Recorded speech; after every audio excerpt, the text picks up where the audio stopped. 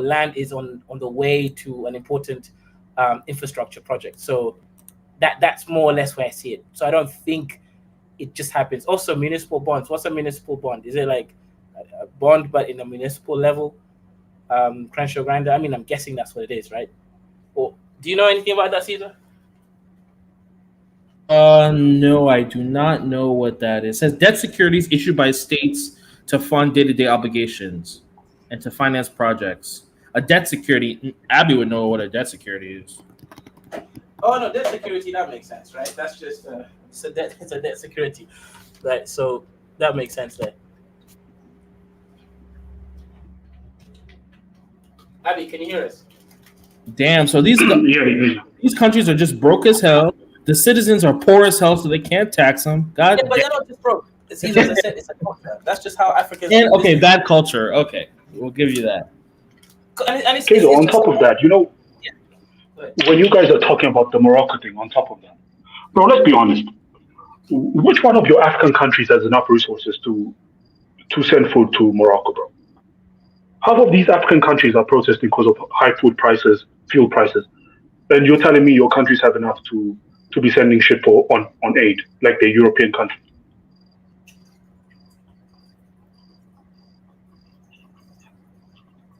Zimbabwe can send food because they finally got a surplus. Oh my God, Kezo, shut the fuck up, bro. Send food my ass, bro. Like, be realistic, man. This is why Pan-Africanism fails whenever you guys are actually living in the real world. Your countries are it's like one poor man trying to create an alliance with another broke, dusty man. Like, what are you going to have alliances on?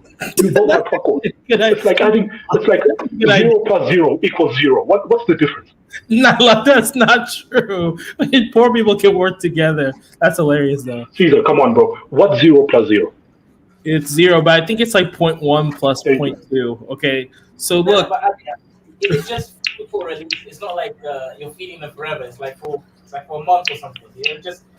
Just enough for them to have a relief so that they're not starving. Because right now, the infrastructure is broke. If you saw 2,000 people already dead, and it's crazy. Turkey had it, right? So clearly, Hazel, I'm just going to be honest with you. Forget the fact that it happened to the North Africans. Now you guys want to make it a racial thing. If it happened to you in Kenya, these other African countries would still have fuck all to send you, bro. Let's just keep it above. Okay, that's actually a good point there. Look, there's a lot of so look, Ivory Coast, Ghana, and Kenya export $5 billion of agricultural. And they need come on, bro. Every country exports in Africa. Even Ethiopia exports. Most of its income comes from exporting agricultural goods. They need every bit of that dollar they get so that they can buy other stuff. Look, there's some surplus. Exactly, they need it for the. My God, no, dude. This guy is talking shit, bro. The stuff they export is not because they have surplus. They're literally taking land. Why do you think you have to import your rice? Because the Nigerian government would rather sell a cash crop and import rice than do it the other way around because they need the dollars. It's not because you have a surplus. Your countries are literally running on a deficit and you're talking about we have surplus. Oh, these men are delusional, bro. Wait, Nyla, there's no African government that has a surplus of food. Come on. Maybe Zimbabwe also. Finally, after they stop that bullshit, bro. No, after they got the white farmers, they've now got surplus. Finally, I can prove it. Nigga, they were like 10 white farmers that returned. That actually is not making a difference. Bro, 10 white farmers. Mandamans are still starving in Zimbabwe, trying to cross the border to South Africa. What the fuck are you on about? Nah, they're not starving, right? They just want a better life. That's different situation. I think that's what they're having. Anyway. Okay, so let's talk real, bro. You man want to live in this delusional, bro. You guys are delusional, bro. You see, if you accept your reality, then you can try and solve the problems. You man can't even get the first step, accepting your reality. So you're saying that, look, what do you think Sub-Saharan Africa can do to capitalize off this? Or is there nothing they can do? Just fuck all, because you don't have shit to offer. So just look away. Let the people who have stuff to offer come and help them. What are you going to do? Take food from your already starving people and send it to Morocco? Your people in Nigeria. I'm not even singling you out. I'm just pointing out because you're Nigerian, not to single out Nigeria. Men are protesting on high food prices and stuff, and you're sending food away. Okay, bro. Ouch. No, let's be real, man. Caesar, we have to be honest first, man. I'm African too. I don't want to bash my own country, but I have to be honest. It's true. I don't really think that. I mean, the people up there, they're fighting about high food prices. So I don't think we can really, But you're doing the equivalent of what these red pillars do, or like these guys who teach these incels how to get women. This guy's 5'1" and they're telling him it's all about confidence. Bro, get the fuck out of here. You're just selling delusion, bro. Let's be real, man. Hey, yeah. Okay, fair enough. 5'1", face of a goblin, and they're telling him, "Oh, just be confident, bro." That man's gonna get embarrassed. What? Just tell him, bro. Just go get a dusty woman from a third world country. That will help you out. She doesn't care about your look. True. She got bigger problems, man, in her life. No, okay. I you know what? That's a good point. You should have come here when Kale was here, man. The brother was babbling around. I think you were here, Caesar, right? When he was I saw it. Just to make her. And it was kind of a little bit embarrassing, right? Because it's like some people really believe like being unified, whatever the hell that means, is a solution to the problem. It's insane. It's like, Abby, what do you do when you're hungry? Like, just tell me right now. If you're hungry right now, what's your course of action? Go get food, bro. Exactly, right? You go get food. Pan Africans will want to go through like 5 steps. Oh, we gotta unify this and that. No, bro, go industrialize, build an industry. Everything else will sort itself out. Exactly, Kezo. How many times have I given these men tangible, like step-by-step solutions on how to create your own farming base, industrial base, so on and so forth? But these men don't want to listen to solutions. They just want to live in a fantasy world. So I realize these men don't even want like step-by-step solutions, because step-by-step solutions are boring. So, okay, I'm trying to think, and this is going to be, I hope this isn't too ignorant, guys. So I'm trying to think, the only thing that you could do to Morocco, I don't even think the typical African could do this. So. Send them prayers. That's the only thing you can do. Even the typical African couldn't even do it. So I guess I take it all back. I don't even know how you can capitalize off this, other than some, diplomatic thing that, President of Nigeria goes over there, looks cute, I guess, do some diplomacy crap. Pan-Africanism in the year 2023, it only exists on the political stage. If your country is under sanctions, maybe the AU can vouch for you in these international organizations and stuff. That's the only thing they can do for you. They can't help you with food or any of that shit. That's a big problem. Because none of our countries are industrialized or have any excess capital or excess supply of anything to be giving away for free. It's crazy to have the food thing. That's actually a big problem. The food thing is a bigger problem than even how you're making it seem. That's a big problem. Mer says, no, we shouldn't support Arab countries. They're racist. Okay. Well, now you can't even support. This is the delusion. You can't even support black countries, let alone Arab countries, bro. These men are talking about we shouldn't support. Who would you even support if you tried? Yeah, I mean, hey, but that's why it's perfect, man. It's like we can't even support ourselves. So adding other people to this whole equation it's insane, right? Man, in each and every one of your countries, including mine, are food insecure, and you're talking about we shouldn't send food aid. How about you send food aid to your own people first? Okay, that's an interesting point, right? Because when Somalia had the drought, right, recently, I don't think any African country was talking about sending food aid to Somalia. I actually don't think there was a single one that I saw talking about this. That's actually a really good point. I can't think of any. And even now, Caesar, do you see any African country talking about, oh, well, we should send some immediate relief? No, it's the United Nations. Yeah. That means we're cucked, man. We're cucked beyond repair at this point. Oh, not beyond repair. I'll take it easy. Bro. Nah, you're capping. You're capping. No, look at the food. These issues, like you look at the whites in Orania. I mean, they grow their own food. Everything's run by solar panel. I mean, do they have 2 heads?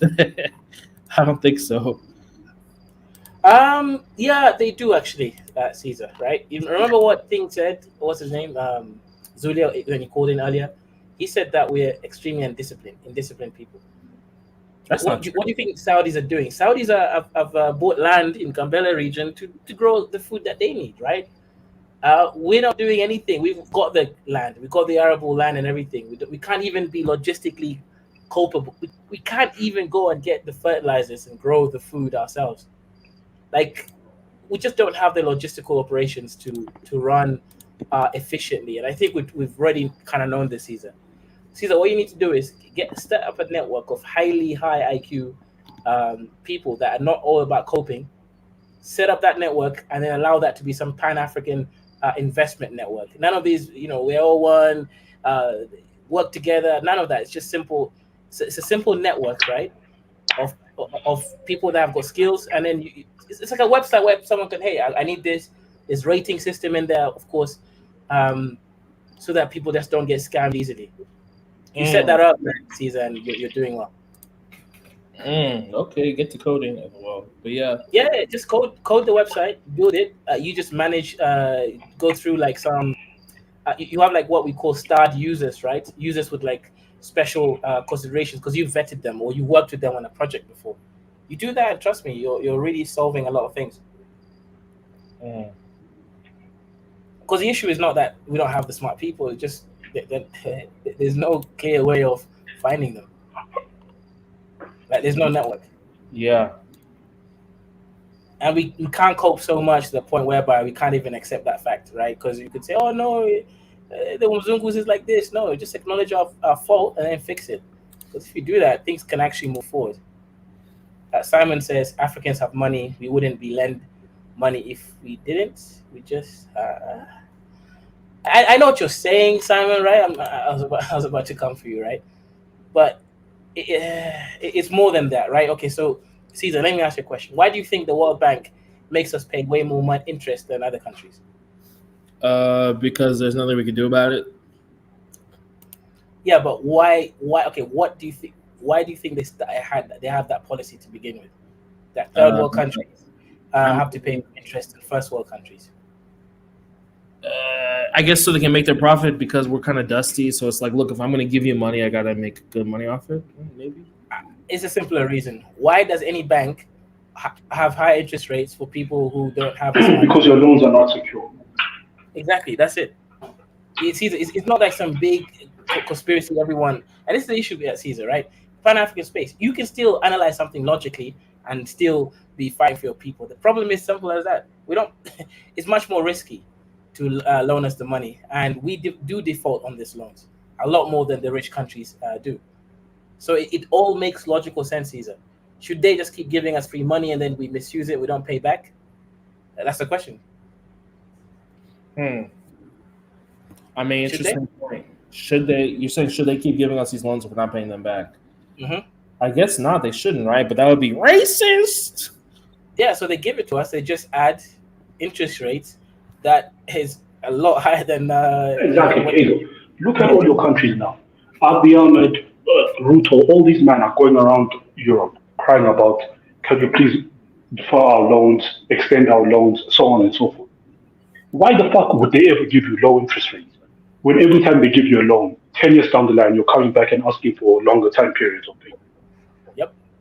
But here's the thing. So, Nyla, you've kind of pushed back on this quite a bit, but I've always thought this is part of the solution. Why don't we go, if we don't have money, and we just admit it, we're broke, we don't have money, why can't we adopt some of this socialist approach? Because if you go into these African cities, it's not like people are working. Like a lot of them are jobless. They don't do anything all day, right? Like go build something and we'll pay you in food. I mean, that's it. I mean, I don't understand why that's what the white man did to make us build all these other countries. I mean, so why can't we just force our own citizens to do it? It's not like they're doing anything better. They're just at home chilling. They keep complaining they don't have a job. So why don't we do one? Yeah, can you repeat your point? I don't think I understood it. Oh, okay. Basically, my point is, why can't we just make people do labor, except we feed them in food and housing? Because, that's what the whites did when they came to our countries. They just forced us to work. They didn't really pay us. And if you go to all these African cities, it's not like people are working. A lot of people are just jobless. They don't do anything all day. They just drink. Just force them to work. I don't see the big deal. It's because we don't even have money. Okay. We don't have money. I'll tell you why, Caesar. Caesar, you're jumping ahead onto level 3 solutions, right? We're not even at level 1, which is identifying the fact that we're not productive. The main issue is we just don't have a productive spirit. We don't have it's like, how the UK, they do, I don't know if you do this in South Africa, Abby, but so many trainings, useless trainings teaching basic managing people or logistics. You're just like, bro, this is basic logic, right? In Africa, that concept, that basic logic, that shit that we think is basic logic doesn't exist as a concept, Caesar. Remember, all this stuff I think the highest point that what's his name, the Richard guy ever made was everything's to do with culture. Like all of this stuff is just culture. And unfortunately, in Africa, we haven't developed the culture for valuing quality control and those kinds of stuff. But Kaiser, here's the thing: all of the best things that are built, even in Nigeria, some people are going to be unhappy. A lot of those big things were built back when the white man was there, and he just forced people to build it. He didn't really pay people, like, See, I get it. But that's what I'm saying, Caesar. Who's going to be the overseers in all these projects? Need to have that white man mentality. You get what I'm saying, right? Because if you so let me pull up the Nigerian guy, right? I think I've done a video on this, right? The Nigerian guy is explaining why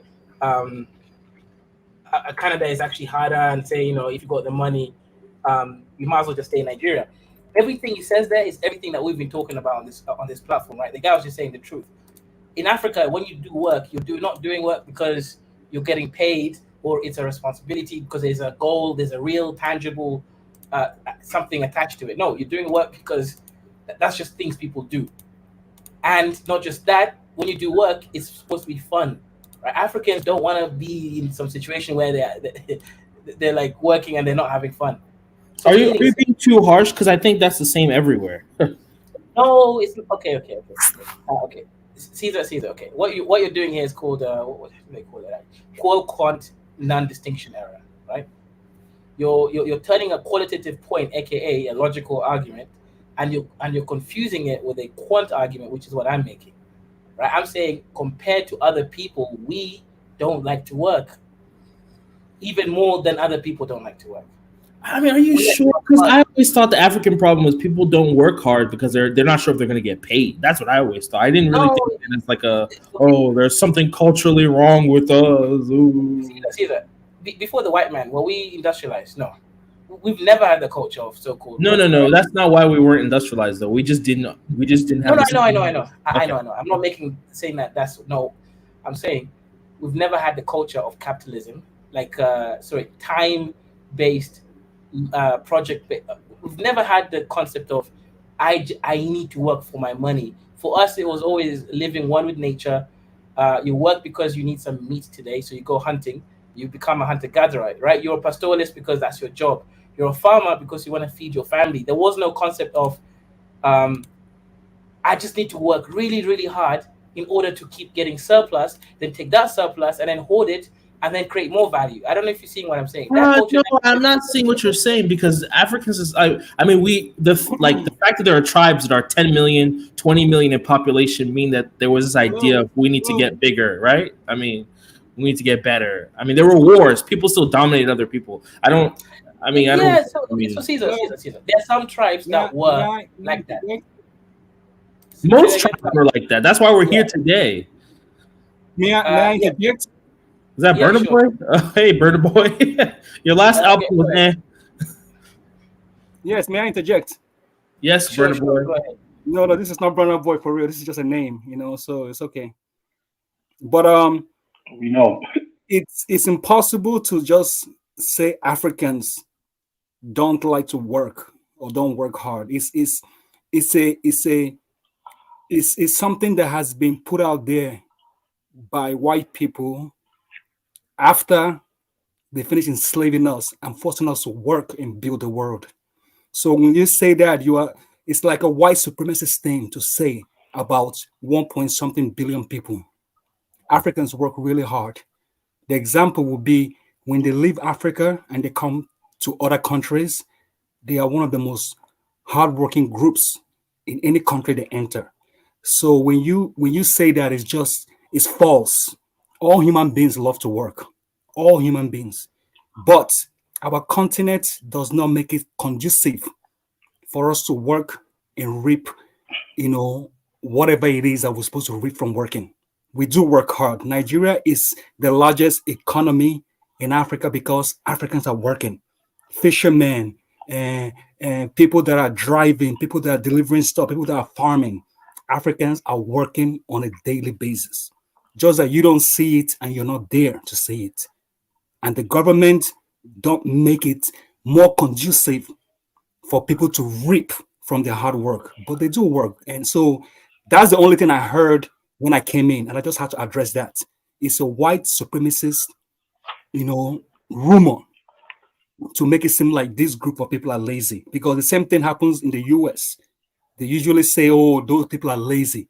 Meanwhile, they're the ones doing most of the work, most of the hard work that you need to maintain any civilization. So our life Dr. K, that is just wrong and false. It shouldn't even be a part of any conversation that Black men are having about themselves. I hope that's okay. Thank you, Burna Boy, because it's like, I know in the US, like, Black people built everything as slaves, and then white people are the first one to be like, you guys are lazy. Like, bro, they built everything as slaves. I mean, it's so weird to me that the slave class is also the lazy class. I mean, maybe, is that possible for two things to be true? The class that built everything is also the lazy ones? I don't know. Yeah, I got a question for Burna, right? Burna, so why is it that the Nigerian economy was stronger during colonization, and the moment the blacks took control, the economy went to shit?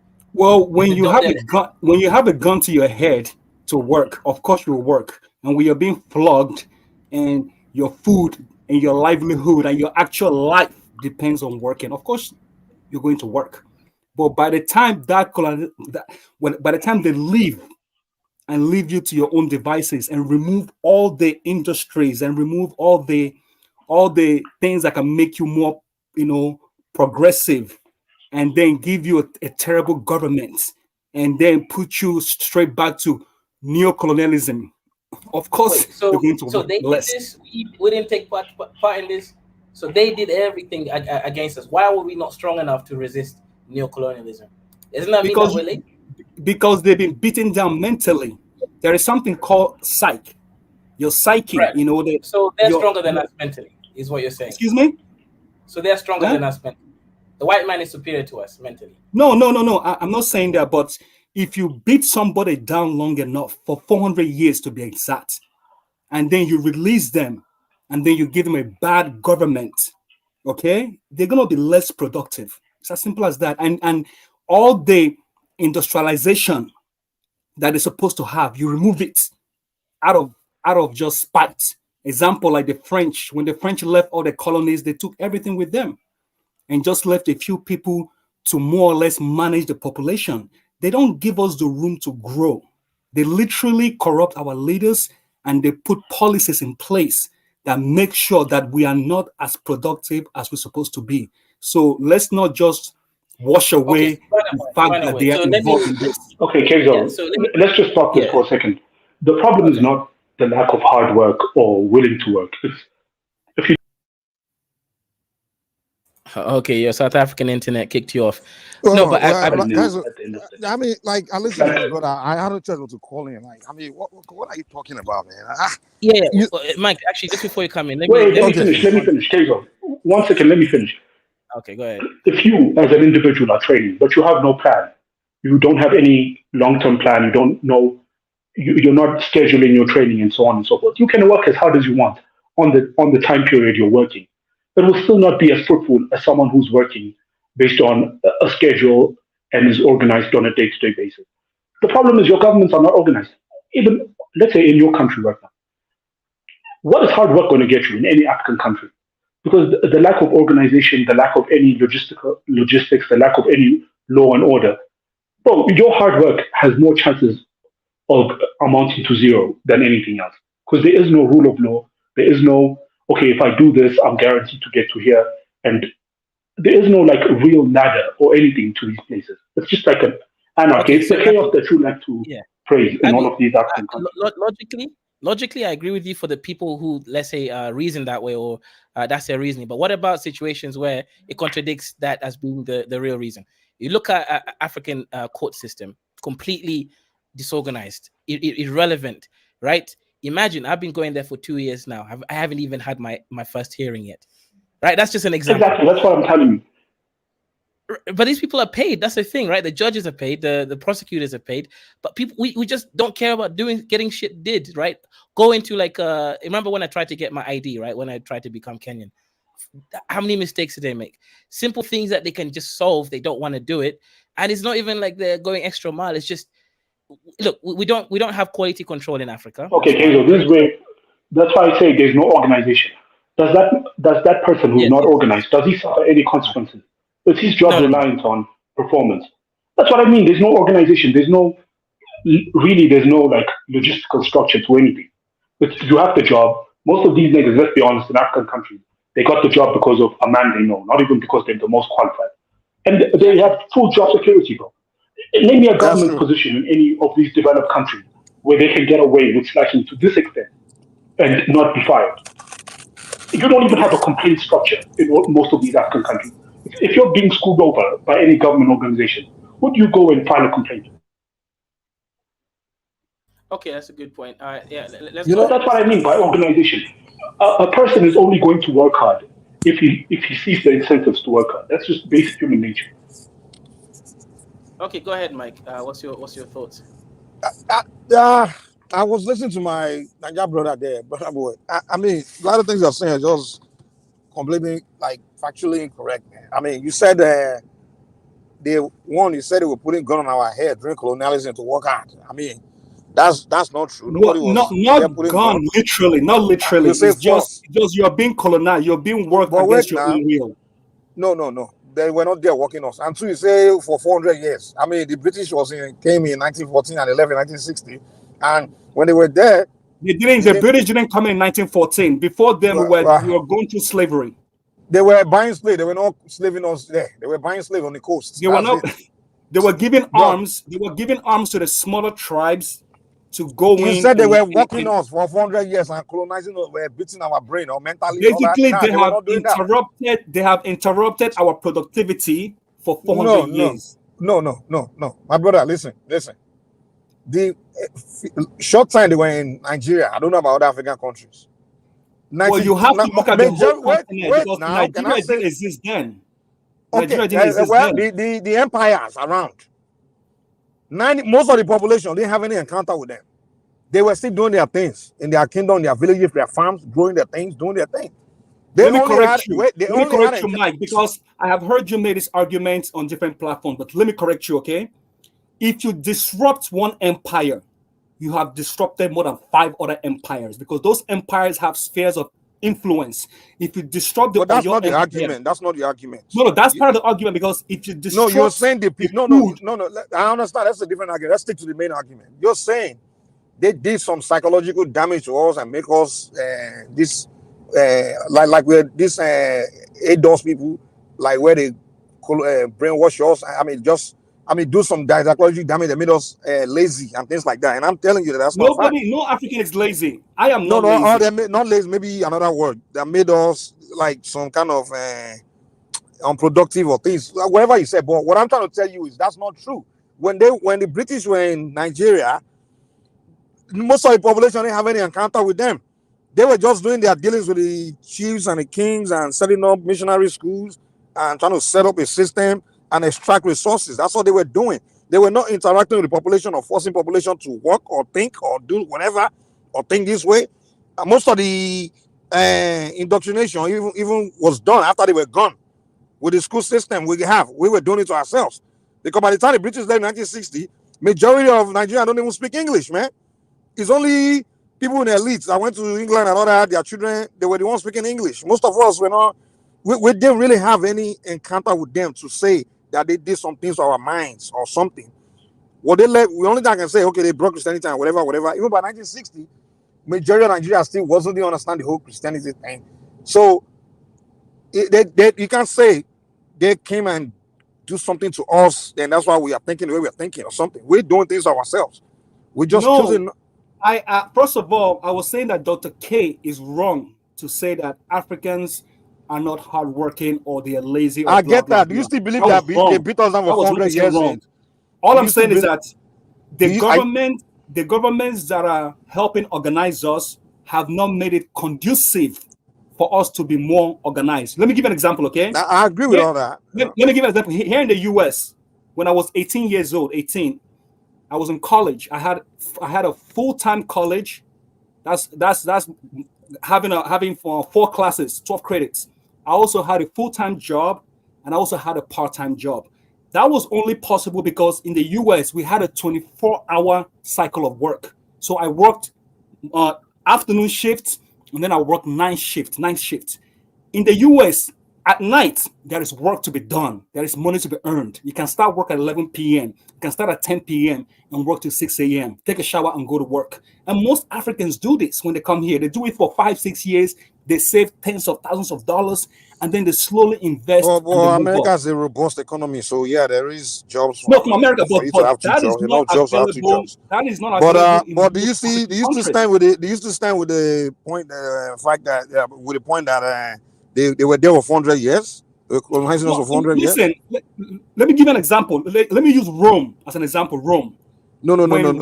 Were they colonizing us in Nigeria for 400 years? No, not. I'm trying to tell you, if you disrupt one part of an empire, you disrupt almost every part of the empire. When Rome wanted to destroy Egypt, or when they wanted to come into North Africa, all they did was go straight to Alexandria, where they had all the money, and they destroyed that part. And that affected the rest of the whole North Africa.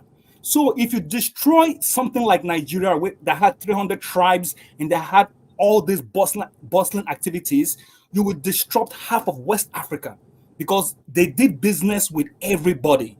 That's the part you're forgetting. When you disrupt a major part of an empire, you disrupt everything around it. Food becomes scarce. Security becomes, laxing. And people just become more afraid because they know something new is in town. So that 400 years messed up West Africa and Central Africa. But they were not there for 400 years. They were not there for 400 years. The mapping of Africa. Help me out. The Portuguese came in.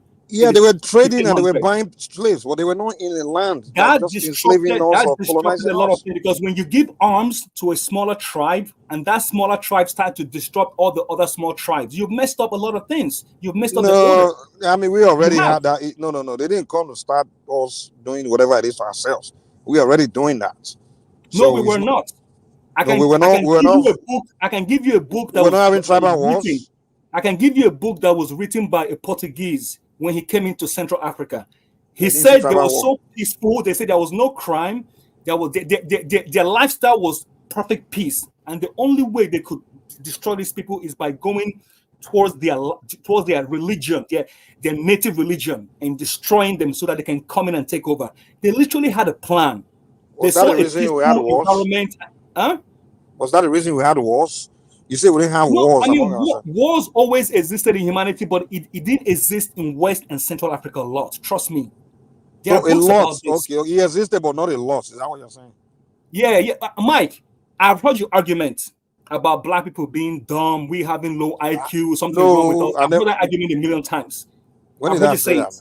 I'm black. On one man went to more show. You say it a lot. You guys say it a lot. No. I never say well. No. I don't catch you, brother.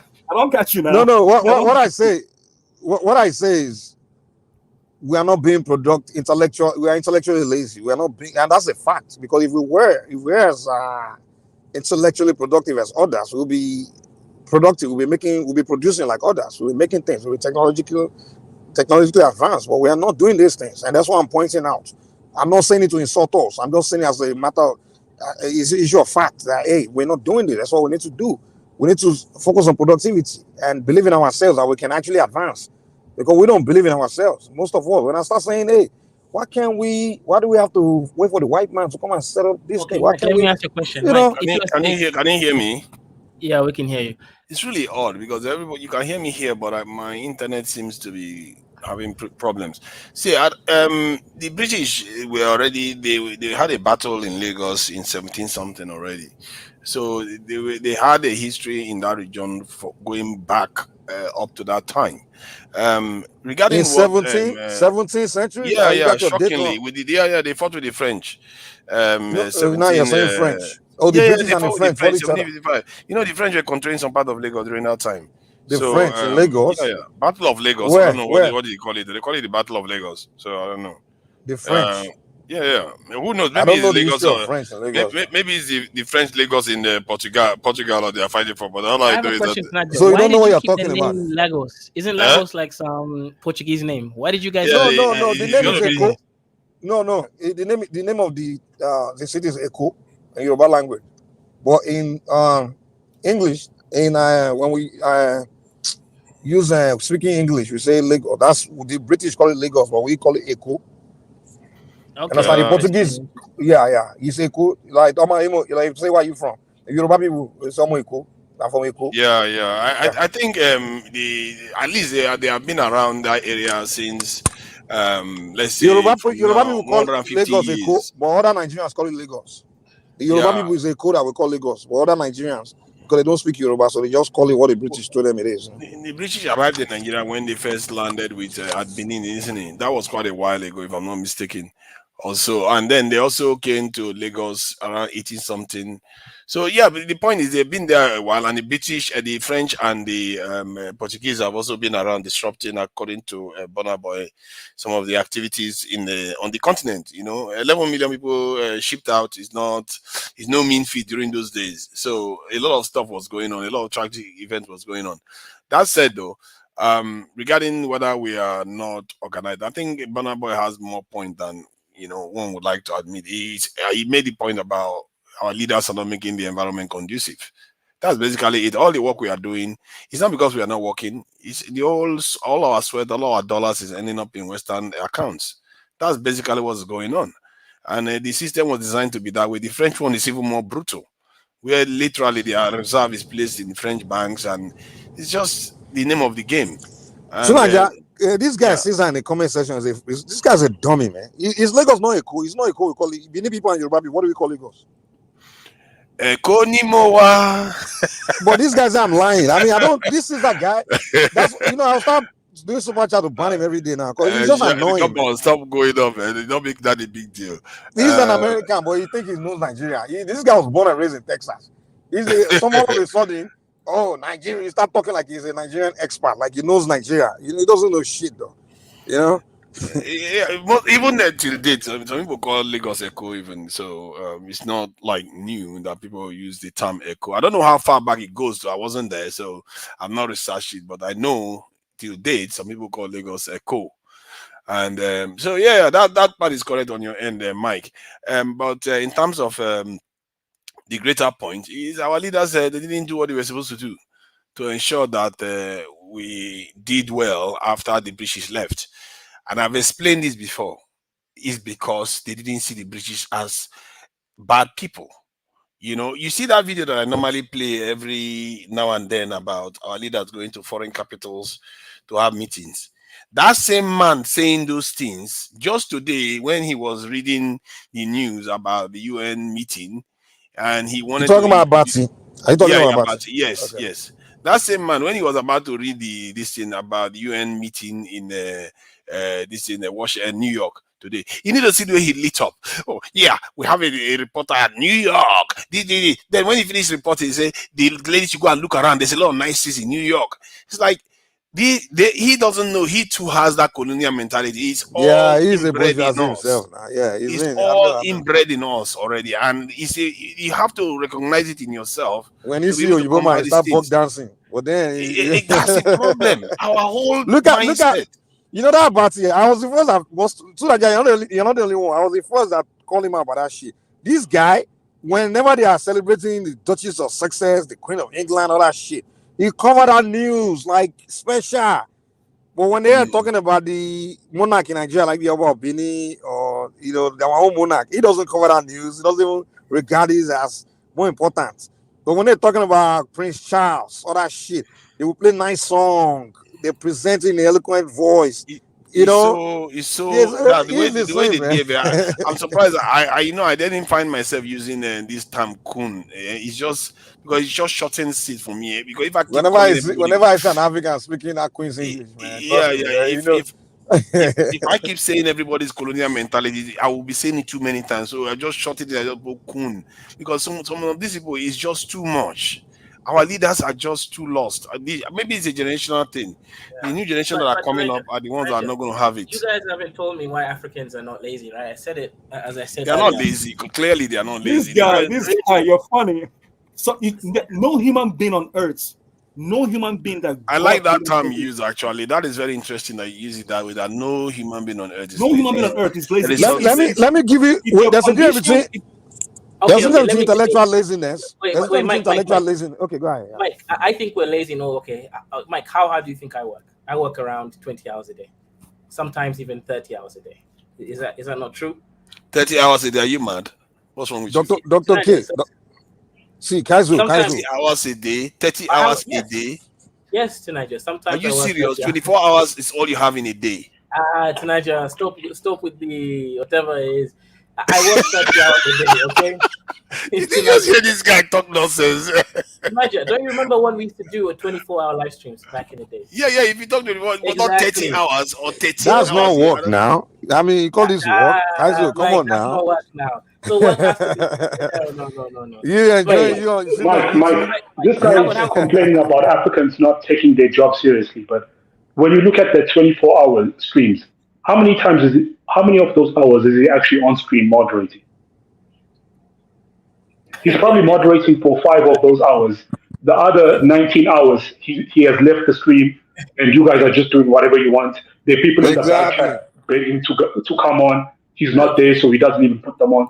Yeah, this is the African work ethic, bro. And he can claim he worked for 24 hours.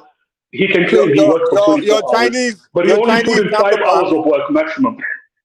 Kaizu, your fellow Chinese counterparts who are doctors and whites, they're in a freaking science lab, cracking their brain, trying to figure out how to innovate the next goddamn thing. You sitting here with us telling us you're working hard. Are you kidding me? Okay. No, Mike, I used to do that. Obviously, when I used to be in the lab, I used to do the same stuff. But okay, Mike. You quit because it was too hard. It was too rigorous. Okay. It wasn't hard. The money didn't make sense, right? So that's why I quit. Exactly. See, but that's what I'm saying. Why does it have to be money? Okay, when white people. Mike, this is where you caught him. What makes you think the African is going to work in an African country where he has no job prospects or promotion, where the money doesn't make sense, where none of it makes sense? You are just arguing that the money didn't make sense for you in a highly organized country. The average African worker, not only does the money not make sense, he has no prospect for promotion. Whether he does the job well or not, the promotion is going to probably go to someone who has connections or so on and so forth. So what is the incentive there for him to work, to keep working? Just the same reason, what is the incentive there for you to keep working? And that's true, because all your hard work is not yielding results. If you do work and it's giving you positive results, it reinforces the work to carry on properly. But all our hard work, what have we got for it? Nigel, if we're being honest, the problem starts from the top down. And whether you want to say it's top down or bottom up doesn't matter. But we keep going around these questions every single day. But you guys never connect the dots and make it a full circle. The average African worker is not going to work hard because the system does not incentivize. Not it doesn't incentivize, but there's no reward for you to work hard. Just like Hazel, there was no reward for him for working 18 hours in a lab to get paid enough just to afford the shoebox that he has to rent with 4 other people, and not even enough disposable income to do whatever he wants with it. The same thing is happening with the average African worker, but at least with Hazel, he could have enjoyed that work for, let's say, 5 or 10 more years, and he could see an eventual promotion or something along the line. For the African worker, that's not even a reality. So where does that come from? Because the government workers are corrupt. Why are the government workers corrupt? There's no regulation. There's no accountability. Why are they corrupt? Because the higher ups are also corrupt. Why are those niggas corrupt? Because their jobs don't really matter. Their job security doesn't matter based on how well they work. Wait, Kezo, let me finish. Their job security. Wait, let me finish. Kezo, their job security doesn't depend on how well they run their country, because they know most of them are either there as dictators who just have to pander to 1 or 2 tribes or their own tribe to stay in power, or most of them are voted based on tribalism. Let's be honest, man. These guys are not voted in based on any policy they have or any like, oh, I'm going to do this for the country in the next 5 years or anything. This man just comes to him and he says, hey, my ex-brother, I'm also from the same tribe as you, vote for me. And the guy will vote for him. So really, at the fundamental level of it, these countries do not care for work ethic or accountability or even just productivity. They care more about tribalism on the highest level of politics. And that seeps down to every stage, all the way to the bottom. And therefore, productivity is cut at every level. Okay, so Abby, let's say I agree with you, yeah? And I agree with you, Mike, Burner, and Tunisia. But here's the thing. You guys are forgetting one point of view. The fact that Africa is chaotic, doesn't have structures and organization, is the problem to begin with. AKA Africans are low IQ, and we don't want to build these systems. We're too lazy to build it. A high IQ society would have found a way to create more order. The fact that we don't have it, that is the problem. The fact that our culture you have to stop saying low IQ. Let me tell you why, okay? Let me tell you why, okay? For the evidence suggests they were low IQ. Have you ever studied philosophy? Maybe ultimately there is some point there. If the situation suggests we have low IQ, just accept it. In philosophy is the study of wisdom. Let me tell you something. Human beings are the same. Nothing you can do about it. They are the same animal from A to Z. They come from the same source and they spread all over the earth. So whatever one human being can do in China, whatever one can do in India, whatever one can do in Europe, South Africa, or Nigeria, the other can do. If but the fact that you're not doing it, let me finish. So when you take a whole group, especially the most ancient of all the groups, the one that we can say started mathematics, writing, building, and everything you enjoy today, the progenition is from the black race. When you take that group and say, oh, this group have low IQ. Maybe we have high IQ back then. You have basically condemned the whole of humanity. Let me give you another example. Have you heard of Neil deGrasse Young? Have you heard of him? Neil deGrasse Young. You mean that physicist guy? Now, this is what he said. This is what he said about Africa. This is what he said about Africa. Africa is where you will find the most. Bro, he's black himself. He's biased. The dumbest people in the world are found in Africa. That's true. You're right. The dumbest in Africa and the smartest, and everything in between, will be right there. So if you ignore that part of the world, you are more or less cheating all of humanity. You're cheating them because the best let me help you out here. All your problems from that continent. Okay, Berna, what happens when the dumbest ones are the ones that can have the power because they control the means of violence? They control the army. They control to have power in the midst of all this. You are brother. Let me ask you this. Dumb at all. There is nothing dumb about you. If you could grab. Okay, okay. Let me ask you this. Okay, let me just use your logic, Burner Boy. Let me just use your logic. So the white man colonized you, and then he gave the guns and everything and the administrative power to the dumbest ones so that they can work for you. How do you know? What are you as the smart one going to do about it? Huh? How do you know those ones are the dumbest ones? How do you know? Okay. I'm giving you a hypothetical. Azikiwe was not dumb. Awolowo was not dumb. Okay, Ahmed Bello was not dumb. Half our military men are not dumb. Let me add. Clearly they're dumb because they didn't achieve shit. Wait. No. You judge it. Wait. Hold up. Tunaj, hold up. Constrained by the. Tunaj, hold up. Wait. Kezo, how do you evaluate the quality of a tree? Don't you do it by the fruit it bears? Yes. So clearly they're dumb because they didn't achieve shit. Let me tell you what intelligence is, okay? If you want to know an intelligent, if you want to know an intelligent group, not person, an intelligent group. An intelligent group has an ability to organize themselves, set a goal, and achieve that goal. That's just how it's defined.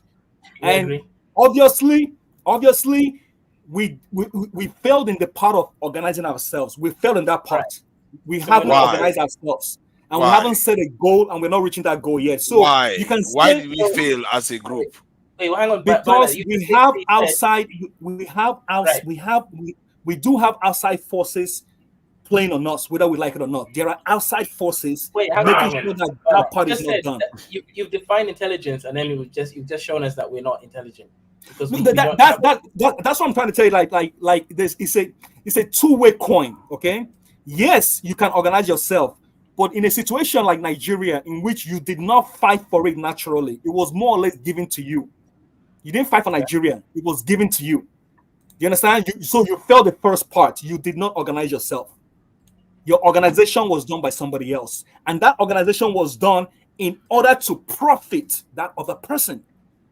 We failed that part a lot. Nigeria was organized. So you agree with me?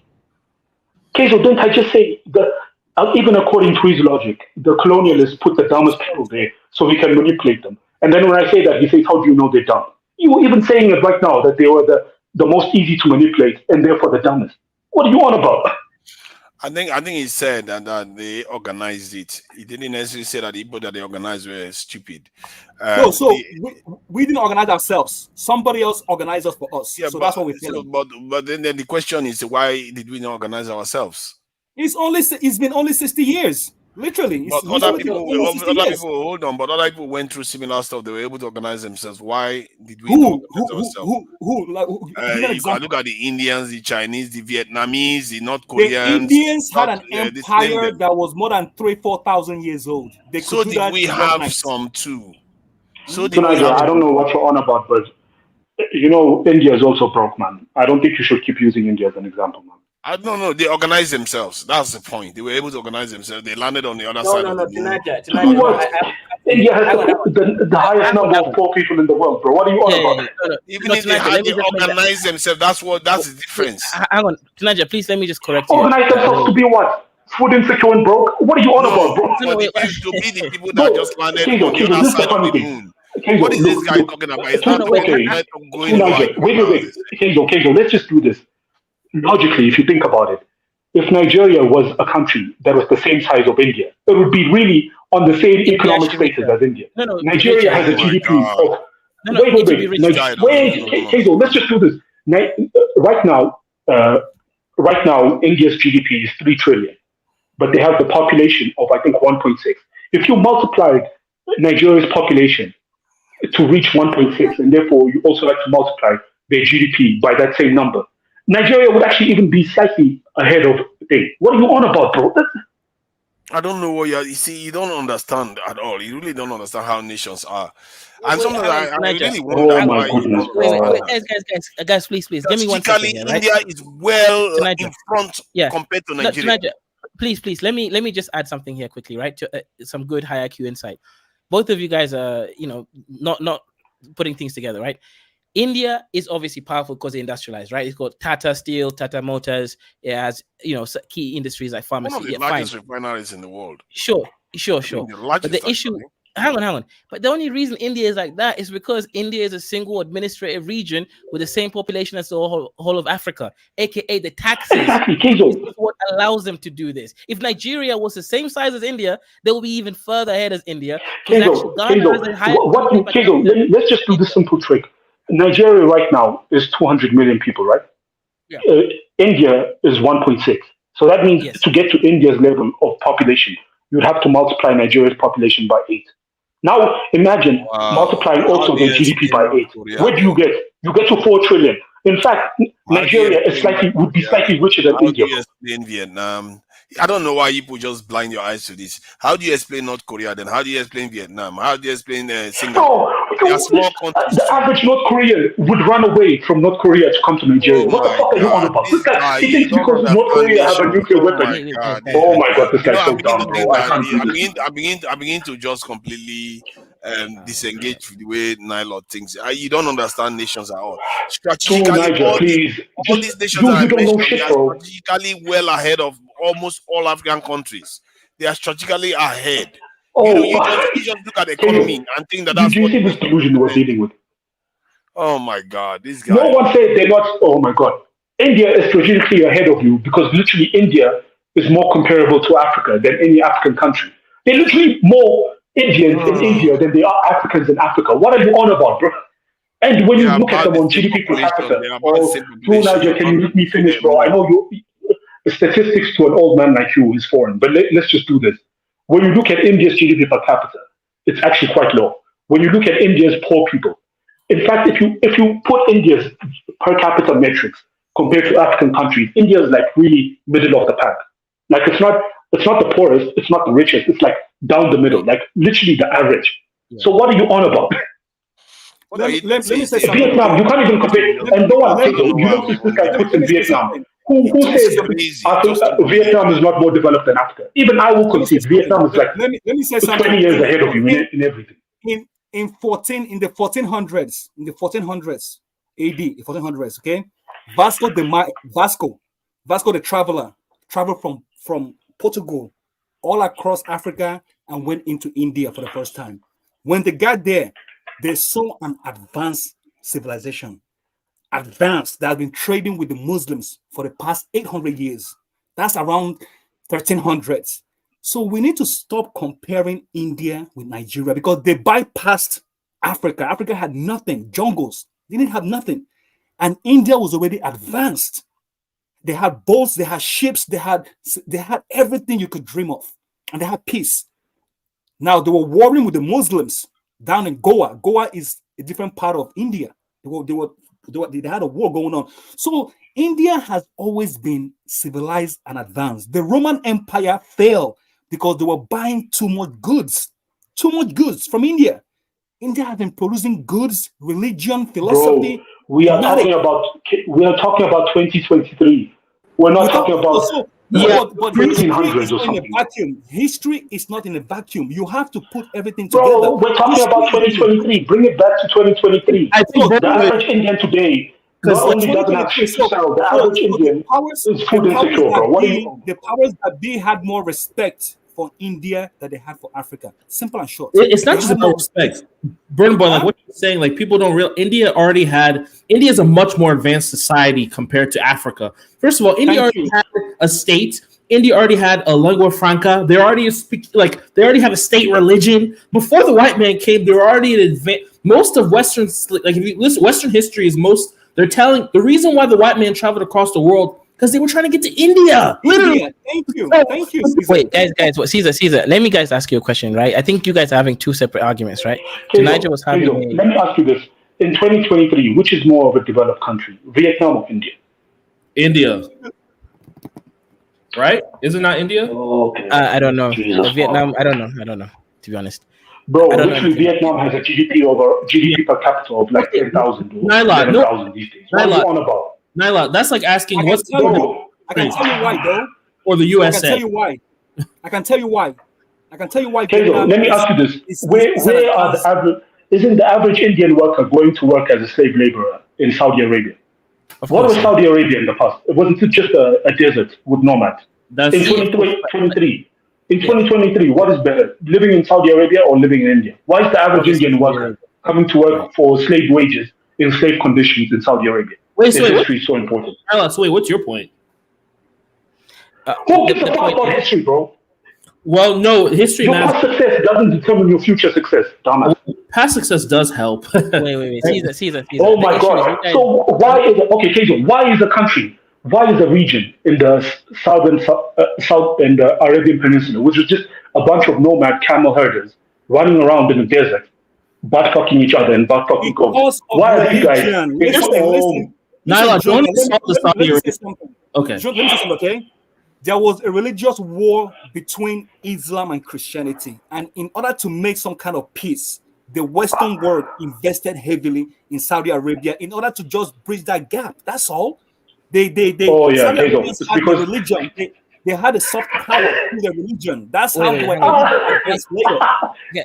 Okay. Kezo, man, this is the level of Hotep history that no man can deny, bro. This man said the Westerners were trying to create peace between the Muslim world and the Christian world. That's why they invested in Saudi, not because of the enormous oil amounts that they had. Okay, bro. Okay.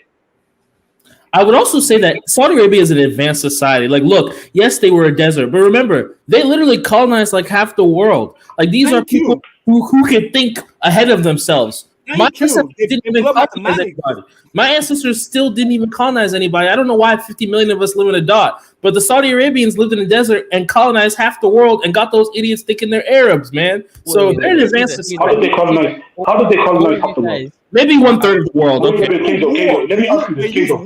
Wait, Kingdom, this is the stupidity of these man's history. The Jews technically. Sorry. Okay, let me finish, bro. The Levant is the hub of Christianity. Did half the world become Christian because of the Levant people, or did half the world become Christians because of the European? It's the Europeans. So you cannot credit the spread of Islam to Saudi Arabia. Islam literally spread Yes, because you can. 90% of the reason Islam spread is because of the Turkic. Oh my God! Shut up for 1 second and just understand. Half the reason Islam has the widespread that it has today is thanks to the Turkic people and the Berbers of the north. What? It's not the Arabs in the Saudis that spread Islam. What are you on about? Just like the Levant people didn't spread Christianity, it was the European. It was the early adapters of that religion that then spread that religion. Oh my goodness. When it comes to expansion, during their expansion, they put their leaders in those countries, Turkey and the Berbers. And if the Berbers messed up, the Arabs will rise up and come and take them down again. This happened over hundreds and hundreds of years. So they had influence in those nations, even though they were still living in their land. Because the Arabs were colonized by the Ottomans, bro. It wasn't the other way around. That was way later. That was way later. Oh my goodness, bro. That was later. We're talking about the Middle Ages. In the Middle Ages.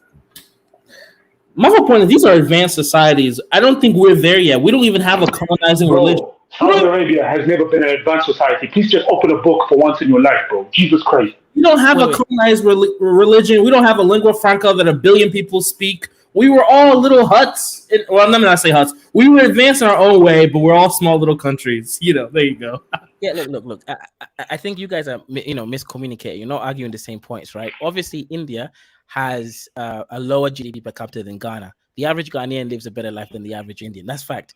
But obviously, India just has industrialization, so they have more projected power base, right? Two separate arguments that I think. And why were they able to even the small industrialization that they have? Why were they able to do that? Because they're a large population, they can get loads of taxes from everyone. Thank you. Let me ask you this: Why is Dangote the richest man in Africa?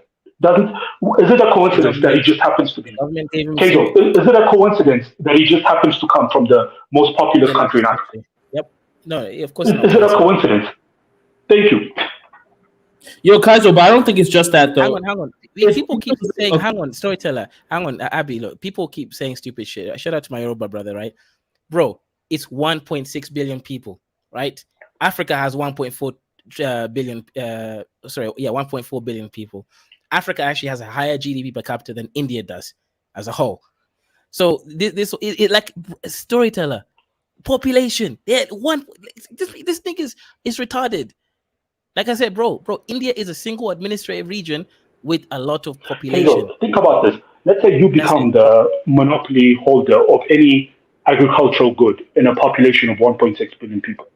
Even without you trying, you're going to be a billionaire without even trying, bro. Abby, you reach points where logistically you can't rely on external sources to be your provider. So you'd have to. Thank you. That's what I'm. Literally, capitalism works on that. Works on. The thing about India, though, that I don't think if India was combined with Pakistan and Bangladesh, I don't think India would be where it's at. You also have to accept the fact that they have this common language, common religion, common vision. You cannot. You know what's so funny? You know what's so funny? Even Bangladesh has a higher population than Nigeria, and these men are talking about comparing themselves to India's population.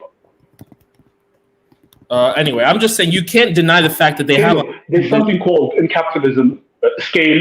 Like the higher your scale increases, the more cheaper it becomes for you to produce something.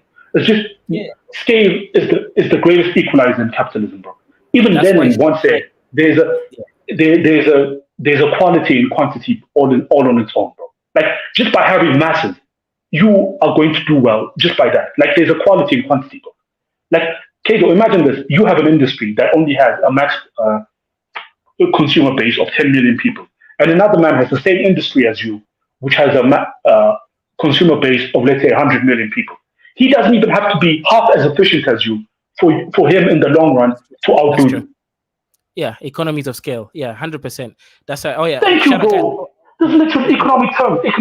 Yeah. Bro, these guys don't even understand these terms and they argue with you. Like, Tata Steel will never be productive in any African country, even maybe not even Nigeria. Because Gambia will never the consumer base in Nigeria for cars, what is the consumer base in Nigeria for cars? Let's just say 40 million people max.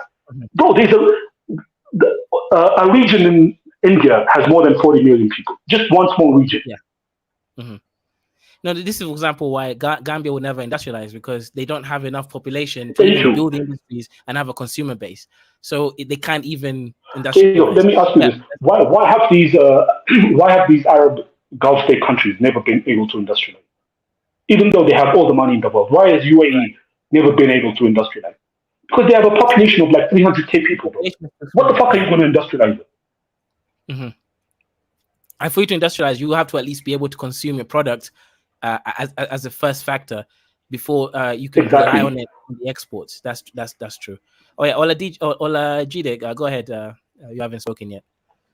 Oh well, I seem to get everybody's arguments, but for me, I don't get it. I don't know why we Africans like to always compare ourselves with any other country in the world. And this is one of the problems we have, because we always want to do things their own way, and at the end of the day, we get no results. I believe Africa should do things the African way. We should rule ourselves according to our cultures and traditions. Something that is natural to us will definitely bring us to the level of advancement that we require. The Indians that we're talking about, they are in their own natural environment. Whatever they do to themselves comes natural to them. So first thing first is let's stop this comparison. Let's look inward and see how we can develop ourselves. That's one. Two, I've seen a lot of people talk about the West and India developed this is good. But I want to tell you that Africa also had a lot of civilizations that were developed to their own extent in their own rights. And actually, Africa has a story of interruption, and this interruption was not just for a short while, but a very large while in terms of interruption.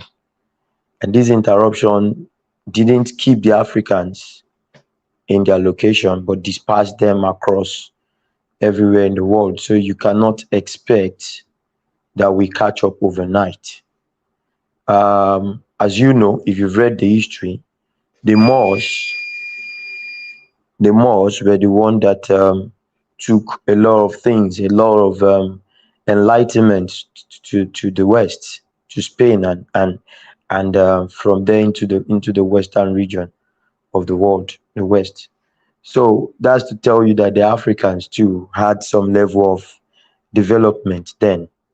I read about the Benin Kingdom, read about the Oyo Kingdom, and I realized that these kingdoms were very, very advanced in their own right, in their own days. They had hierarchy of governance, and it was very, very tight and very, very organized. They had military that was organized. They have ranks. They have all these things. In fact, in the old Edo Kingdom, the Benin Kingdom had street lights. They had fenced cities. They had all these things. So, but the problem is, if Africa had developed without any interruption, we will have developed our own technology. It doesn't matter if it's going to be advanced as the West, but it will have served our purpose, and we'll have developed it and improved on it. But what happened to the Benin Kingdom? It was destroyed, and everything was taken away. The wise ones, the people that had the wisdom, the knowledge, were killed, murdered, and a lot of people sold as slaves. So when Africa want to talk, let's not stop comparing ourselves with the rest of the world because our own problems are peculiar to us. I would only prefer that Africans come together and speak on how we can solve our problems rather than comparing ourselves to people that don't have the same problems as we do have. That's one mission. Um, what list is that you are showing, Kezo? Yeah, so this is the GDP per capita of countries, 2023 estimates. Now look at Ghana, 2024. Look at Kenya, 2,269.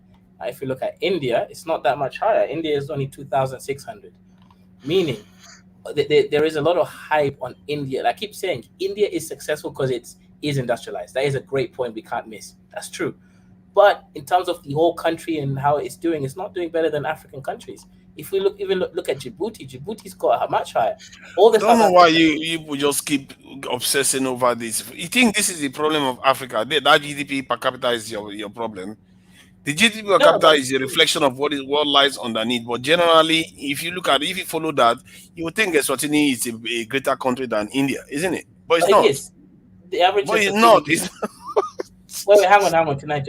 We have to understand. We have to define Oh things, my right? God, this thing is just crazy. Wait, hang on, tonight. What do you mean by better country? Do you mean country Greater country?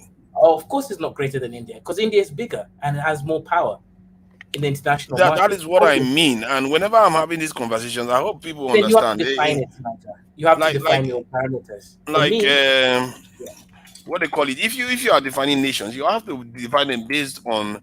no, For but me, it's Nigel, always no, about you their don't. ability to determine their destiny. That's what Nigel, because you have in the to. context of.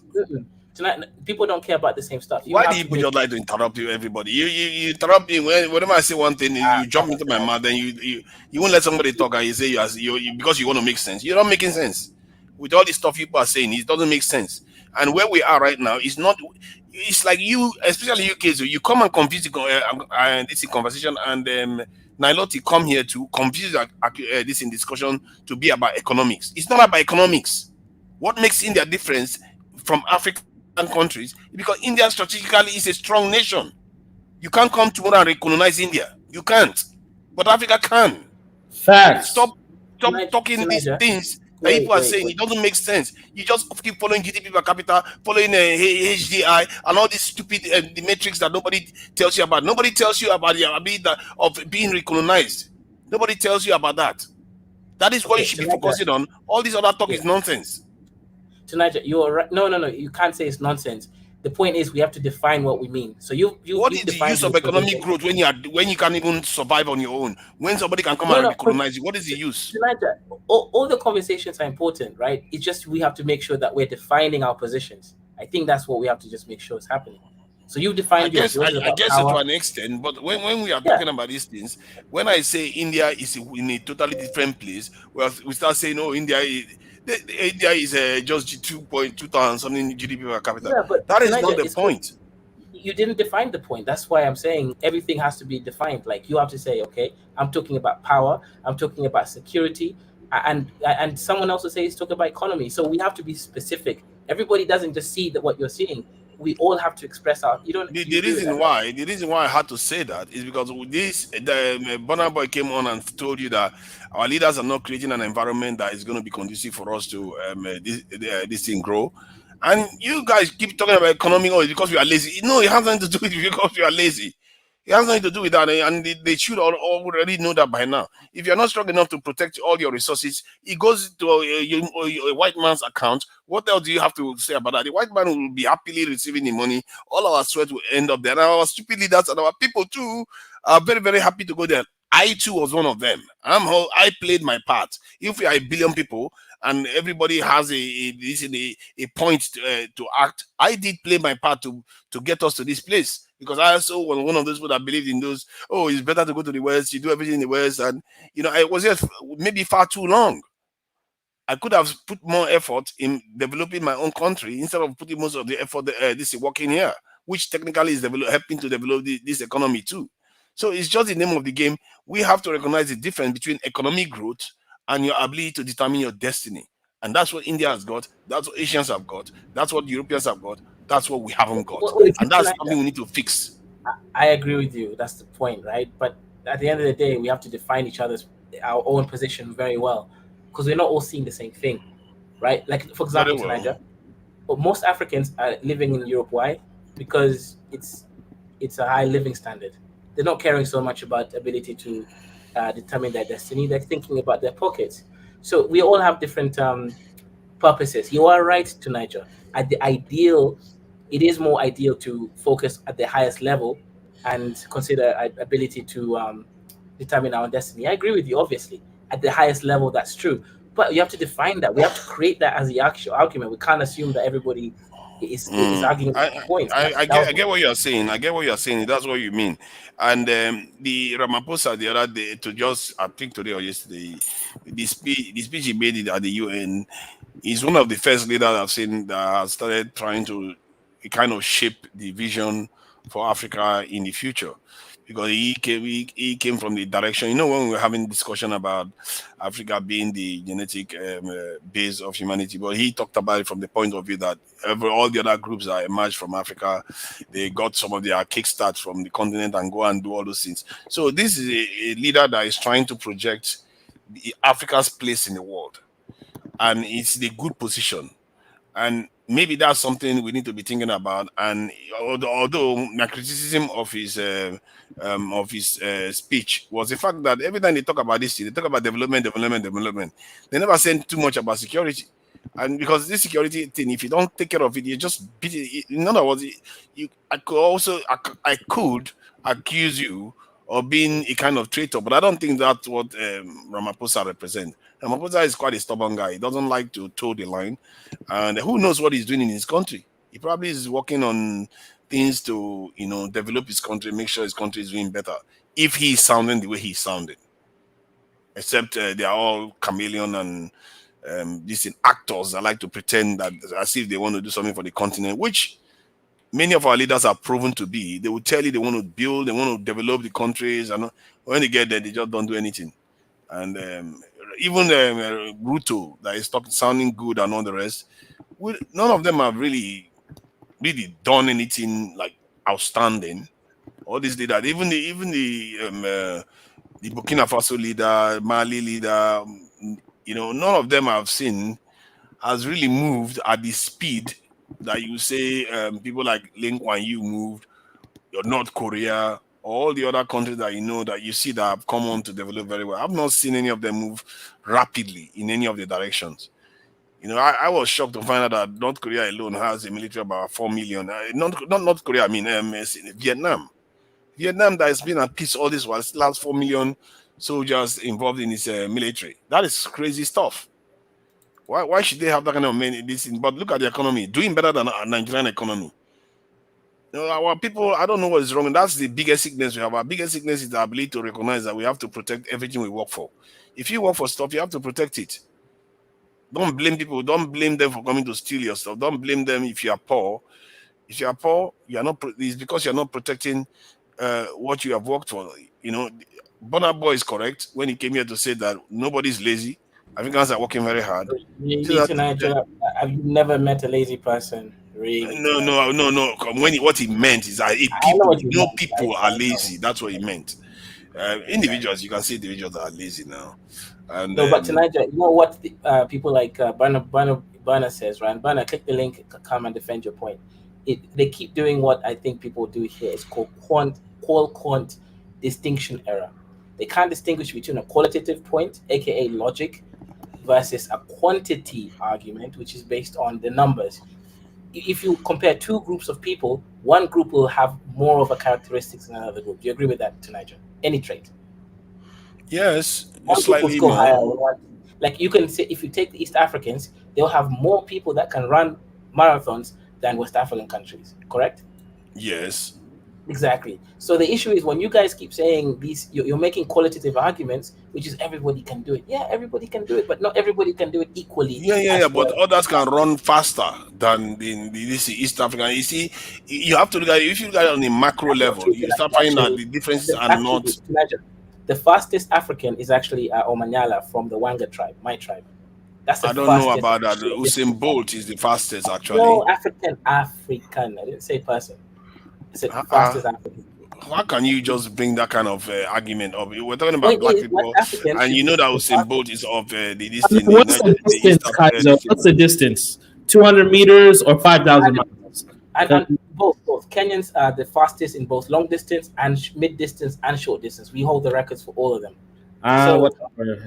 Whatever. Yeah, but they don't hold the record in they don't hold the record in all the sports. So if you look at things on a macro level, it's like to some anthropologists, human beings are just basically species, and depends on where you are looking at it from. If you look at it on a micro level, you say, oh, this village is more, the people from this town is faster than the people from that town.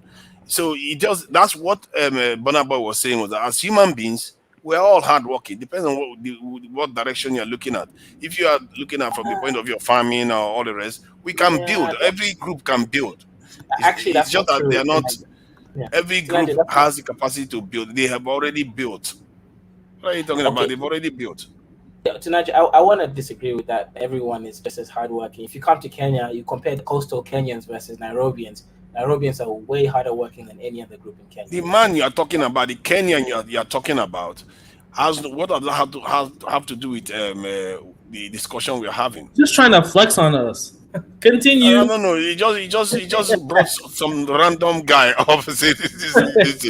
That is not the point the guy is making. The point the guy is making is that every group has the capacity to build, and we are doing it. It's not like we are not doing it. We are working, but we are not seeing the rewards of the work. Hence, it's not incentivizing for anybody to work. It's not pushing us to do any better. Why would you do any better when you see all your work is not doing anything anyway?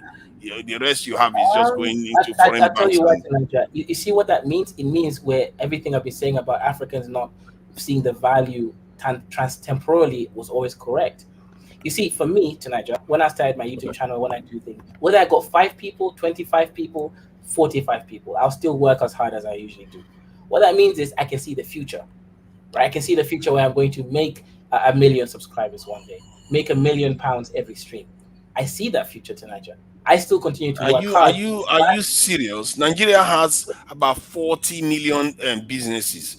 That we see the future more than most groups. Wait. But what good has that done us without the opportunity being provided? You have to provide opportunities for vision to actually manifest. There's no use. I'll tell you, Tanaja, right? There's a reason why Norway has a full petrochemical, basically petroleum industry, from exploration, excavation, all the way up to refinery. And it's actually helping other countries to do so. And there's a reason why Nigeria doesn't have it. It's just long-term projections, and we have to accept that. We cannot see the future and bet into the future. Tanaja, what I was trying to make what is the use of long-term projection when you cannot even survive now? The problem is that even now you can't even operate. How are you supposed? You have to throw off. Let's say you can't be in a kind of pool drowning, and you're making plans for holidays next year. You have to survive that session first that you're in. What we are in right now, we have to strategically work to survive this one, then go to the next stage. Tunaja, take it easy. We're not drowning. We're not going to die tomorrow. Nigeria could run on autopilot for the next, let's just say, 20 years. Nothing's going to happen. You have to have a plan. Tunaja, you know that. In life, you need to have a plan. What is the benefits of having a 5-year plan, a 10-year plan? Everyone, come on. You can't just... Your assumption is that they are not... what you are seeing now is not a death spiral. I wouldn't call it a death spiral. Now, you agree, Tunaja, there is no plan. Do you think Nigeria has a 5-year plan? Hold on now. Of course they don't, and it's designed not to be that way. See, the only point I could say maybe there is a ground to even criticize Africans from my point of view now is that the only ground is that even when the macro environment doesn't suit you, why don't we create it to allow us to galvanize this in creativity and work together to build? But that said, the reason why I'm not going to blame them too much, that one is half and half even. The reason why I'm not going to even blame them, because I don't know any other group that has deliberately created a macro environment that forced them to develop. I don't know of any other group that forced their people to do that. The Chinese didn't say, oh, you know what? Because we have not developed as fast as the Japanese, let's trigger a war with the Japanese so that they could force us to develop. No, the So Chinese. that's how it worked. The Chinese forced themselves, and there's even rumors at that one group that has the hat on top that they freestyled that to help their ethnicity. People have done it before. It's not that crazy. Wait, how much Tanaja? Because Caesar, I just want to kind of hold Tanaja down. Tanaja, do you think? Okay, so Tanaja, I think. Tell me if I'm wrong. I think you think the more Africa becomes richer, we will automatically learn how to project into the future and have long-term planning that actually yields results. You just believe that the reason we don't have it right now is because we're poor and we have bigger issues. So you believe this is automatic when it comes to development. Am I getting you wrong? Or what I'm saying is that we already have plans to get into the future, but you can't get out of now. That's the problem. What is the point of having a plan to get into the future? We don't the have problem to. is whatever plan you lay, it has to connect from now to the future. Tanaja, The problem is that the connection from now into the future is where the trouble is. Sure. Tanaja, but I think what I said is correct, right? You believe that as we get richer, we will automatically learn to plan and execute future plans correctly. Yes. The richer you are, generally you are able to. It doesn't necessarily mean you are better at planning. It just depends on the culture you have, isn't it? Just because you are richer doesn't. It could be a decay. Okay, the Romans decayed, didn't they? Right. So okay. Then I'm confused. What's your point then? Egyptians decayed too. See, my point is that if you want to get from now into the future, if you look at the way other people did it, it's due to mostly events that occurred to them. But I think I also remember a case where the Japanese. Hold on. So now. I remember. let me finish my point. I remember a case where the Japanese actually carried out a false flag operation so that they can attack the Chinese. So the reason why they do these things is to gear their people up to go into war or do something.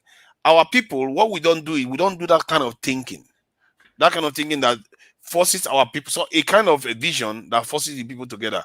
They just think that one good man will just transform the country like some kind of Moses. Well, Tanaja, that's a good point. In the East, I mean, after what happened to us and, all the property was taken away, whether it's justified or not, maybe it's justified. You can't leave the country. Look, Igbo is one of the richest tribes in Africa, and they literally had all their property taken away from them how many years ago? So you're right. There was a coming together that happened that forced this, working together type nonsense. Group need that. I agree, but that's Africa's. We already had the slave trade. If that's not enough to motivate you, it's not. Because the reason why we know it, if it's one thing to know something physically, it's another thing to fear for your personal this life as a kind of conflict. Tunaja, you have to admit you have to admit that us Western blacks, I use this term Western blacks who have been exposed to the Western world, we already kind of have that in our head. It's the ones that live on the ground that have never, even our leaders are like that, right?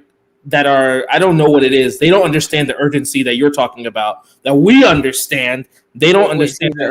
You're both wrong, right? Like nations are not built by group mentalities, right? Sure, that what you guys are talking about is culture. Nations are built by culture, not group mentality. People don't just come together and build. Come on, stop that nonsense.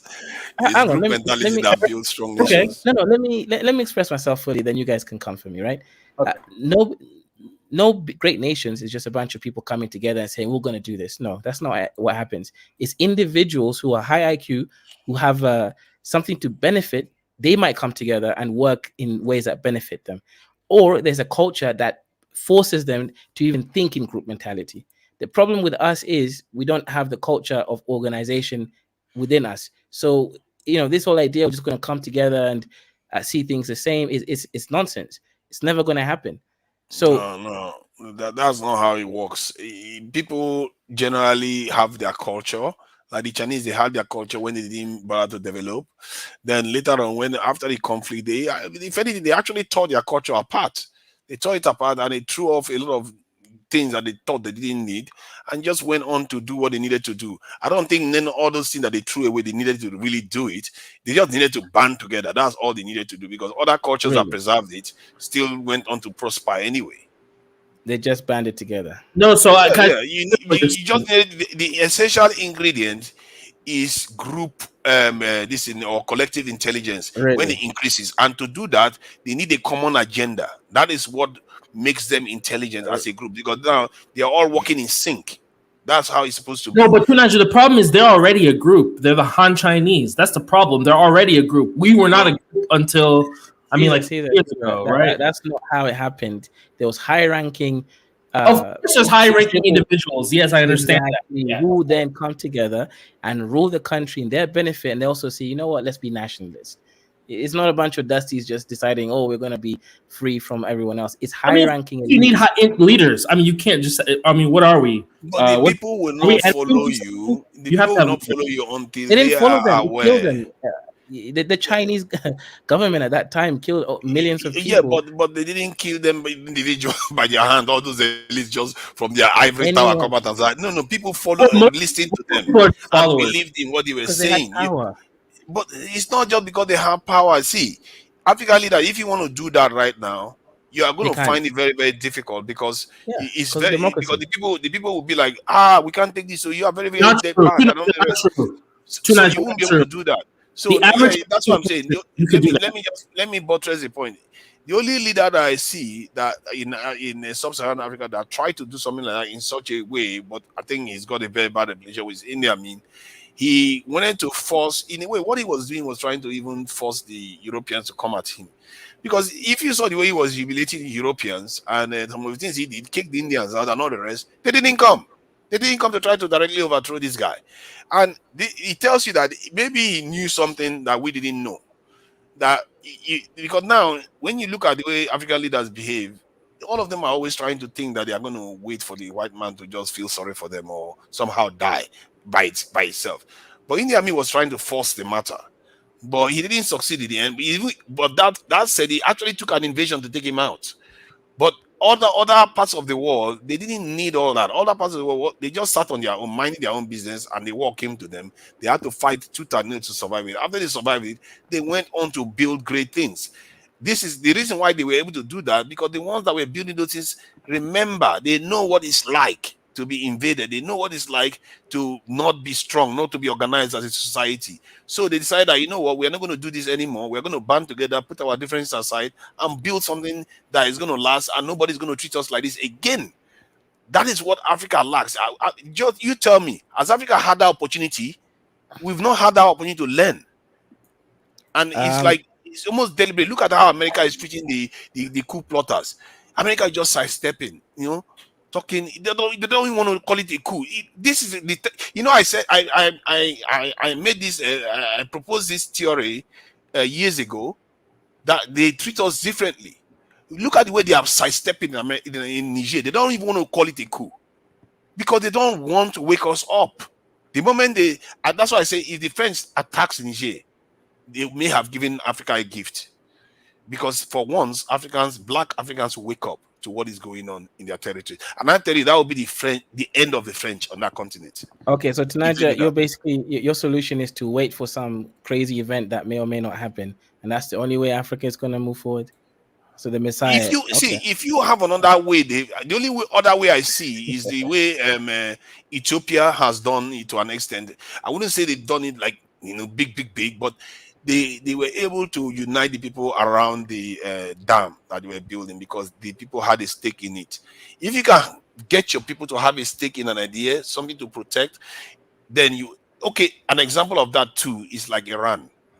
Because Iranians are proud of their nuclear program, they do anything to protect it. Even if they hate their leaders are misbehaving, but the support for the leadership remains very, very high because of their nuclear program that they feel proud about, no matter who threatens them.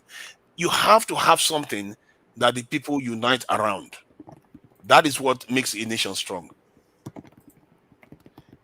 I mean, sure, yeah, but Tanaja, okay, sure, but that's not a solution. That's just waiting for some crazy event to happen. No, it's not a crazy event. The Iranians is not crazy event. The Ethiopian one is not crazy event. The Ethiopians generally support that dam, and anything that tries to threaten the dam, they will unite against that stuff. That's why they united against Egypt.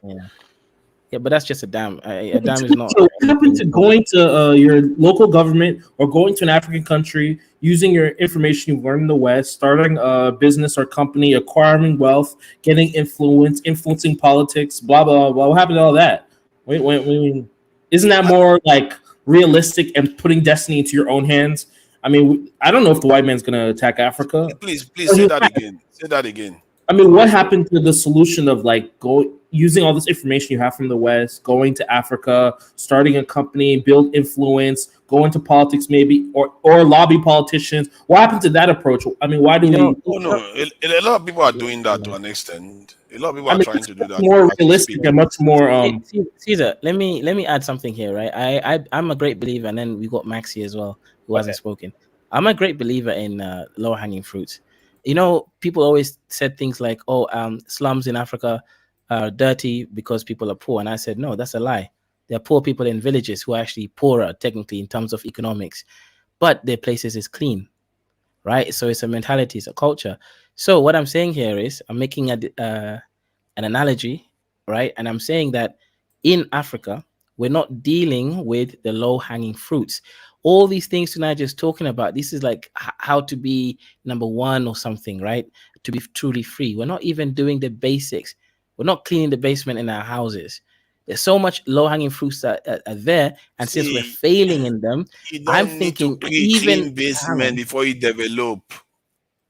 You see what I'm saying, right? If the basement is clean, India, look at where India is left for you now. India you will be still changing. Okay. See, your problem is that you are busy chasing chasing things at the wrong order. India will become cleaner in time. Give it 10 years or so. India will be Tanaja, you're missing my point here, right? I'm not against the order of anything. I'm saying, Tanaja, if you were even focused on cleaning the streets, you would have an ECOWAS by now that is actually functional as an economic trading bloc. And that is the path towards what you're saying is India. You'll be able to at least unify your economies. That gives you more power to against sanctions. That will give you more autonomy and also a chance to unify your military. There are basic stuff that we could be doing in our regions. We're just not doing anything at all, Niger. Do you disagree? See, it's always been basic. I've said it before. I have said, why do you think they are not recruiting to their these security forces? It's because they don't want to. Most of those things are basic. People are right there. Do you know Nigerians have to bribe to join any of the security forces? They have to bribe to protect their own country. That's what I'm saying to Niger. We are the reasons why we are where we are, and that's it. But yeah, Maxi, I don't know. Yeah, I guess you can say it's we, because if anybody ends up that they somehow turn to zombies that don't want to do the stuff for their people. Even the ones that are working with the French are not doing any. They are working with. No. Let me just add this last point. The ones that are working with Russians now, I still don't see them making too much of a difference. They're not making moves to control their nation. I think, if I'm not mistaken, Central African Republic has been working with Russia for how many decades now? Not decades. At least 5, 6, 7, 8 years. But I don't see any major development going on there. Mali and Burkina Faso, I see Burkina Faso making moves, but I still don't. I don't see the kind of urgency. Okay, but one second. Let's let Maxi go ahead. What's good, Maxi? You haven't spoken yet. Yeah, thank you so much, and good evening to you all. I'm speaking to you from the beautiful city of Bolgatanga, in the upper eastern part of Ghana. Now, I'm a Ghanaian, and my mom is a Biafran. The people that are fighting for their own liberation within that Nigerian context.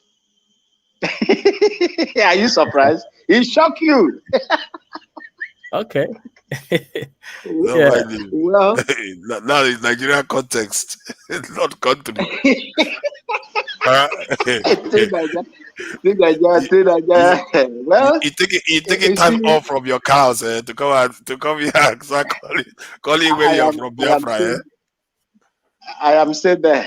In my farm. How is farming now? How is farming? You know, I still envy you guys that do farming sometimes. My brother is very, very good, tedious, but when you develop joy in what you do, you will love it at the end of it, or not just the money, but the zeal. You know, when I look at the cows and how they are feeding, how people are taking care of them and how they behave. I relate myself with the nature, so that is how I feel so much proud to be around them most of the time, and yeah, that is That's how it good. should be.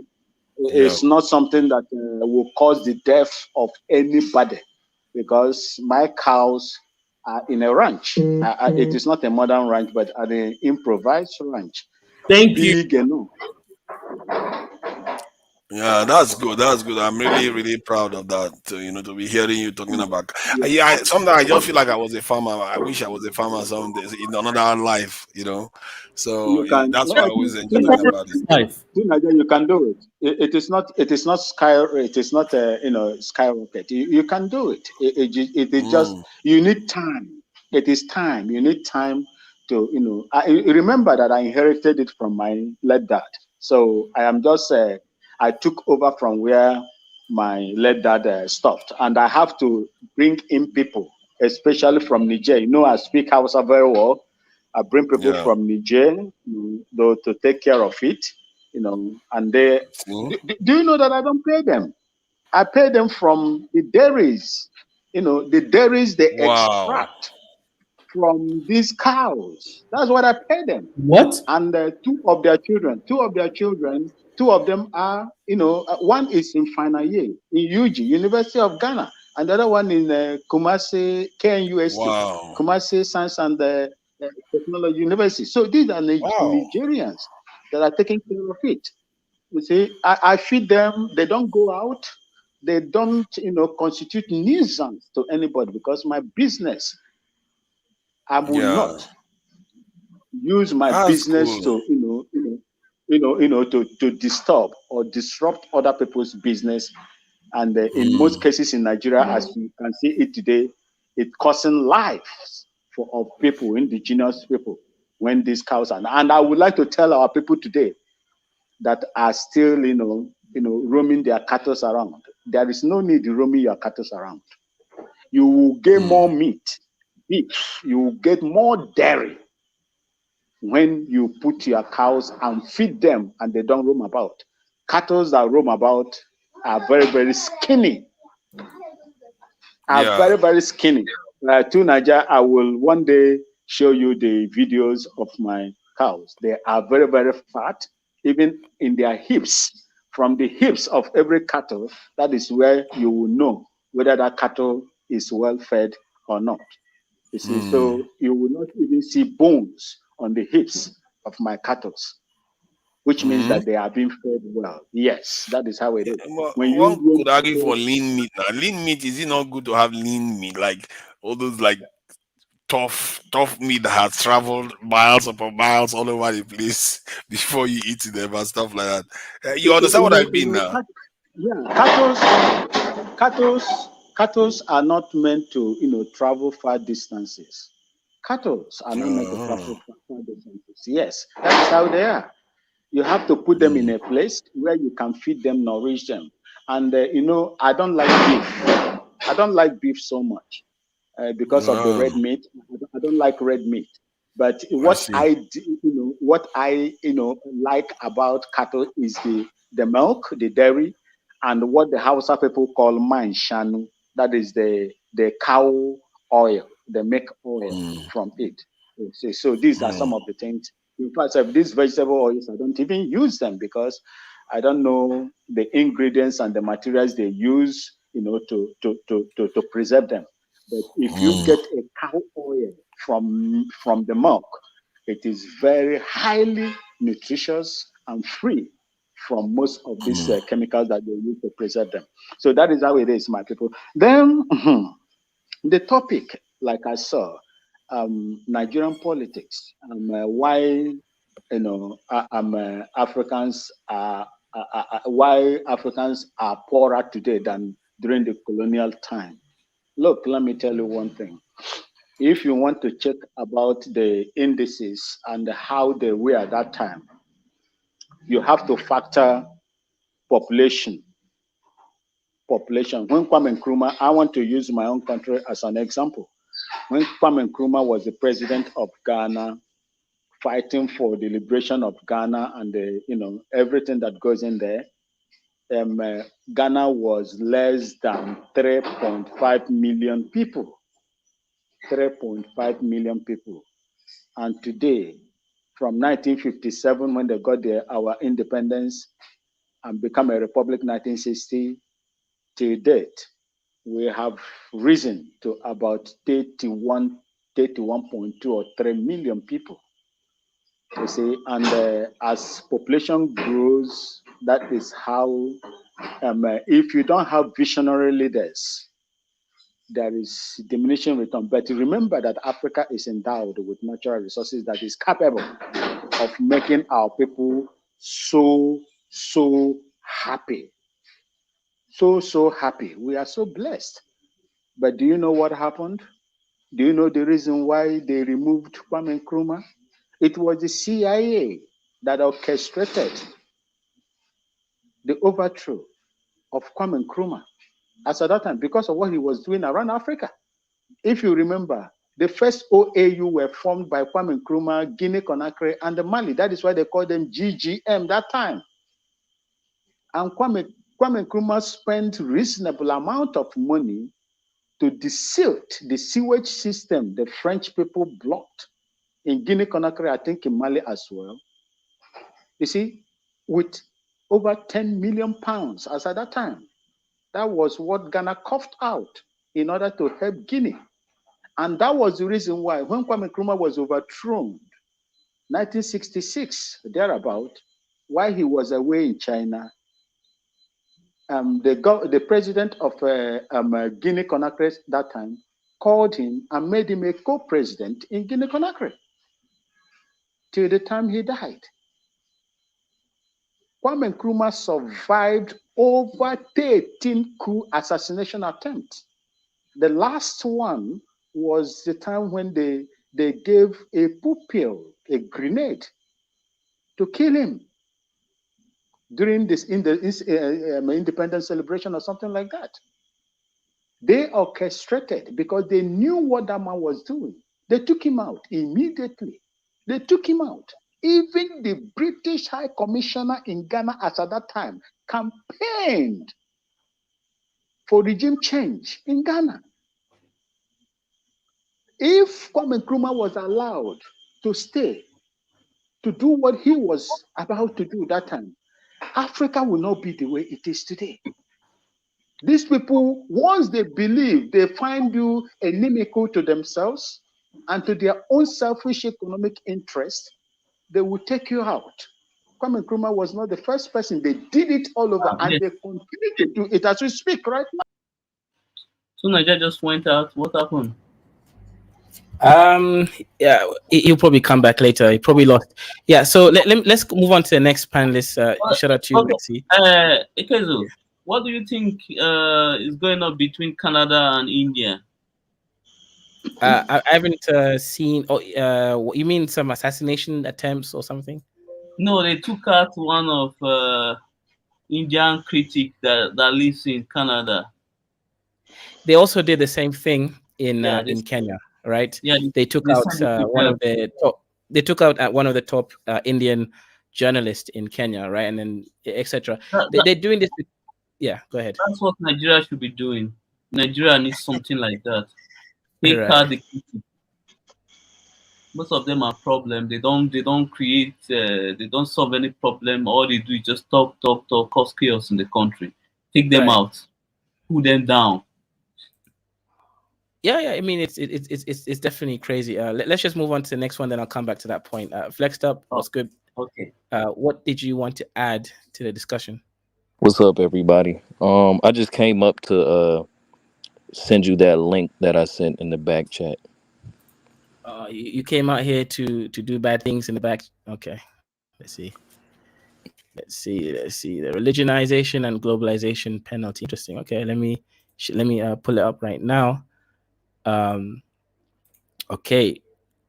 Share. Okay. Here it is. Okay, so this yeah, oh boy. Okay. Regionalization. Apparently, when companies shop the world market, they mainly shop and sell at 3 regions: North America, East Asia, and Europe. In other words, we don't quite have globalization, but rather regionalization. So shopping, interesting. So when you say shopping, you mean like what they buy products from, right? Or Yeah. okay, okay, cool. So here's a reality check. In 2021, North America, East Asia, 85% of global trade. The rest of the world, well, in Africa, Middle East, South, basically global South, is 15%. That's interesting. You may have thought the world is globalized. Okay, I think this is related to the video you sent me earlier, right? The myth of globalization and how it's not really linear Yeah. or representative. Yeah, this is kind of interesting. So, but this is what I was saying, right? One of the issues with the form of globalization we have today is African countries don't really produce things that market value so that we can export it. So, for example, these Coca-Cola companies in Africa selling to us. There isn't, but we're not selling to them. I think that's so. It's more of like a asymmetry of trade value direction. So there's an asymmetry going on. This is actually a really good point here. So Africa is actually imagine so small in this whole trade area, meaning we're importing way more than we're exporting. So our import export ratio is off, right? Yeah, that's interesting. That's actually a really great point there. So Caesar, okay, so looking at this, right? Why are like I mentioned, why are African countries not industrializing and exporting products that is actually consumed in international market? I mean, Kaiser, we already know why. I mean, we talk about it all the time. The leaders don't have vision. They don't know how to do, as Asiwaju said, right? They don't know how to do anything. So that's why it's okay. It's up for entrepreneurs to come in and solve these problems. But yeah, the leaders don't know how to do, right?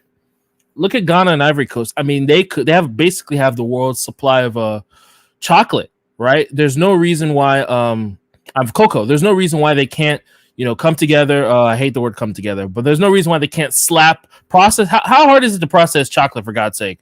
Process the damn chocolate, put a fucking you need stable electricity. You need stable electricity and obviously like fridges and stuff and processing. So you need electricity. Oh, come on. Tell Hershey to come say, look, Hershey, you can have the land. You can do whatever the hell you want. Tell all these big, chocolate companies to come in and to pay for. I mean, have they even offered these guys the deal? Because I don't think you still have the same issue if you bring foreign companies. And I think this is one of the issues that we usually get into. So let me give an example. Nigeria, Ghana telling Elon Musk, hey, we don't want to sell you raw lithium, ignorance or whatever lithium comes in the format. We want you to come here and build a factory. It's like, bro, it's the same setup. That's exactly what's happening in Niger right now. You think they're gonna say no? Right? You think they're gonna say no? The point is, it's not helping, right? That's the same setup we have in Niger. France owns the mines. The mine is provided. Yeah, it's the same setup. It's not different. But they're not putting the factories in Niger. They're just extracting it, right? So that's the difference. Say, look, don't just extract it. Do the whole thing here. I don't think they have the factories. Who do you think will be owning majority of who? Okay, let me tell you. Which company is going to build the actual infrastructure of that factory? Most likely French or whichever company. Let's stick to the chocolate. I don't know. The uranium's a little different, right? Chocolate's that's low. Come on, chocolate, for God's sake. There's no. Let me ask you, does Ghana have the money to invest immediately in order to build that factory? Does it want to invest in that money to build in that factory? No, they won't. Well, Ghana will most likely. That's why I wanted to come in. That guy said that he's got people working for him, and they just get milk. You just have to feed these people. They don't even want to get paid. They just want to be fed. No, you see, most of these things that is happening. You see, let me tell you one thing. We had our independence, but economically we are not free. Economically, we are not free. All the African countries are under the lock and key of the IMF. They encourage you to borrow in such a way that you cannot even build infrastructures in your country. You can't build industries and factories. Just imagine, take for instance, in Ghana here, we produce gold, we export gold, but do you know that we don't have a refining company in Ghana that can add value to the gold we produce. We produce cocoa beans. Cocoa beans, a ton today, as we speak, right now is over $3,000 a ton. But we don't have a company or a factory that can produce chocolate. All these things are sent abroad. Switzerland, if I'm not mistaken, in a year per annum makes almost close to 12, is it $6 or $12 billion from the production of chocolate. They want you to be on the ground. There is a video I saw from one of the Kakushan man that said that they love what is happening in Africa and how Africa is today. Because if they allow Africa to be at par with them, or 50% with this Western imperialist system or countries, that they will suffer over there. Most of these things that you see, lack of factories, lack of human resources are being orchestrated by these people because they want us to be like that. If we are not like that, they will suffer. And as long as we are like this with this their monetary system, crude monetary system against Africa, Africa will always be at the beck and call of this Western imperialist system. That is the issue. And do you know where they even make it worse is that they try to put in place their stooges. We lack visionary leaders, and any visionary leader that stands up today to develop Africa or their countries will be taken out, just like the way they do it. And I love what the youth are doing today, the youth of African continents are doing today. We are speaking out. Enough is enough. This thing cannot be allowed to continue. Where you produce cocoa in Africa, in Ghana, Ivory Coast, you ship it down there as beans, and they produce and create jobs for their own people. While we are only getting, let's say, 1,000, less than $100 per sack, per jute bag of cocoa beans. That is unacceptable. The reason why these people are having their way is because of the people that we have in Africa, that the so-called leaders. If you can take these people out, find a way to take them out, it is going to be difficult. If you find a way to take them out and bring people with vision, you see Africa will move forward. But as long as these people are, dictating what happens in Africa through IMF and World Bank, World Trade Organizations, it is not going to be an easy ride for Africa. Thank you. Yeah, so I want to agree with Maxi right there. It's just a lack of vision. For the private company, it's a problem of you need money. I understand that, right? But for a country, okay, if they invade your country and you don't have money, are people not going to fight to defend the country? Come on, guys. Money is not everything. Do you think civilizations are built because of money? Civilizations are built because of something greater than money. So look, if they want to build a factory, they don't need to pay people. That's the problem. Isn't money. The problem isn't even skill. The problem is just vision. I don't even think they have the ideas. If you're a private company, I understand. Yes, you need money to pay people. But even if you look at these top companies, they don't even pay people what they're worth. People are working there because they want to work there. Elon Musk the other day said, look, I don't want you working for my company if you don't want to work at least 60 hours a week. These people are spending their entire day at work. They're not doing it because of money. They're doing it because they believe in what they're doing. So if you believe, there are tons of patriots in Ghana that would love to help participate in a factory if you just fed them. Maxi literally just said the people that work for him, he doesn't pay them. He just feeds them. So it's not an issue of money. It's just vision. I hate it when people start talking about money. Oh, we don't have money. We don't have money. Okay, so if they invade our country and we don't have money, does that mean we're just going to sit at home and use toothpick in our mouth? Come on. That's ridiculous. It's not money, it's vision. I don't think they even have those ideas. It is what we have the money, but we don't have visionary leaders. And you see, for instance, the American system. If you go to a farmer wants to borrow money from American banks, they will borrow at a rate below 3%. But a farmer in Ghana wants to borrow money from a bank to invest in agriculture, you are going as small as 30%.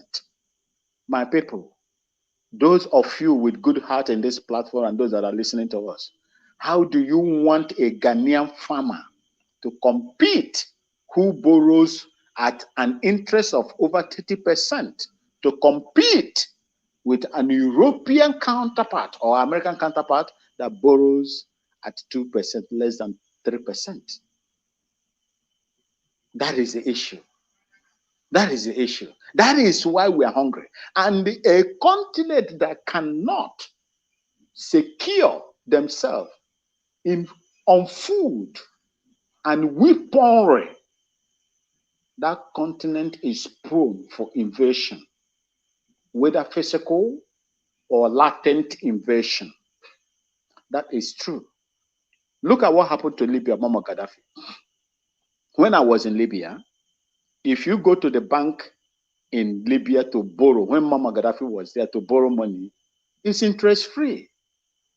And apart from Zimbabwe, Libya was the second highest producers of food produce in African continent. But what happened? He was taken out. Who took him out? They found the gullibles in Libya and supported them with weapons, supported them with money to disintegrate Libya and made Muammar Gaddafi a bad person. I know that he has his own, problems as well.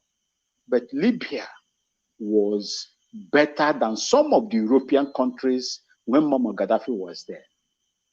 When I was doing my course over there for 1 year, I saw people that were working in farms, going to work in farms, and they pay them in dinars. And at the end of the month, once they convert the money, the dinars into dollar, it's as if that they are working in Europe. That was how Libya was. Today, you cannot get that. They succeeded in destroying that country. Today, Libya can only boast of 2 power governments or even more in that country.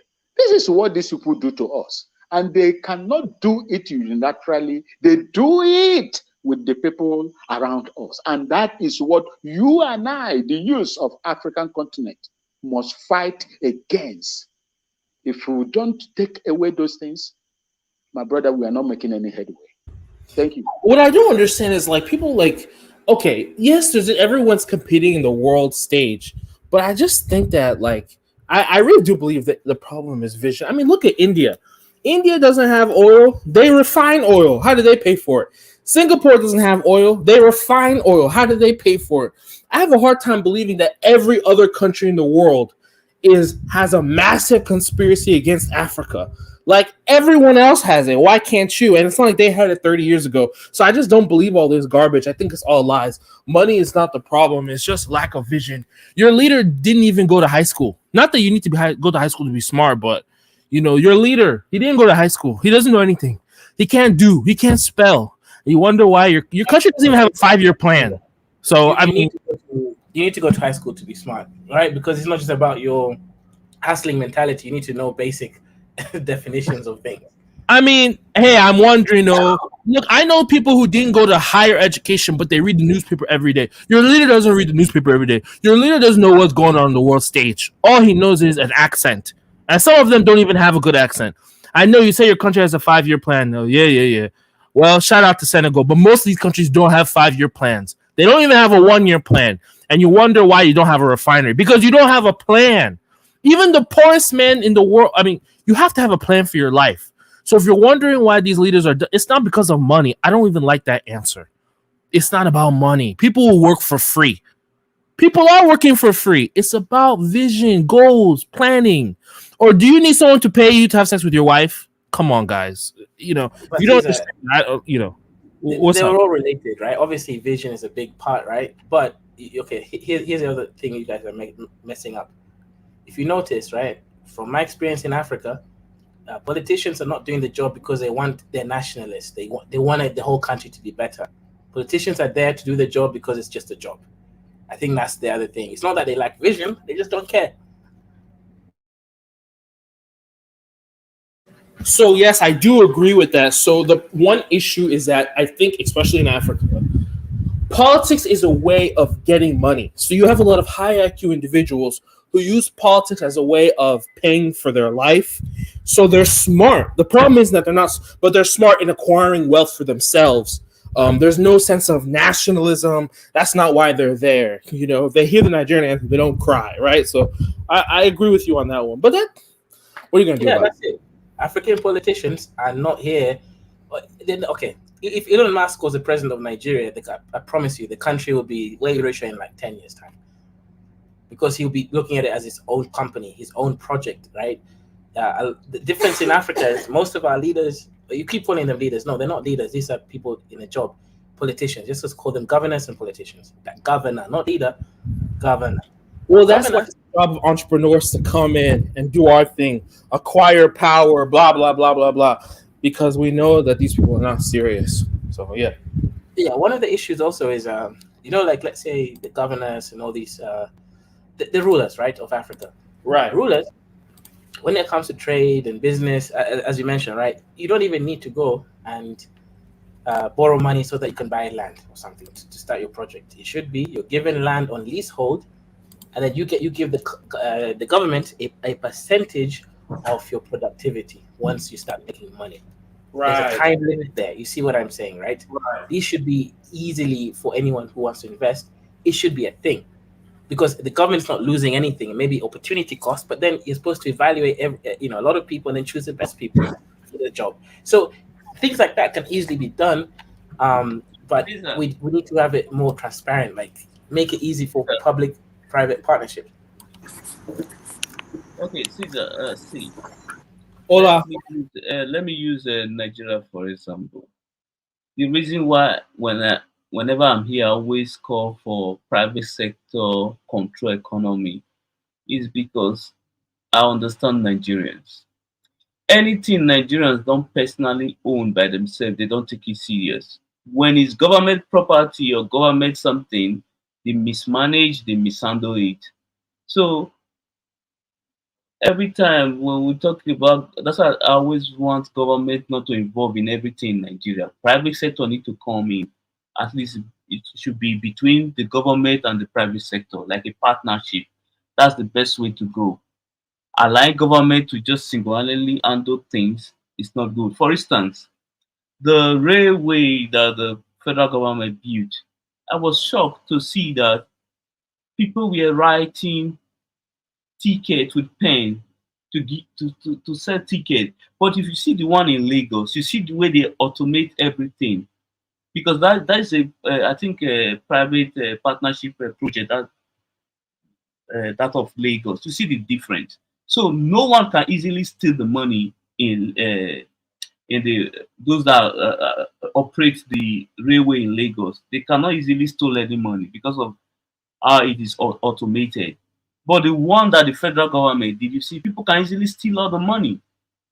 Can they can make £1 billion a day and tell you they make 100 million. There's nothing you Yeah, can do about that's it. Yeah, that's a really good point. Like I mentioned earlier, that these so-called governors are thieves, a lot of them, and they don't care about the so-called nation state. 100%. Yeah, it has to be a private partnership where, okay, the government should just make it easy for you, the infrastructure, okay? You need some land, you don't need to buy land. You can lease land from them, and you pay them back once your business starts succeeding. The government will still be owning a percentage of that company, but you manage it because you're the private individual. These things have to be like so easy for it to happen.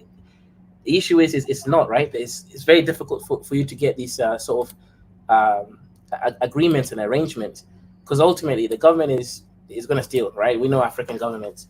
Uh, Ike, it's not really the government, it's the people, it's the civil servants. Nigeria's civil servants, they are too corrupt. Sometimes when they appoint you as an MD there to manage something, they do everything to frustrate you. They won't allow you to reform the system and You upgrade everything. They won't allow. it's because, and this is what I've heard from someone I know that wants to get into the Nigerian federal government. For you to join, you already have to agree to split funds a certain way. So once you come in, it's like you can't even come in without being corrupt. Straight up, I don't believe there's a single minister in any Nigerian government that hasn't already made these deals. They don't bring you in unless, so there's no way you can just come in and start changing stuff. But when you agree to come in, because the competition, a lot of people want to be appointed. You have to make agreements. So there you go. Yeah. If I can come in here, do you people remember late Bola Ige, the former minister during Obasanjo's time of is it energy, electricity, or something like that? Do you remember him? Bola Ige told Nigerians that he will electrify Nigeria within, I think, about 2 years. Funds were given. Bola Ige came out also and spoke to the Nigerian people and to the world that the same people that appointed him there, gave him all the resources, are the same people that are calling for the split of the resources that he's supposed to use to electrify Nigeria. Wow. And he died as a result of his death today is still under investigation. Nobody has ever, it has become a mystery. The death of Bola Ige during Obasanjo's time is a mystery that can never be solved today. Yeah, it's crazy. Look, the same people will thwart every effort that you are going to make in order to make your country better. When you have 99.9% of corrupt leaders, that man, 1% that is coming in, that 1% that is coming in to do it will not have it easy. Government has no business in business. The only thing the government supposed to do, a determined government supposed to do, is to create enabling environment, good policies that will encourage private SMEs to grow. But when you have the same people occupying those offices that are benefiting from imports, benefiting from, sale of contracts, they will never allow you to change that system. It is going to be a difficult thing. Of course, because they already know, like, okay, if the government already has it set up, any airport you want to build, you have to get permission from them. You have to go through them. They have to babysit you through the whole process. They already know that, okay, you have to pay me for this part, pay me for this part, pay me for this part. Okay, marry this person's daughter. By the time you get what you want for your state, you've already, I mean, who knows what kind of deals you've agreed to. And if you, why would they want to be cut out of the money? I mean, that doesn't make sense. You know that the cabals are very powerful. I mean, Erufai was supposed to be appointed to take care of the power industry, take care of the power sector. You see what they did? All of a sudden, you start having all sorts of petition all over the place. They make sure they declare him for Minister of Power.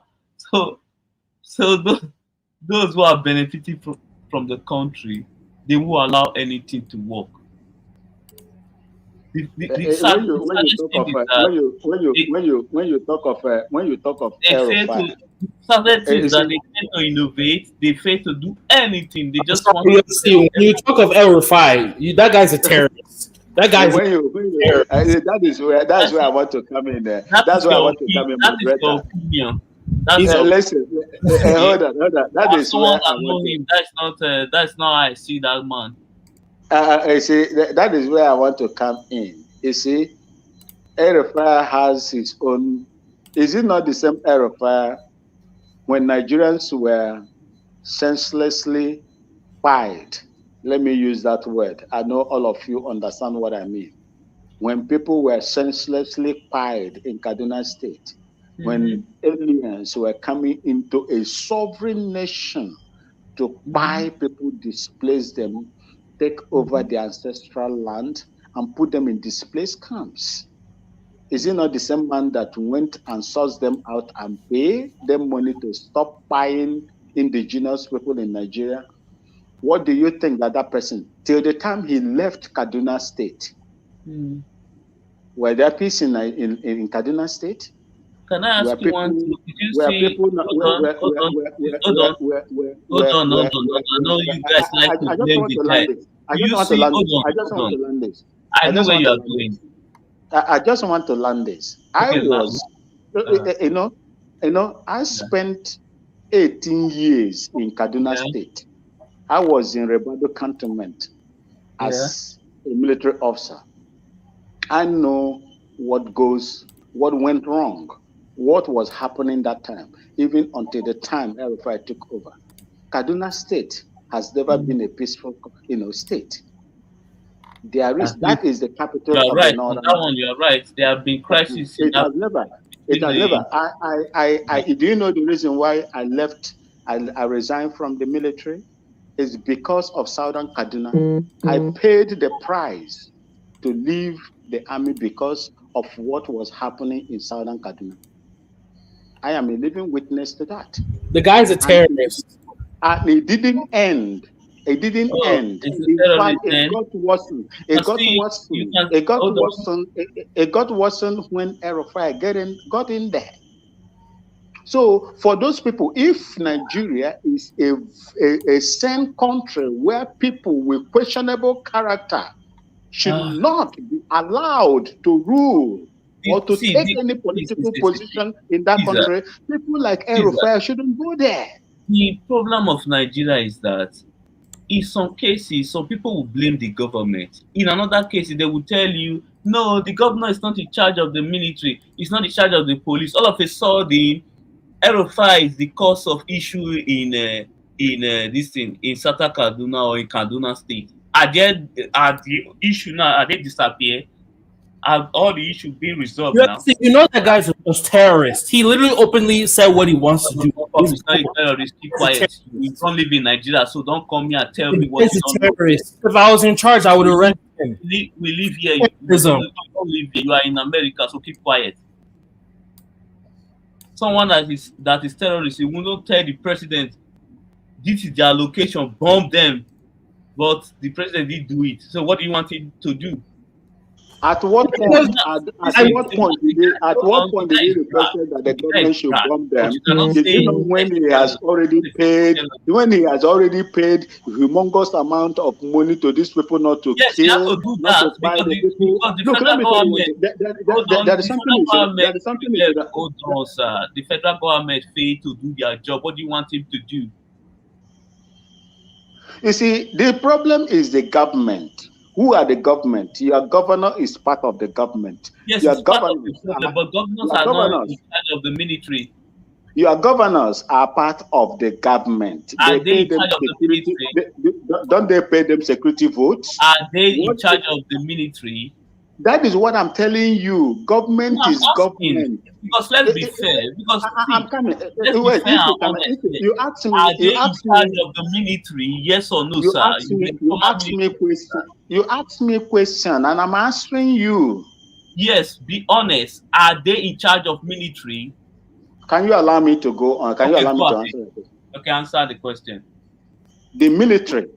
Yeah. In Nigeria, the military has no duty to involve in IS, what we call internal security. It is the duty of the police to secure your country. The army is only constitutionally allowed to secure the sovereign, the sovereignty of that country, both internal and external aggression. Your civil police are those people that are mandated. They are mandated to secure your country. Remember, a military officer or a soldier cannot come into your place to secure your place. They are trained to kill. That is how they are trained. When I was there, that was what we were lectured. That is what we were trained. Before you will send a battalion, a section, the smallest fighting unit in the military, that is a section, 10 soldiers, commanded by a corporal, seconded by a lance corporal. Before you can send that smallest fighting unit in the military to a particular place, your National Assembly must approve it before they go there. Because once they are drafted to go in there, they are going in there to exert abominable force. Disproportionate force, that is what they are going there to do. So it requires your National Assembly, your legislators, to vote for them to go in there. The prerogative, the security of your state in peacetime lies in the hands of the police. If the police are unable, that is the time the president, the CNC, will now go to the National Assembly to request for an approval for soldiers to go in there. But this thing does not happen in Nigeria. It doesn't happen in Nigeria. I was a member, and I'm telling you, in my own capacity as someone who was there, you understand?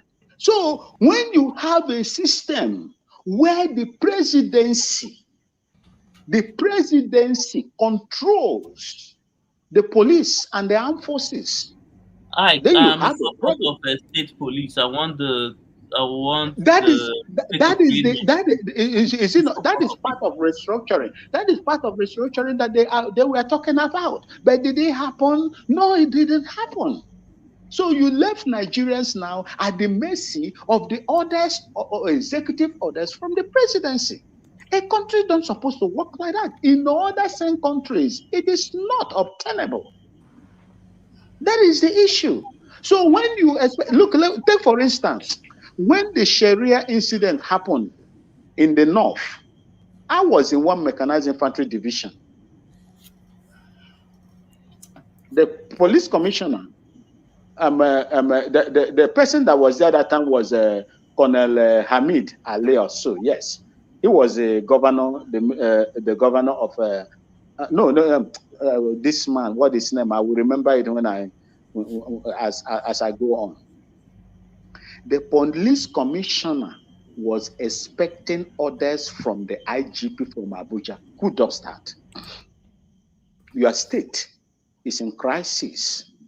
You don't even have the power to go in and stop, the crisis that is in your state until you get instruction from the IGP, who is sitting in his air-conditioned office in Abuja. Thank you. Take for instance again, what happened in Enugu State? Is it Enugu or Ebonyi? People were massacred. Non-state actors were massacring people in Enugu State. Umahi cried, sent calls to Abuja. It was not responded until his people were massacred in that state. The same thing goes to Autumn, ex-governor of Benue State. Why will you have such a system? Why will you have such a system? If you have a person occupying that post that is in line or in love with what is going on in that state, do you think that he will respond to you? Listen, okay, hold on. Let's see. One thing I don't like about our people is that we like to cry foul. When the issue of insecurity started in the Southeast, the federal government wanted to just tackle it head on.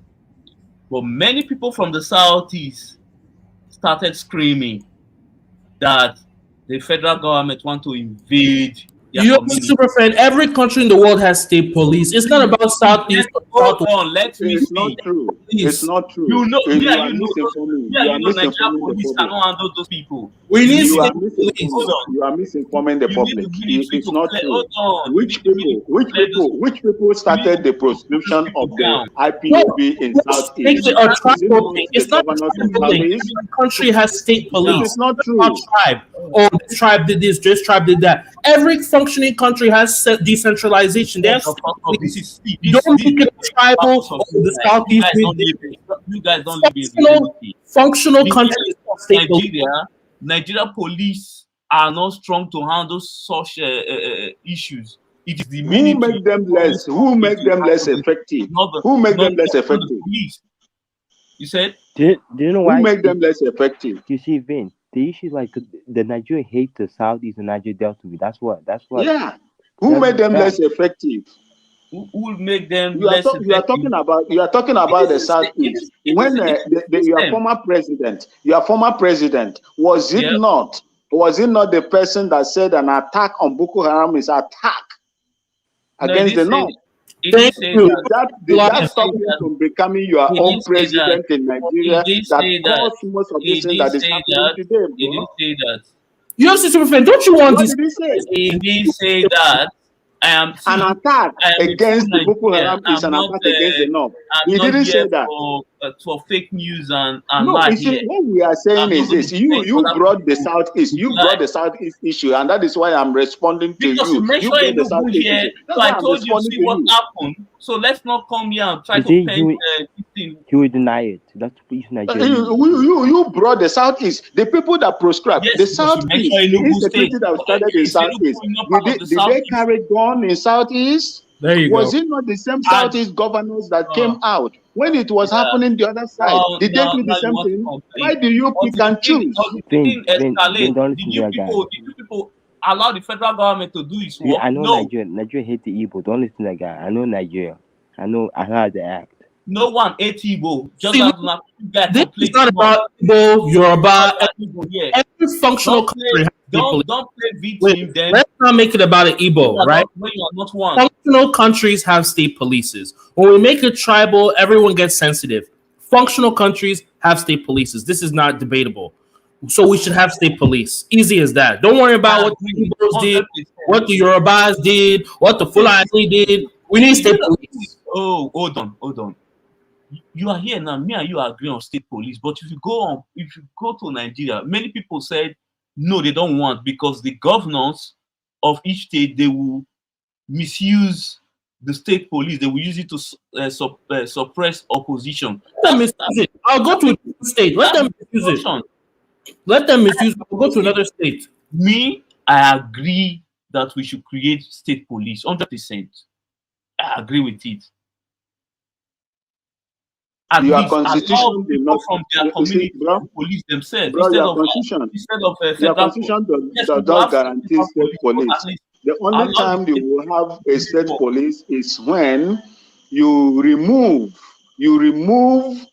that clause that allows the government, the sitting government from Abuja, to control all the armed forces and the paramilitary forces. Bingo.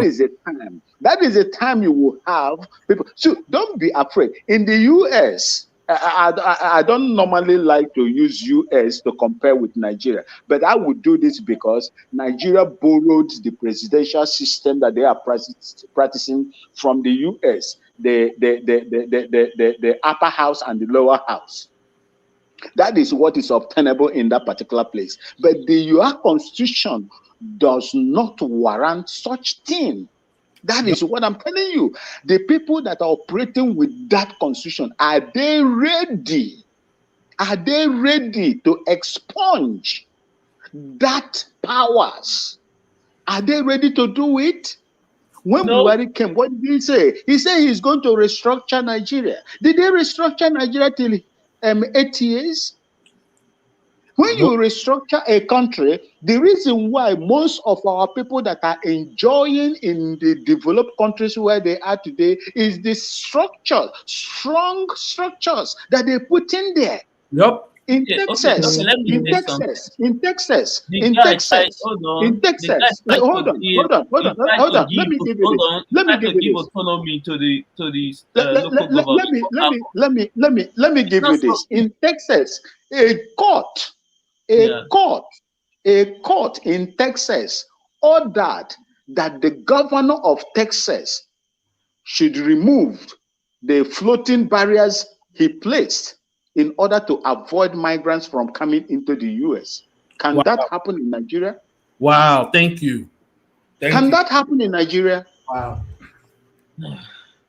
We need that decentralized. That's what people don't understand. We need, in order for Nigeria to work, you need that level of decentralization. Caesar, ask yourself, Buhari tried to gain local government autonomy. Did any state governor agree? They all disagreed. They said no. You said They don't Buhari, want. and he said, and It is the governor not said, in Then the. Buhari It's not under the authority of Buhari to give autonomy to local government. That is the last tier of government in Nigeria. It is the constitution. It Yes, is not he the. sent It a is hold not. on. It is not Buhari. He sent a bill to the National Assembly. Most of the state assembly, they refuse to also do the same. So there's nothing the federal government I can don't do. believe that. I'm If sorry. the yes, he You did. know what? You know my problem with that. You know my problem with it. most Nigerians. You know my problem with most He tried Nigerians. to do You it. borrow. He did. You borrow things that you cannot implement. You borrow things that you cannot implement. And when you borrow them, So we that should thing that not be is very, very done very well in other climes, when you bring it in Nigeria, you turn it upside down. The presidential system of government you practice in Nigeria, is it not the same presidential system of government that is practiced in the United States? Hold on, Are let me they say not this. It's working because there's well to over let go. there? Why The is it governors that it's in not working in Nigeria? the That's governors in there's Nigeria, fear of losing hold on, power. governors in Nigeria, they are more worse than the presidency. For instance, in my state currently right now, the governor and the deputy, they are fighting. Yesterday, the governor locked the office of the deputy. They didn't allow him to go to his office. So it is crazy. Imagine person like my governor, you decided to give him power to become the president of Nigeria. He will do worse. No, wrong. See, look, How UFC can you shut out your hold on? How can you shut out the deputy from his office? UFC Superfan, what you don't get is this, and this is why decentralization is brilliant, right? So, like, if we have state police, let's say we have state police now, right? Yeah. If one state is not secure, people can go to another state that they know will be secure. If one state doesn't want to do railways, people will move to the state that does do railways. Then, when the state starts losing people, they will catch up. But when you have all the power in the federal, no one can play this catch-up game. They have to go that for everything. I always think the North are the problem, but no, they're not. They are not. They are not because I want to see. Let's prove this. Let the South. Let me use the South now. Let the South agree on create a state police. You will see the North will agree. They will agree. They will agree to it. But currently, even the South are not doing anything for that to happen. So My this brother, is that is not my brother. That is not true. That is not true. You see, this thing that you are peddling here, it is not going to help anybody. Even did the South agree? Hold on, sir. Look, let me Did tell the you. South During the agree to create state police and the North reject it? Listen. During the NSAS, what happened? We are not talking about NSAS here, sir. No, I'm coming now. I'm giving you examples. I'm giving you examples, my please, brother. can you answer me?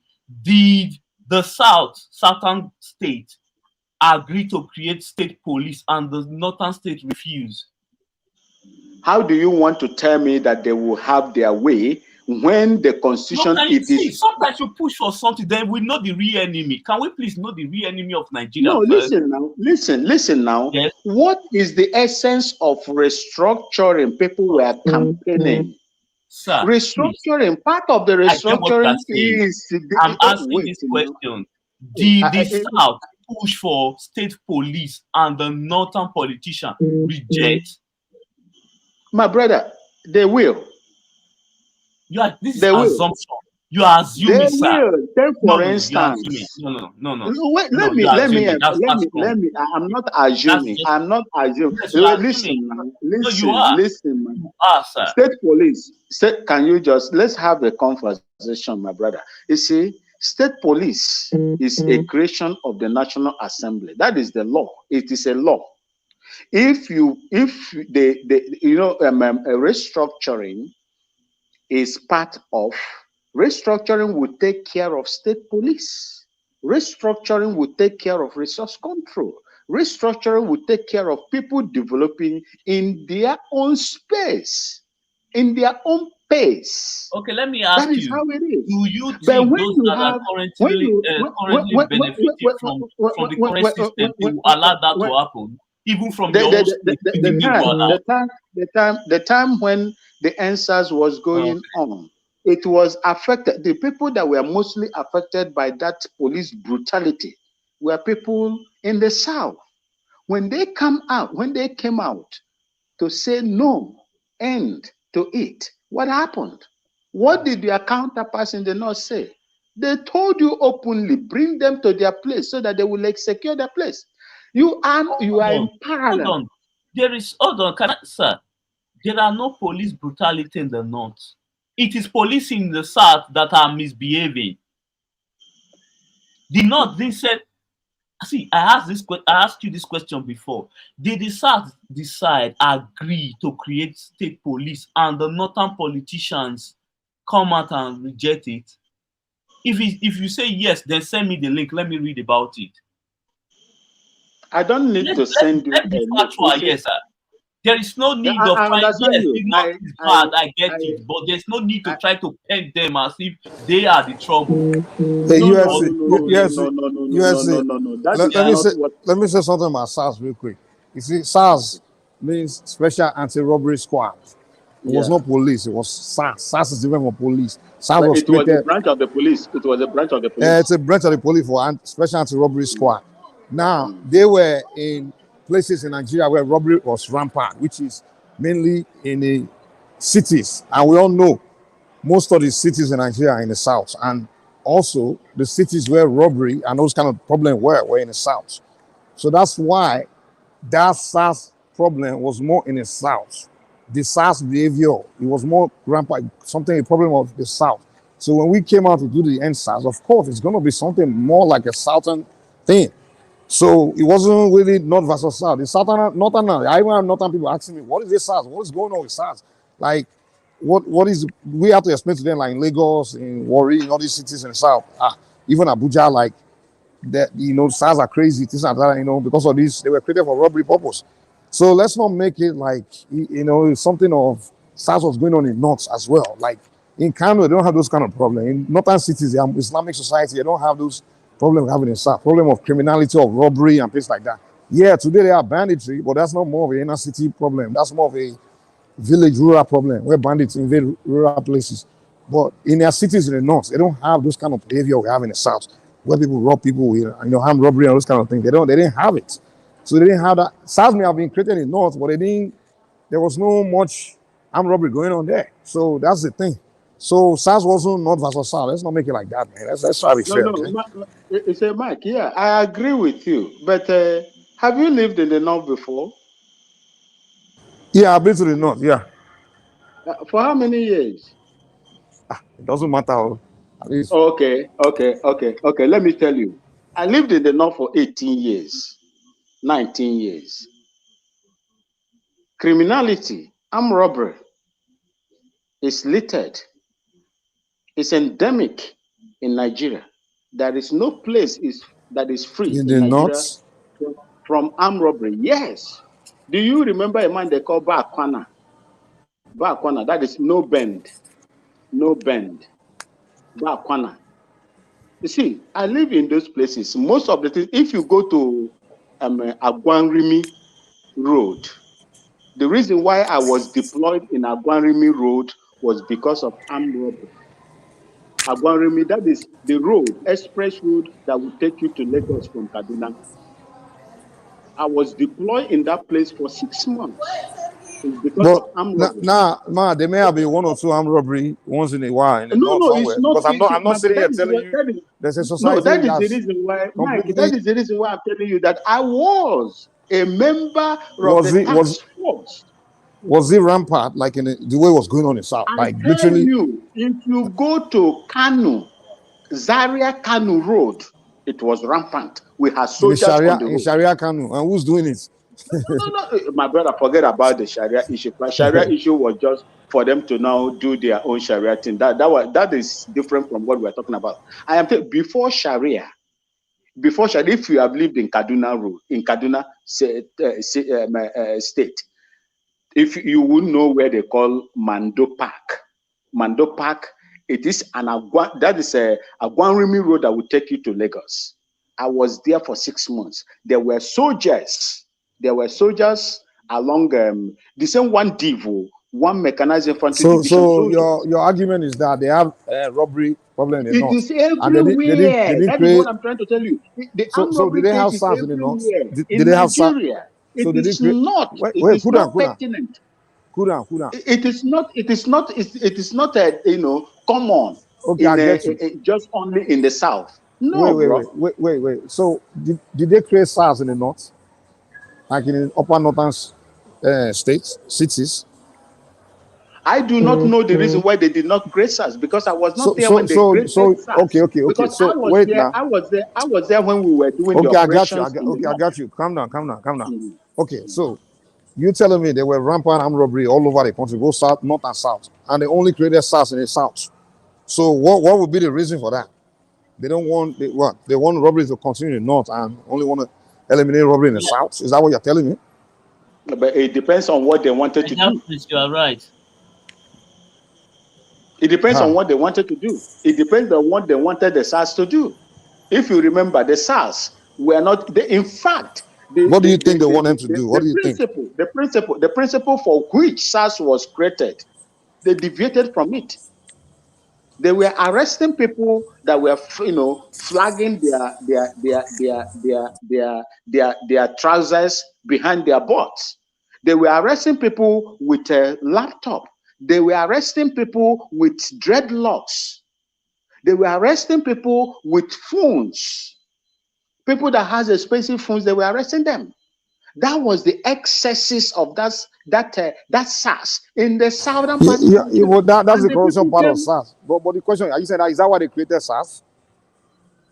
They created SARS to curb armed robbery in Nigeria. But armed why did they only create it in the south? Armed robbery is not endemic to the south. So why did they only create it in the south? I don't know. You can go and ask them. That is what we are deliberating here right now. We are talking. Okay. I thought it was because armed robbery was rampant in the south. Okay, you think the North creates SARS to kill Saturnus or something? That is not what I'm saying. You see, the SARS was created by a government policy to curb armed robbery. Okay. So if they did not, as long as, do you want to tell me there were no armed robbery cases in the north? Is that what you want to tell me? Okay. I am not telling you. Yeah, there were, but it wasn't rampant. That's what we are saying. It wasn't rampant. Hold on. Let me ask you. I don't think you lived in Nigeria. I don't think you lived in the north. The problem of Nigeria, does it lie solely in the hands of the north, or is solely in the hands of Nigerian leaders as a whole? That is the reason why I'm telling you. I've said this over and over again. It is the government. The prerogative of safety of lives and property is on the hands of the federal government as the system that is being practiced there. And that is why people have used it, they have managed it, and it is not working for them. And that is why people are campaigning. I get what you are saying. I said the problem of Nigeria, like the governance problem, is this solely because of the North, or is because of the leaders in general, like all the leaders in Nigeria? I will respond to you. I will respond to you. If I'm continuing to, I am responding to you. I'm telling you this.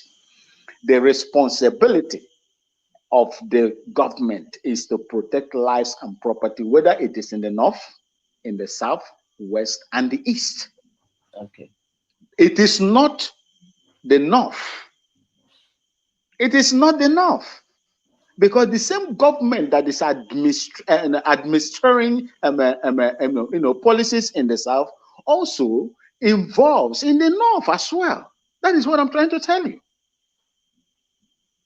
If the government of the day failed to protect people all over Nigeria, that government has failed. Let me tell you, the south. I don't need to call out the north. Let's be honest. The reason why Nigeria, if you look, Nigeria Security Agency, they are not well financed. The budget for defense is just too small.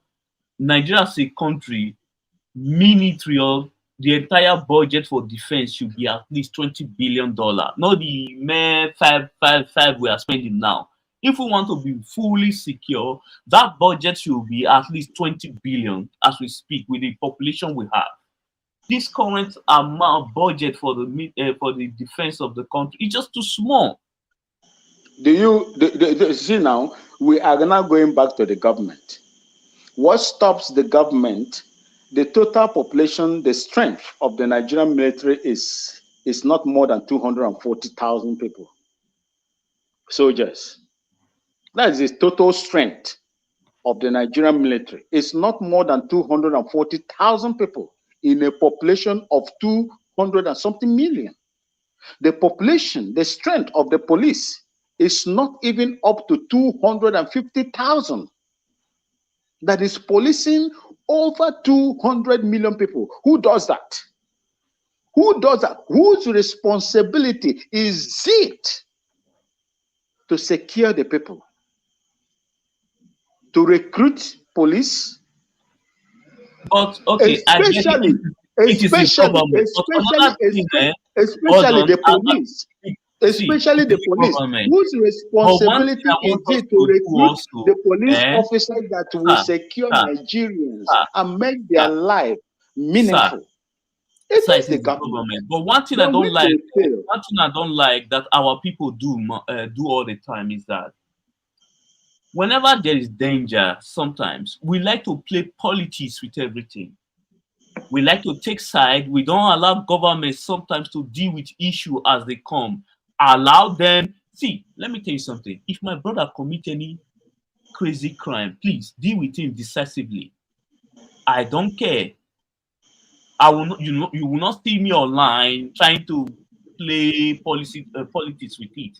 I'm not going to do that.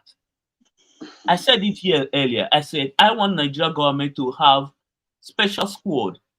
Anyone that try to cause problem in the country, take them out. If it is me, do the same thing. The country has to survive. You don't need to have a special squad. Yeah, let me tell you because other countries they do. Let me tell you something.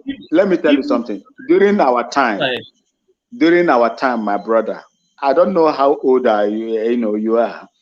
During our time, most of these things that were, although it was a military regime, and for me as a former military officer, I don't like. I will not encourage, any country to go under military dictatorship. I will not, because for me, I didn't support them when they were there.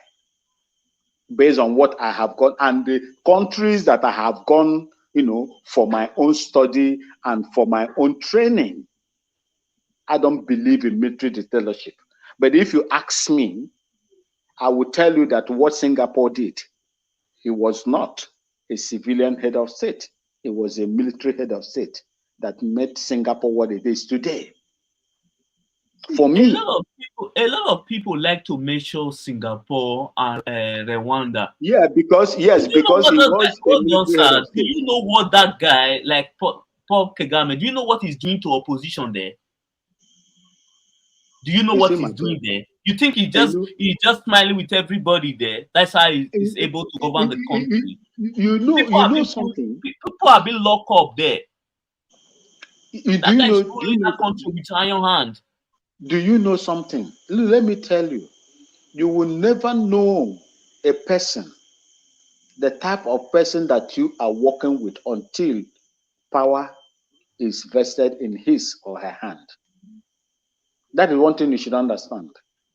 And the way African head of state, be it civilian or military, reason is different from how other people reason. I don't know. If you ask me from tomorrow, I do not know. It is mysterious to me how they behave. A civilian head of state, the reason why you have these incessant coups that are happening all over today is because of the leaders, the so-called civilian head of states.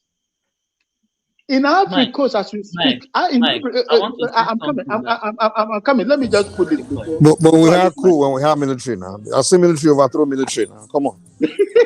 Mike, Mike, wait Mike. now. All You coups know, are cool. Mike, All one coups thing I are cool. was All die, having, they we die. All Nigerians, coups are cool. hold on, man.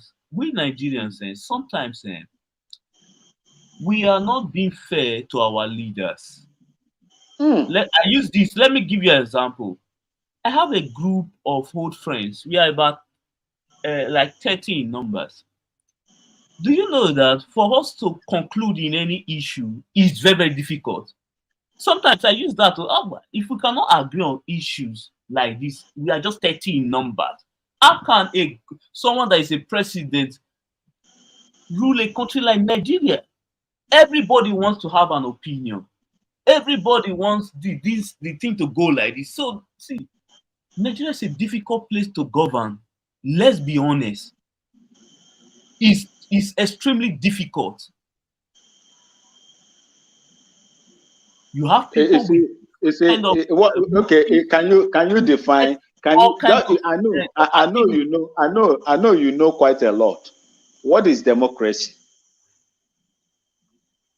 See, sir, the Yes, country bro. that gave up, the country we copy, let me use the word copy, democracy for. Go and check this country. They didn't see before they settle to I will give America, but let's use Europe and other place. Before they decide to settle for democracy, they passed through a lot of dictatorship also to build and put their country in a path that will succeed before transition to democracy. How many Nigerians you can easily just say go and do this thing that they will listen to you if you don't apply a little bit of force? They won't do it. I know my people. If you don't apply any little bit of force in any of our team, we don't get things done. People will. Let me tell you one thing. Nigerians are the easiest person. They are not easy. No, don't come here to tell me Nigerians are easy. They are not. That is my own opinion. Now it might be different from your own. It's different so from what I've let me tell you the reason. Let me tell you the reason why Nigerians are the easiest people. They are quick to forget things. They are quick to forgive. That's Nigerians. They are quick to forgive. Let me tell you one thing. Hey, Max, I have one question, though, man. The northerners in Nigeria. I'm not defending the government. I'm just saying. The fact. No, I'm not talking about government. I just want to ask you one question. The northerners in Nigeria, the Hausas, they are spread across, they're spread into Ghana, Togo, even Cameroon. So, do you also blame them in Ghana, the northern, the Hausas in Ghana for the problem of Ghana? Oh no! Mike, I know. It seems like you guys only blame the ones in Nigeria for the problem of Nigeria. What's going on now? No. See, let me tell you. In Ghana, we have structures that place people where they belong to when they visit Ghana. But there are things that go wrong. You said it earlier. There are some things that are not going well in Ghana. You said it too. Do you blame the Hausa Fulanis in Ghana? Do you blame them for it? My brother. But in Nigeria, we just blame Hausa Fulani for everything. Hey, Mike, hold on now. We are sharing thoughts. We are rubbing minds. Look, in Ghana here, I want to throw this question. I will queue when I'm going to the bank to withdraw money. And when they mention my name, I go, or my number, I go. When I go to take bus in Ghana here, I will queue. Okay? So any outsider that is coming in with these systems in place will key in.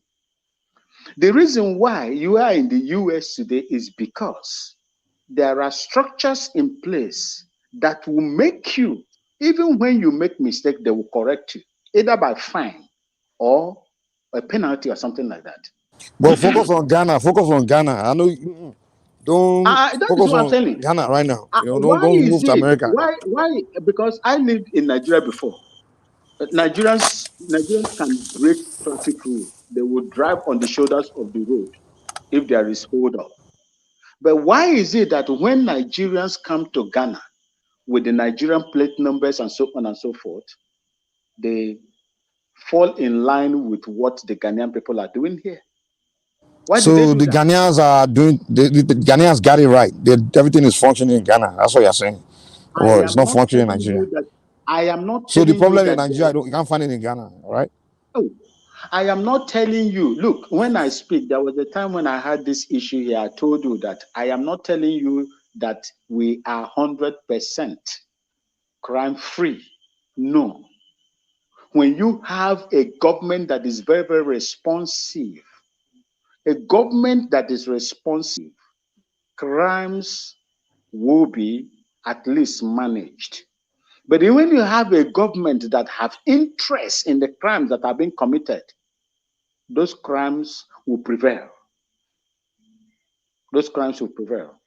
I told you a story here when I was in one man show, when, unquote, armed Fulani men came to Ghana. I'm not generalizing now. Don't accuse me of stereotyping. Armed Fulani herdsmen, they are different. What I'm saying is different from the generality of Fulani people. When they came to a place they call Agogo in Ashanti Kingdom, Ashanti region, my president did what the parliamentarians loved. They were taken out. They were taken out. That is a government that is proactive. When you have a system that is not proactive, probably through their actions and inactions. Mike, you hear him, right? He said they take him out.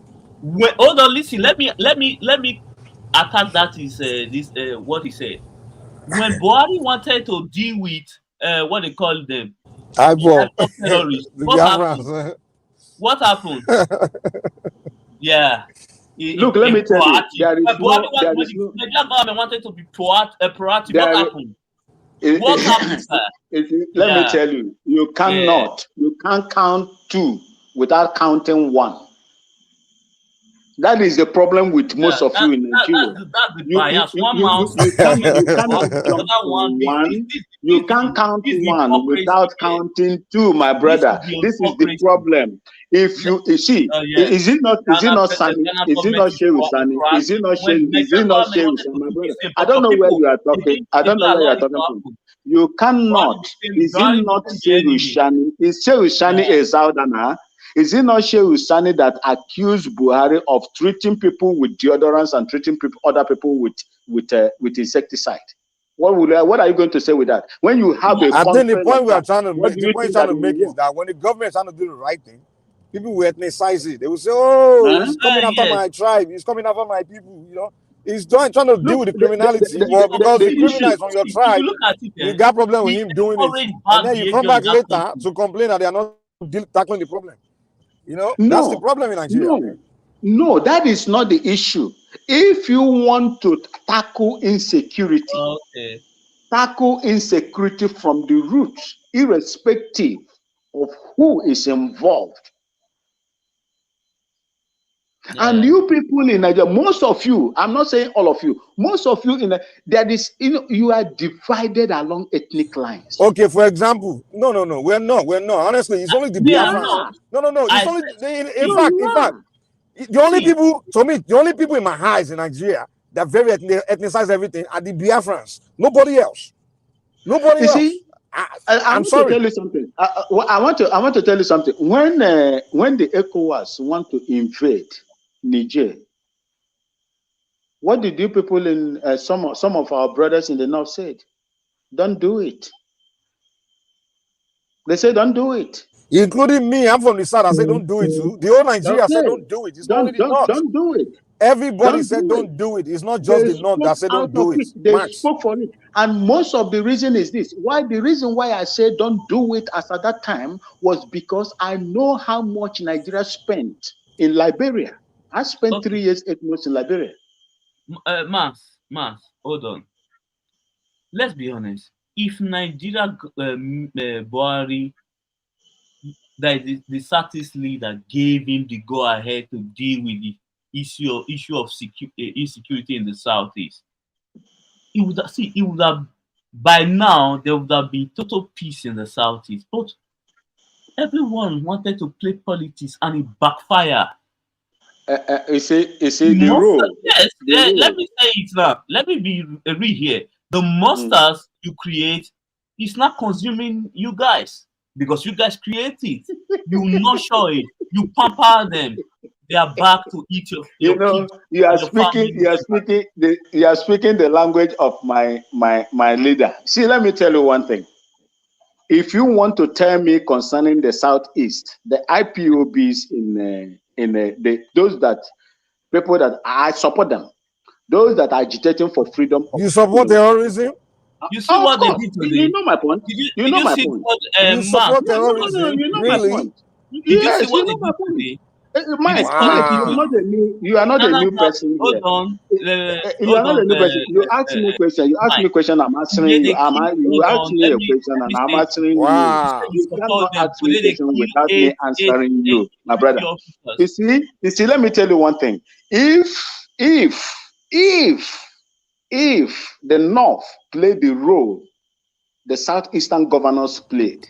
When you said the North, what's the North? What's the North? Hold on. I'm coming because I know where he's coming from. I know where he's coming from. I know whether he's not from there, but he is telling me what I want to explain to him.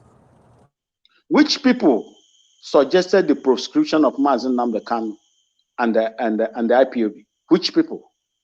Everybody. Wait, everybody now. Except the wait, is it not? You did not start it. You didn't. You were complaining. Everybody agreed. Those guys were. What I'm trying to tell you is this: they were carrying out terrorism, and everybody agreed that they were terrorists. That orchestrated the proscription of Mazen Nnamdi Kanu were the Southeastern governors. And it's not true.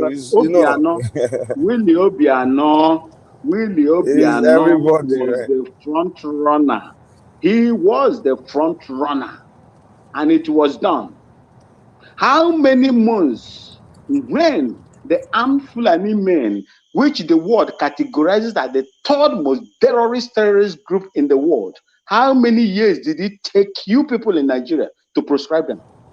Boko Haram were proscribed terrorists from day one, and I'm not talking of that one. I'm telling you, the one the United Nations labeled the third most terrorist organization. What's the name of the organization? Who were they?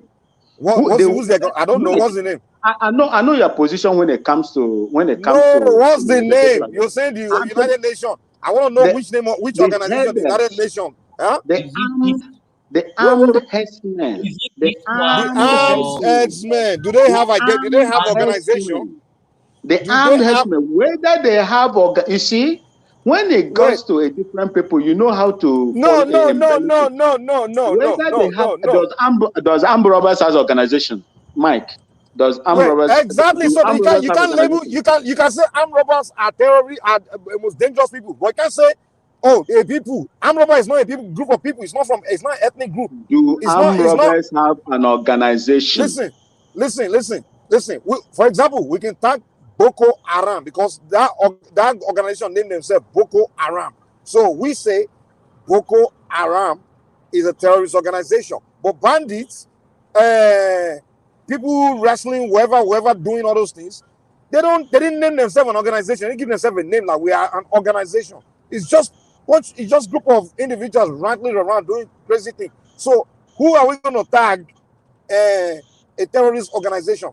Nobody, because it's not an organization. It's just a group of bandits that we don't know who they are. They never came out to identify themselves as Mike, you you are live in no, the what US. you guys were what you guys were saying is, oh, those people doing those things, they are Fulanis. Even when they haven't arrested anybody, you are saying they are Fulanis. So there is no fact that suggests that any bandit or You whoever they're all Fulanis. We don't know. And wait. The last time I checked, the most notorious kidnapper that was arrested in Yoruba land was an Igbo guy. It was Igbo. So he's one of the bandits. So you guys are saying we should call the organization Fulani bandits. Oh, terrorist organization. Why should we have to call it Fulani bandit terrorist organization? Why? Nobody said Fulani. If you remember when I'm talking here, I don't stereotype. I don't know whether you are listening to me or not. That's what you say. You say East people. He refused to proscribe East people. So you are telling us that all the bandits are Buhari's people because Buhari is what? Is Fulani. So basically what you're telling me is that all bandits in Nigeria are Fulanis. That's what you're saying. Mike, I will not go forth and back with you on this issue because I have deliberated this issue with you before, not today. I want to tell you today, the United Nations that said that the herdsmen, armed herdsmen, what did I call you here? What did I say here? Armed herdsmen.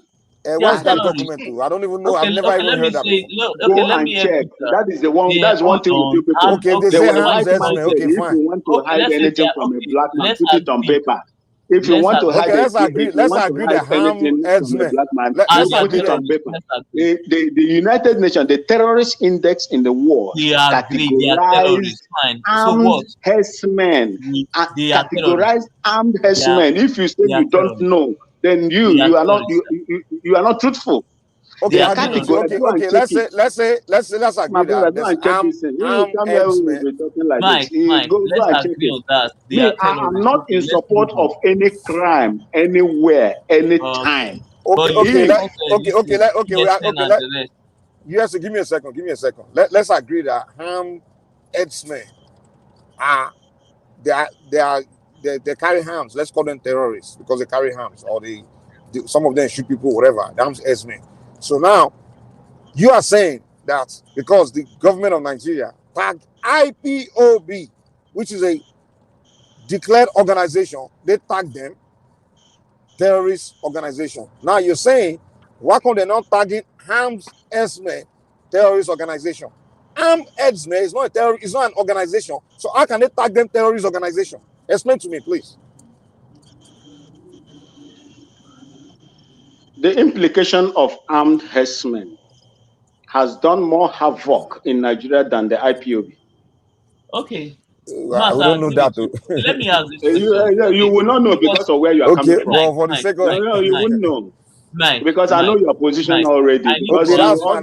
Let's agree. You are biased when it comes to them now. How many arms have they arrested? I understand. Go ahead. Because when you go to terrorist index, you will see the armed herdsmen are the third most terrorist group. The United the terrorist group call them organization group. They call them group. Can I ask you because there's no one person that are doing those things. Can I ask you a question? If you ask him to name two armed herdsmen, he won't be able to name one. No. I want to ask How will I know? Do I know them? Oh, do I know Boko Haram? So you don't know them, so they don't exist. Do I know Boko Haram? Do I know Al Shabaab? No, we know Abubakar Shekau. Do I know we know a face. We know Abubakar Shekau, the leader of Boko Haram, and they declared the organization. And we know Kanu, the leader of IPOB, that declared the organization. But who's the leader of arms herdsmen? Who declared arms herdsmen? Who's the leader? Who's the leader of arms herdsmen? Who's the leader of arms herdsmen? Who's the leader? I want to ask you a question. I want to ask you a question. Mike, sorry. Let me just come in here. Let me come in. I have the list here. The top terrorist group in Africa. I did not even go for the word now. Africa. This is reported by BBC. And the number one is Islamic State. Number two is Al Shabaab. Number 3 is Islamic State Khorasan Province, ISK. The next one is Jamaat Nusrat al-Islam wa Muslimin. The next one is Balochanist Liberation Army. The next one is Islamic State West Africa. Number 7. The next one is Boko Haram, which is number 7. The next one is TTP. That is Tariq Taliban Pakistan. I think they are also in Africa.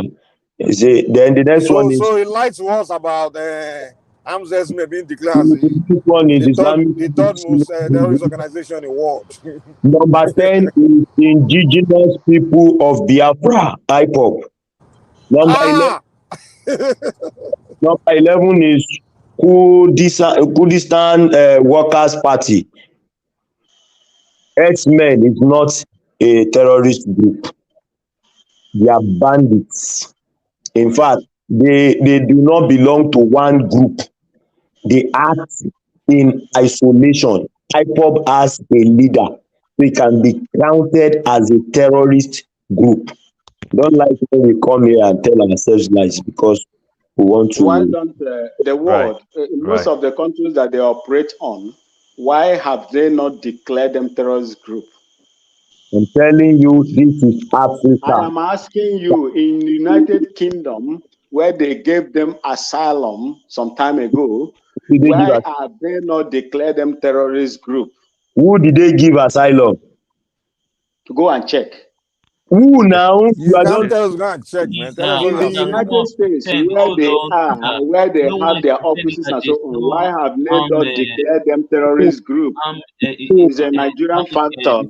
A Nigerian factor, that is what you are preaching here. Why have they not declared them terrorist group in most of the advanced countries? Why have they not? Even what IPOB operates in Nigeria. Terrorist Index, World Global Terrorist Index puts IPOB as number 10. So let's. Yes, I agree. That is what the paper says. I am asking you. Well, you agree now. So what's the argument? Yes, I'm asking you. These countries, these independent countries, why have one at they a time? not I mean, like 3 voices. Terrorist group? So you should not be commenting on Nigeria issue. Let's use your logic.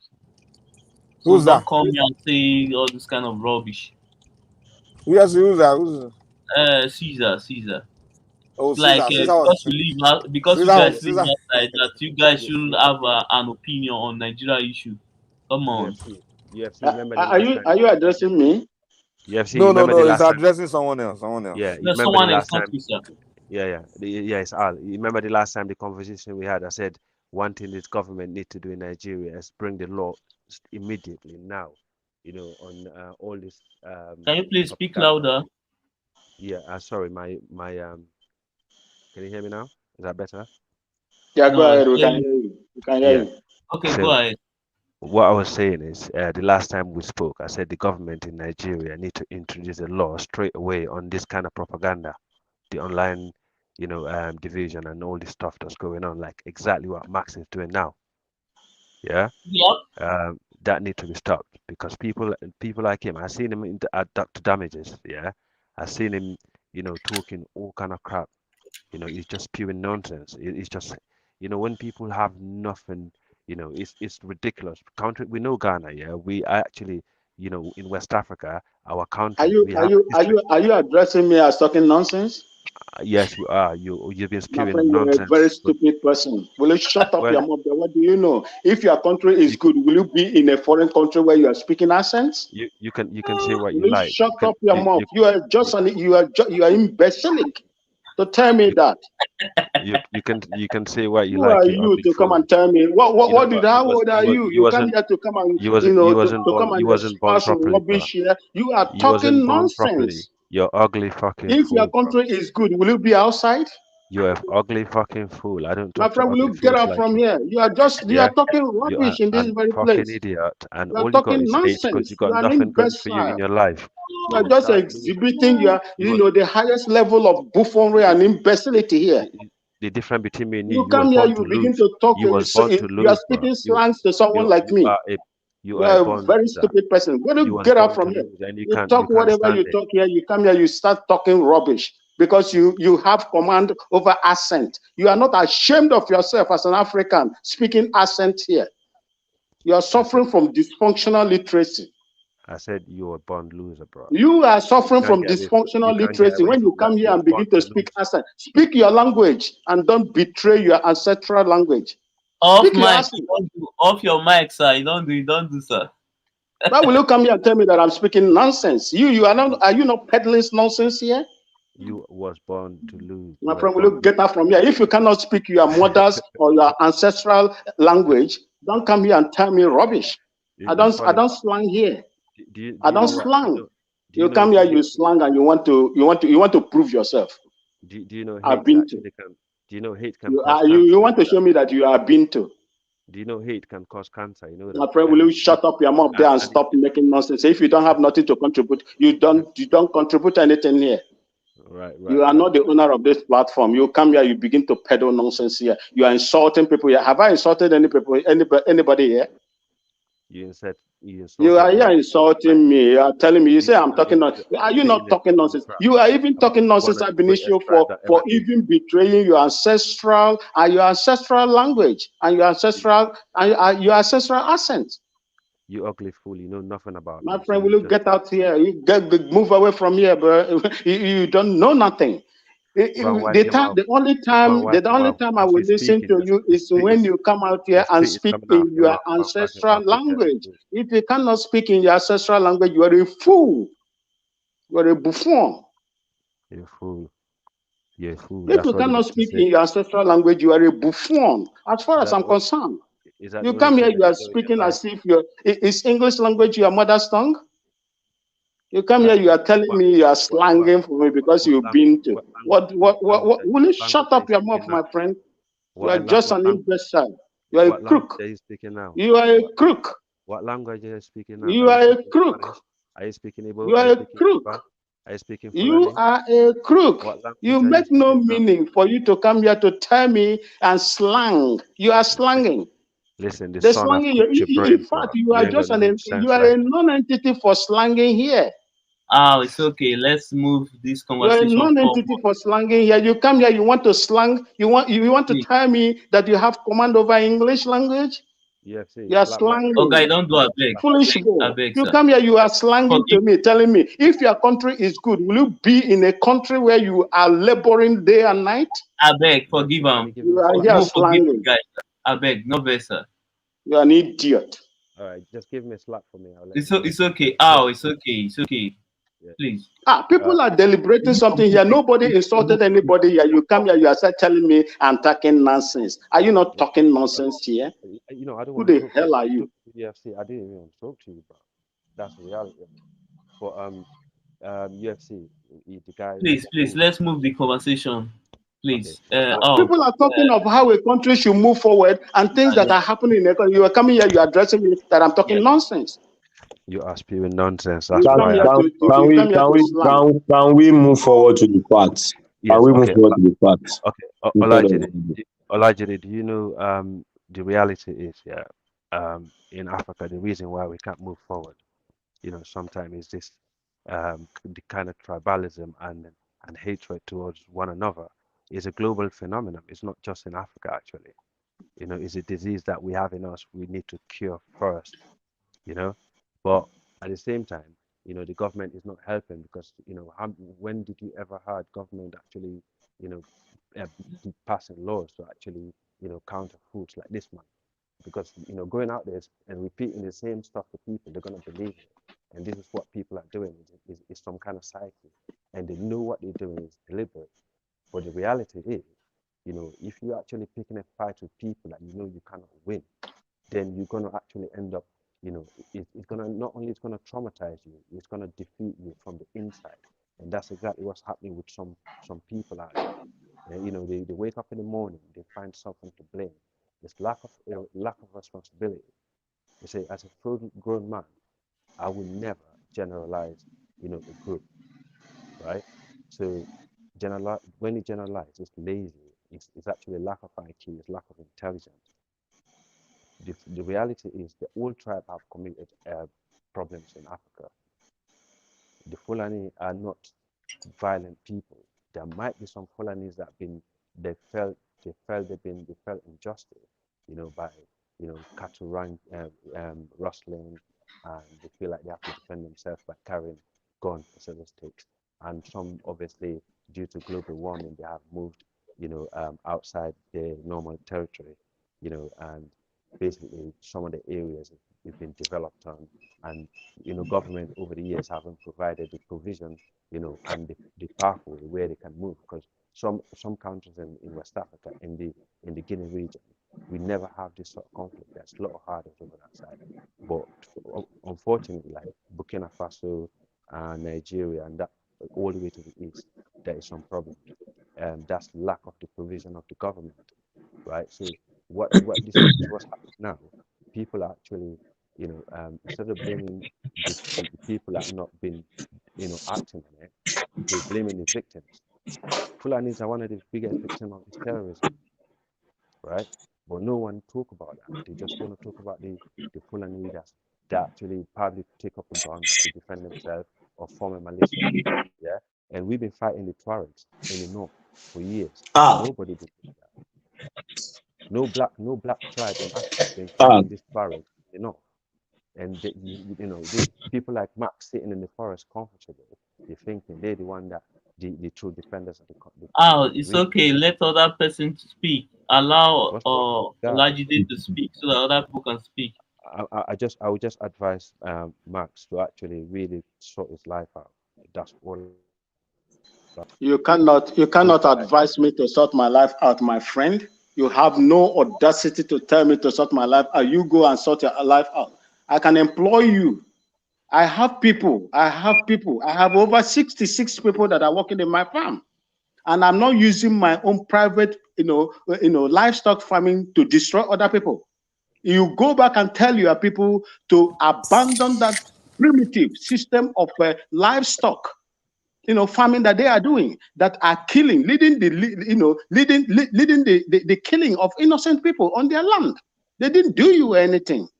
If the global warming is disturbing you, you must fashion a system that is going to put them in place, or a system that will check them, not to use their private businesses to destroy other people's lives and take over their land. Africa is not your land. I am an indigenous person, and you are not indigenous to Nigeria. From where you are coming from, you are not indigenous to Nigeria. You are not indigenous to Ghana. So when you are doing your private business, do it in such a way that it's not going to cost people's lives. When you go to Netherlands today, Netherlands is the highest producer of beef in the world. They are not killing people there. They are not killing people. And when you come here to lecture people of civilization, lecture yourself first. Go and check yourself and talk to your people, so that they will not use their private business to cost life of other people. If you value cows, I have my own in my ranch. Don't come here and lecture me. What kind of stupid lecture are you giving me? You're telling me to go and check myself. If you are worthy enough, you will be in your own country. You will not be in an outside country. A country that is well developed, where systems, policies are made in order to protect the people. Can I say something now? Al, are you there? Al, am I? No, you are audible. Just go ahead and speak. Okay. Well, Al said something, and I wanted to buttress that point. You see, we need to learn to tolerate ourselves. We need to learn to tolerate ourselves. And I feel one of the major problems we have in Africa is we don't tolerate ourselves that much anymore. And I don't know if it's external forces that are actually trying to push the narrative that is driving this intolerance that we have towards ourselves these days. I grew up in the north. I was born in the north. I lived among Fulanis. I lived among the Hausas too. When my younger brother was around 5 years, he got missing. He got missing, and we looked for him everywhere, only to find him in a very remote village close to a forest like that. And the Fulani guys there kept him, gave him fura de nono as at that time, and the boy ate and slept there. And when we got there, the whole family was perplexed. That was where we found that boy. Don't know who he went out with. He was playing with some of his friends, and like that, my mom just came out and we don't find him. But what I'm trying to say is they kept him, they took care of him, and that shows the kind of heart the Fulanis have. But I feel this narrative of Fulani herdsmen, a lot of it has propaganda in it, because then the president of Nigeria was Fulani, and the only way to bring his government down or discredit him is that the Fulanis are the ones destroying the country. I have a farm in Ogun State. I built my house in Ogun State. I can't say once in a week I still see these Fulanis move around with their cattle, and they go around, they feed them, and they don't enter into our farms. So if I'm to say, I would say every Fulani that I know, let me say the Nigerian Fulanis, they are very peaceful. I don't know, maybe there are some sects coming from the external parts of Nigeria that are now causing problems. I cannot say, you understand. But what I'm trying to say is this: we need to tolerate ourselves the more. We need to find ways to Hey, resolve. Olajide, what do you think about Evans the kidnapper? Yes. When Evans was telling us when they were interviewing him and they were telling us the story, the number of people that man has kidnapped, it's alarming. And you will see And he did all that kidnapping. Most of it did in Southwest, in Yoruba land. exactly. But we didn't go around saying Igbos are kidnappers. So we didn't say that. We just saw it as individual. We didn't see his ethnic group, This is exactly the narrative that I'm talking about. We need to be tolerant of ourselves in this country. We need to be very tolerant. Every tribe has a bad egg, or we have some numbers of people that are not just good or fit to live in the Hold society. on. Did you guys remember the guy that bombed the UN office in Abuja? UN Secretariat in Abuja. Yes. Yeah, that was living in South Africa. Yes. So this idea that it's just one people that are doing all the causing all the problem in the country is false. It's the whole Nigerians. Nigerians are the one causing problem for Nigeria. Even the guy Abdallah that wore a pant to bomb an airline en route to United States. Yeah, we should also remember those ones as well. Yeah, you are right, 100%. And as we speak, he's rotting away in jail. Abdul Talab is not Fulani, by the way. I did not say nobody called Fulani here, Mike. No, I'm just saying, I didn't say you said it. I'm just saying, like, this idea that Fulani that doing all the bad things. His father was the chairman of First Bank. Yeah. That guy came from a wealthy home.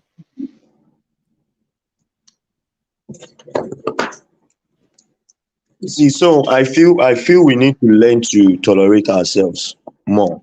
We need to learn to tolerate ourselves, and these are one of the reasons why we're moving forward as a nation. Because, like I said to somebody, I told somebody, I said, now it is a Yoruba presidency. Now, what you're hearing now is nepotism. tiredness, this and that. Fine. And that is where we start. Is a drug baron, another story. And when will this cycle of nonsensical nonsense stop? When? When are we going to come together and say, okay, let's put our nation forward? Now, if you are to, if there is going to be, if there's an external force that wants to divide Nigeria and wants to break Nigeria into pieces today, they know the particular set of people to reach out to, and that the whole country will be in flames. It's just simple. They can just call these IPOP guys and pay them and tell them to start bombing things. They will start bombing it. During the time of Boko Haram, they just need to call the Boko Haram and say, okay, you take $2 million, bomb the whole nation down. They will bomb it. And these are part of us. These are people like us. These are people like us. They are Nigerians. Even if you don't want to claim Nigeria, you're first Nigerian before you claim wherever you want to claim. Because as it is now, you're still claiming Nigeria. So the truth of the matter is, we just need to forget about all these name calling, name blaming, and all those things, and move forward. But the truth of the matter is, I don't know. Some of us just don't want to hear the truth. And that is the painful part of the whole story. You don't always want to hear the truth. You don't want to hear the truth. That's just it. We cannot move forward if we don't see it as a general problem. Clifford Orji was not Hausa, was not Fulani, was not Yoruba, but he was eating people. So now, should I just come in and go on the internet and say, oh, everybody from Clifford Orji's village are human eaters, are cannibals? That's wrong. It's wrong. And that's the narrative we're having here. That's what we're saying. It's wrong. We need to talk to ourselves. Who's that guy you mentioned? Clifford Orji. Where's he from? Obviously, the name tells where he's from, but it's not about. Is he the guy from Imo State? His story is sometimes. Caesar's from Imo State now. Caesar's from Imo State. Maybe Caesar can tell us more about that. No. You know, there's another story of those. Okay, Mike, as a minority here, let me say this. UFC, sorry. The three major Nigeria tribes are the Nigeria problem. Because of their infighting, they don't want to allow the rest of us to have peace in this country. Hold on, explain it though. Explain how the Hausas have been very peaceful. So I don't know how you mean by that. No, I guess because it is. I don't understand this continuity. But explain how the three major tribes are the problem. Just tell me. No, I don't want to, because if I don't know, because I disagree with that. You know, some people will say the three major tribes are ruling, and that's not true. This is Igbos. We can't criticize any other group. So tell us how all three are the major group enemy. Tell us. I'm curious, because I know you can only talk about Igbo. Let's hear the other one. Because you guys always fighting yourself. Well, how are they fighting themselves? Explain it. Explain it. You know that. You know what, Mike. But the Fulanis are not major tribes. The Igbos are fighting Fulanis. Fulanis are not major tribes. No, Fulanis are minorities. Yes. Let me take some. Let's hear the Igbo hates. I know you guys can only talk about Igbo. Sister, hold on now. One at a time. Hold on. See, the Igbos, most of them don't know the difference. They just generalize the North as a whole. So no. Well, you said three major tribes. The same way, my brother. The same way. You are from Edo State. You are from the same way you generalize. The same way you generalize the people in the South, especially South and Southeast, as a Nyaminis. The same thing. Do you know the meaning of hold on, South is different. When you live in the North, when you live in the North, do you know what they call you from South? Part of the South, so. When you live in the North, I don't know whether you lived in the North. When you lived in the North, do you know what they call you? What name do they call you? Not everybody that call people names now. Maybe a few ignorant people. Brother, you see, you people, you see, Now you saying everybody in the North call people names? I don't know the reason. When when I was making my submission here before AL came in, I did not stereotype. What? I did not stereotype. I called Fulani herdsmen. Not all Fulanis are herdsmen. Why didn't you just say herdsmen? Why does it have to be Fulani? Okay, when I talk about Evans the kidnapper, did I say Igbo kidnapper? The same way you called, Evans Igbo. I didn't say Igbo kidnappers. I didn't say Igbo. I say Evans. I say he's an Igbo man, but I didn't say no. When I want to describe the kidnapper, I didn't say Igbo kidnapper. You say Fulani herdsmen. You said, where is he from? Where is he from? I didn't tag. Wait. I didn't tag kidnapping as Igbo kidnappers. What answer? No, you are tagging herdsmen, Fulani herdsmen. But hold on, guys. Hold on. He is not the one that generated the name Fulani herdsmen, right? He didn't generate that name. Even mainstream media, that's what they refer them to. That's the Fulani herdsmen, right? Fulani herdsmen. That is what you are looking at. That's the name. You are daily say. So he didn't generate that name, Fulani herdsmen. That's what they refer to those groups. So they are herdsmen. No, that's what ignorant people talk. They just talk, and it started with the It is. It's not. If you want to say somebody that they say ignorant, it is your news media. It is your news media and your television stations. Yeah, controlled by the Southern House. Controlled by the Southern House. Which northern news media is saying Fulani herdsmen? I did not say it. It is your media. Well, you are saying it. Which media? The propagandist media now. It started with the iPod media. So let's tackle that. So do you tell me that it's not Fulani armed herdsmen? Tell me that they are herdsmen. Then I will follow you. Don't come here and tell me, oh, no, me and you are having a conversation here. And you know, if herdsmen come in, that is what because if you look at your electronic media and your dailies in Nigeria, they did not call. If a herdsman commit crime, say a herdsman commit crime. They did not call Evans Igbo kidnapper. Exactly. So that's how you should talk. If a herdsman commit a crime, say a herdsman commit crime. You don't have to say Fulani. You don't have to put Fulani in between. If you are news media, call them armed Fulani herdsmen. If you say it is not the Southern news media, they are very biased, very tribalistic towards groups. They are the one doing it. Okay. And it's very evil, very wicked. Let's correct it here. Don't come here and begin to attack me. No, you say it in stereotype. Now, I'm just pointing out your stereotype. What I'm telling you is what your electronic news media said. What I'm telling you is what your daily said in Nigeria. That is the name they call them. The media are controlled by the channels of the people from the opposition ethnic groups. Is it the Igbos that control the media in Nigeria? International. I don't know why he's obsessed with Igbos. It's kind of weird. Oh God. This guy's an idiot. Mike, you are so obsessed about it. It's weird. No. I'm tackling propaganda. So if the person sitting in front of me that's doing the propaganda, right? He's from Zulu. I will deal with him as a Zulu person.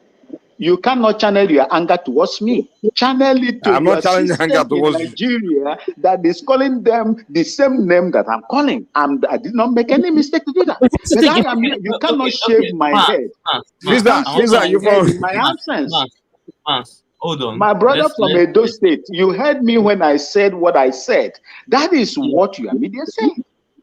And that is what the international media said. If you want to correct it from there so that we will chart a new path.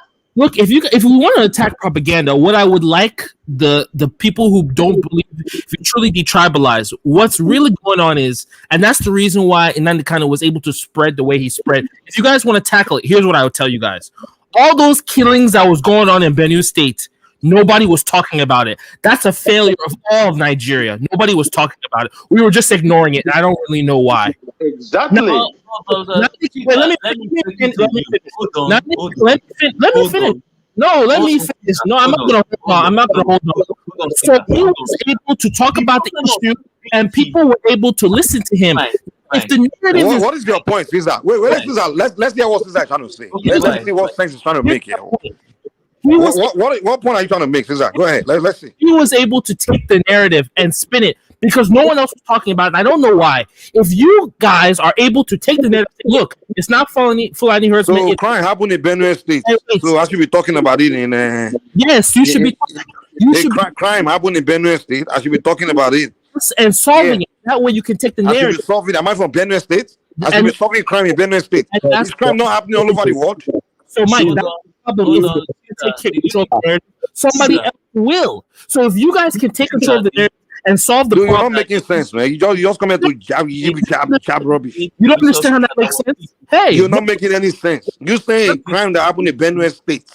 That's what we're talking about it. It's not the kind crime not already happening with my own state where I'm from. It's not the kind of from who are the Sunam? Who are the Sunam? Can you define is a terrorist, man? Don't even bring him up, man. You don't get it. You're supposed to. We're all Nigerian. Can you define Sunam in Benue State? Nnamdi Kanu was doing propaganda. That's what we are saying. But if you guys doing, Mike, and I ask you, who are the Sunam in Benue State that attempted more than 2 times to assassinate Autumn? Who are the Sunam?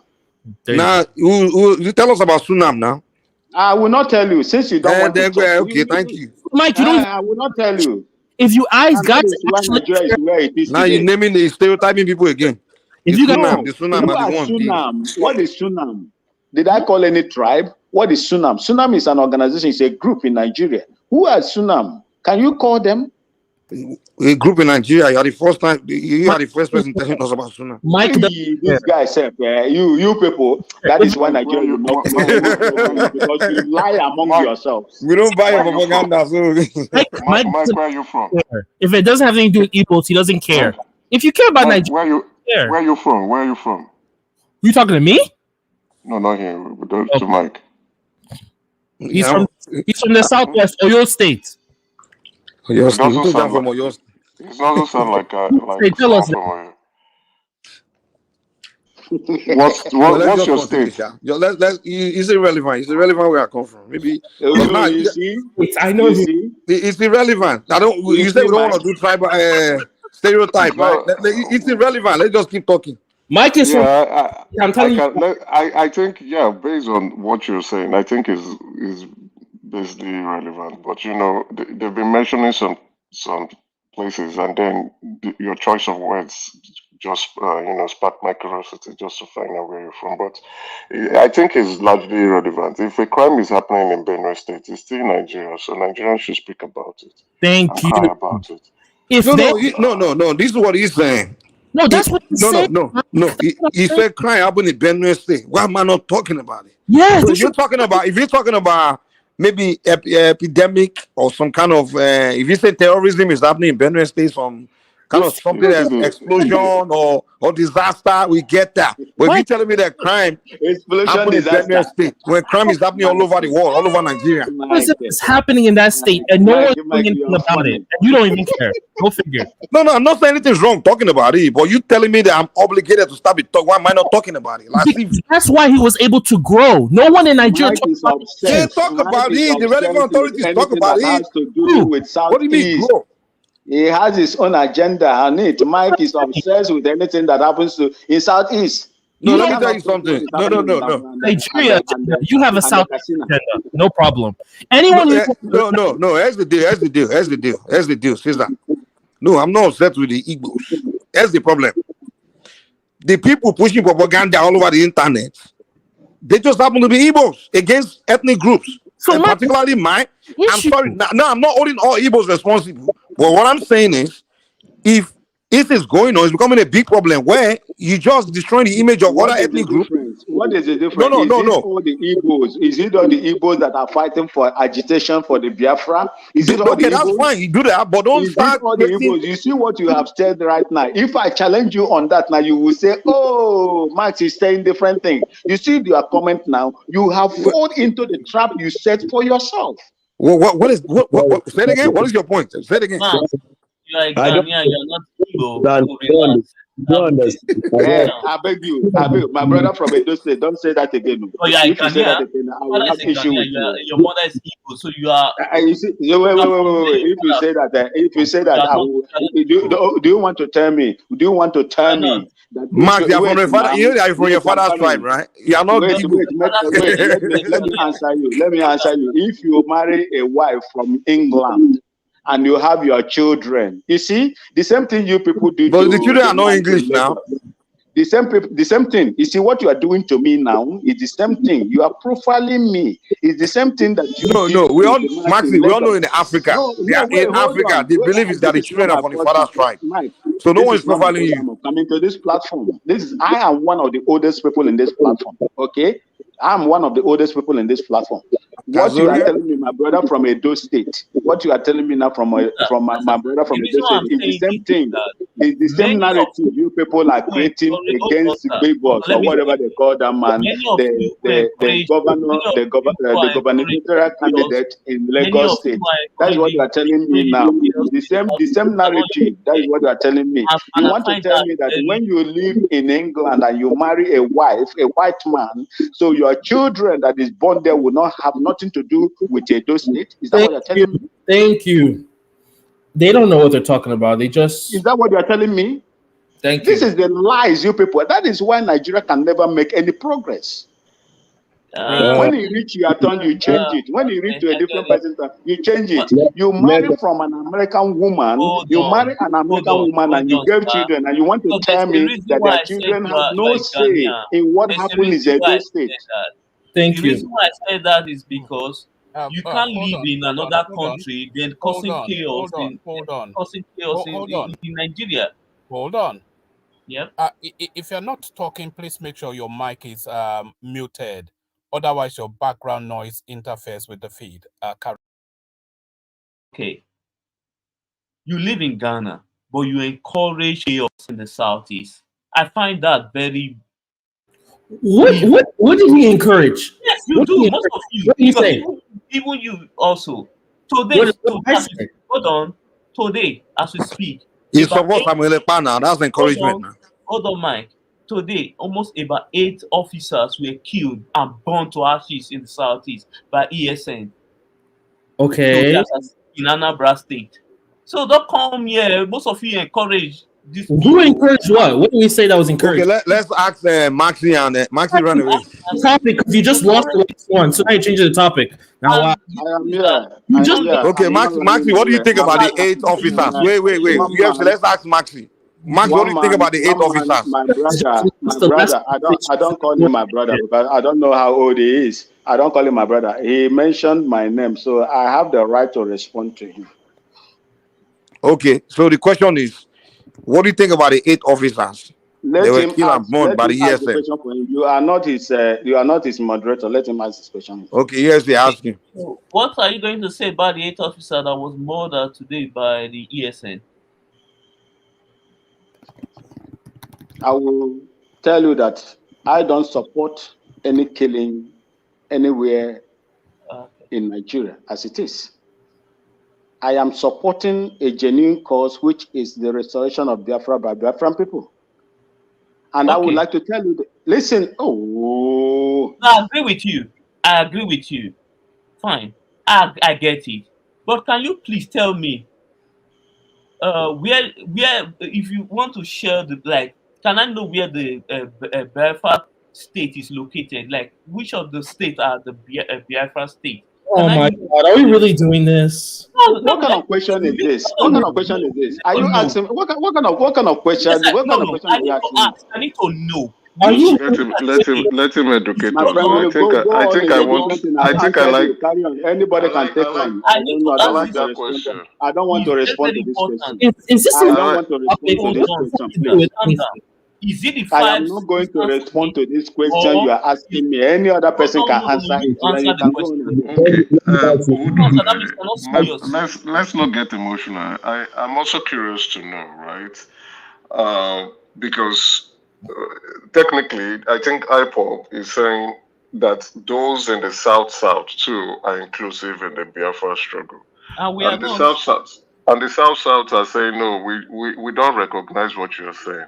So I'm also curious in that fact that is it just basically the 5 states in the Southeast or the states in the South as well as the states in the Southeast?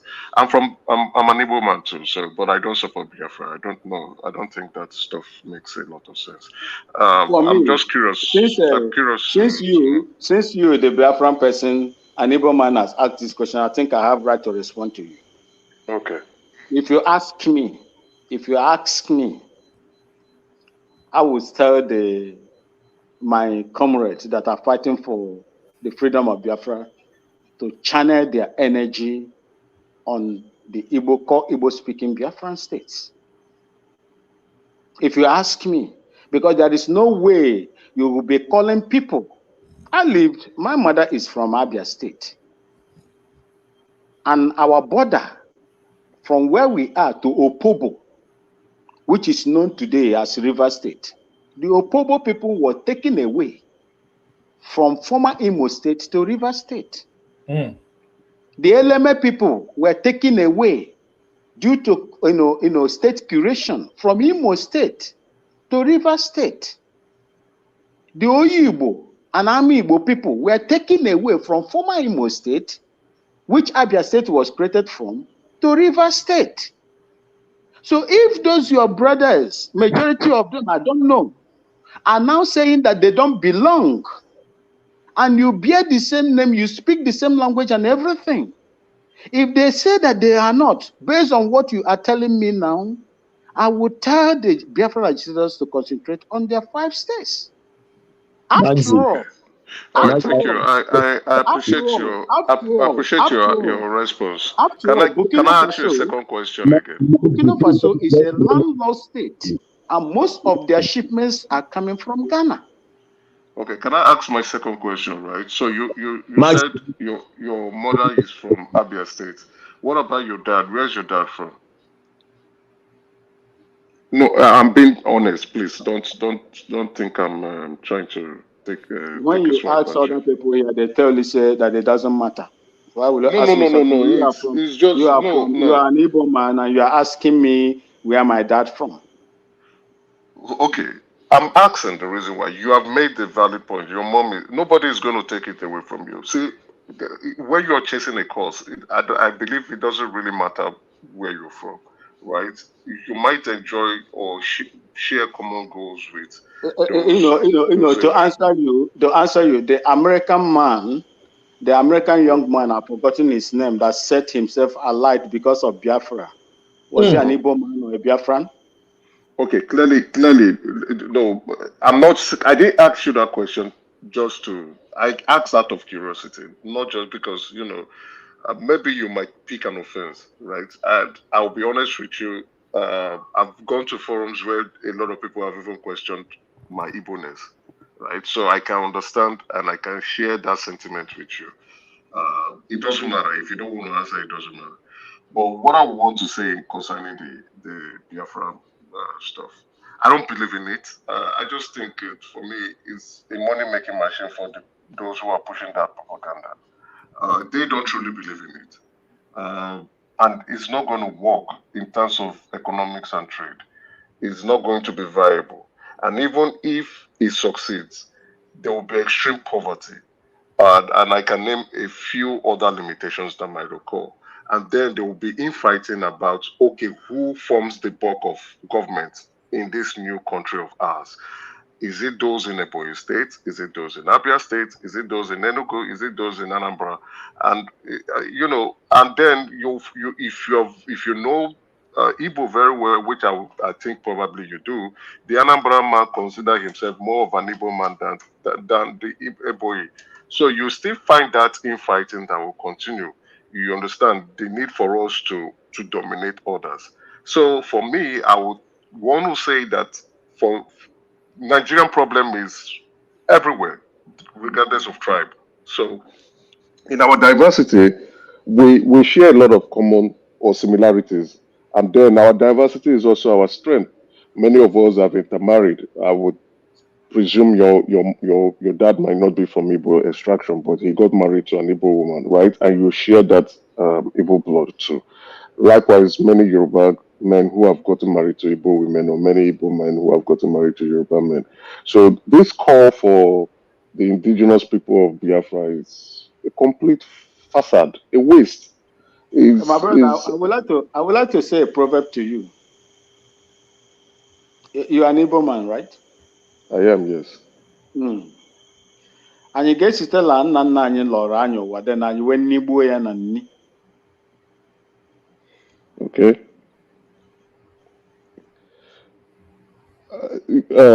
Sorry, can I ask my with question?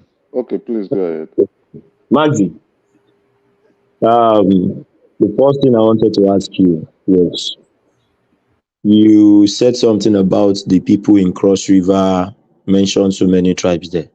How many tribes, how many ethnic divisions are there in those states?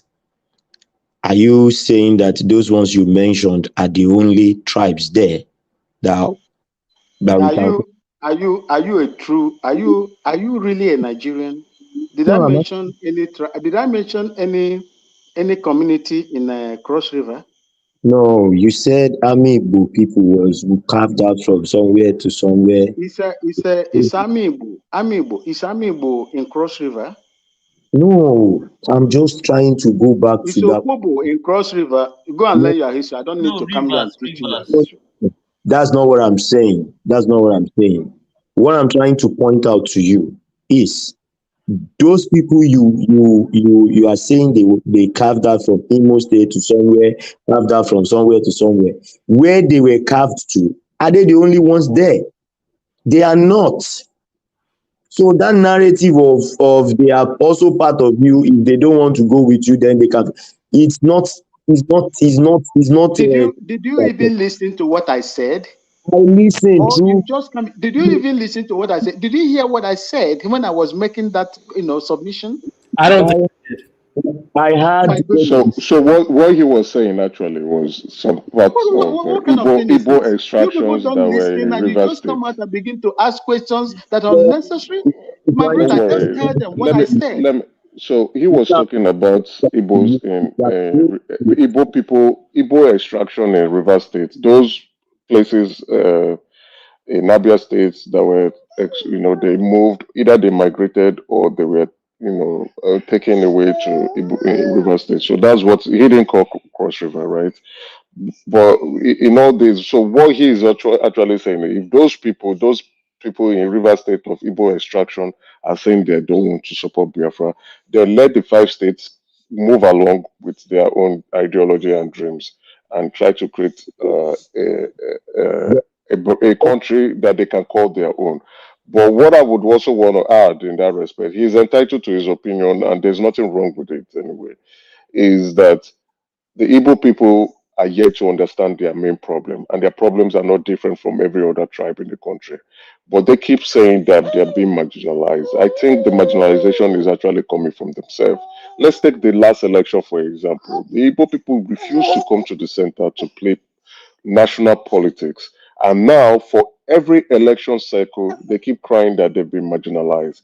Now, what this election has done is that a president can emerge without looking at the southeast, as well as without looking at the southeast, and as well as ignoring the Christian vote. So that is what this election just did. If you understand politics properly, it is a dangerous situation, which means someone can come out from the south or from the north and completely ignore a particular region entirely and still emerge to be president. So the southeast must take this as a warning shot and begin to remove this unzobu politics that they are playing, this emotional politics, and come to the middle and try to work with others, work with other geopolitical zone to see how they can bring their own contribution to national politics, and then maybe one day we might have an Igbo president. But the So I'm about politics, to ask it you a will be, question. yes. Okay. The first election in Nigeria, when the southwest, the western region and the eastern region played a very vital role, what happened to it? Well, it was nullified. The western region had over 2 point something million in votes. Mhm. The eastern region had over 2 point something million in votes.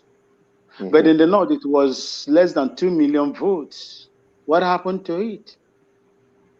But that was back then, man. We are talking. I don't know why you guys always got to refer back to Allow him to 1958, answer my question. Allow him 1950. to Okay, answer the question I asked him, please. If I'll you be don't know very, your I'll history, be, then you don't know where you are coming from. I'll be very You'll be honest. beaten all the time. If you don't know that, That was the regional no system. wonder Now they it's remove the history in system is Nigeria. changed. Allow him to answer the question. I didn't ask you. Please. See, okay, the election was nullified, right? If my history lessons are quite correct, but that's not the main concern. I think what we missed out, especially for we the Igbos, we have truly not learned from the Civil War, and I also hold past leaders responsible, especially what's his name, the military president at that time, who refused to teach the history down to everyone in Nigeria. We have not learned from that civil war, and we are still going about making the same mistake. If you don't learn from the past, you will repeat the same thing, and that's what we are doing now. If you go around the southeast, you'll find that economically we are not doing so well. Like the images or the wall, the scars of the wall is still written on the land.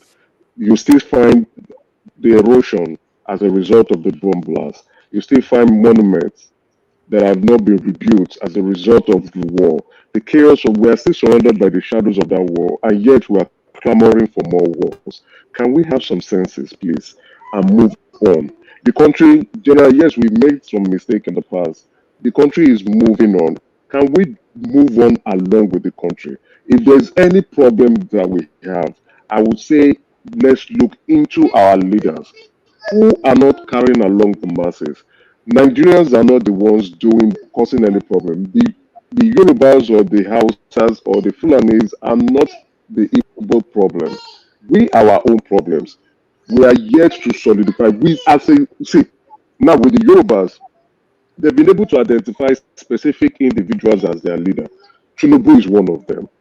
And if Tinubu is no more there are other dignitaries or other statements that they can identify and rally around and say, okay, this is our leader.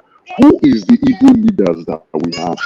An Igbo man do not want to succumb to any form of leadership. Now, maybe we can say Nnamdi Kanu, but nobody, truly, let's be very realistic. Nobody, really, except those who are shocked up to his propaganda, nobody believe in Nnamdi Kanu. Because he's saying rhetorics that do not make a lot of sense. He's saying dangerous statements that could get all of us into trouble. So we need the one person who would have done it, who is a P2B, came up and played the same rhetorics too. He came and played the divisive politics. A politics of ethnic religious faction. And what did he get? What did he get him? Nothing. He didn't win the election. After he went to the media to claim he won the election, now after coming out, he could not prove that he won the election. So what P2B has actually done, he has even created a more problem. He created more problems for the Igbo than even more solutions. Because now other tribes will be looking and say, these Igbo people, can we really trust them with power? He has set us backwards for over 30 years. When he had the opportunity, yes, it's not like the rest of Nigerians are not aware that the Igbos do not deserve to become president. They are clearly aware. Yes, this last election, who are we going to put? I think we should blame Atiku mainly. That why would Atiku run when there is a gentleman agreement that it should be the turn of the South, and within the South, let the Southeast or the South or the Southwest fight for it. But again, what has happened is in the chaos going on around that big political party, someone who was smart enough in the APC decided to run and say, okay, I think these people who have not gotten their house in order. When I run, I probably don't need them. I'm still going to win. Let the Southeast understand something. In politics is not emotion. Politics is about strategy and having a very clear view of what you want to do. We need other regions in Nigeria to be able to become president. Else, we're just dreaming. Thank you very much. Jay, to tell you this, I don't see an Igbo president in Nigeria till the time we will all leave this earth. I don't see it. I lived in the north, and I know most at times the heartbeat of some of my friends in the north, and I communicate with them both in Hausa and in Fulfode. I communicate with them. What they would tell you, if I review what they would tell you when I was there for 18 years in the military, it will surprise you. No Igbo man will become the. You cannot betray your own person, sell your own brothers for political posts, and you want those people to I'll dispute this. You know why I would dispute? No, I'll dispute this. No. Let me dispute it. Let me dispute it. Let me dispute. Please, sir, don't be angry. Please, sorry. Let me dispute this. See, in politics, right? Once there's a consensus, all like Tinubu now, let me take Tinubu for himself. Now they didn't want him to become president to get the presidential candidacy in APC.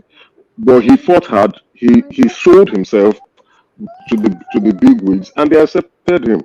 Now, a person, if the Southeast were properly organized, I think I was watching I've forgotten his name. I try to remember. He's from Anambra. Who was saying, "Oh, we were looking up to P2B," but P2B as at them was asking around which of them was sizing the party chieftains in the southeast who wants to run in the southeast because it was looking more like him. So he wanted to know who would be his main opponent in the southeast if PDP zoned that party. So what has actually happened was the southeast was not even ready to push. They should have been ready enough to fight Atiku for his dollar, for dollar by dollar, pound for pound, flesh for flesh, and dollar by dollar, and see how to get the delegates. Already, we knew Wike wanted to run, so it would have been a very powerful individual in the southeast, which the Igbos do not have.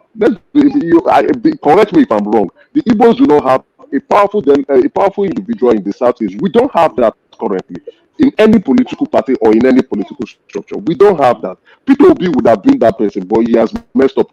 So if that individual was willing to run, then the point would be like, Atiku, you cannot run. This is the turn of the southeast. Atiku, you cannot run. So, but what Atiku did, he came and he bragged his way and he took over the party structure and he fought Wike to it. That is why Wike is really angry. Forget all the nonsense that Wike is doing. Wike is really angry because there was a gentleman agreement. All the governors in the south signed a memorandum to agree that nobody from the north should run and there will not be any vice president candidate. We do not have a strong southeast dignitary that will be able to go toe to toe with any party chieftain in any region in the country. If we have that, we all rally around that individual and he will present his cause, and then we can make the noise that, oh, we do not. This is the turn of the southeast. This is the turn of the southeast. Once that has been agreed within a party, what will happen is the party structure will move along to support this individual, and then we can now take it to the center and see how we can sell our case and our cause. But as of now, even with P2B, right? That's why I think in a different forum, I said P2B would be the biggest winner from this election. Now, I didn't know P2B was going to get 6 million votes. I thought he was going to get 3 million votes. Even with P2B, he got 6 million votes, which shows that Nigeria is ripe for an Igbo president. It's just that we have not been able to get our house clean and prepare ourselves properly to come out and tell the rest of the Nigerian people that we are ready to lead this country to the next frontier. But until then, when you say Nigeria, no Igbo man will be president, it's because Peter Obi has dealt the heavy blow to us. That's the call he was making to the GO. Oh, father, Christian vote. This is a religious war. That is a huge demerit to win the Igbos. He shouldn't be doing that. Going around to selected places where the Igbos stay and start campaigning. That is a huge blow. He should have not been doing that. But despite the fact, he still got 6 million votes. Can I say? Yeah, you can I say this? Can I say this before? I am still in my farm, and I have to, drive from my farm to my house that is about 120 kilometers, and it's just 12:58 now. That is how safe we are here. I'm not telling you there are no crimes committed here. You see, like I told you before, you cannot betray your own and want those that are looking at you to trust you. The problem of Igbo people is trust issue. It's trust issue. If you live with the people, my brothers from the other side, who I interacted with, both little, small, and the big ones, you will know what I'm telling you. It is going to be an uphill task for an Igbo man to be the president of Nigeria, irrespective of how you plan about it. If you continue to do propaganda now, you continue to be a reason why people will trust you. Trying to say. You see, there If you is guys no can handle this, it didn't start today. So what I'm trying to tell you now is this. It is not today this thing started. And it will not stop in our own time. With people like Justin Maker, I have hope for the Igbos. At least he's fair, balanced. My brother, can you just hold on? Let me speak before you come in. You will have your own time to speak. Can you just hold on?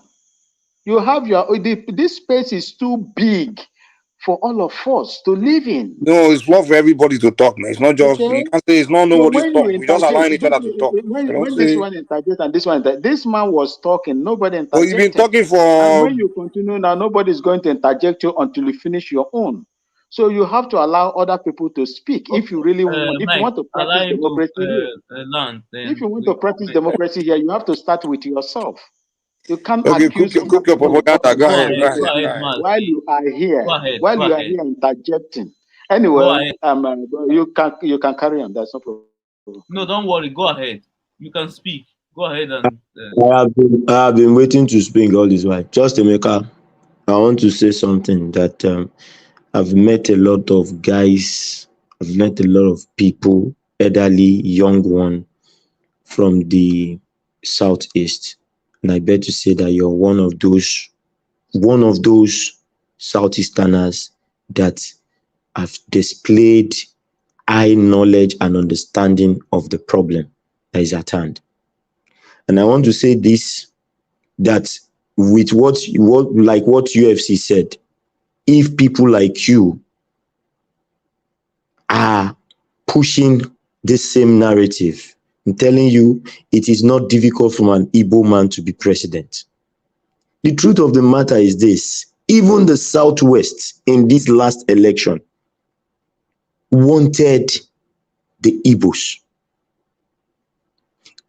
A lot of people, even in Lagos, a lot of people did not really, yes, Tinubu is from the Southwest, but they did not really come out to vote for him. They didn't. But you know what spinned the whole story? It was all this propaganda and everything. If the election had gone without propaganda, if the election had gone without any yes daddy, church things and all those things, I'm telling you, the result might have been different. It might have been even closer. And you know what's funny? You know what's funny? Like in the very beginning of campaign, like my family was divided. By the way, make I'm Yoruba in my house. Like my brother, he was like Obi, like kind of like, you know, say he's the ton of the Eagles, kind of like things like that, Obi. By the time he got to the election time, the guy already changed his mind, man. Because the way the obedience were, the way they've insulted him, like those obedience, they literally chased voters away from Obi. I'm serious, man. I mean, the first person that chasing voters away for the Igbo presidency started with IPOP. They were already burning bridges. They were already burning bridges with the North. Like that old Namdekano era. He already provoked it, like so many Northerners who just like like just like you make us say, the problem is with their people. They are the ones costing them. Hello, Mike. Hello? Yeah. Go ahead. Okay, yeah. If I may just say this, the brother that spoke earlier, I think Emeka also, he has a good understanding of the situation, as the previous speaker said. But there are some things that um, we are not saying to each other. The average Igbo man believes in this. I can do it on my own, and I'm going to show you, trying to prove to that. And that behavior does not go down well with the Yorubas and the Hausas. Those are the first of all, immediately they see that behavior, it is termed as pride. The content of what you are even selling, they don't want to hear. And it's a bit funny to me that in individual businesses of Igbo people, they don't display that. But when it comes to collective politics, it happens every now and then.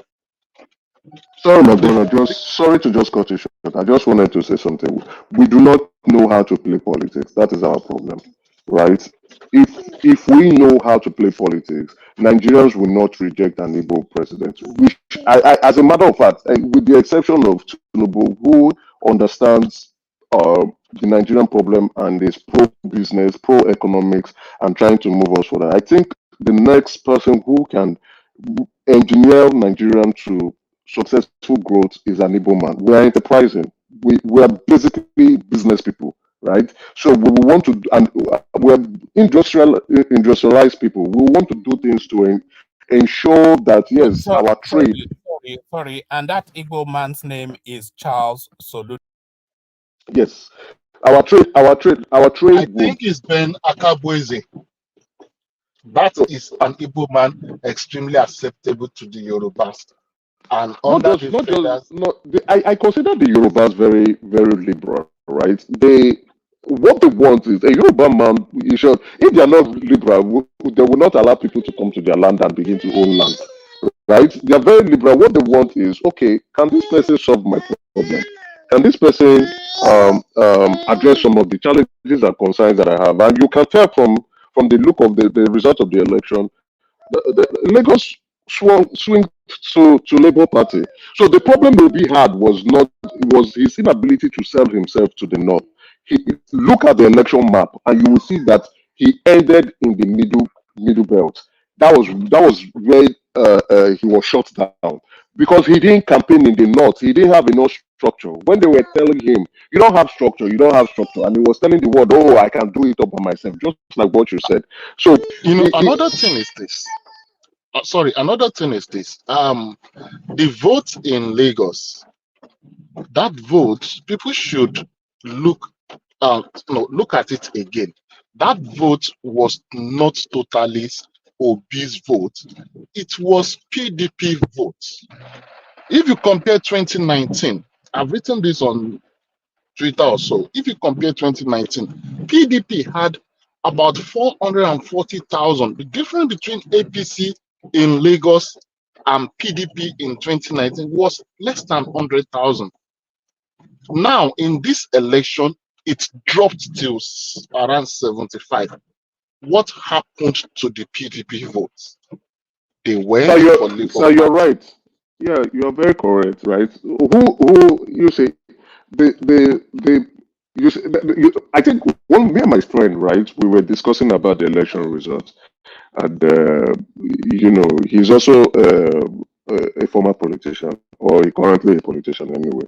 And he said it appears probably Tinubu went to a juju house to go and pray so that there will be infighting in PDP, because one, APC government, everybody was really upset with them, and because Buhari made a mess, right, for 8 years, and they were suffering in the land. And then all of a sudden, when it looked like the PDP had more chances to win the election, then there were factions. 3 people pulled out of the PDP and refused to reconcile.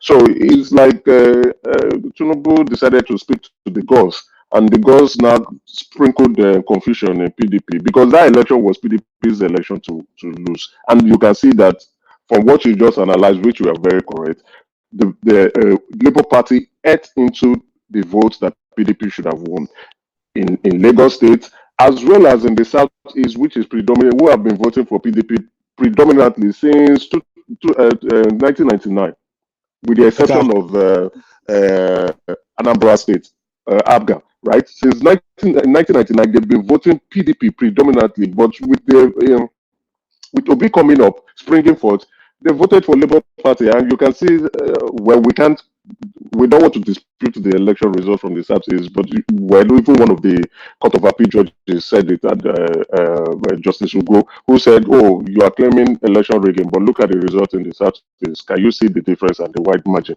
And that happened in the Southeast. So if PDP had gotten their house properly intact, and maybe per se they supported the rally round behind a South Ghana who probably might be P2B or maybe Wike, it should have been a very strong one for Tinubu to surmount.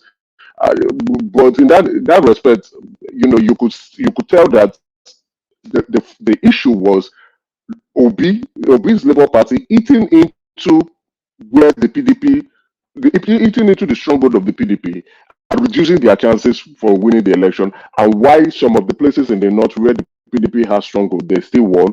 For some places in the south where the PDP previously had stronghold, the LP was eating into their votes. That was what just happened, and APC was just swinging. They were fighting between themselves, and APC was just going steadily and moving across the land and taking over the votes that they need to pick. So, is Nigeria ready for an Igbo president? I think so, but with what happened with this election, right, and the propaganda that was used with this election, I think it's going to be very difficult for, especially the Northerners, to begin to trust an Igbo president, because one, yeah. Well, I want to quickly interject you on something. You said something earlier, and I feel you are right. You see, the Igbos are not playing a conscious game to get to that position. Do you understand what I'm saying? Look at what Wike is doing. Wike playing a conscious game to position himself properly. Exactly, for the future, yes. That's what Wike is doing. Look at what Akpabio is doing, positioning himself consciously for future. You understand? Yes, now, you are very correct. The only Igbo person, let me say, there are also two Igbo people that have the opportunity of positioning themselves. One is Charles Soludo. Yes. The other one, Dave Umahi, as it is.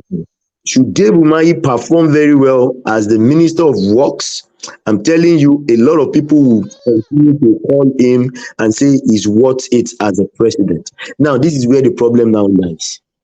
If you now have a candidate, you were saying something that Igbos don't have a powerful candidate. The power of a candidate, it's vested in what his people want to do for him. Correct. And how many bridges he has built. Do you understand what I'm trying to say? Yes. So, in that case, I feel for Igbos to become president, it is very simple. Give us a credible candidate like Charles Soludo. We know he's a brilliant person. He has the brains. Or you give us a Dave Umahi, support him from your hand, and build bridges. All right. That's the solution. You just gave the solution. What you just said is the solution. Propaganda be gone. Let the era of Biafra be gone. Let the era of all these things be gone. Don't blame anybody. Don't say anything. Call people brothers. Mend with them. Move on. And I'm telling you, it is very easy. By the time it comes to that time, I'm telling you, people will even tell people like Wike to go and sit down. Exactly. What you just said is it's like you're looking at the future, right? So now for the South, Akpabio and Wike, they are competing. If you've just nailed it properly, they are competing. Now Akpabio is now the Senate president, right? And that's a very powerful position. And Wike himself is not the minister for FCT. And Wike also has sponsored a lot of people into politics. So Wike is the money bag, and he's looking at taking over the structure of PDP once the Supreme Court's verdict is read by the end of October. probably October 30th, 2023. He's going to take over, call for National Working NWC meeting, expel Atiku and the rest, and take over the party structure. So Wike is looking at the future of after 2027, right? When he goes to the north, then when it comes back to the south, he's trying to build just like what Tinubu has done. You've nailed it. But by then, who is in the southeast that is repositioning himself? Soludo is doing that, but the Anambra people are fighting him because he spoke against P2B. They are fighting him. They are looking at impeaching him. You understand? They are not even giving him the support that he wants. You see, that's why I said our problem is with us, not other tribe. Our problem is us. So we have not been able to. Emeka, I came in for you. The points you're making, which would have been cogent if you don't have the same phenomenon, let's say in the Yoruba land, right? The elections in Nigeria, like many other democracies. Oh, by the way, hello to everybody who's here. It's in the primary. They start in the primaries, for example. They do, yes, they do. You bring out candidates from the primary for the general election, right? Which is like charity begins at home. So a lot of Igbos, me included, believe that in the Southwest, that the vice president for Buhari was a more acceptable Yoruba man to be president. He had the education, he had the history, he had the patriotism, right? We know his roots, and he was already vice president, which means he's prepared. While somebody's vice president is like a spare tire. So he was prepared. And then when you had that primary, and I believe a lot of reasonable Yorubas will have the same outlook, that between Tinubu and Osinbajo, that Osinbajo is the man. No. But we cannot pick. Let me explain how. What I'm suggesting is not the. I'm not talking about the truthfulness of that statement. I'm not trying to prove that Osinbajo is better, but I'm trying to say that the same phenomenon that you're complaining, like trying to pick the Igbo best candidate for the Igbos, you want to pick their leaders for them. They can also say the same thing when it comes to the West. A reasonable person could say that Osinbajo is better than Tinubu, right? But we went through the campaign without harping on that. That is not the issue. Do you follow me? So I want you to really see the lens of what I'm talking about. The argument I'm making can be expanded to say that. I'm not saying your point is not fair. It's a fair point. But just hold on. I haven't landed my actual point now. I came in because I had a question for you in the comment section, but Mike did not. I don't know if his mic is the moderator. He didn't highlight it for you to answer. When you were making the point that an Igbo candidate would have to go out there and win in another region, and that's fair. But when you begin to make it particular to the Igbos, that's then where it falls apart, because we know that Buhari, who is like Maiga Skia from the north, is one of the most popular person from the north. They revere him, they respect him, they love him, right? Yeah, true. But he ran 3 or 4 times and he lost woefully. Even against Jonathan. Even against Jonathan, who we know will be, no matter what you say, if you're a sincere person, if you're fair, you know that Obi is more popular than Jonathan, at least. So no. I won't say. Don't worry about that. It's tangential point. But the main point I want you to treat very sincerely for everybody who's listening to us. Why did Buhari, who is popular in the north, lose 3 or 4 times? Why? Because the CMPP that he was running on was not strong enough. It was not stronger than the PDP, right? The PDP was a very strong political party with serious strong structure. Yes. So it's the So it's the party. It's the party, yes. It's the party. Yeah, it's So not the Igbos. It's not Obi. that's what I've been saying ever since. Hold on. The point, you don't get it. Don't be lost in the point. If it's party, nobody's gonna argue with you. If it's climate, if it's timing, nobody's. But if it's Igbo, then you don't know what the hell you're talking about, right? The history, even contemporary history, doesn't support what you're saying. It's not like somebody's coming here always try to beat people or try to the condescending. But it's very annoying. I said to myself yesterday, I'm never going to any of these shows again, right? But when I listen, let's just say I want to listen. It's embarrassing to have our young people to be oblivious to the truth and make arguments that doesn't make any sense. What is the truth? You didn't do any study. You didn't do any research. You're putting things on the Igbo or Peter Obi, something that applies to the You whole can't. country. So, no. You see now. You say I've listened to you. You can't say I didn't do any research. I didn't do anything like that. You don't have to lay claims to that. This is something that, and sometimes you guys would want to be revealing much of myself. We And I'm guys, telling you, are not one of us, right? pass out. You are not an Igbo man because you just said we guys, right?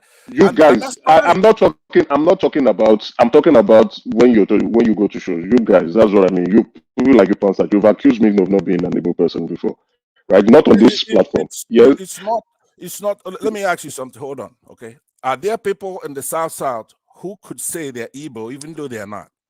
Have you ever seen anybody that could come out and say, "Look, I'm Igbo," right? Without showing their ID or showing their DNA, and they could pass for it, right? Hold on. Can we clear that part first? Then I will answer your question properly. Okay. Right now, on the previous platform, I don't want to call their names. It's not necessary. I reached out to the moderator and I said, "Do you want to see my driver's license and see my name?" Right, so that it will satisfy, because it's annoying and insulting, very, very insulting, and I consider it very childish to begin to call someone, say, "Oh, you are not from this tribe," because you do not support their propaganda and their view or their opinion. That's what fascists do. So I'm entitled to my opinions. I'm entitled to my own support. I'm entitled to believe and also support and vote for somebody else if I believe in that person. Absolutely. Yes. But then again, can I speak? Can I speak? Right? But because let him land now. But because I do not support someone who is also an Igbo man, then you question my ethnicity. That is wrong. Why. That is what has been going on. Wait a minute. Now, I said you people. That's why I address you as you people, because you're a rebel on that show. Right, so that's why I call you. Hold on, sir. Accuse Sir, me properly. Hold on, sir. Hold on, sir. Because a lot. Hold on, sir. Sir, can I speak? Can I speak? Yeah. That's why when I say you people, I mean those you people from that platform, right? That is what you do. You're all fascists. And then you begin to spill out certain rhetorics that are not right because somebody is challenging your views. And this is when I say this, I have done this, and I will say it again: the Igbos are not coordinated. The Igbos are not organized. Now, listen, sir. Let me answer your question before you can come with a rebuttal. You can come with a rebuttal. You can come with a rebuttal, and I will answer you. You said political party, and you are correct. The Igbos are not organized within the Southeast. Which political party do they vote the most? Apart from the previous election, that's a question you can answer. That which political party do the Igbos vote the most? Okay, let me answer you, please. And before I answer that, there are three things that are very important. They're trivial, they're small, but they're very important. When I said that your use of pronoun to say you people, right? That's why I was accusing you of that, right? I wasn't accusing you because of any other reason. I'm saying when somebody uses a pronoun, like for example, you say she is blah blah blah. You know it's not a man; it's a she, right? Or when you say us, you mean you are part of that group, right? When you see them, it means you're not in that, but there's a group out there that you're not in there. So pronoun is very important when you speak, because now in this case, you're gonna make that mistake unwittingly. You follow me? As you try to use evasive tactics, there are things that you don't have control over. Now that's how we poke holes on things. I'm not saying it for any other reason. I'm just saying that you say, you people. You can't say, you could have said, one thing wrong with us is that we don't know how to play national politics. Now, it means that you're an Igbo man who disagree with the way Igbos do things. But when you say you people, it's clear as day. Okay, Now, before you come again, which you always do, right? Before you come again, now because you are not making sense. Before you come again, yes, you are not. Before you come again to challenge my ethnicity, right? No, but I told you why. I can reach out to a woman and I can show him my driver's license and any documentation that he wants, which then you can go and reach out to him and find out for yourself. Before you question my ethnicity, you are yet to answer the question. Which political parties do the Igbos vote for? I said I'm going to answer that question, but the second thing I was going to say before I answer that question, right? Because it's a very elementary, easy question to answer. But what I'm saying to you is that the goal in Nigeria, according to our doctrine there, which is a federal character doctrine, is to stay away from regional politics where some people belong to a party and that's their party, right? So the goal is to have federal character. That's what we all are fighting for. It's a nascent democracy. Because we haven't gotten there, it's not a reason to jettison the goal itself.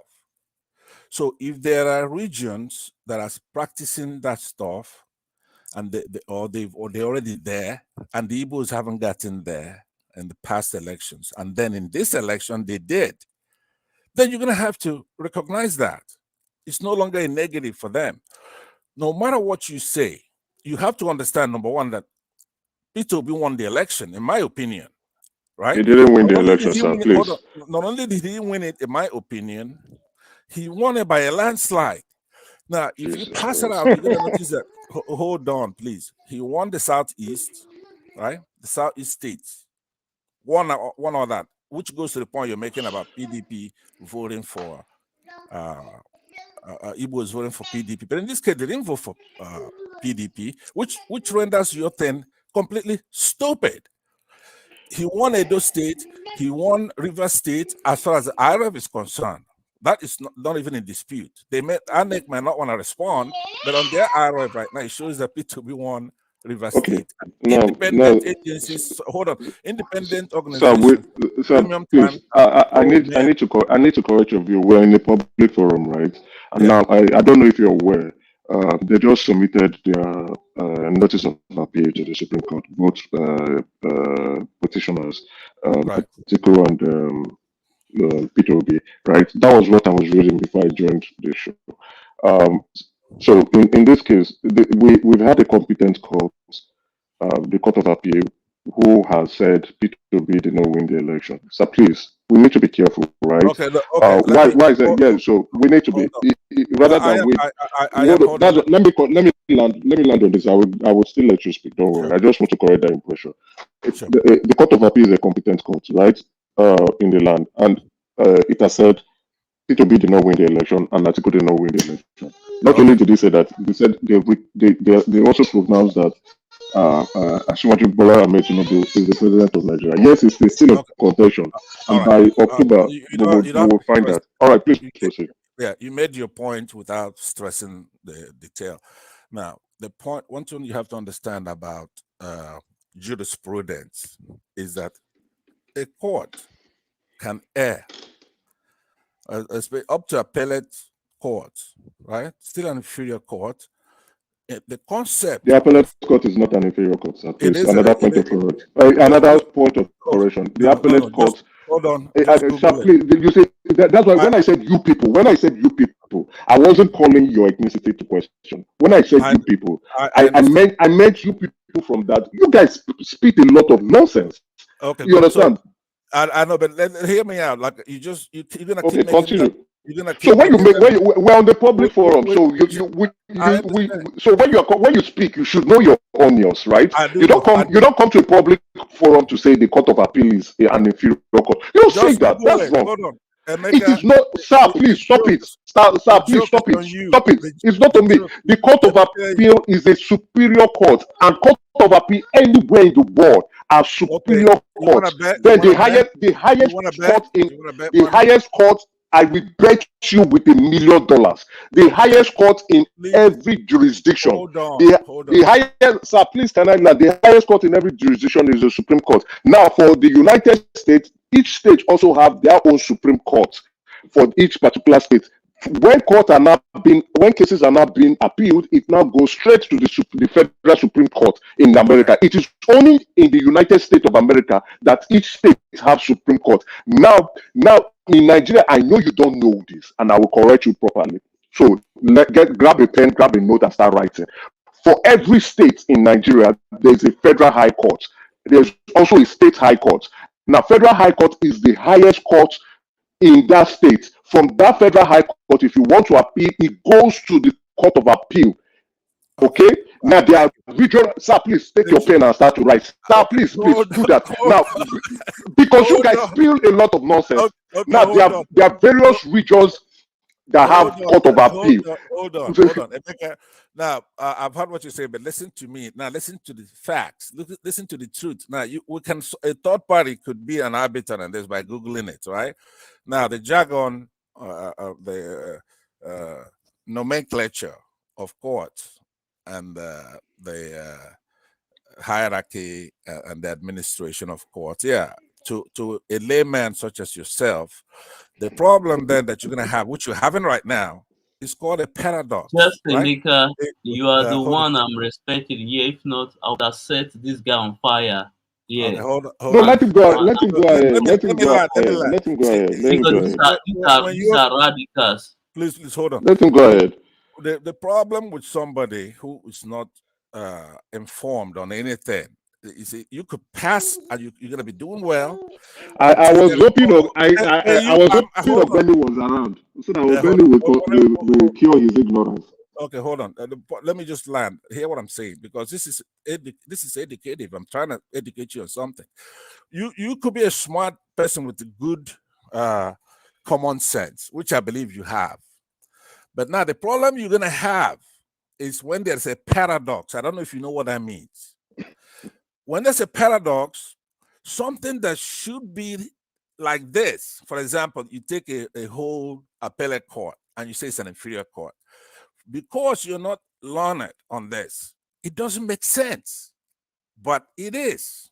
See what I mean? So that's what exposes your level of education. Paradoxes.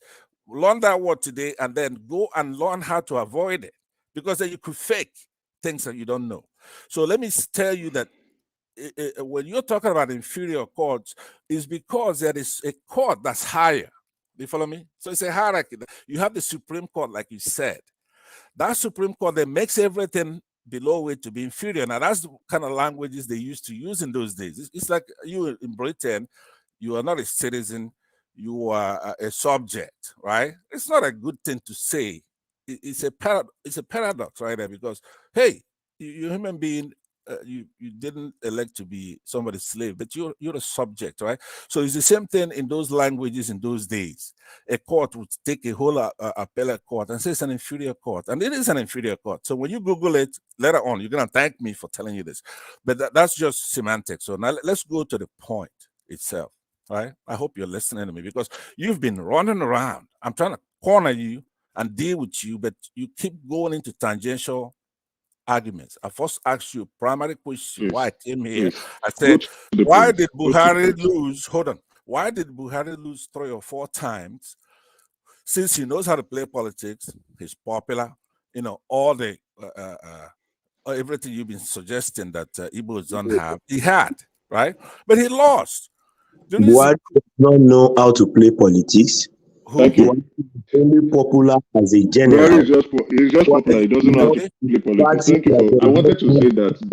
Okay, but sorry, let me know. Buhari belongs to a party that does not have structure in Nigeria as at the time it was contesting, just like Labour does not have that structure.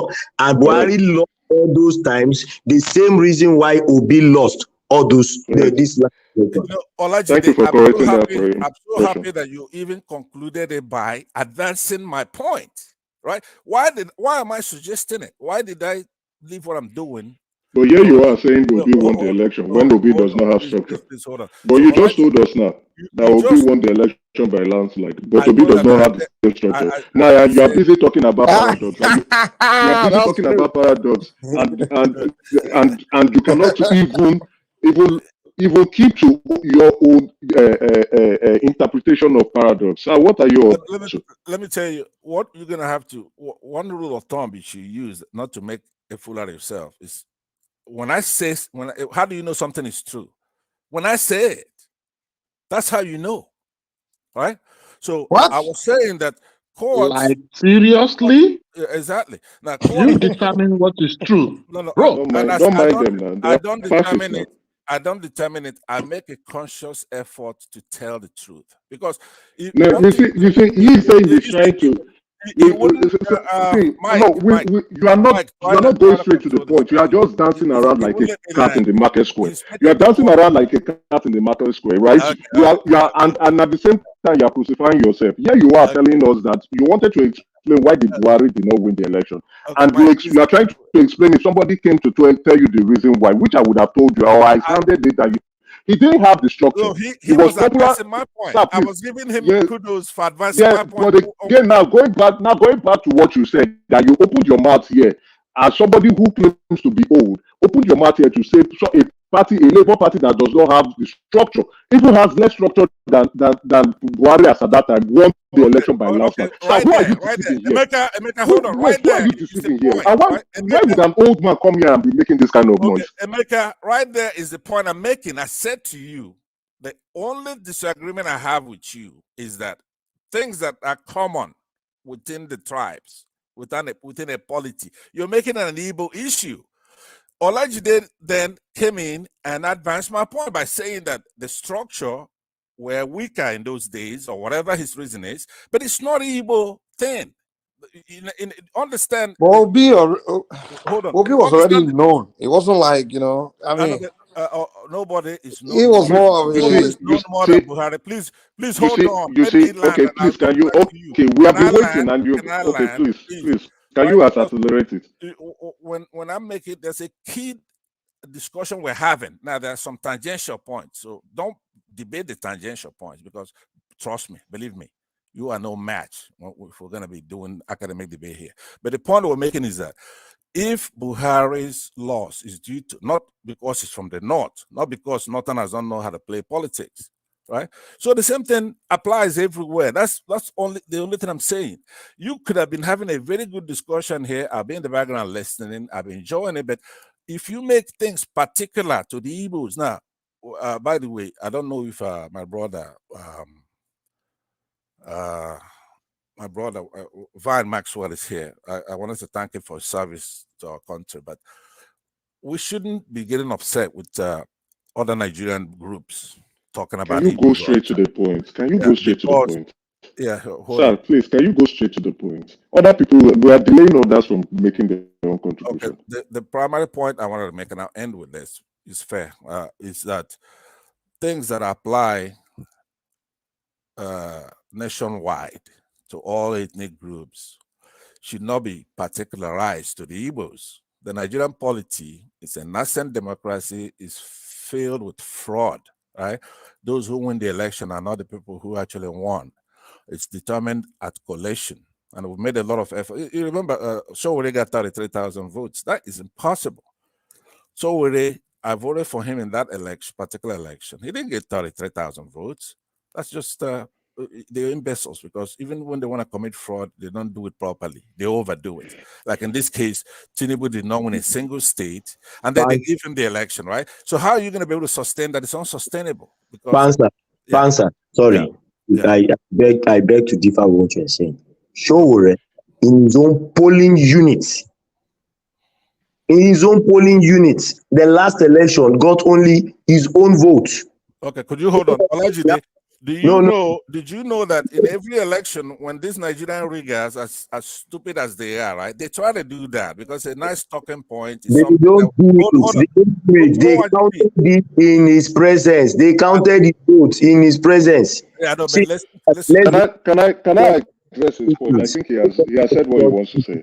I don't know, Mr. Concert. Good evening, sir. I don't know when you joined to start listening to the show or when I was speaking. What I was saying is I that was we do not already play. listening until you We joined. do not I play. was listening until you We do joined, not play before you as joined. we the Igbos. We do not play a cohesive politics.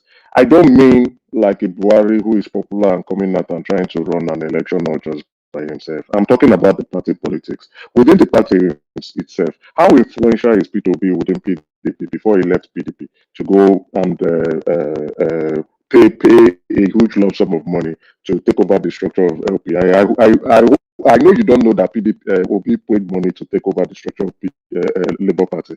Okay, within PDP, Obi is not strong enough, right? And even the Southeast. The Southeast do not have enough influence within PDP to mount a very strong challenge to anybody that can come up to say, okay, I want to run to become the presidential candidate in PDP.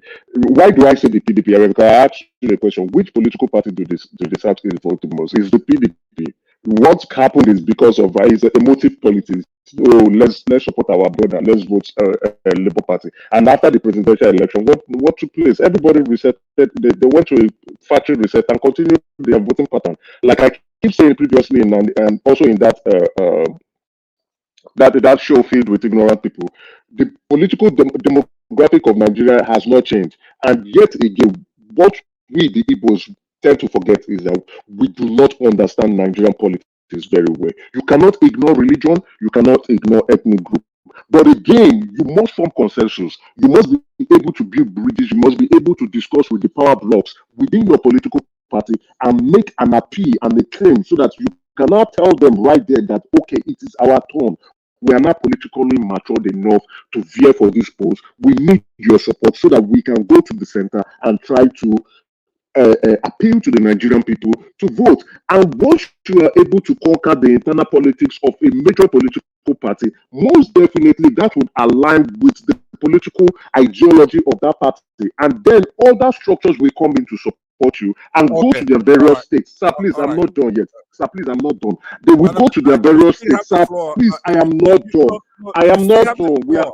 You have the floor. Here, you're allowed to be interjected. I'm interjecting for 1 second. Right? Well, Pastor, let him land now. Let him land. I'm going to let him land. I'm just saying, let him address this together because he's just making a bunch of silly comments, right?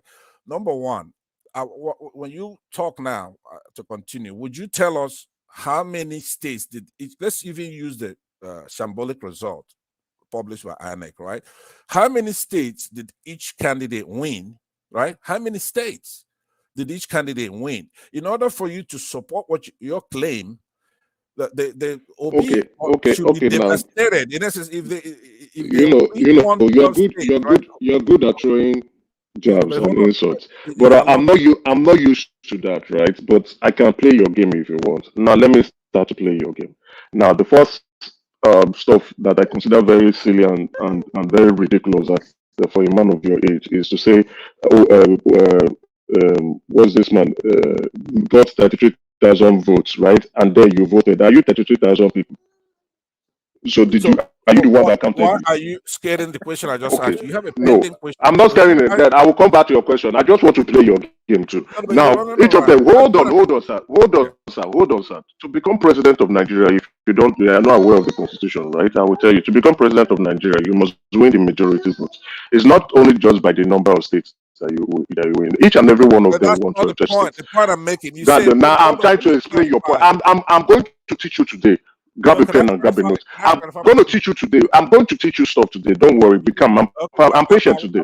All right, you would win. You would win. Yes. You are a scholar. You are okay. Clarify. Yeah. The reason why I asked you the question, I want you to bear that in mind. Why am I asking this question? You said that in this case, I'm happy you corrected it. That we in the Southeast, which includes you now, okay, that we don't know how to play national politics.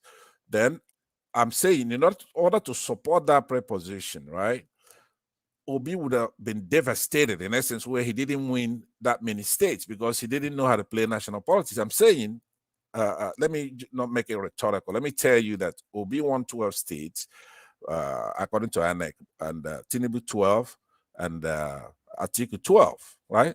On top of that, Obi got the Federal Capital Territory by a landmark, like 60-something%. He won Lagos, our financial capital.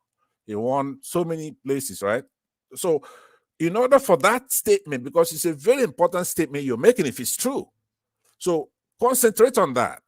Explain to everybody who's listening how Obi's performance is inferior to those who know how to play national politics. In order for that to be justified, you have to make that clear. So go ahead, start with that. Okay, all right. So thank you very much. I hope you will not cut me off so that I don't lose my train of thought. So to become president of Nigeria, you must win the majority vote. That's your vote count must be the highest. Then you would win That's non-responsive now. That's not responsive. Pastor, let him talk now. He allow you to land. Let him. It's non-responsive. Could you tell him to respond to my question so that I will? Well, I would respond to your question. Come. You said you're a scholar. I'm going to call your credential to on this place. You're a scholar. Act like one. Okay. Now I'm building my point. Now that is what the Constitution has said. You will majority of the vote for us. Then 2/3 of 24 states in the country, right? That makes you the president of the country. Largely, then INEC, or like the Constitution said, the electoral body would declare you as the president of that country. Now you have said, I would.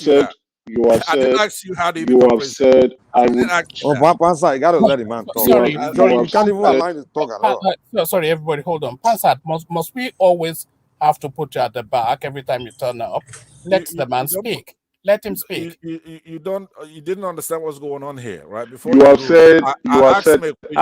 understand your question. Can I build my point? Can I build my point? Okay. Can I build my point? Hold on, please. Hold on. You saw the administration here. They're gonna interject and come and disturb our beautiful debate. If you let me speak, nobody will interject. I will understand. Okay, let's have an agreement. Let's not bring them into it, right? What I'm saying is, before you go on telling me, I didn't ask you what do you need to be president. I'm saying that you've already made a remark that Obi does not know how to play national politics. We, the Igbos, including you, me, you, Obi, and every Igbo person does not know how to play national politics. Then I'm saying, in the very concluded election, the official performance from INEC is that. Okay, let me go straight. I'll answer your question with a question. How many states in the north did Obi win? I don't know. Then why did you ask that question? How many states did Tinubu win in the south? In the south, how many in the southeast? He didn't win any state. He didn't win any state. How many did he win in the south? How many did he win in the south? In the south, I think he won. Ogun. Hold on. He won. Hold on. Let me begin to call them. I don't know it off the top of my head. He won Ogun. He won Osun. He won Ekiti. He won Rivers. He won. He did not win Rivers. You're lying now. You have to lie to substantiate what you say. He didn't win Rivers. He won Rivers now. He won Rivers now. No. What I'm saying, go to the IREV. You're gonna see. We're not talking. No, you ask question. Where did he win? And he's giving you the facts. Okay. Where he won. Okay. Obi only won in the. I think Obi won Benue State. That's the only state that we can consider the North, right? And the North has 19 states. He won in Benue State. Benue State, right? He won more than that. Besides, you don't need to win in the North to win. Jonathan beat Buhari. Sir, please, let me correct. Please, if you say he doesn't need to win in the North, that means you don't even understand Nigerian national politics. Exactly. That's what when you begin to speak ignorance. The North has 19 states. The North has 19 states. Okay. Yeah, but listen to me. Sir, wait. Can I speak? You have not allowed me to even land. Okay, go. You have never even allowed me to land. Let me say this and you land. The North has 19 states. No, yes, we might know what in the north, sir, please. Now, what is this nonsense now? It's not geographic, right? North is not geographic. The way you're looking at it, Benue is the north to them, right? Benue is not the north. I want you.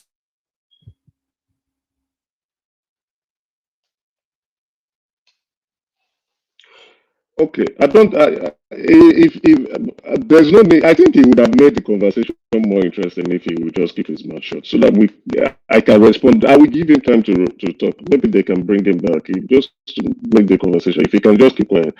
The North has 19 states. Yes, he's right to say Benue is not technically the North because Benue is in the middle belt, but we still could refer them to the North. When you are looking at the geopolitical zone of the country, you can largely refer them to the North because the political demographic in the country, they vote in a particular pattern. So now, if I even want to go with his rhetoric of saying Benue is not the North, then Obi did not even win anywhere in the North. You cannot absorb the North if you want to win, if you want to become president. And that's because Obi does not understand Nigeria politics very well. And Pamsat himself too has admitted, and he's talking how does Obi do not know national politics if he won 12 states. The 12 states he won, only one we can call the North. So the North, he was unable to convince the northern people to accept him. But why was he unable to convince them? It's not because of his failure for the North not to listen to him, but it's the failure on his own party not having the proper structure in the North to convince the northern electorate to see that Obi is a more. Okay, hold on, Emeka, hold on. First of all, let's have some rules in this debate in order not to be bantering about fighting about time, who's speaking longer, because unfortunately, you cannot measure the content by how long you speak, right? You could take 10 minutes and you're talking nonsense the whole day. I speak for a minute and I make all the points, right? So would you agree, in order to make this a fascinating debate, that you speak for 2 minutes with a minimal interjection and I speak for 2 minutes? And if the rest of the panel agree to that, they will do that way. So we could get to the bottom of it. Okay, I accept that. Yes, thank you. I accept. Yes, okay, so let me say to you that when you considered right now, 2 minutes. When you considered that this northern language, this Latake of the North, is not geographic, right? You just consider that's a huge point to give away. There are ramifications once you accept that.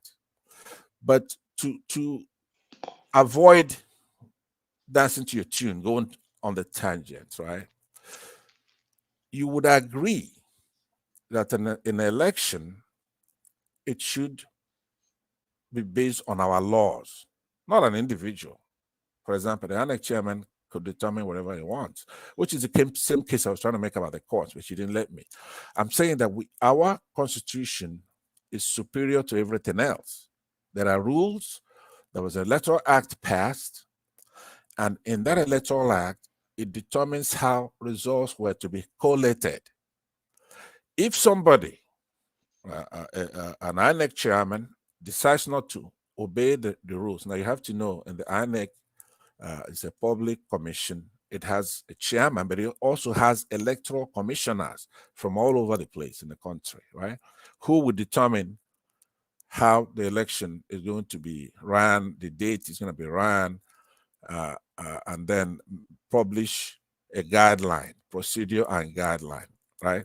So if somebody rejects that and walks outside of our constitution, we have a right to say no, which is the process we're going through right now. I was saying you erred at the minimum.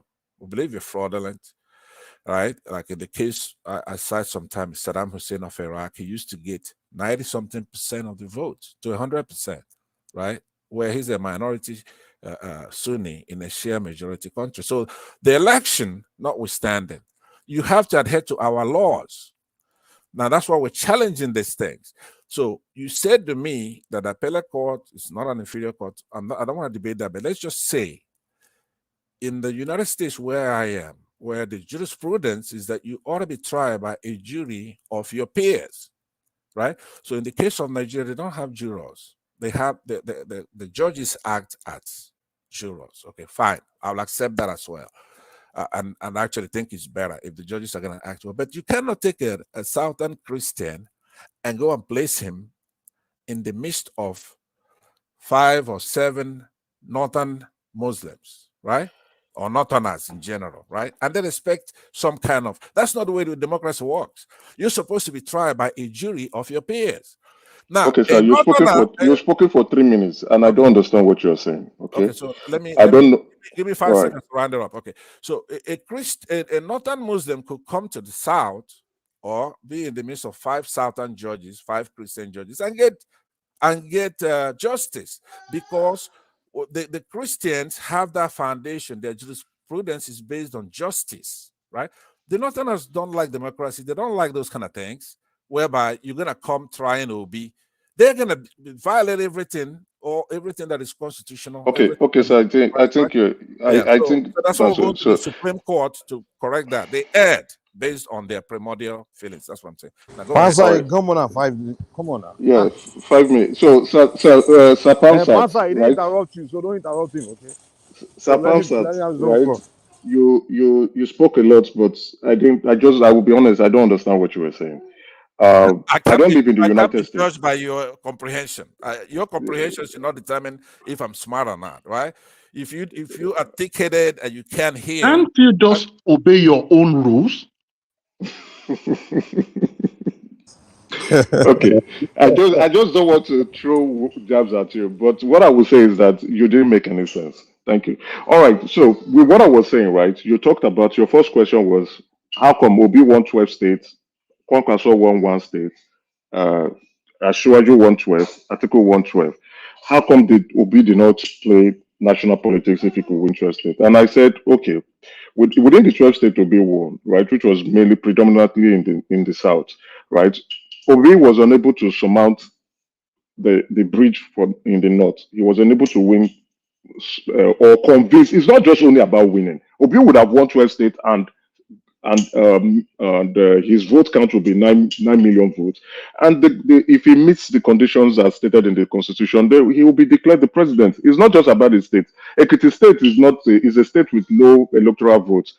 Ashwaju won that state, but when you isolate that count, it's not enough in the larger context of things. So it's not about the state you win; it's about the count. So if you follow the election properly, where the PDP won, you will see Ashwaju, the margin was very small. The margin could be, let's say, 5,000 votes or 20,000 or the rest. So it's about meeting the requirements as stated in the electoral law as well as the constitution. And fortunately, the president was able to meet all those requirement, and he was declared the president. So in terms of Obi not playing proper politics, it's because he went into a political party that does not have the spread, that does not even have offices. We saw on videos, we saw on mainstream medias where people who call themselves the obedient were donating their private properties as party structures in specific areas in the country. So Obi was not accepted in the North. Not that the North hate Obi, no.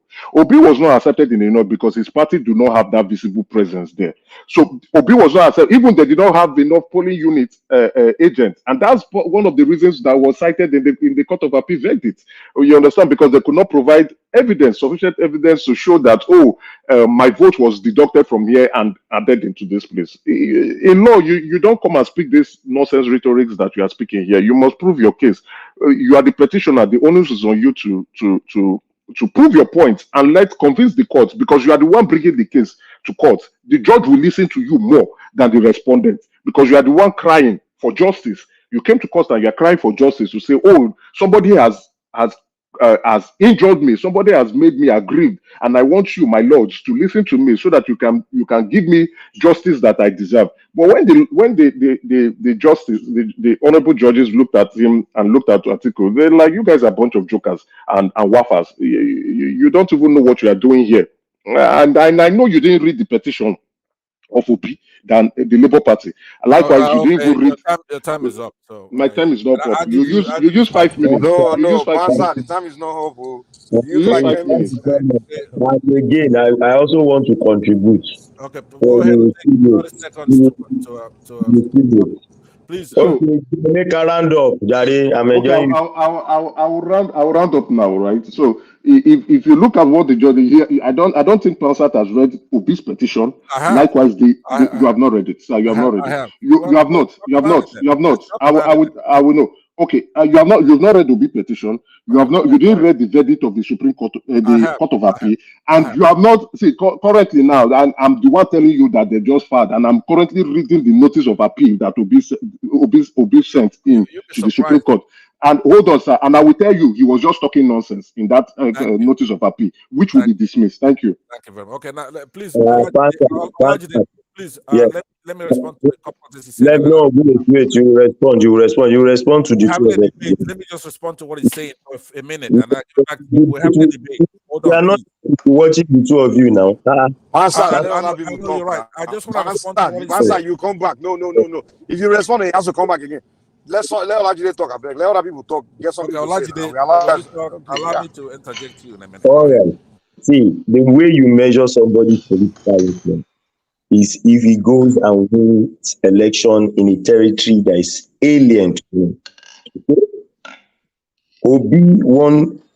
I will tell you the factors that made Obi popular in this election. Obi does not have any political influence. Obi won the Southeast because majorly the people there voted for him because he's one of their own, not because of political influence. Okay, let me tell you where he won. Hold on, let me tell you where he won. So let him finish. Okay, you would speak. Let him finish. Let him finish. Let him finish. Let me interject you for 1 second. And tell you no. Let's say somebody's listening from Ghana or Sierra Leone. Let me tell you where he won. Then you continue. Don't be afraid of the truth. Let me tell you where he won. Hold on. You will still tell us where Obi won. Let him finish what he's saying. Take it back then. Let him finish. Let him finish what he's saying. You will tell us where Obi won. What I'm saying. Or you will tell the people in Ghana where Obi won. Okay, I want to do that. Please go ahead. And let him finish. The only state Obi won in Benue, the reason why Obi won Benue was that, Benue was thrown into a lot of violence, and everything was centered around farmers versus Fulani clash. And the people there were tired of anything called APC. And they did not as well wanted to vote for a Fulani person again in the name of Atiku. And okay, that was hold on, Olajide. Let me just tell you where he won, so you get correct. Hold on, please. No. Answer, no. If you don't let me say it, I'm gonna leave. Let me tell you why. Yes, if you want to leave. I know you want me to leave, but let me tell you where he won. Mike, he made a faulty statement. Let me tell him where he won to devastate what he's saying. Then he will continue. Why wouldn't he let me interject? Let me interject.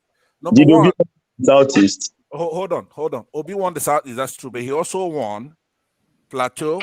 He won Nasarawa. He won Lagos. He won Cross River. He won Anambra, which you consider Southeast, Abia, Imo, Enugu, and all those. But remember, when you come to Nigeria, Lagos will tell you it's a microcosm of the country, or Abuja, where he won FCT, right? He also won FCT. These are the places that is central, where every major tribe comes to those places, right? But I just told you, Nasarawa is not a Southeast. Cross River is not Southeast, right? Lagos. You are wrong. Not only are you wrong, you are deceptive, right? You are deceptive, and you are not letting anybody talk because I'm going to expose your ignorance when you let me talk. Please let me talk. You interjected into our debate. You got into what a debate. Are you the only one on this program? Nigeria, you don't know your ass from your mouth. You don't have any rights. Instead of you going on the street and fighting for your rights, you want to come here where people in diaspora are talking to tell us something where we're supposed to be instructing you and telling you what to do.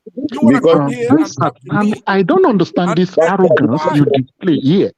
No, are you the only one in diaspora? Calm down, please. Right? You don't talk to people like this. Sorry, everyone on the panel. I don't know anything. Came here to say Obi won in the Southeast. Did I not say that?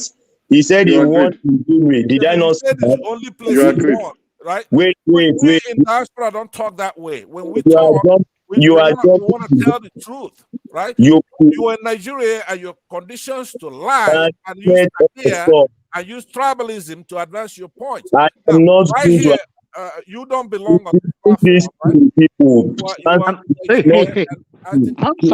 Pansat, can you please calm down and stop insulting people on international forum like this? You are far intelligent than everybody in Nigeria. Yeah, the fact that he lives in Nigeria, does it make him an inferior Nigerian? Or what is it about this living abroad? It does. Let me tell you why. It's actually no. I won't accept that. You won't denigrate others because of your location where you live in. You're not the only one living abroad. Come down. Talk to people with respect. Let me tell you why. Let me tell you why it's not a matter of respect. Don't tell me why it's my space. You are wasting my time.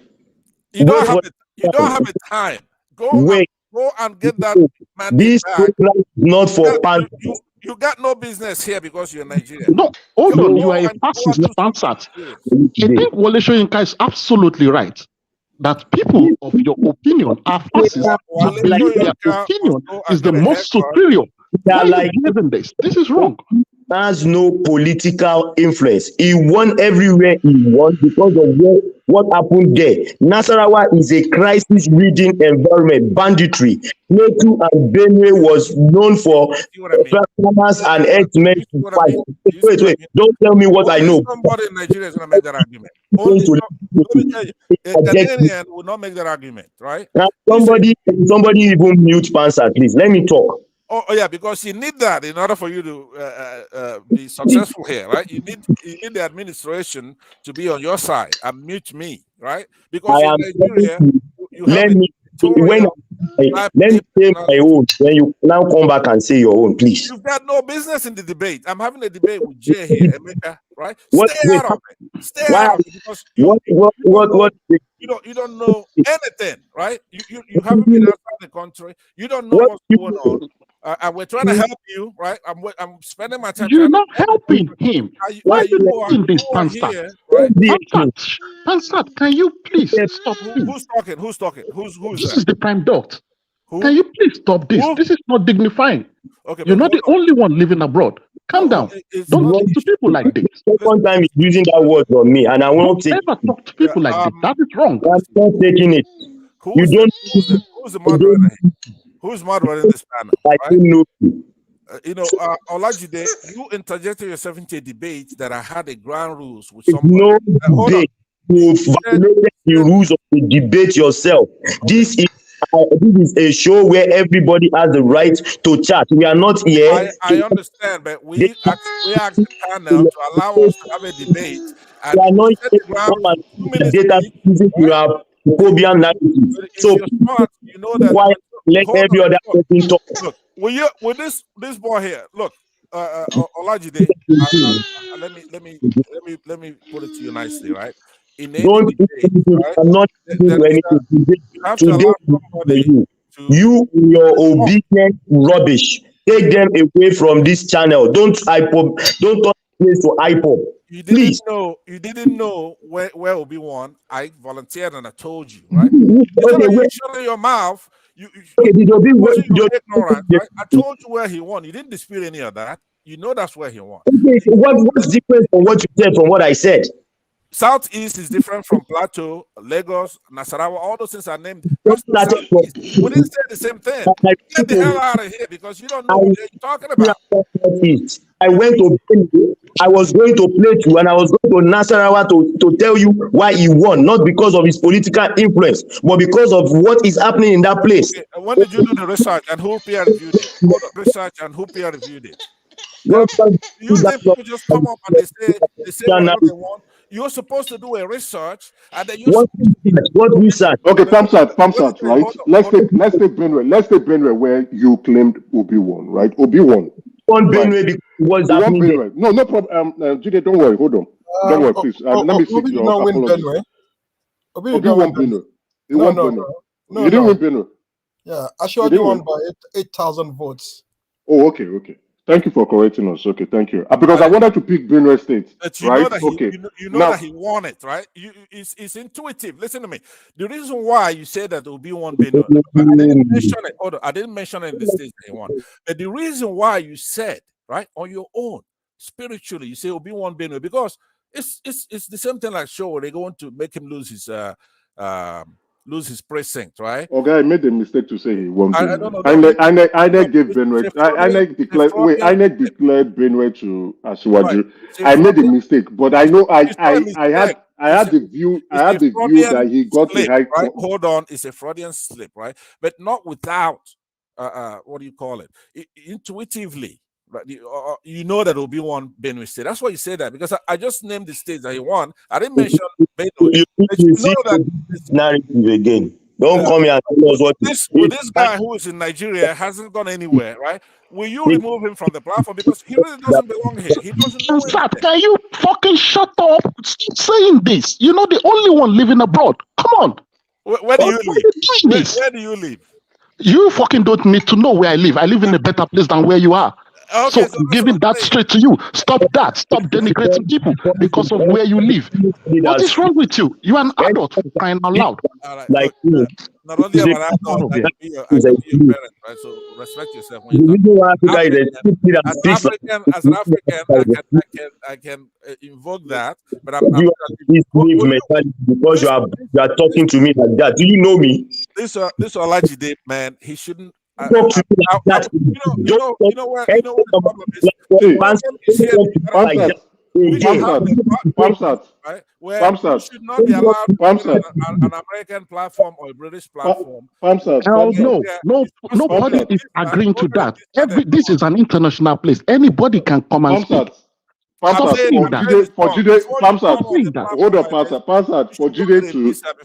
for Jide to be awake, it is 5 a.m. in Nigeria now. For Jide to be awake, hold on. You're acting childish, and you claim to be an old man, but you're acting childish. That's not nice. That's okay. You know, at your age, okay. That's good. Okay, but look, that's fine. What I'm saying is that we had a ground rules whereby you talk 2 minutes, I speak for 2 minutes, right? And then that is a given that you're gonna have a rebuttal. Without it, what kind of debate is that? We have to have a rebuttal. Then he noticed that I was kicking your ass, right? So he came in to rescue you. Okay. Now I admire that normally. If somebody sees an underdog getting whooped and they intervene, right? That's fine. But what he's doing here is then to start lying. Right? I told him where Obi won. Now everybody here knows that in our tell me what I said is a lie. Tell me what I said is a lie. Tell me. Who asked that question? I am asking you the question. Tell me what I said. That is a lie. Oh, it's you, Olajide. Okay, let me tell you what's a lie. Let me tell you what's a lie. Won the South is okay. We can agree that it was rigged for him, Abi. Hold on. Okay, hold on, please. You asked me a question, right? It's not rhetorical. Allow me to talk to you. But before that, I have to put it in queue, right? There are pending questions that I was responding to Emeka. But I'll put your question in queue and I'll answer it last. So please relax. Now, Jay, Emeka, what I was saying before I was rudely interrupted by that kid there is that in our country, let's just say Sierra Leoneans are listening to us, Ghanaians, people in America. I'm not going to. Is either you. Did they play the bigger man? Play the bigger man and let him just continue with it. I hope that works. Just play the bigger man. Okay, I hope that works. Talking to him like that and he would do it. Let me see if that happens. I said it didn't work. So what I'm saying to you, Emeka, is this. Just ignore him. He could talk when I'm talking. That's okay. What I'm saying is that in our country, Nigeria, it is known that Lagos State is our financial capital. It used to be our political capital. It used to be our everything capital, right? So a lot of people, it's like a microcosm of the nation, right? And that's transferred now to Abuja, FCT, what we call FCT. So anybody who wins in Lagos couldn't do it based on their tribe or their religion or their region. If you win Lagos State, it means that you are acceptable to the nation, to the country. On top of that, this is cemented by the fact that the other candidate, Tinubu, is from that state. Is from that state. And then he lost to Peter Obi. So Peter Obi played a smart politics. Now you saw Emeka here commit what's called a Freudian slip at giving Obi Beno. Even though I just named all the places that Obi won here, I didn't include that place. But he knew Obi won. I mean, you have to be stupid to believe that Obi didn't win Benue State. The governor is for him, right? The governor over there is for him. He never won it. Let me land. He never won Benue.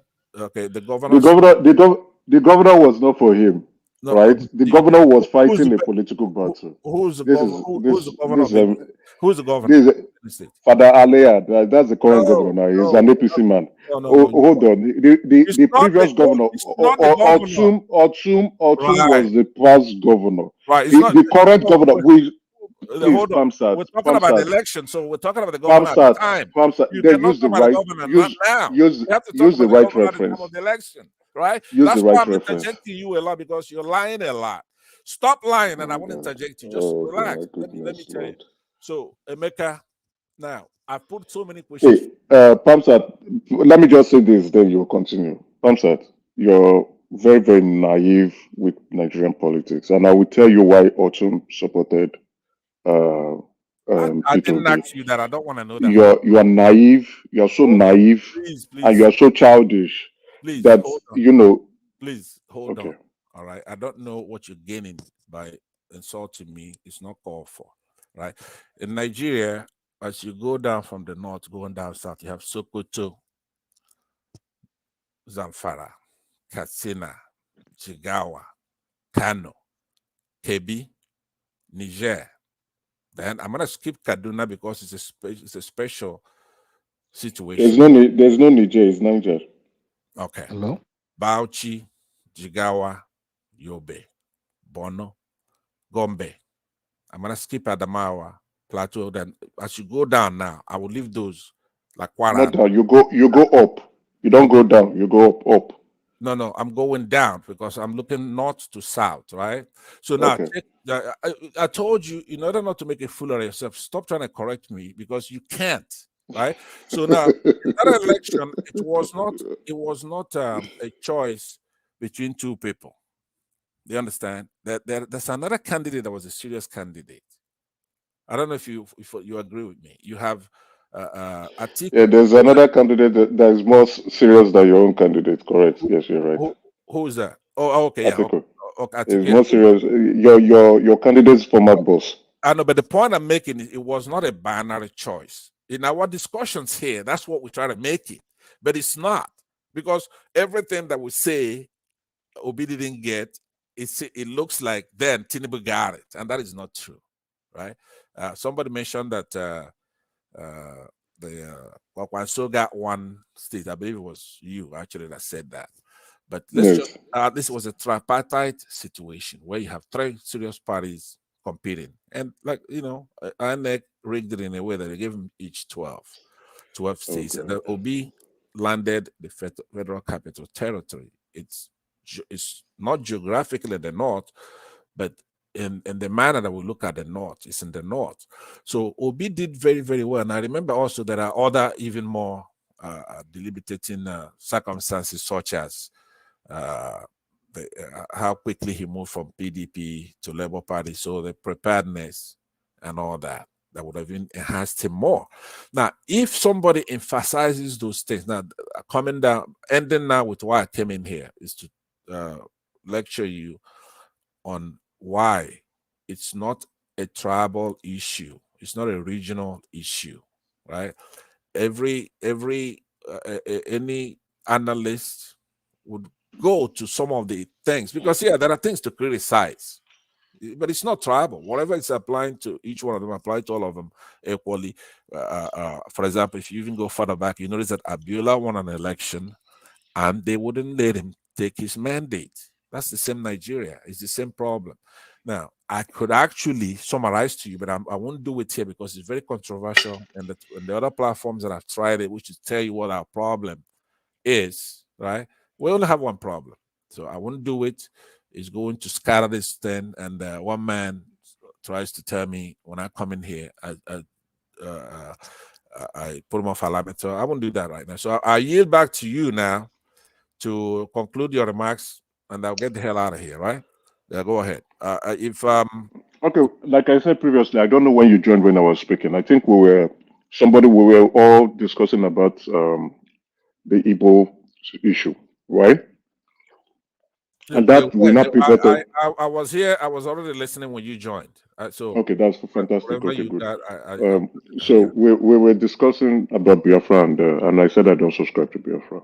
We pivoted to politics and to Obi, and I was discussing about that Igbos do not have a central leader, and Obi himself, who emerged as one, was unable to consolidate it properly. He played a divisive politics, which is detrimental to the future of an Igbo politician who might want to come out in the next election cycle or in the next future election cycle. Now, to actually solidify my point, you named some places in Nigeria that will be won. Like for me, I keep saying it, and I said it before the election, that Obi will be the biggest winner in this election, but he will not win. He will not become president because he will not get the majority of the votes. Now, Obi was a nobody politically. Perhaps, yes, he within the PDP, he was a party chieftain, became vice president, a VP candidate to Atiku Abubakar, ran and then lost. But within the power block in PDP, Obi is a nobody. And that was why when he saw the hands of things going on in PDP, he had to leave. He didn't wait till the primaries was conducted because he knew he was not going to get any votes. He had to leave to go pay money to Labour Party and to contest. He didn't contest. He paid the money and they surrendered the party structure to him. But Obi did very well. I thought he was going to get 3 million votes. He did very well to my own admission and surprise. He got 6 million votes and he won his state. Like you mentioned, Nasarawa, yes, we can say it's the north, but it's not technically the north, it's in the middle belt. Adamawa, yes, he won in Adamawa. We can say it's the north, but it's not the north, it's still part of the middle belt. And those people have their own peculiar issues that made them look at it and say, no, we will not vote for PDP and we will not vote for APC. We will rather vote for a new political party. We prefer Obi, and that's fine. It's good to exercise the vote. Now, it still goes back to solidify my point that I think Nigerians do not mind an Igbo president. The problem with Obi was that he went into a political structure. He went into a political party that has no sufficient structure. If he had enough structure, like in Kano, Sokoto, Katsina, Kaduna, KB, and these other core northern states, he would have been able to make a viable presence. You probably would have been looking at, Obi, yeah, maybe we would have been calling him President Obi by this time. But because he didn't have the right political structure, he played an emotional politics. He said the things that many Nigerians want to hear, even though he was making a lot of fallacies and questionable rhetorics. But because he said what Nigerians want to hear, especially young Nigerians, they're like, okay, I like this man. And that's everybody to their own choice. And it shows Nigeria is ripe enough for people to go to the polling units and vote for who they want. So it also certified my point that, yes, nobody, I think it was, I've forgotten the guy who I was talking to, was saying that Nigeria is not ready for an Igbo man. It shows that Nigeria is actually ready for an Igbo president. Can I interject after you've concluded, Emeka? No problem. But Okay. because Obi before you conclude. Yeah, I will soon. Don't worry, I will round up now. But because Obi was not in a proper political party, if Obi had won the presidential candidates for PDP, he would have given Asiwaju a strong fight, a run for the money, because PDP is the main opposition party in Nigeria. They have structures everywhere in the country, and all the state chairman as well as the governors in those states that PDP has control would support Obi and ensure they deliver for Obi. But Obi went to a political party that is, I call a cabinet party. After election, they will go back to the chef, and once election comes, they will come out from the chef and begin to make some noise. Obi really did well. I won't rule that out. He did well beyond political analysts' prediction. He did well. Gee, you sure about that? Okay, go ahead and let No, the you did. I'm not ruling it out. Me, when I was making my analysis, I said Obi was not going to win any state in the Southeast because of the governors in the Southeast I remember and that. where they stand. But And he and I won the made that. Southeast. And you ought to be ashamed of I made yourself, an right? error. I made an error. You Hold on, said he sir. wouldn't win a I single am. state in the Southeast, and he swept the whole Yes. Southeast. So you ought to be Yes. ashamed of Because yourself, right? You ought to apologize to us hold here on. because you Hold caused a on. lot of people to Hold vote. on. Right? Hold on. I mean, can that is not admit being that wrong. I'm because That's not being hold on, wrong. sir. That's Let me being land. stupid, Let me right? land now. And because I was not physically present in Nigeria, that was when I made my prediction. I looked at the governors. I didn't know that the governors there were not strong enough because the Please, people in the southeast. please. Let the guy interject. Hold on. You're making a Emeka. fool out of yourself. Yeah, please Emeka, go ahead. can I? Please. Yeah. Emeka, yeah. You see, when we come to public forum, I think it is total lack of self-awareness for you to occupy the entire space and don't consider others. It is absolutely wrong. My apologies. I agree. Please. I My actually agree apologies. with you on that. He has to change that. Maybe you should also consider what I just said. What I'm now saying is anybody that understands statistics, the population, the demography of Nigeria will understand that the core north happens to hold up to 40% of votes in That's Nigeria. bullshit. Okay, that's true. pure. No, I'm not. Pure I'm not. bullshit. I'm not. You're I'm not. correct. I'm talking of It's not people that true. can. Hold on, No, please. but it's Can not you? true. You're correct. Hold on. Can you just take a second to understand what I'm saying? Like anybody that has familiarity or affinity with statistics and numbers understands that the the northwest and the northeast are holding 40% of the votes. Maybe you should check the voters registration. You are correct. You are very correct. No, can I ask you? First of all, understand. Let me interject. Hold on, please. Could you tell me how many votes were cast in this past election right now? Right, how many votes were cast? Okay. And how many? Please hold on. If I want to start, I will first of all start by telling you how many voters registration each region had. No. Because Hold on.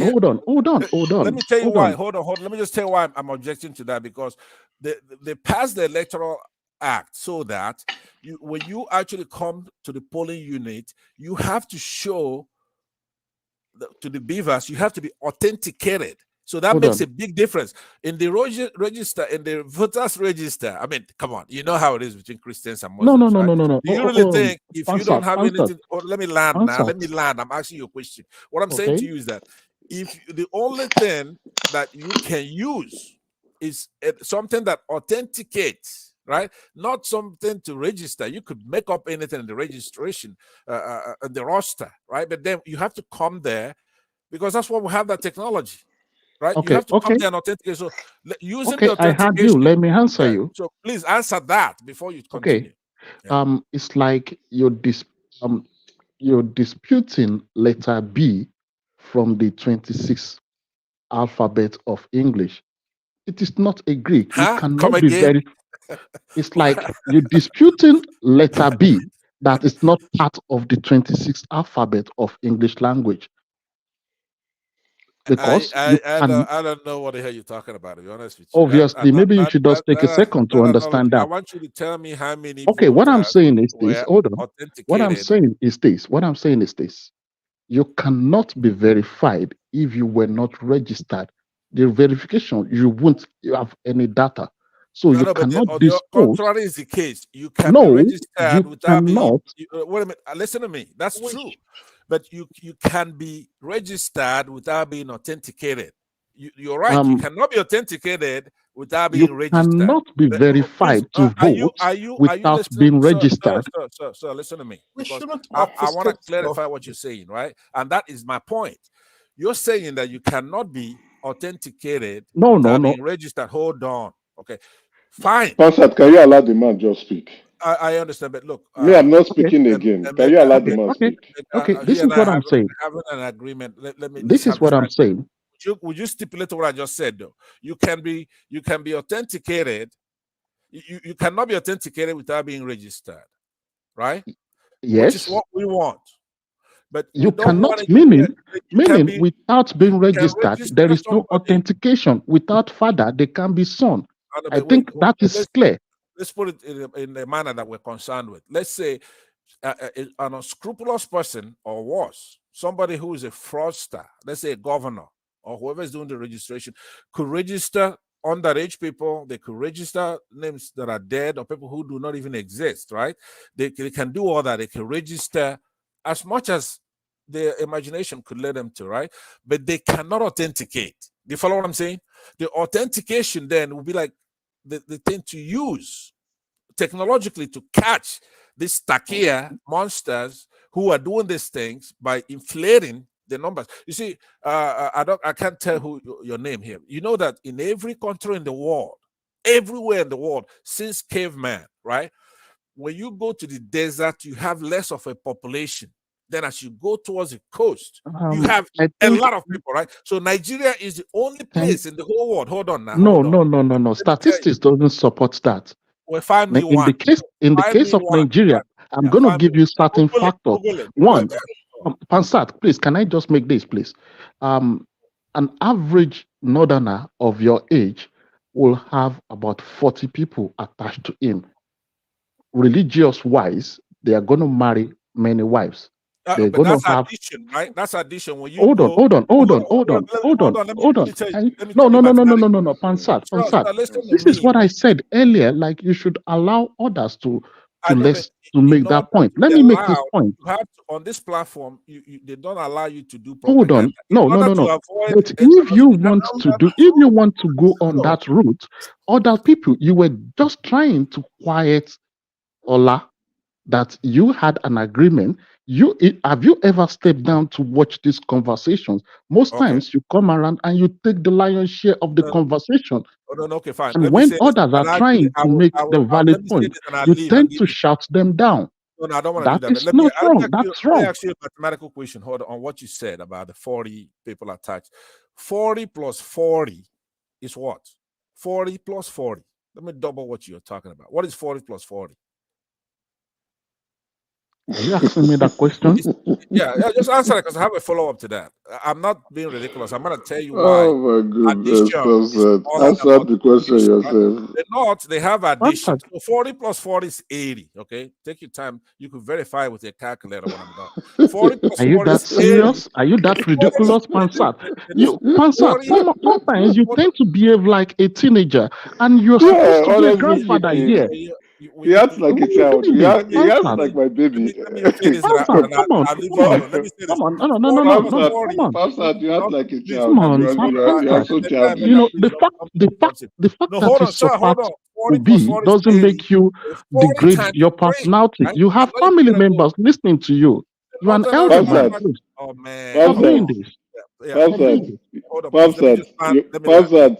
Yes, sir. Papsat, I hear you you. act like a child. Okay, thank you. But Honestly anyway, speaking. this guy, let me tell you, you said that Northerners they practice addition, and we in the South That's why practice. your grandkids are watching you, man. You know that. We in the South we practice multiplication. Hold on, let me tell you what that means, right? You have 40 people attached to a single man in the North, but in our case, it's 40 times 3, for example, 40 times 4, right? So How? if you do that, if you go ahead and multiply 40 times 3, it's greater than 40 plus 40. So I because don't they have understand. You're not bringing out those factors that will support your assertions. it's One, an math, average. it's No, mathematics. it's not algebra, it's not pragmatic. An calculus. average You northerner, didn't know what 40 plus 40 is was. going to You don't have even 3 know to what 4 40 plus wives. 40. And Sat, I'm Anyway, very sure you have your wife and only. Probably you have 3, 4, 5 kids. An average northerner is going to have like 6, 7. So That's why I religious was doing wise, the math for you. 40 plus 40. Hold on. they are more. I'm That doubling what you're is talking about, right? I'm giving you 40 is the plus 40. fact. In the North, they do that. First of all, do you know that, let's say Niger, for example, right? Any of these states in the north of Nigeria, right? They're just like northern Nigerians. They have the same religion, they have the same tribe. for example, in Niger, it's Hausas, right? And they're doing exactly what the Northerners are doing.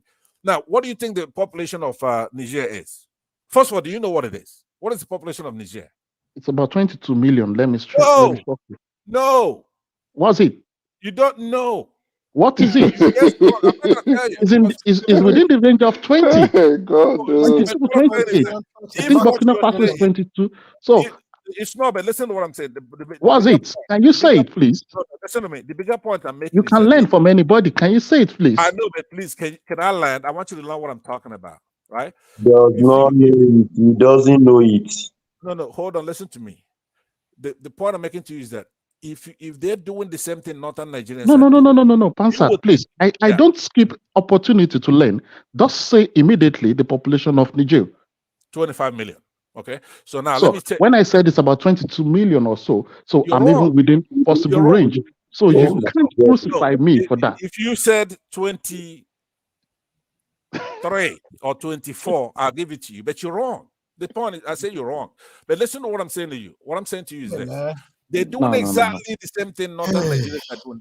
How come they're not more population than Nigeria? Because please hold on, please. Did you watch the campaign? I remembered when we had the campaign in Lagos and we saw LP supporters. It was like, whoa. But when they showed the campaign in the north, everybody was like, what the fuck is this? Sorry for my language, please. Like it was a sea of heads. So people trying to discredit that there are no people in the north, probably they've not lived in the north or visited those places. Sorry, I don't mean to interrupt you. Sorry. This is the population of Niger is 27 million and 400 and something. So Pansat, you also you don't know it. Don't know it. Nobody asked you to interject in this. Don't know it. Don't ask questions. but anyway, so what I was saying to you is that this can I interject? Yeah, sure. I think we always have this kind of misconception about the northern part of the country. Like the more arid a place is, the lesser the population. But one factor that we need to consider is the drainage. The northern part of Nigeria is the most drained part of the Sahel region. And you need to know that we have 4 vegetative zones in Nigeria. We have the Guinea savanna, we have the Sudan savanna, and we have the Sahel savanna. The Sahel savanna is the most arid, and that Sahel savanna only cut across a tiny bit of the northern part of the country. And then you still have a lot of drainage like River Adejia, River Kaduna, and this drainage are the sites of civilization where people converge. As far back as 16th century, Kano is a cosmopolitan city. So they've always had a population. So we go to the northern part of the country, prior to the advent of the Europeans, they've always had larger cities. Zaria, Kano, Sokoto, Maiduguri is situated along Lake Chad. Lake Chad is one of the center. Borno used to be the capital of the Maiduguri used to be the capital of the Kanem Borno Empire. So the north has always been populated. I don't really succumb to that misconception that the north has a lower population. And also, in terms of population density, the south seems to be higher, but in terms of the number itself, the north has it more. And then they have fertile land, because if you go to the northern part of the country, their soil, the edaphic factors, Guinea savanna, Sahel savanna, and Sudan savanna sustain the growth of cowpeas, sorghum, cotton. They have it en masse in the north. And that's why if you try to compare the population of the Hausas living in Niger to the number of Hausa living in Nigeria, the ones in Niger will be lower because they actually live in the Sahara deserts. My friend, don't forget Lake Chad Basin also. Lake Chad Basin, yeah. It's highly trained. Yeah, but look, who's the gentleman that I just spoken right now? He spoke quite eloquently with the initial S. Who is that? What is your name, sir? Shebi. Sheyi? Shebi. Shebi, are you from the north? I'm not from the north. I'm from the south. You're from the south, okay? Because the thing that you have to understand that the kind of things that affect population, right? They are known factors, right? Fertility rates, mortality rates, life expectancy. No, Pansat. No, you cannot be telling. Let me tell you. Look, if you look at the map of the world, there are just two basic things that makes population. That if you look at the countries that are populated, look at Indonesia, look at even India, and if you look at the geographical distribution of people, it's actually water and soil, agriculture. All right. Agriculture. Okay. That is what. So anywhere you have a suitable land for agriculture, there'll be population, because food is the only thing that. Simba, I'm not gonna defeat anything that. Like I said, to make a civilization, they always along alluvial soil and rivers. Look at the Egyptian civilization. I said what I'm saying Nile. earlier when you spoke, you made a lot of sense, right? It seems to me that you can't come up with your own thing that looks good, for example, for soil and all that. But I was itemizing some of the things that are intellectuals, researchers have come up with about 4 factors that affect population growth. Fertility rates, mortality rates, life expectancy, initial age profile of the population, in essence, relatively old or relatively young, and then migration, right? Nobody's flocking to the north, right? They're inhospitable. They have religious issues where they are primordial, and the terrorists up there, a bunch of them, right? So nobody's flocking over there. So they really gain nothing from migration, right? That's just a fact. They marry more than one wife, sometimes 4. But I made the point with Niger that has similar things, because the way you catch tricky people, Takia people, is through the back door, right? Here you have a population that's just like Northern Nigerians. They're indistinguishable. Right. So now, for me as an intelligent man, if I want to know what's going on in the north, I could actually go and use the Niger population to determine what's the fact, because they don't want to have a census. They know why they don't want to have a census. They don't want to have a. Pansat, have you ever been to the? No, I want to ask you a question. Have you ever been to the north? Have you ever lived in the north? He has not, and he will not listen to people like. I have not been to the north. What the hell do I want to go there for? I don't have to go there to know what. Have you been to the sun? Have you been? Simba, have you been to the sun?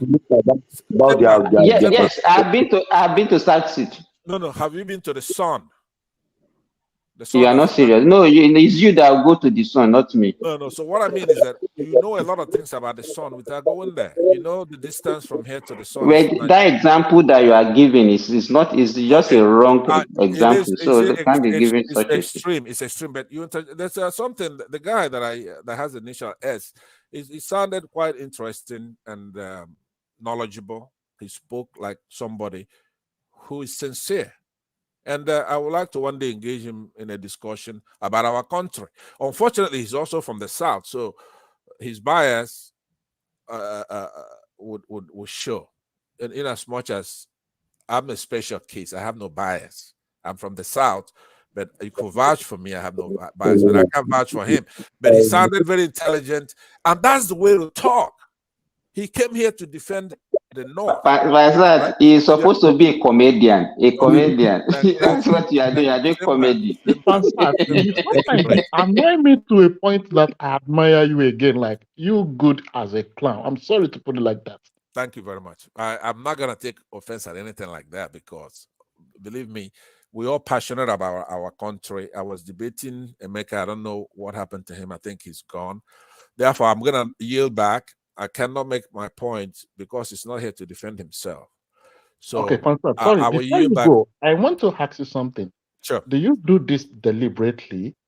Because sometimes you sound like someone that is just edging on people, despite the fact you know the truth. No, let me. Sometimes I won't really know. No, I will answer you. It's not. It's not a joke. Now, in all seriousness, right? First of all, there's nothing I'm doing. I've come in on this platform. And I've been here longer than you have, right? I've been coming here for close to 2 years. I take abuses. my demeanor here is totally different from my personality when I'm outside talking, because we're mired down in clannishness. And you can imagine for a guy like me who should be dealing with Macron and all those people who are Macron and Biden. people like that, I should be discouraging them. I should be discouraging them from their activities. Good night. Please let me land. I'm asking a question, right? Good night. I'm done. Hold on, don't go. Let me. I'll round up in 30 seconds. I was leaving. Remember, you asked me a question, so I'm saying You to are you that annoyingly lovely. Sometimes you make me annoying, and I'm like, okay, let me don't be listen annoyed. to I'll try to moderate what I'm saying, and then I'll exit the stage. But what I'm saying to you is that when I come here, usually the discussions are tribal, right? Clannishness, and we have a lot of problems in the country that are outside enemies, right? So when we come, I would diffuse it, we discourage it, and those people who do it, they don't like me to come around, because when I come, I will make the conversation not to be sexy and fun for them, because they want to sit here talking about the Southeast or Peter Obi or this or that all day. Okay, now it's gotten to where they have to stop. It's not me. Remember, if they're doing the things the right way, that's not embarrassing us. You have a lot of other Africans watching us. These people don't know Southeasterner from Southwesterner. They may know a Fulani from us because those people are not Nigerians. But Nigerians themselves are indistinguishable from one another, right? So when they don't even know what we're talking about. When you're talking about Southeast, they don't know what you're talking about. Southeast of where? Do you understand what I'm saying? So it's a vector. Human being I've ever met in my life. You say things, you go against it, and you try to defend it, and you still go against it again. I'm sorry to say this. You say about I'm sorry if I'm doing that. Trust me, I'm not doing that. Don't come here and be deceiving us. Okay. Don't come here and be deceiving us. You are Biafra, Phobia. Don't come and talk about Nigeria. I've always said that I'm Biafra. I don't deceive. In order to deceive, in order to deceive, right? You're gonna have you have to deceive somebody. As long as you told somebody up front. Go to Biafra and go and do your arguments there. Mr. S, I can't tell your name, but like I said, it's a pleasure meeting you, and I would like to have a debate with you one day, or discussion, agreement with you. It doesn't have to be a debate. We'll talk about our country, but as you proceed, you correct all these people, because they're not doing us any good, like mixing oil and water, like this guy who's in Nigeria, right? I say that all the time whenever I give the anecdote of when I came to America. I was a smart, sharp Nigerian, right? When I landed in Frankfurt, now these are decades ago, and then I begin to get the idea. When I finally got to my destination, I was the dumbest thing on the street. Now, and I'm smarter than this guy, this Olajide, right? So imagine if you move that guy, if you transport him from Nigeria right now and just fling him into, say, New York, right? He wouldn't know his ass from his mouth. He wouldn't even, nobody's gonna understand what he's saying. He's not gonna understand what anybody's saying, right? He wouldn't even talk. Because of social media, you don't need a visa to get on one-man platform. He's gonna come here talking like he's just one of us. He's not one of us. He doesn't know anything. We're fighting for him. I'm here to release him from his bondage back home, right, and give him some rights. And he's here trying to do a dick measuring contest with me. He doesn't belong on the same platform with me. That's why you are fighting for a stolen mandate, Abi. It's yours. That mandate is not P2B's mandate. It's our mandate. It's Nigeria's people. I don't have a lost mandate. Please, Pansa, please, can we move on? Let's I'm tired of. I agree. You come here, you eat into people's time, and when it's talking, you don't have anybody to. I yielded back, if you remember. Can we get back to what Deputy Man was saying about that is your attitude of the election, the population? You're talking about the voters registration versus that was what he was talking about, the election breakdown. I think that was when we digressed to population. Yeah. I was trying to say about the major bulk of the registration. Let's start from that. A good chunk of it is in the northeast and the northwest. The northwest is about and the southwest. And yeah, this is how something was structured. The Northwest is about 22 million, Northeast is about 12 million, Southwest 17, South about 16 or so, Southeast has 10.9.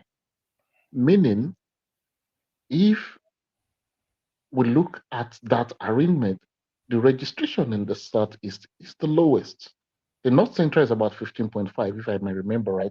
But you're talking about registration, which we're debating. We've already said that registration. Hold on. The roster doesn't mean anything. The only thing that means something. Hold on 1 minute, because I don't want a circular argument. Let's advance, right? Before you interrupted with a good commentary that then got us to go where we went to. I was saying to the guy that when you're dealing with takia, right, clever, tricky people, right, the roster, you can pad. You can register goods. You can register people from Niger, right? Because it's not authenticated. So because of that, and to avoid violence, doing war, to stop these people from doing this, we went the route of passing an electoral act that would then create the beavers so that you could have as much registration as you want. You then have to authenticate it at the precinct, at the voting. Do you understand what I'm saying? So it's very important that you address that issue. Hold on, please, a minute. The registration was done with the same beavers device. No, but you have to authenticate it. Can someone dispute that?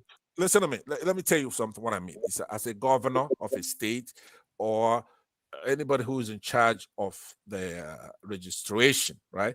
Yeah, I could, even if the law says, hey, do this by the beavers, right? I could keep registering, go and get your beavers, you register, and then I could be adding those who did not present anything in the roster. Let me land now, because this is not disputable. The point I'm making is that after you register it, then there's another exercise that then will actually is what we're talking about. You have to authenticate when you come to vote, right? That beavers will then authenticate. Now, let me ask you something then. What is the most populous state, you think, in Nigeria? The north that you're talking about. Therefore, Nigeria. What's the most populous? Kano. Okay. Kano, right? Okay, so go and look at the votes, say in 2015 or 2019, right? Look at the number of votes ascribed to those who voted.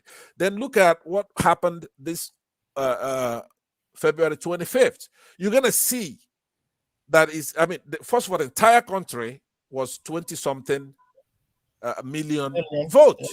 That no, 30 million. 30 million. You don't know statistics. Yeah, when I said let me explain. 9 plus 7 plus. So that point, you have to address that point right there, because that is how we catch this. What you are saying, Pansat, it cut across the whole country. It states like Anambra, Imo used to turn out vote of 1 million. How much did they turn out this time around? Less than 500. Okay, but hold on. 600,000, yeah. Okay, hold on. First of all, you're advancing my point. I could stop there, accept what you're doing by stipulation, right? But unfortunately, it's even more sinister than that. Do you follow me? Because now in the north, they're undisturbed, right? They go and they cast the maximum that they could get away with. No. Let me land. They go to the votes, right? And they're allowed to vote the maximum they can vote. But in the southeast, the state would then use some measures, right, to curtail people from voting, right, to have those things authenticated, right? They will use. Let me land now, because this is a fascinating discussion we're having, because this propaganda that you are spreading, it's a lie. These are you facts. don't know how the business work. You are saying they are adding people to beaver. Okay, I yield back. I think you got my drift. So what I'm saying is that if you go and look the number of voters in 2019, for example, Kano had like 2 million by itself. 2 million. People did not come out to vote in this election. So you believe that? You know why you believe that? Because we in the South are engaging you in a debate. You cannot be abroad and be telling us what is happening here. Something that I am saying don't do anymore, because George Bush showed us how to deal with northern Muslims who don't want to listen. You don't go debating them and talking all this nonsense. It's not a debate. Okay, Pansat, It's please, a can I war say thing, something right? to you? Because if you come here and you're telling me that Nigerians were not enthused to vote this 2020, Pansat, if you claim to be an old man, if you claim to be, just hold on. Intelligence. And what George Bush did with Saddam Hussein, right? You know what he did? He didn't have time to argue with him.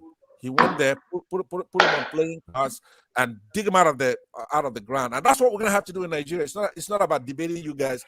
Nigerians went out there to vote for this election more than any other time, probably more than any. No. That is you not have true. no shame to come here and say Pansat, that Nigerians did not go out to vote. That is a lie.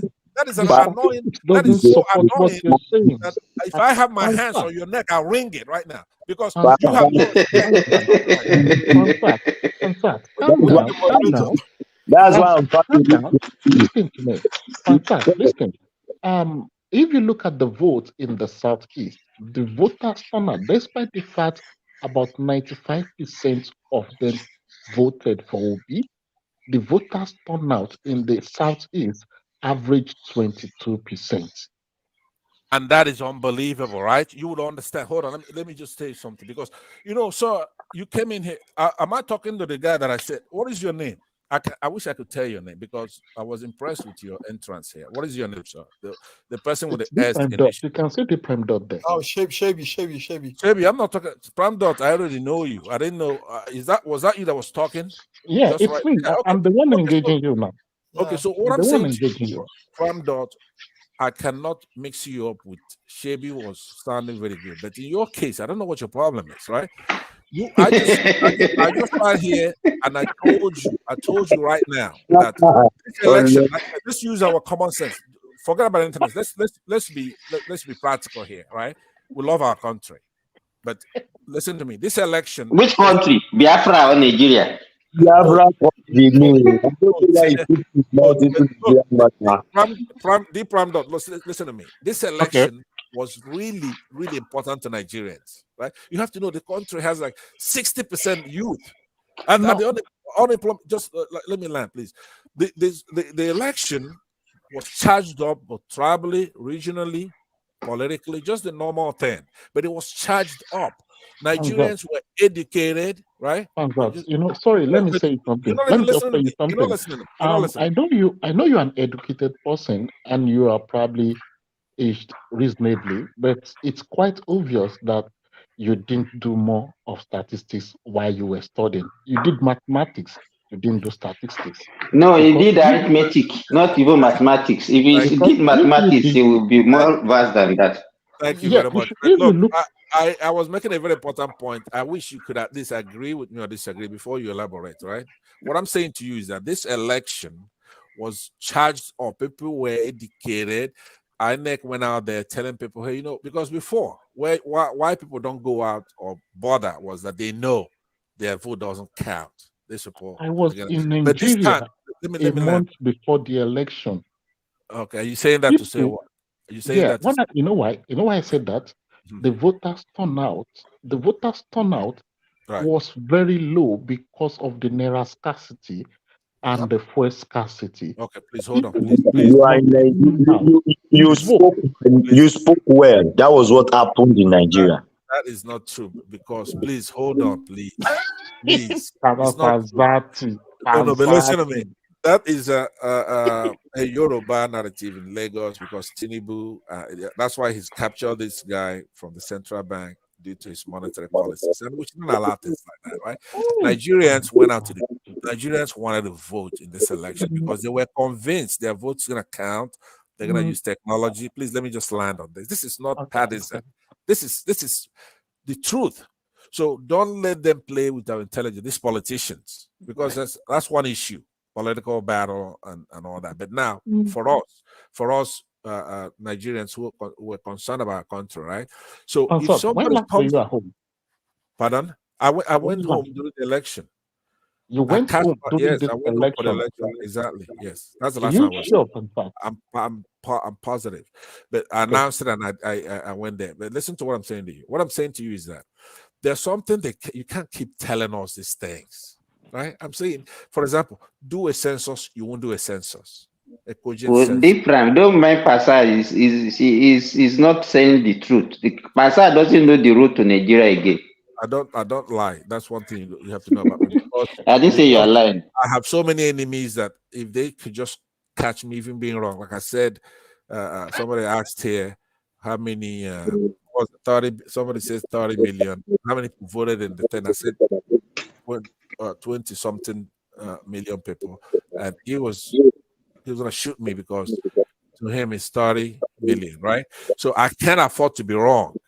Just like Ubi cannot afford to make one single mistake. We Southeasterners, they hold us at a very high standard. We cannot be. Pastor, can you We come cannot make down a from your mistake. high horse and We have to be understand a we are far all level, in right? this We have to be together? inherent. We No, Southeasterners no, cannot be wrong in anything, right? So what I'm saying to you, though, listen to what I'm saying, though, because you shouldn't disagree with anything I'm saying. You shouldn't disagree. If you're sincere, if you're Pastor, do you know you're but supposed to be a I'll title yield back. chief? I'll yield back. I've been talking for a long time, even though what I Okay, have to say okay, is more. good. Okay, okay. Let me just say something, Pastor. That an hour ago, you are not used to it. You would never give back. I'm here for you tonight. You say you want to wring my neck, come for me. You will not yield back. I You just said that yielded an hour back. I ago. yielded back. I yielded. I'm yielded You back. did not. You did not. You cannot resist the temptation of interjecting people. Okay. And you will let others talk. And now you say you are not lying. You came here and you said you will yield back and you did not yield back. That's the first sign of a big liar. That's why your principal could not prove he won the I election. just yielded Even in back court. without And you are anybody. telling me that I'm everybody wrong. came out for that election. I No, yielded back. I'm wrong. you did not. Now You did invite not. me in. I'll come back in. You did not. You did not. Let somebody else talk. I'm actually enjoying what Deprim. I don't know how to because the name is not written. Deprimad. Yeah, the prime dots. Yeah. I want to without any interjection, I want you to land your point in terms of how the voters registration affect the voting pattern generally in the last election. Okay. Without interjection, let him just land his points. I'm actually enjoying this chain of thoughts here. Yeah. Okay, I think the issue is this. About 95% on the average of people in the Southeast voted for Obi. Turnout was about 22%. So that was not enough. Meanwhile, in the Southwest, it was still about 26 or 27%, the turnout for that election. Now, in the case of Lagos, I said it earlier in the day that Ashiwaju lost, or APC lost Lagos by about 10,000 votes. Let me explain.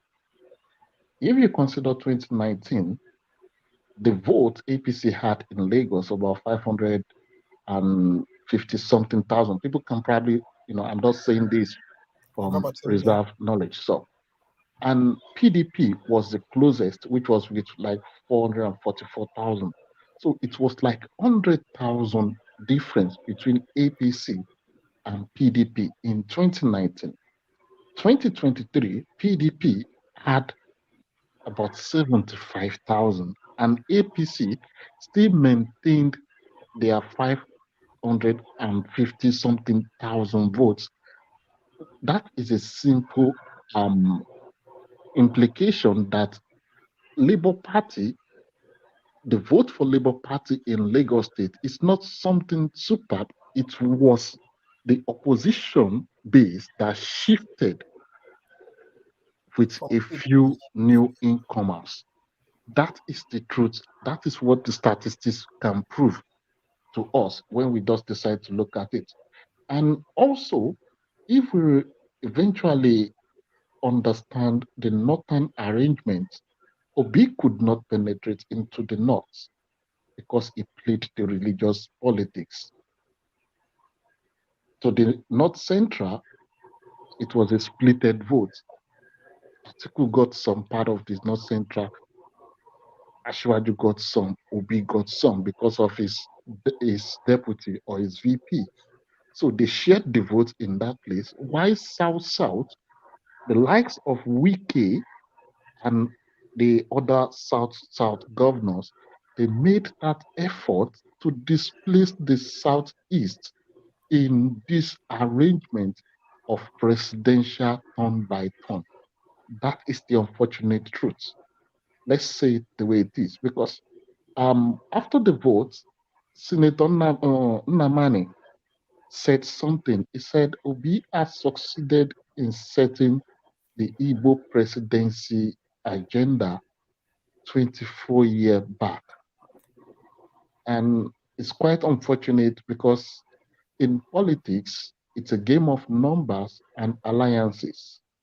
And when it comes to number and alliances, where you have to balance the other people's interests for you to get their loyalty when it's your turn.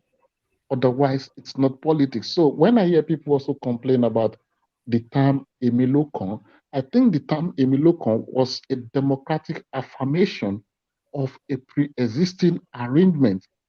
This formula was started in 2015, that the North and the West, a turn-by-turn arrangement for them, will always produce the Nigerian president that is going to meet the constitutional requirement. South seems to understand that game, and they are now positioning themselves in the third place for that arrangement. So how does Southeast see this arrangement and, if possible, key into it? As long as we're practicing democracy in that country, it's going to be like that. So we're looking at maybe possible 8 years of the Southwest. It goes back to the North, probably 8 years. When it's coming back to the South, it's going to naturally go to the South. And the Southeast take the slot of the South in this situation. Those are questions we should ask. How do we mend fences? Otherwise, this battle is just going to continue and continue and continue. Those are the sad realities of our days. Let's face the reality and leave what we think it should be, because I can cut a bill of paper and give to someone like Pansat as money. He will not accept it because he knows it is not money. What we wish is different from the reality. So let's talk reality of politics here. Or what do you think, my people? I'd like someone else to take over from there. Thank you very much. I think you spoke very well, and that was exactly what Emeka was saying before he left. And the example of Buhari losing elections severally, it's a lesson. When the man doesn't have the base, he lost the election. When he could not garner the vote, he lost the election. This man is not sound politically. Yes, he's a general, but generally the man is not strong politically. So at the end of the day, what did he do to win the election?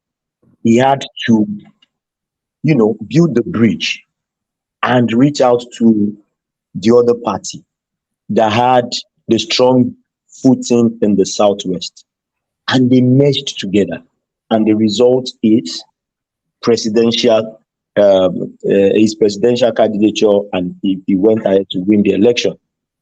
This is what Emeka was trying to point out the other time. If you want to win election in this country, you cannot win election in isolation. The whole narrative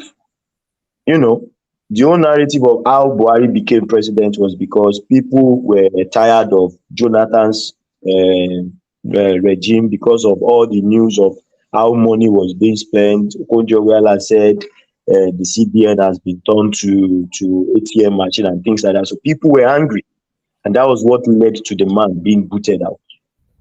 Now, Buhari came in, everybody was angry, and they wanted him out of the way. You understand? Now, Obi had a very good chance of winning. I am a person that I did not even have a candidate of the three of them. I just felt like we should just go to the polls. They are all thieves. Because for me, as long as you are a politician, you are active in Nigerian politics, you are a thief. That's for me. Well, you see, when the election started, and I know a lot of people that didn't know who to even vote for, a lot of people said no to Atiku because they felt he should come to the south because we've done 8 years under Buhari. Now, which is an advantage for Tinubu and Obi to use to their own benefit. But what happened was when Obi started his Christian Muslim narrative, when the obedience space started their own social media, whatever, a lot of people started turning away from them. And that was what made somebody like me to even say, well, I'm not even interested. I wanted a politician from the Southeast to even become president, but they lost the opportunity because they did not master the art of building bridges. They did not master the art of playing the politics the way they should play it. And the truth of the matter is, you will still see an element of that sentiment in how the Southwest voted. Tinubu did not have it all in the Southwest. It was splitted votes everywhere. It was splitted. It was not like a landslide for him in all the states, except for, I think, Ekiti State. Do you understand? So Obi got votes from the Southwest. He got the highest margin in the Southwest in Oyo State. Yes.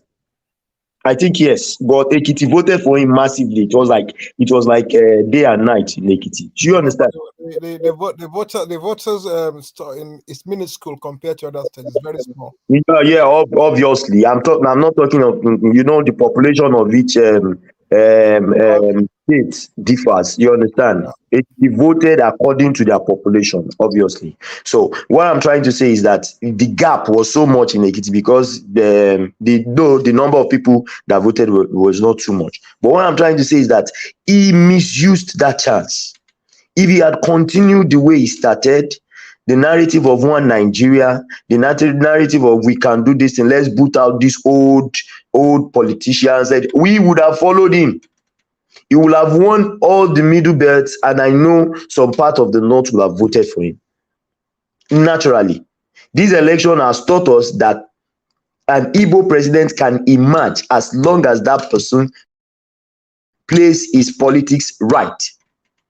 But the obedience space and his own yes daddy church statement and all those things, even Christians started going against him. Like, you want to be a president of a state that is predominantly Muslim and Christian, traditionalists also included, and you are already fighting a battle of pitching Christians against Muslims before even becoming president.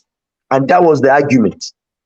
You understand? So now, going forward, I feel Obi is a spent old layer. There's nothing useful from him again in this political. That's my own belief, because I feel if the East wants to become president now, they should present a candidate that is neutral, a candidate that has, that charisma, that has the intelligence and the pedigree and the track record.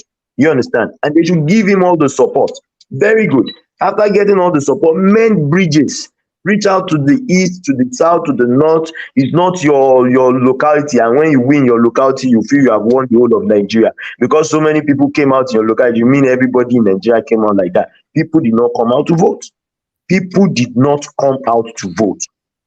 You understand? So that is a problem in this thing. And that's what Emeka was trying to point out. And we were saying, yes, that is the way to go. That is what we are saying. So instead of us talking about what happened and still fighting over something that you cannot recover, why don't you sit down, tell yourself the truth, and talk of how you can move forward, how we can become one, united. What we are concerned about is somebody that will do it right. If Obi becomes president or an Igbo man becomes president and we have 24 hours electricity, we have everything everywhere. Who cares? Who bloody cares where he's from? Nobody cares. What we are looking for is Exactly. Let me come in then. We've heard now. By the way, let me commend the way the discussion is going. It's gone to the area where at least people are wrong, right? They're not being deceptive, right? Where they know the right thing to say and they're saying the wrong thing. That was what happened in the last hour or so. But right now, the discussion is going very well. People have their opinion and they've aired it, elucidated their opinion, but a lot of it is wrong, right? And that's acceptable. You can be wrong. But a lot of fallacies, paralogia, right? If you are looking at Obi, let's look at virtues. If you are an honest intellectual or just a nice Nigerian, a nice African, where you want to tell the truth, you look at Obi's virtues, right? Obi is, for one thing, he's a humble man. Nobody's going to say that Obi is a militant or asks for succession. Obi is a Democrat. He's a civilian. He has empathy. He's honest. He's a hard worker. He's patriotic. Are you campaigning now, or we want to talk? And I, by the way, I like your jokes sometimes, but there's some times that you don't have to be inserting jokes, especially to interrupt me. So what I'm saying to you is, and I like your jokes, so do it in the proper time, and that'll be good. Timing, basically. So all those things that I've said, Obi's come out, and he made a lot of large claims. As a matter of fact, his political opponents should be sued for political malpractice because he stuck out his neck in some of the claims he's making. He says, look, I was governor of a state. I did not take public funds. But then he goes further to say, if you could show me where I mismanaged, underline that one, that's a quote. If I mismanage public funds, I will quit running. And he goes on to say all kinds of what he did. I moved my state from number 26 or 27 in education to number 1. All right, now those are verifiable. But when you say, if you show me where I mismanaged a state funds, that is a big thing to make a claim on, because somebody can actually show you where you mismanaged. It's a matter of opinion. Nobody did that. Obi went about time-wise, started early to go and talk to the country, knowing that a lot of Nigerians are in diaspora. He went to many venues, some of them outside Nigeria, but a lot of them in Nigeria, talking about what he wants to do. He had a mantra that caught on. He's going to turn the country from consumption to production. He's going to do this. I will listen. I go and learn how Egyptians did their electricity. I'm going to get it done. I'm going to go to South Africa. He cited a lot of statistics, right? So when it comes to virtue, Obi is the best politician the world has produced in modern times. He's better than Obama. He's better than Nelson Mandela. So we should be proud of that. We Nigerians who produced somebody who's not corrupt. So no matter how you do it, we have agencies that go about accusing people of corruption. So the accusation, the prima facie standard is applied in Nigeria ad nauseum, right? So they've accused him. I remember somebody like Tinubu, they dragged him. I remember him in a defendant's box some time ago by one of the agencies, right? Obi's never had anything like that. He's never been invited. He's never been accused officially of corruption. And then he makes those claims. But moral suasion alone doesn't win election? No, because that's the point I'm making. I'm going serially. As a human being, you can't say everything at one time. You have to say something first, then you say something second, right? So I'm saying the first one. So moral virtue, he has it. No, you cannot go and make Obi some like they're attempting to do. See, because that's a mistake Obi's enemies are making. You gotta go try to make Obi a bigot, ethnic bigot. That is a tall order. You cannot do that. He's not a bigot. But he's addressing a church, and he'll call out his audience and say, "Church, do this for me." Right? That doesn't if he's talking to midgets, he say, "Midgets, do this for me." If he wants to be, he doesn't want to be political correct. If he's talking to Yorubas, you're gonna say, "Yorubas, do this for me." Now, the other fallacy that is so insulting for those who even make that like Obi is an Igbo candidate. First of all, if most people here who are not me are from the Southwest, they respect their elders. Who's the top elder in the Southwest is the Afenifere, right? They endorse Obi. Now, so some others who are not here, who are not Yorubas, and they'll be from the South. Over there, you have Pandef. Now, by the way, one of the best citizens we have in the country, elder statesman, honest man, some of the people that should be in the Bible next time when it's written, like Moses and some of the protagonists in the Bible, will be Pa Adebanjo. He's supposed to be. He doesn't like Obi because Obi is Igbo. Now, there's some angle that you could make a case that some of them, those who are concerned with equity and fairness, and I believe Pa Adebanjo will come into that. He adds that as part of his reason, or Obasanjo and others. They will say they're from the Southwest, but they say, no, look, we want a country that is fair, because no justice, no peace. We want an Igbo president. I don't support that. I don't think anybody should be president because of where they come from. I don't. Never made that case. But in the realm of what they're talking about, they say, look, coincidentally, Obi is the best candidate, and he also comes from the Southeast. Therefore, we're going to support him because of that. They're not saying I hate Afenifere. They say I hate Yorubas and I love the Igbos. I mean, that's silly. Pandef. And then reasonable Northerners feel the same way. But should we then, because of that, make Obi president? No, I'm against that.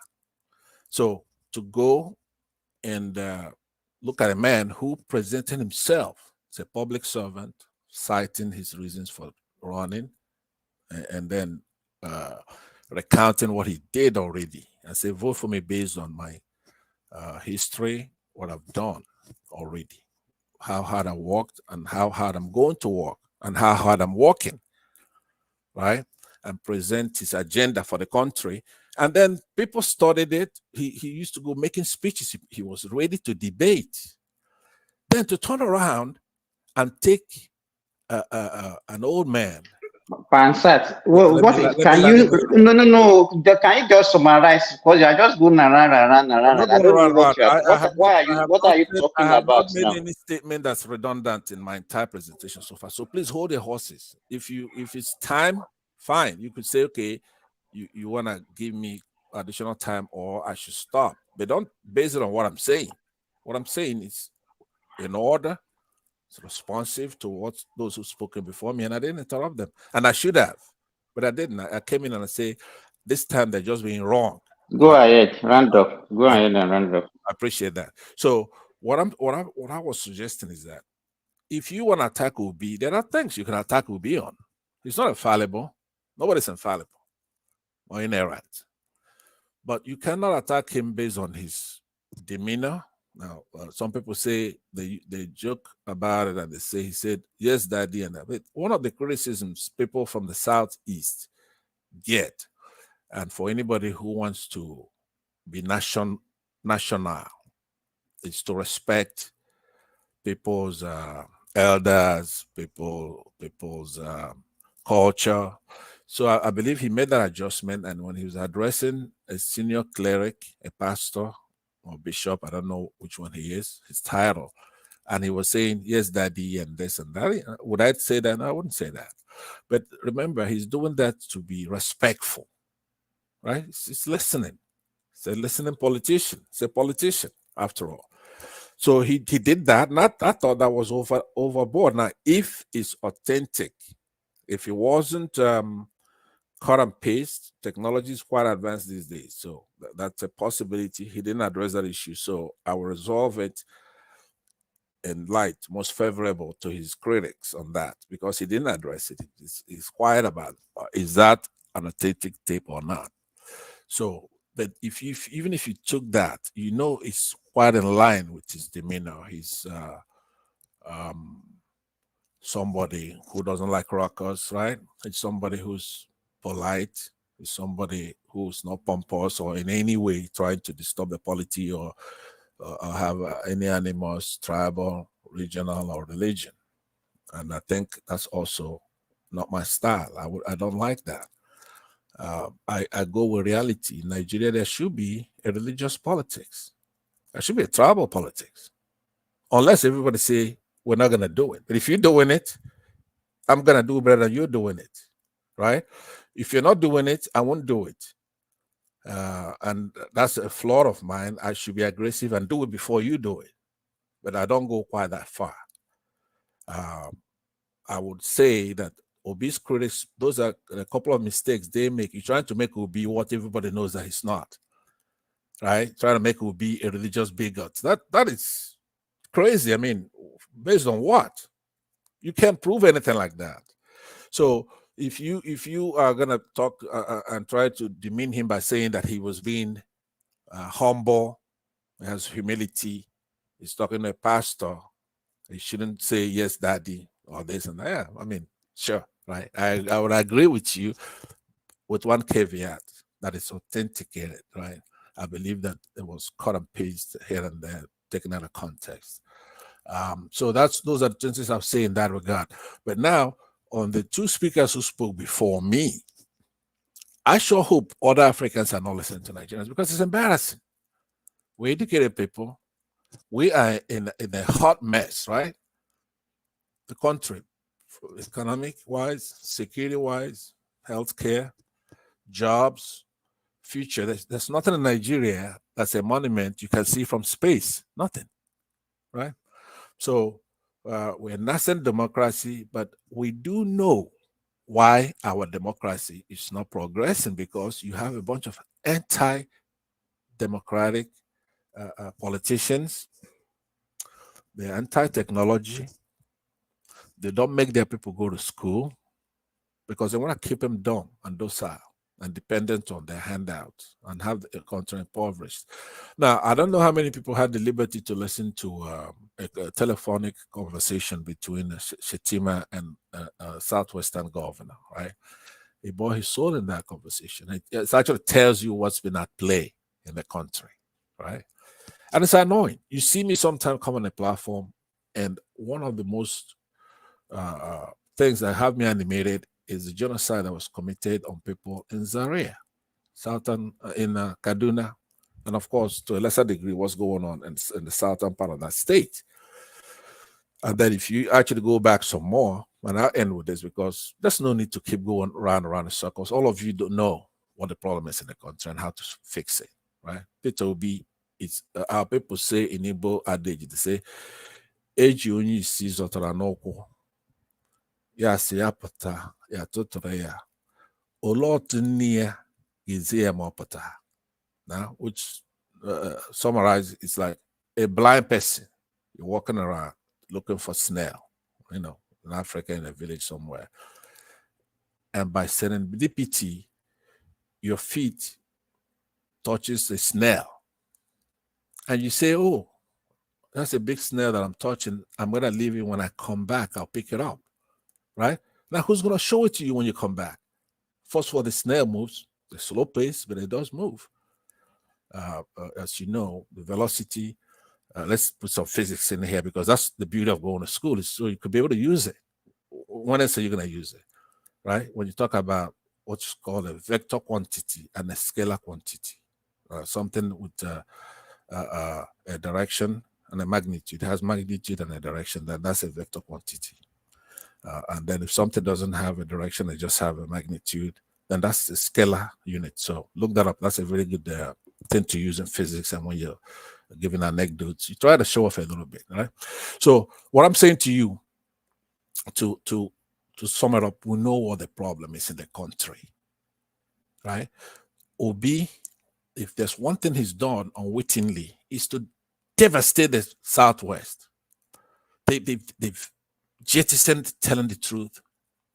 They don't respect their elders who done very well in the past. They wanted to throw them on the train tracks only because of Tinubu, who in a matter of time, even if he was to be president for 8 years, it doesn't mean anything. But Tinubu would do for me, exactly what it's going to do for you. It's not, you have no claim to Tinubu. You have no claim to Obafemi Awolowo more than I do. Obafemi Awolowo is our son, our father, or whatever. Yeah, he comes from your place, but it doesn't belong to you. It's only when an ignorant person is talking, it's like Obafemi Awolowo belongs to the Yorubas. No. Or Nnamdi Azikiwe belongs to the Igbos, or Tinubu belongs to the Yorubas. That's nonsense, because we have one polity. Tinubu is one of our sons. If he's a Nigerian, nobody knows that. He has to prove that, because the prima facie has been established that he's not a Nigerian. So when somebody says, it's like somebody says you're dead, you come and say, hey, look, I'm alive. What are you talking about, right? So it's on him to come out and show he has a certificate. He's a Nigerian who you go to school with, and try to stop this nonsense. You're going to fool everybody at the same time. You can't. If you listen to Bob Marley's song, he'll tell you that. These are universal truths. Now, Buhari backed him, and he somehow, the northern governors made him. I don't hold anything against Tinubu himself. He doesn't know what hell's doing. These people, see, Shetima has set him up perfectly. Now, when that happens, don't come saying I didn't tell you. I'm telling you right now, from what I see, the appointments that he's making, and Shetima is supporting him and doing all this, right? The way I see it, especially he had somebody selected to be Shetima's assistant the other day, who's related to Obama's vice president. And you could see that Shetima is setting him up to whack him very soon. Now, when it happens, don't say I didn't tell you, because I'm not a historian. I'm an analyst. I don't try to tell you what happened in the past. I'm telling you what's going to happen. What the Yorubas, these northern Muslims, they know how to play the Yorubas like a drum, right? So they're setting it up very soon. Once this Supreme Court then finalizes it, Shetima knows that if anything happens to Tinubu, he takes over, right? But if he acts fast and do it now, maybe the courts will then try to do what's called jury nullification, which is to go ahead and make one of the other two president, and he was going to lose out. So he's going to wait. He's a very smart guy, stupid in international standards, but in Nigeria, he's smart in the sense that he's got the backing of the same corporates that are holding us down. So he's trying to wait. Once it's cemented, now he's had Tinubu appointing Southwesterners that is upsetting the North. They may not say it, right? What Tinubu is doing is upsetting the North, because virtually for me as a Biafran, what I want, Tinubu is doing it, achieving it for Biafran. Right, so he's showing these Northerners that they're not a hegemony and there's nothing special about them. He could appoint his people just like Buhari could do, and the world is not going to end. So what I see him doing, I conclude with this, is they set it up to once this Supreme Court makes it final. Let's say they go in the likely event, they make Tinubu the president. He will act very swiftly to work to Abiola Tinubu, right? And he will become president. And then the Southwesterners will start fighting them and then join in trying to rescue the country. That's what's going to happen. You mark my words down now, because you don't know. You think he's always appointing Yorubas, and you're laughing and saying, okay, look, the Igbos are not in his cabinet. Igbos don't give a rat's ass who's up there. They look at him as illegitimate. So what I think he's doing is upsetting Northerners to where he himself is going to be acceptable to them when he comes in and works, either give him that tea or do whatever it is they did to Abiola, they do it to Tinubu, and take that office to the North, take it to the Northerners are going to say, yeah, he deserved it because this man, he betrayed us. He's over there putting Yorubas in every political thing, because right now they emasculated and they're ashamed of themselves. They supported this man, and he's basically done everything that we wanted done, which is to wrest that stuff from Northerners and give it to Southerners, right? So that's what I'm saying to you right now. So use your head as you do political analysis. Do it for the future, and then let's see how right you are. Emeka tried it. He said Obi will not win any Southeastern state. Any. Obi cleared it. And he still has the temerity to get up here. He doesn't apologize. He doesn't show any remorse. And he keeps going on to the next one. So with that, I yield back. I will take some questions if there are any. Thank you.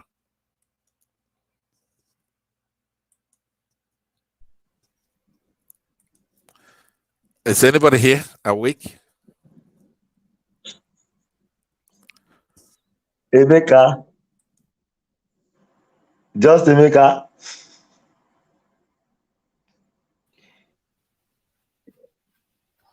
I think the last election, can I just the last election is just like is a replica of what happened in the First Republic and the Second Republic. Whenever we have we have candidates coming from the North, East, and the West, the election is going to be keenly contested. We had in the First Republic the Action Group, the NCNC of the Eastern region, the Action Group of the Western region, and the Northern People's Party. Then we are doing parliamentary system of government. They could not form a quorum. They could not. No party could form the majority. The NCNC won the predominant vote in the North. So the MPN, headed by Amadou Bello and Tafawa Balewa, won the highest vote in the North. The Action Group cleared the whole of the Southwest, and the NCNC cleared the whole of the South. So nobody could actually form a quorum or form majorities. So they had to make a coalition government between the NCNC and the MPN. So in 1979 too, we have a tripod stand as well, where we have UPN for the Yorubas. I don't know the parties from the South is headed by Azikwe. And LPP. Yeah. So if you look at the result of that election, Awolowo cleared all of the Southwestern region. He won Bender State. And the governor of the Bender State then was Ambrose Ali. And he got 25% in Kwara State. Then Shagari was able to win the odd. He won, I think we had GMPP won Gongola State. Gongola, yes, GMPP. Gongola State.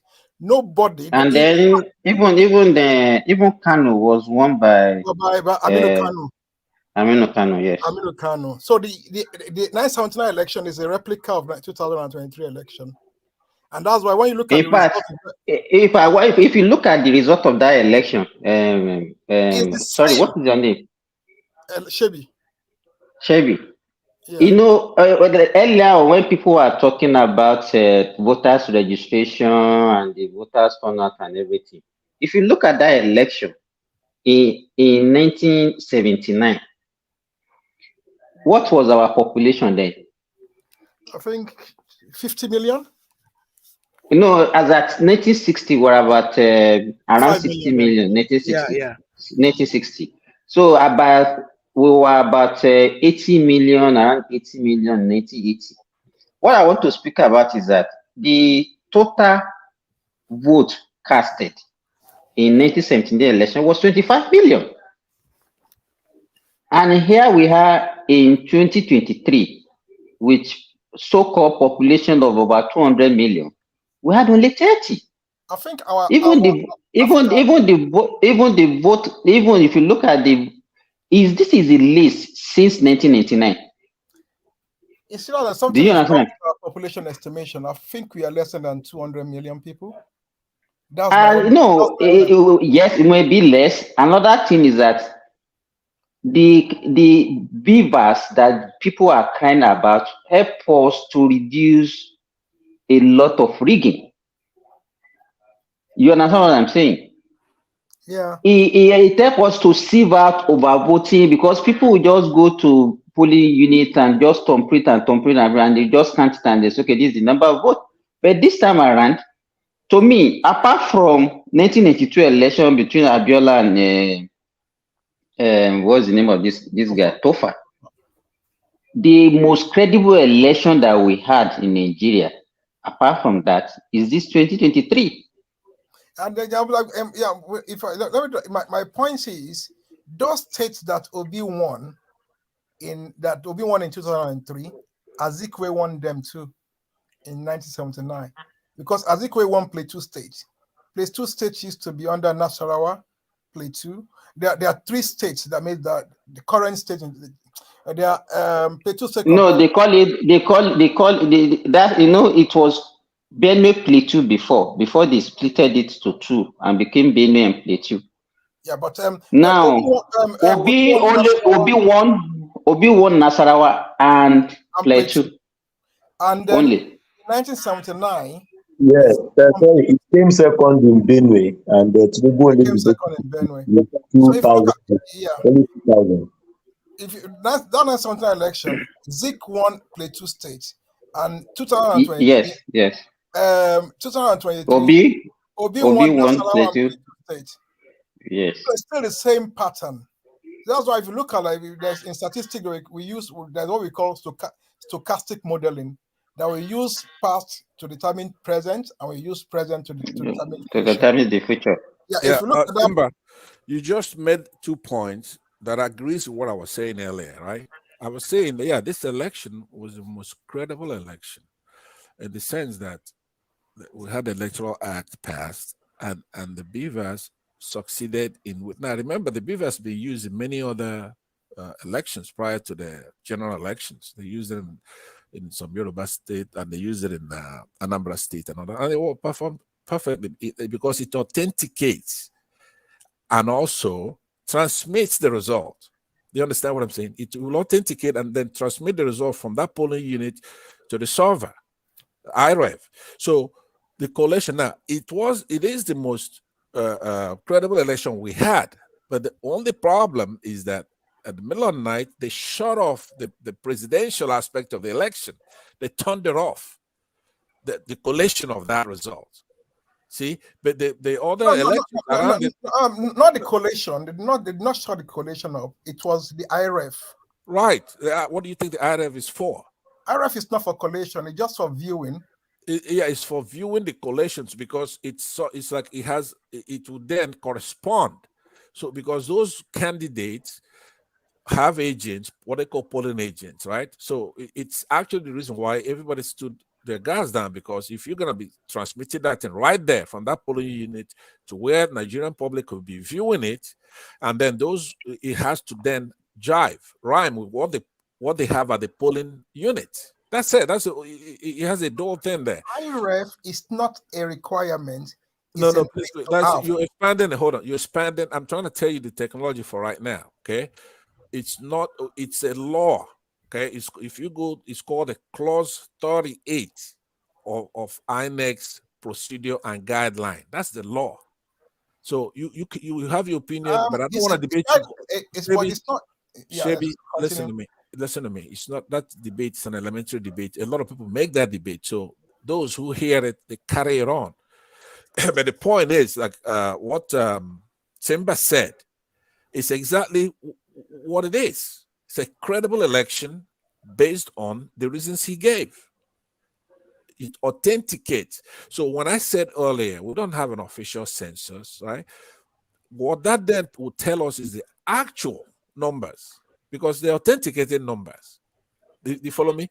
So even though he's making the point for a different reason, what I'm saying to you is that if you then say in the same election with the same beavers, in the same everything that night, right, that you're going to turn off the presidential and you leave the Senate, you leave the other National Assembly votes and other things on a technology that's already performed very well in prior elections. On the same day, they conducted the House of Rep and the Senate on the same day. So right. It's really shady there. So and thank you for that admission, because you returned back to the status I held you when you first came in here. You spoke brilliantly, but above all, you told the truth.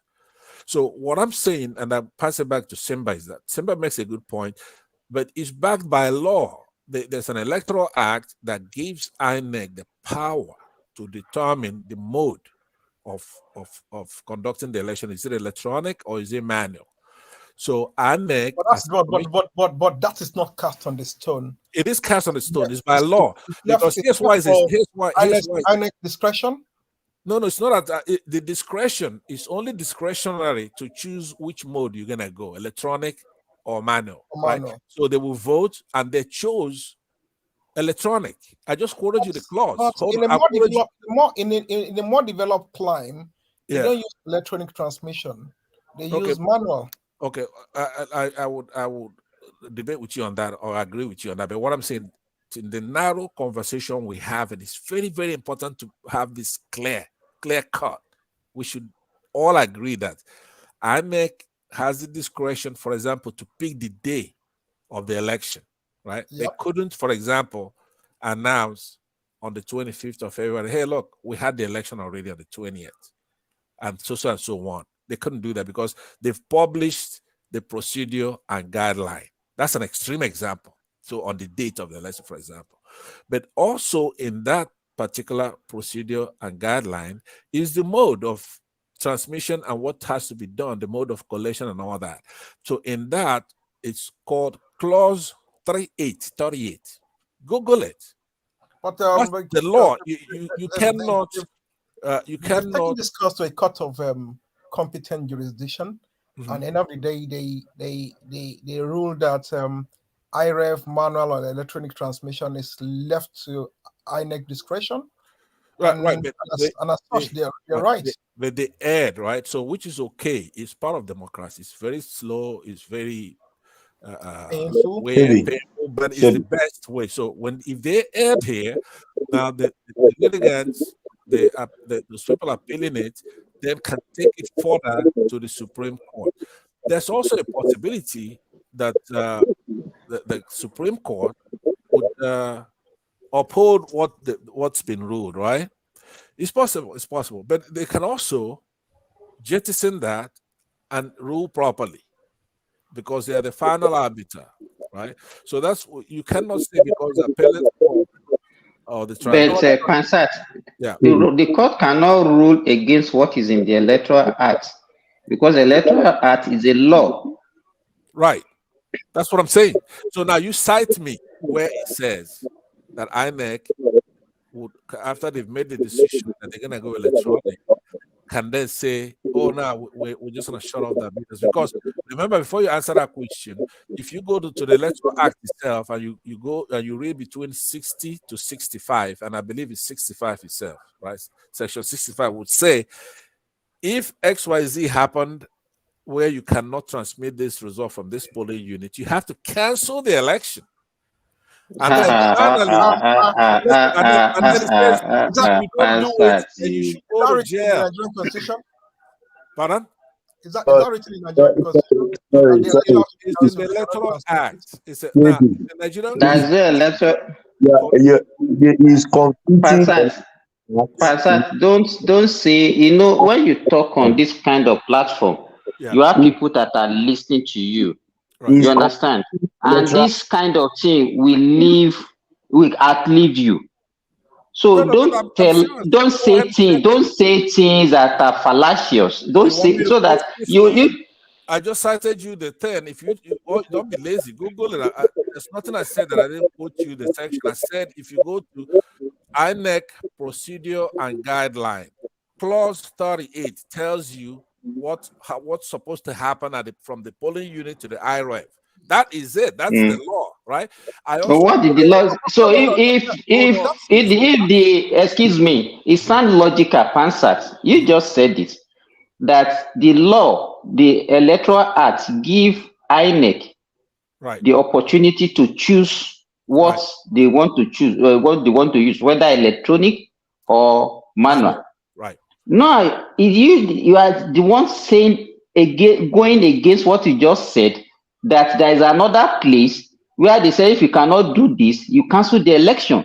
Okay, so let me tell you. So what do you mean? Let me tell you, listen to me, right? First, I quoted you the procedure and guideline that goes by clauses, right? So the nomenclature. Guideline is just guideline. It's not a law.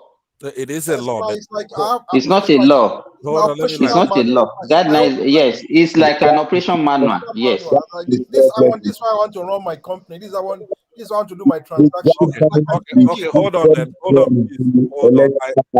Hold on. Let me answer that. Olajide, your audio is very, very bad. If he could at least mute himself. We cannot hear you at all. Yeah. Okay. All right. So what I'm saying, remember that question is the key question. It's important. So let me speak and have somebody else speak. But please quote like I'm doing. I'm saying that in the Constitution, INEC is the body that conducts our elections. So constitutionally, they are the body to call. It's a commission. Then in the Electoral Act, from section 60 to 65. So now all you have to do is pull it up. I'm going to the Electoral Act of 2022. Electoral Act. Electoral Act of 2022. All right, that was fought hard, and we finally won that battle for Buhari to sign it. That's a very, very important thing. It's part of the law. That one is the electoral. It's an act of Congress, and it was ascended to, and it was signed by Buhari in December of 2022. So, in that, it enumerates about the beavers, telling you exactly what you have to do. And if you don't do it, you go to jail and you pay a fine. One of them being that if for any reason you could not transmit that result from that polling unit, you have to cancel it and rerun the election. And it concludes by saying if you don't do it, you go to jail, to the slammer, of which Mahmoud should be in jail right now in a country that's working very well, right? So, but to conclude it, to buttress the point is that when INEC is given the opportunity to choose, that choice has to be made before the publishment of the procedure and guideline, because when you publish that procedure and guideline, you're going to be choosing the date of the election and how the election has to be conducted, then making a choice that was constitutionally required, whereby you have to choose by that time now, when you publish this, the manner that you're going to transmit those results. And they chose electronic in that manual, and they chose the date to be February 25th, right? Now, could INEC on its own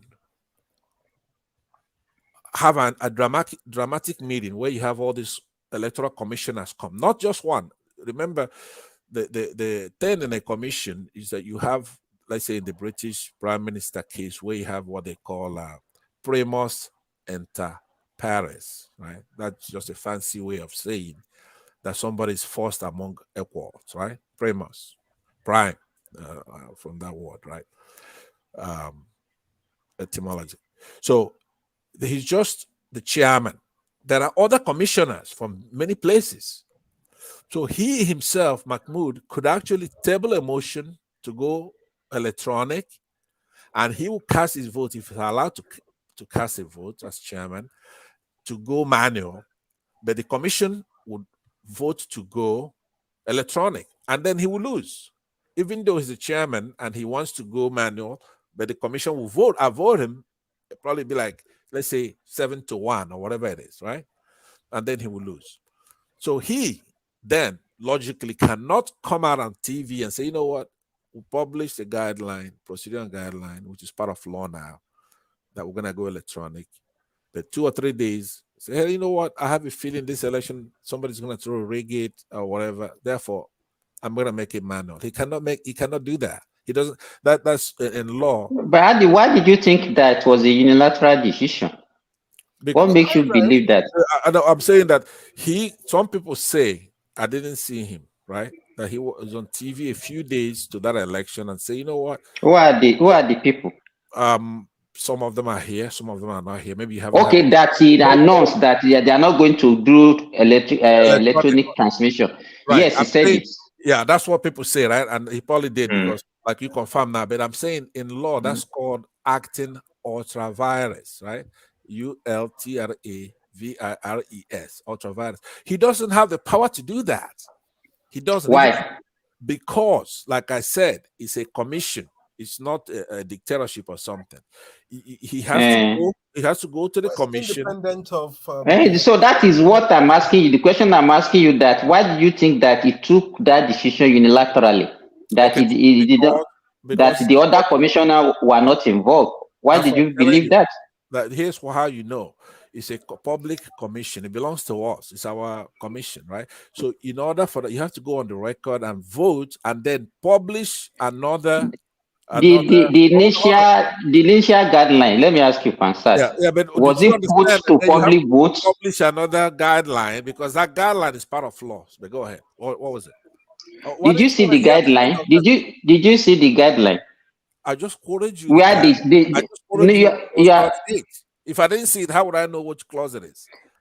So in the guideline, did you see it in the guideline that they said the only option that they have is electronics, and if electronic fail, they are going to cancel the election? Exactly. I just quoted you the clause. Now, if you what's the clause? No. What's the clause? You didn't quote anything. I said You didn't clause. quote anything. I want to verify section Clause 60. 38. Let me write it down it's clause 38. Okay, of Clause 38. electoral. I just put it there for you, even though it's in a lower capital. Electoral Act clause 38. Yeah, it's clause 38 of electoral. Let me cite you the whole. Just hold on. It's called procedure and guideline. And if you're gonna be searching, you could put INEC in case you're not in Nigeria. Okay, procedure and guideline, clause 38. I made a capital now, so you could see it. That's you Google it and see that. But to augment that as well in the Electoral Act, then you go to section 60 to 65. Okay, I put it there for you of the Electoral Act 2022. Even the election was 2023, the Electoral Act itself is 2022. So Google those things and read it. And I know you're a fair man, Simba. So your problem has been you've been lazy. You didn't go and read these clauses. You're not serious. Right? You can't be serious. Once you find that I believe you. I believe that you will then rule on it yourself because you're an intelligent man. You're a doctor, right? So as a physician, you know that's true and false is what we're concerned with. We don't give a rat's ass about good or So bad. I have the electoral guideline with me now. So which one are you referring to? Go to clause 38. Can you project it on screenshot on Yeah, put it on the screen, please. Is it possible? Actually, I'm using another device to check it. Who is the host here? Only the hosts have ability to do what you're asking for. I don't know if we even have a host, and we've conducted ourselves very well without a host here. So I don't even think we need a host to host the show because we tend to be more responsible when there is not a host. But in this case, we needed the host to project it so everybody can see it, especially those, because it's not even an argument. We have our constitution. I believe if you go to the constitution itself, it'll be like section 137, I believe, right? That would discuss these things. And then you come to the Electoral Act. That's the law. 62, 65 makes very clear. And the punishment if you don't do it, or what you should do, let's say you don't have a signal, or there is somebody interfering with it, right? It tells you it's just there's not a lacuna. There is no option to say I'm going to transmit the ones from the Senate, and then we're not going to transmit the ones from the presidential, the most important election. So it's a insult. It's an insult. It's a provocation that the remedy should be war, because you're saying to us, what can you do? We're going to violate that law. What can you do? You in the Southeast, and there's nothing you could do about it. That's exactly what they're saying. So it's not a debate thing. Like I said before, George Bush knows how to handle. Okay, on that guideline now, I'm looking at the transmission of results. Okay. And what they wrote in the transmission. Look what you should do. I cited clause 38. If you have it, read it what they call ipsissima verba. Read the whole thing. It's not that long. Don't give us what you think of it. Read it. No, I'm reading. No, it's a guideline that is with me here. I don't have the. Okay, but does it say clause 30? Do you see the clauses and see clause 38? Can you read that? No, this one, it goes step by step, how to vote, how to accredit. Then, what we are contesting is the transmission of results. That's the 38. That's clause 38. So it said transmit the result as prescribed in the Electoral Act. Right. And hold on. Take the card reader and the original copy of each of the forms in the tamper evidence envelope to the registration area or ward coalition officer in the company of the security agent. The polling agent may accompany the presiding officer to the ward coalition center That's what it. So they didn't say that You they missed should it. transmit to the Hold on, I. hold on. That's because you got it there, and I'm very surprised that you do. So please read it from beginning. Clause 38. Just read it. You skip the top part, right? Where it's talking about. See, it's not telling you Where what are you talking about? About Form EC 8A or Right, what? right. No, read. You see where it says clause 38. Read everything there. It's not that long. Just read the whole thing because you got it. That's it. But you just read the last paragraph of it. Read the entire clause. You have it with you. I'm very surprised. Okay, he said okay. It says sorting and counting of ballots and recording of votes. It says sort out the ballot paper by party and thereafter loudly count the votes scored by each political party in the presence of the polling agent and observers. Allow recount of votes on demand by polling agent, provided that such a recount shall only be allowed once. Cross-check the scores. Enter the scores of the candidate in both figures and word in the appropriate Form EC8A series. Then fill the form EC6OE and paste it conspicuously. Pasting of Form EC6OE is mandatory, and failure to do so may amount to the dereliction of the duty. Where voting points have been created at the polling unit, enter the result on Form EC8A and submit to the presiding officer, who shall consolidate the result using Form EC8A and attach the Form EC8 to Form EC8AVP to Form EC8A. Then the presiding officer will sign, date, and stamp the appropriate EC8A forms. Announce loudly the votes scored by each political party. Request the candidates of their polling agent, where available at the polling unit, to countersign.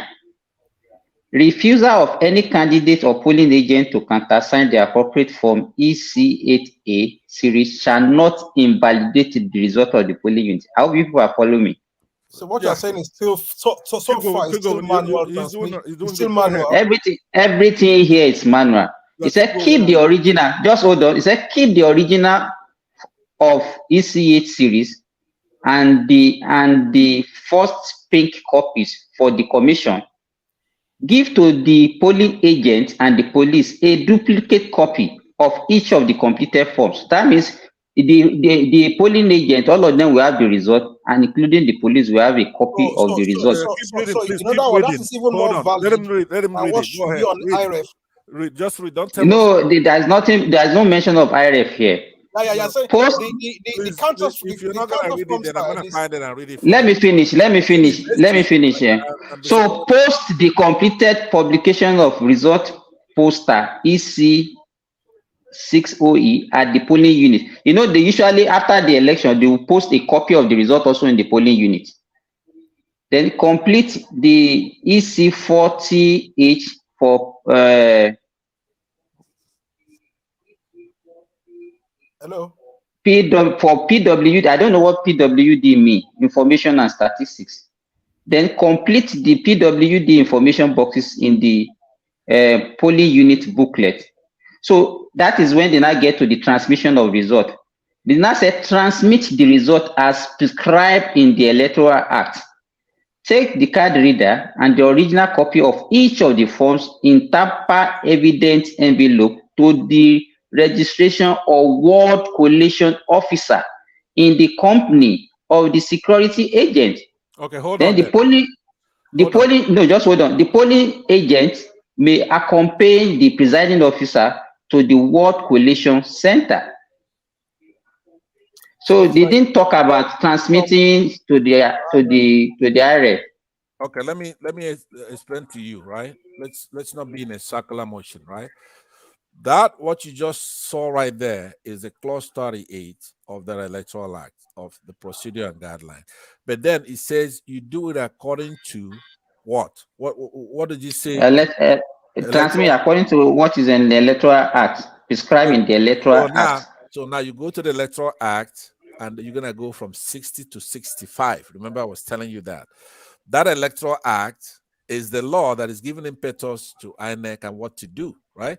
So it's transmitted that not only after you transmit the result to that IRF according to the BVAS, right? I'm in section 62, Nigerian Electoral Act 2022. Okay, go ahead and read it. But please start from 60 to 65. 60, It's not that long. 60, 60. yeah.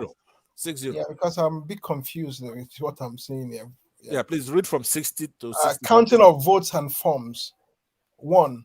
The presiding officer shall, after counting the votes at the polling unit, enter the votes scored by each candidate in a form to be prescribed by the commission, as the case may be. Yeah, that's EC8 that we read with him. Yeah, with Simba. Right. 2. The form shall be signed and stamped by the presiding officer and countersigned by the candidate or their polling agent where available at the polling unit. 3.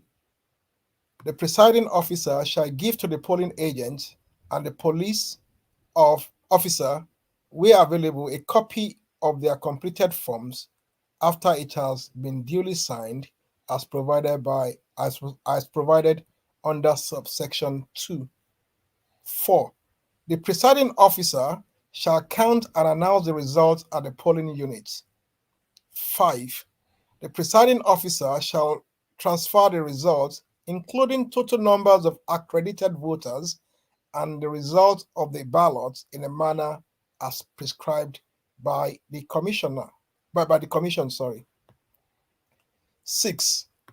A presiding officer who willfully contravenes any provisions of this section commit an offense, right, and is liable on conviction right, to a fine, right. Remember when I said that Mahmoud should be in jail or imprisonment? Right. But nothing is actually, it's still everything up to this point is pretty much manual. No, it's not. It's not, because it's telling you to as prescribed by INEC, but INEC has already prescribed that they had a choice between electronic and manual. They chose electronic, and if you recall, you're gonna recall Yakubu, Mahmoud, and the other Festus going about. And one of my favorite Nigerians who's from the Calabar area, who used to be a commissioner, when educating Nigerians about the BVAS and about electronic transmission, the mode they chose, they have a choice. It's binary choice. Is it going to be manual? Is it going to be electronic? They chose electronic. There's no Nigerian alive who doesn't know that INEC was educating the public. But you just said it, Pansat, now that you heard that few days before election, right, they said they might not go the electronics. No, but it's acting ultra-virus in that case. You can't, wait a minute. How did you? Because that publishing in the manner prescribed by the commission, not in the manner prescribed. Okay, Pansa, you know what? You know what they're supposed to do? You know what they're supposed to do? Let me land. If you think, no, just hold on. Instead of taking Tinubu or whatever to court, there is if you think that is Yakub that also actually violated the Electoral Act. Right. Then you should take him to court. He was taken to court. He wouldn't show up. Now, hold on, please don't talk. He was sued, right? He's part of the defendant in the case, right? But he wouldn't show up. He won't even face the Nigerian people and explain himself, right? He's acting like a guilty person. He's nowhere to be found. He didn't show up. You know why you people cannot take him to court? Please, Simba, please listen. You ask a very good question, but you have to hear the answer, because it's not my opinion. These are legal issues. So I'm telling you that that's where this court erred, right? Because it's not they're not there for criminal case where you have to meet a very high standard of convicting somebody beyond a reasonable doubt to a moral certainty. They use the intermediate standard, which is preponderance of evidence, right? So he doesn't show up. He has a case to answer. The script article and Obi named him as a respondent to the case, right? He didn't. It was INEC. It was INEC, not him. Not him as an individual. Yeah, both him and INEC, right? But just I understand what you're saying. That's technical. But what I'm saying to you though is that they did all what they're supposed to do, and then they proffered a deluge, mountains of evidence. But why did the court not rule if they have actually violated the law? That's right, because it's called premortem. I told you that before. Now I'm glad you asked me so I could tell you why I said If people felt that it's a Islamic thing against Southerners. That's what it is. I said no, don't go that route. Don't go that route. We are talking about law. Okay, if so he has violated the law. Okay, do you know in law, say in the United States, where we copied our shambolic constitution, right? You are supposed to be tried by a jury of your peers, right? Not everybody, not your enemies, right? So if you go and you in Nigeria, you constitute that, this is just plain common sense. It's all over the place. Look, Nigeria is not smarter than India. India and Pakistan used to be the same people, the same country, right? But this is Hindu, this is Islam. I know you're a Muslim now. This is not about the tenets. A pure Islamic person, a pure Muslim who's practicing the tenets of Islam probably won't do the things somebody who's a fundamentalist and has tribal animals and everything included in what they're doing. Now, we're not talking about the prophet right now, right? We're talking about human, ordinary, ignorant Nigerians who cannot dispense justice without this primordial feelings, right?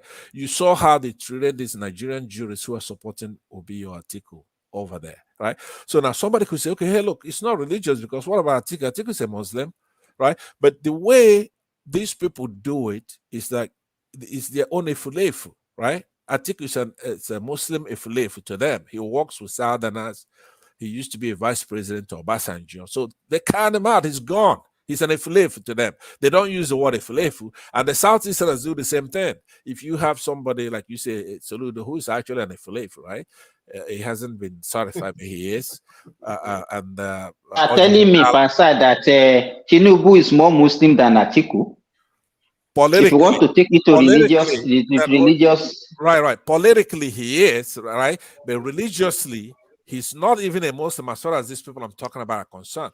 Conveniently, are you aware that we don't operate jury system in Nigeria? They don't. Are you aware? The judges are acting as jurors. Good. The judges are jurors. That is the way we operate our justice system, right? Right, and that so don't prescribe a judicial system that is applicable to another jurisdiction, which is the United States, on another sovereign country. Okay, it is wrong. It is wrong. You keep saying the wrong things. Now I hear you telling people to read guidelines and electoral law. Now, in terms which a competent court have also said that when the INEC can transmit election result in a manner prescribed by them. So when they say they want to do it manually, it is within their rights to do it, as stated by the electoral law, electoral act 2022. But you heard the answer to that. So, when I answered that point, I'm saying they have to make that choice. It's a binary choice. A competent court, hold on, a competent court has ruled on that matter. I don't know why you are going about with this or what you intend to do. You are saying take him to court. He won't appear to court. Why are you like this? Okay. Are you want me to respond now, or do you want to take, because you haven't spoken for a while? If you want to speak and I come in, fine. But if you want me to interject, then I will. If you ask me a question, if you want me to answer it now, I will answer it. But you make the choice. Do you want to go ahead and speak with your own time? I believe you haven't spoken for a while. Then you can go ahead. You can go ahead. You sure? But how about if according to I was reading when I just read the Electoral Act 60 section 60. If Obi really wants to present his case, they've got a counter they've got a duplicate that has been signed given to that is signed and given to the polling agent. If they can replicate that and show in evidence, concrete one. He knows he didn't win the election. That's why he could not present that one. But that is what the court actually said. That is what the court actually said. It's an evidence. So Obi did not win the election. The first mistake he made was he rushed into the rushed to the media To to the declare he media, to won the the media. election. Yes, Okay, sir. can I And then respond? Can I respond to that? when he was told, okay, you didn't win this election, let us open our server so you can check. And they went to inspect and they found out that they didn't win the election. He refused to backpedal his Okay, all statement. right. And then they went to court. In the court, he didn't say he won the election. He was giving this. That's why I said Pamsa did not read his petition. Okay, hold Now on, hold on. again, let me tell you. Now they Please keep hold now, on, sir. Let please me. now. I would drop. I would do Give this. it to Now in Shelby, Imo State, and then in let me Imo respond State, to right? Shelby's In point. Imo Hold State, on. sir. Wait, in Imo State, people keep saying somebody who came third or fourth was not made first. But what he did was he did not wait for INEC to give him evidence. He gathered his own copies from his polling unit agents and showed the courts. Look at the votes that was my votes that was counted. This is how I won the election by this total amount of votes in this area. This is where it was deducted, and I am the rightful winner of the election. And the Supreme Court looked at it and said, "Yes, you are. You have presented evidence." That is what the court was telling Obi. You say you won the election as a petitioner, but you refuse to tell us how many votes you used in winning the election. Where you won the election, which polling unit did you win Okay, the election? You are waiting answer it. for INEC Let to me give you let me evidence. respond. That do Relax, you relax, expect relax. the court to go and Emeka, gather evidence for you you? Do you don't think the know court is a you don't know what the hell marketplace? you're talking about. You hear You are the from one that don't know what you are talking about. from this chief, right? But Shelby, you asked a very key point, right? You're saying that if Obi presented things in concrete terms. Oh, of course they did. It's not just Obi. You have Obi and you have Atiku, right? Like I said, it's not a binary thing here. They presented it, but this court, either they're corrupt, I don't know what it is. I suspect they don't have to be paid off to do what they did based on their religious or original bent, right? So what they did in those cases, because in our laws as well, INEC is the arbiter. So they are assuming the way they look at it is that INEC, whatever INEC says, takes precedence, right? If INEC presents data, even if you have your own independent data that is more credible, that INEC data is important. So INEC chose not to present anything. If you understand what I mean, their tactics, they called one witness. That's it. So these other people piled on mountains of evidence. INEC did not call one witness. Okay, why you like Just this? let me land. You are saying lies in a public forum. Polite here. INEC We've been having an it was academic APC. here. It is But APC that since you've called come in, only one witness. It and is you don't want to APC follow that, or I'm gonna have to use a big PAMSAT. stick. I'm gonna have to use a big stick on you. PAMSAT. If you're not gonna be PAMSAT. polite. You tell lies. You tell lies, and Okay, you need your lies need to be called out. You tell lies a lot. I'm responding to Shelby. You tell lies a Please lot. call this boy the order, please. You tell lies a lot. You tell lies a lot. Order. It's not when I go the way he's going now. All of you will start complaining. We're being polite and we're having a sincere discussion. So what I'm saying to you is that now this court is competent. They have a jurisdiction, right? They erred. Simple. Now, in any country, that happens. The jury or jurists in this case, the tribunal could err, or they may have gotten it right. So now it's up to the Supreme Court, and this is a constitutional procedure. There's nobody doing anything wrong so far. They gave their opinion. Remember, it's when a court gives a verdict, it's called an opinion. It's not the law. They're not inerrant. So these people are going to go to court and poke holes in that But opinion. probably they cannot submit any other evidence again apart from the one they've submitted in the first is it Pepsi they call it? Yeah, but PPC, it's not that's not in concrete. See, the Supreme Court determines what they do. It is their job to interpret our constitution. Only them, nobody else. They can raise on their own motion. They can actually reverse themselves. Now, you know, in court, in the jurisprudence of virtually any civilized people, even up to cavemen, I'll go that far. I think sorry to cut you short. You can continue. Sorry. Yeah. Okay. So what I was saying is that the Supreme Court are the ones to interpret a constitution, right? And they can raise anything, even on their own motion, right? They can annul what the assembly, National Assembly, if you made a law, they could say this law is against the Constitution. They can annul INEC's procedure and guideline. They could rule out. They can do all kinds of things. They could revise themselves. Normally when a Supreme Court gives a judgment, which was also present in this particular activity in this election, when the Supreme Court rules on something, that's actually the law. It's called I don't know which how far technical you want to take it, right? Precedent is the normal word that's bantered about in Nigeria, right? Because we use precedent, right? But the court can actually go back and reverse itself. The court's the only body that can interpret that constitution. This tribunal cannot, and they didn't obey any of these precedents that was set by another court in 19. Okay, now you just said another lie again. Now, what in all the rulings, the only issue that the Supreme Court has not said anything on, right, is on the order of forfeiture that Obi was bringing into this matter. The other cases, the one for double nomination, the Supreme Court has ruled on it. The election malpractice, fraud, and widespread widespread of election malpractice and fraud, the Supreme Court has ruled on it. And that is what the judges were. Sir, please, hold on, please. Sir, please. I will say, let me finish, and let me finish. Then you can come in, right?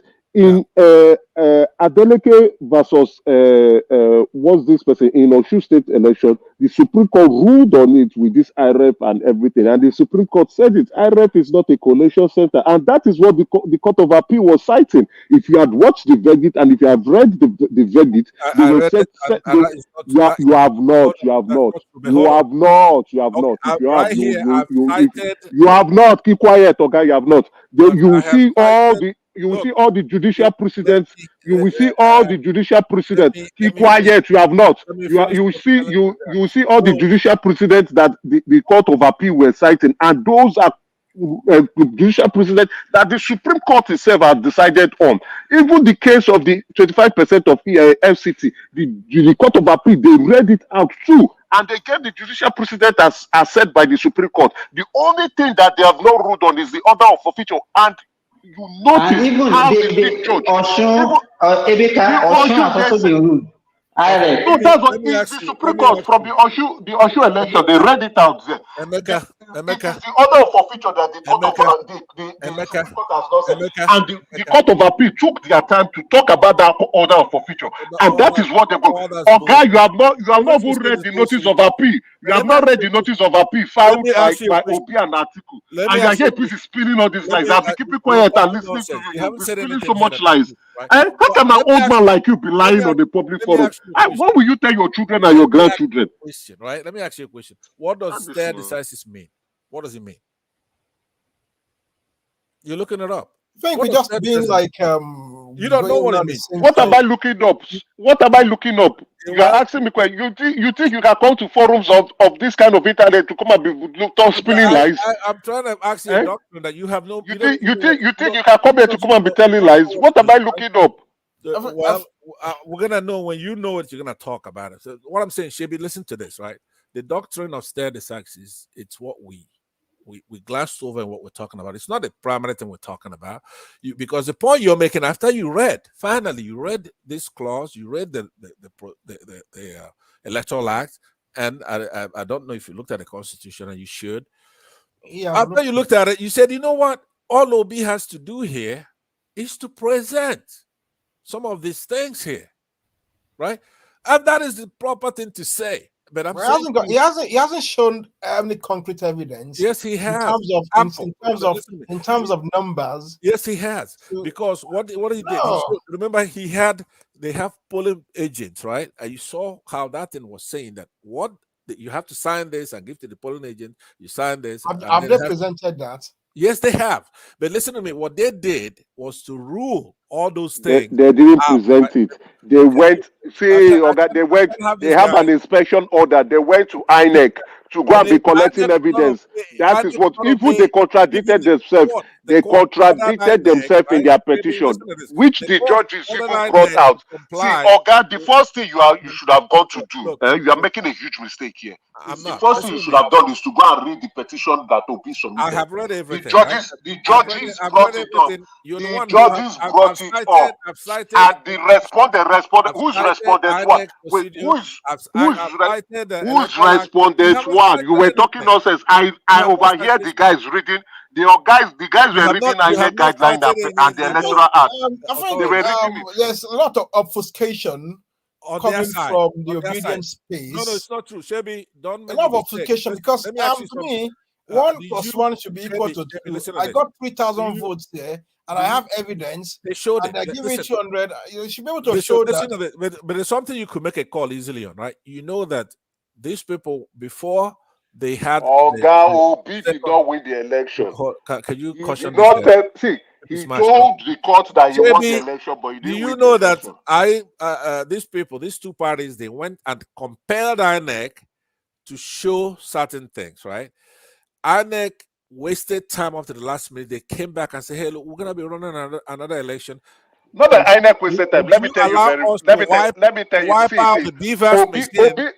We want to Obi's wipe lawyers it were. clean so we Obi's can lawyers were conduct very another arrogant. election, right? Obi's Imagine lawyers that. were very So arrogant. They they wanted wiped from out the EC8A, machine, right? right? So, but anyway, Instead I'm of them, not engaged in this. listen, So I was leaving before because this boy this here, man, listen, this you're lying, boy you're that's lying, you're talking lying. here, You are lying. You are lying. You are out of lying. any I am platform the because he's antidote an for idiot, you. right? I'm So the Shebi, proper I antidote look for forward you. to talking to you I again. am the I'll deal with I'm him. the Remember, I proper know how to deal antidote with for him. you. I will restrict him to this swamp, right? I don't let him come out into the ocean, right? So that's the way I punish him, and that's exactly what I'm gonna do. I'll restrict him Okay, here. I slept off. I woke up. I So that slept up. I woke up he'll to be the making last. insulting me here, I like one man slept up. does, I right? woke But up. then what I I do to slept up. I them woke is up to that I your keep lies. them in the swamp.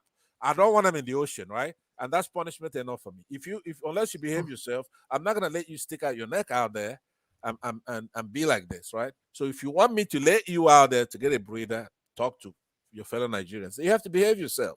I'm telling Shebi that INEC went to the courts that had ordered them to give information, public stuff to these litigants, right?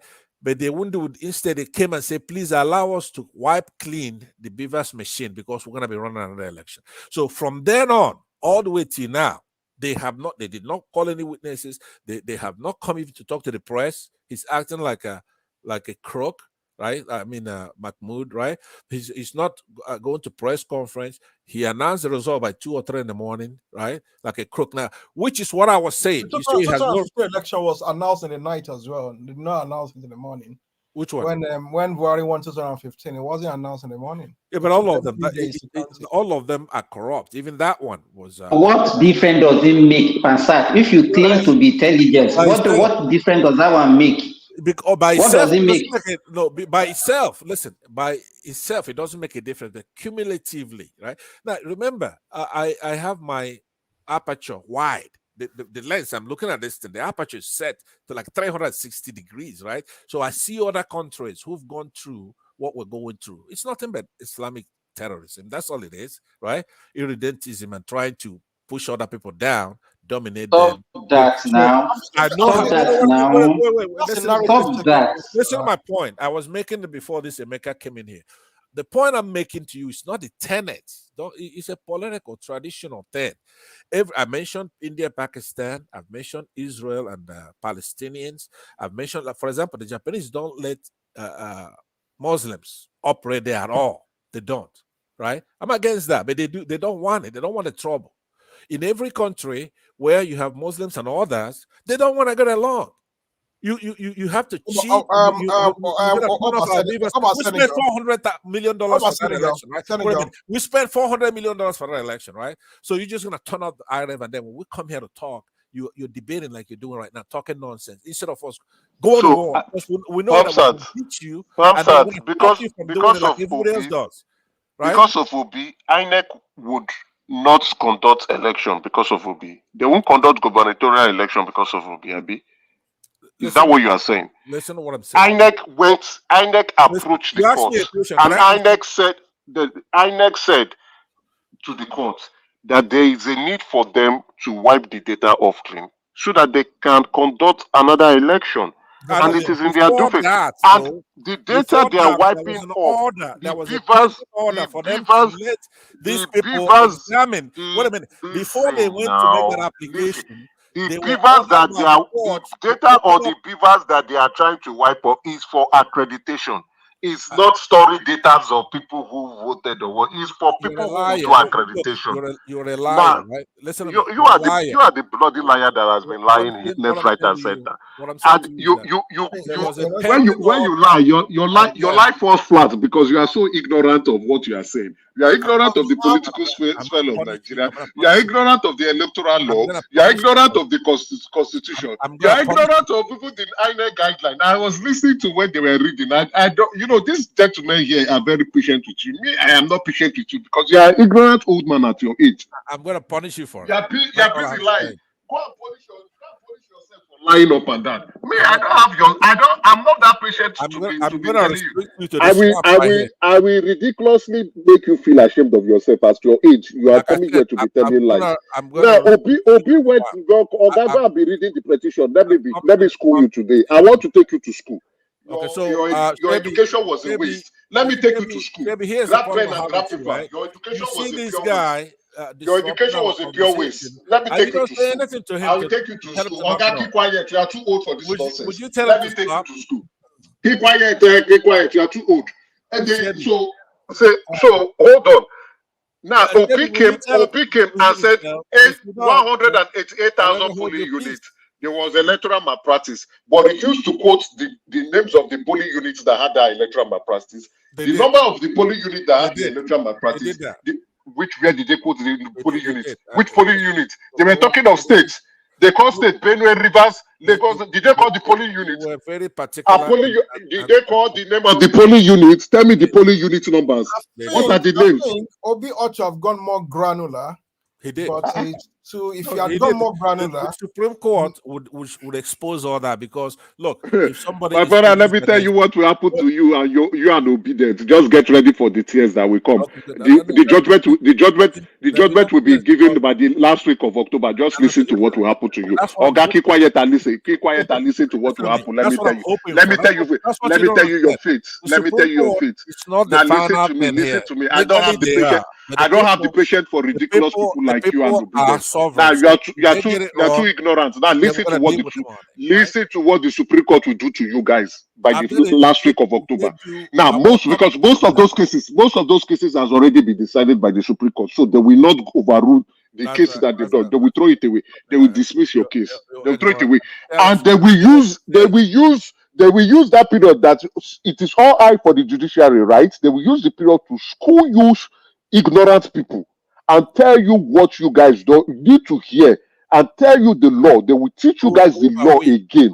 You ignorant people like you, Pansat. Ignorant of the law. One thing I know about Tinubu is that without power, he knows how to use it. He knows his way around.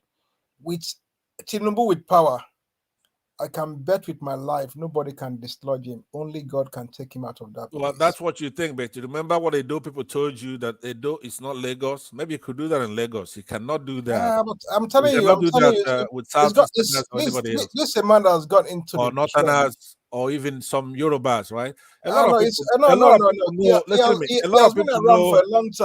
of people know who Tinubu is, even Afenifere. You don't need to answer Pansat. Right? You don't need to answer Pansat. Right? After the Supreme Court gives their verdict, let him continue. Let him continue to be speaking the nonsense that he's saying. After the Supreme Court gives that verdict and confirm Tinubu to be president of Nigeria, Pansat, I dare you go and be speaking on public forum that Obi won the the election, and I it was think, taken. I think They will it's, pick you up.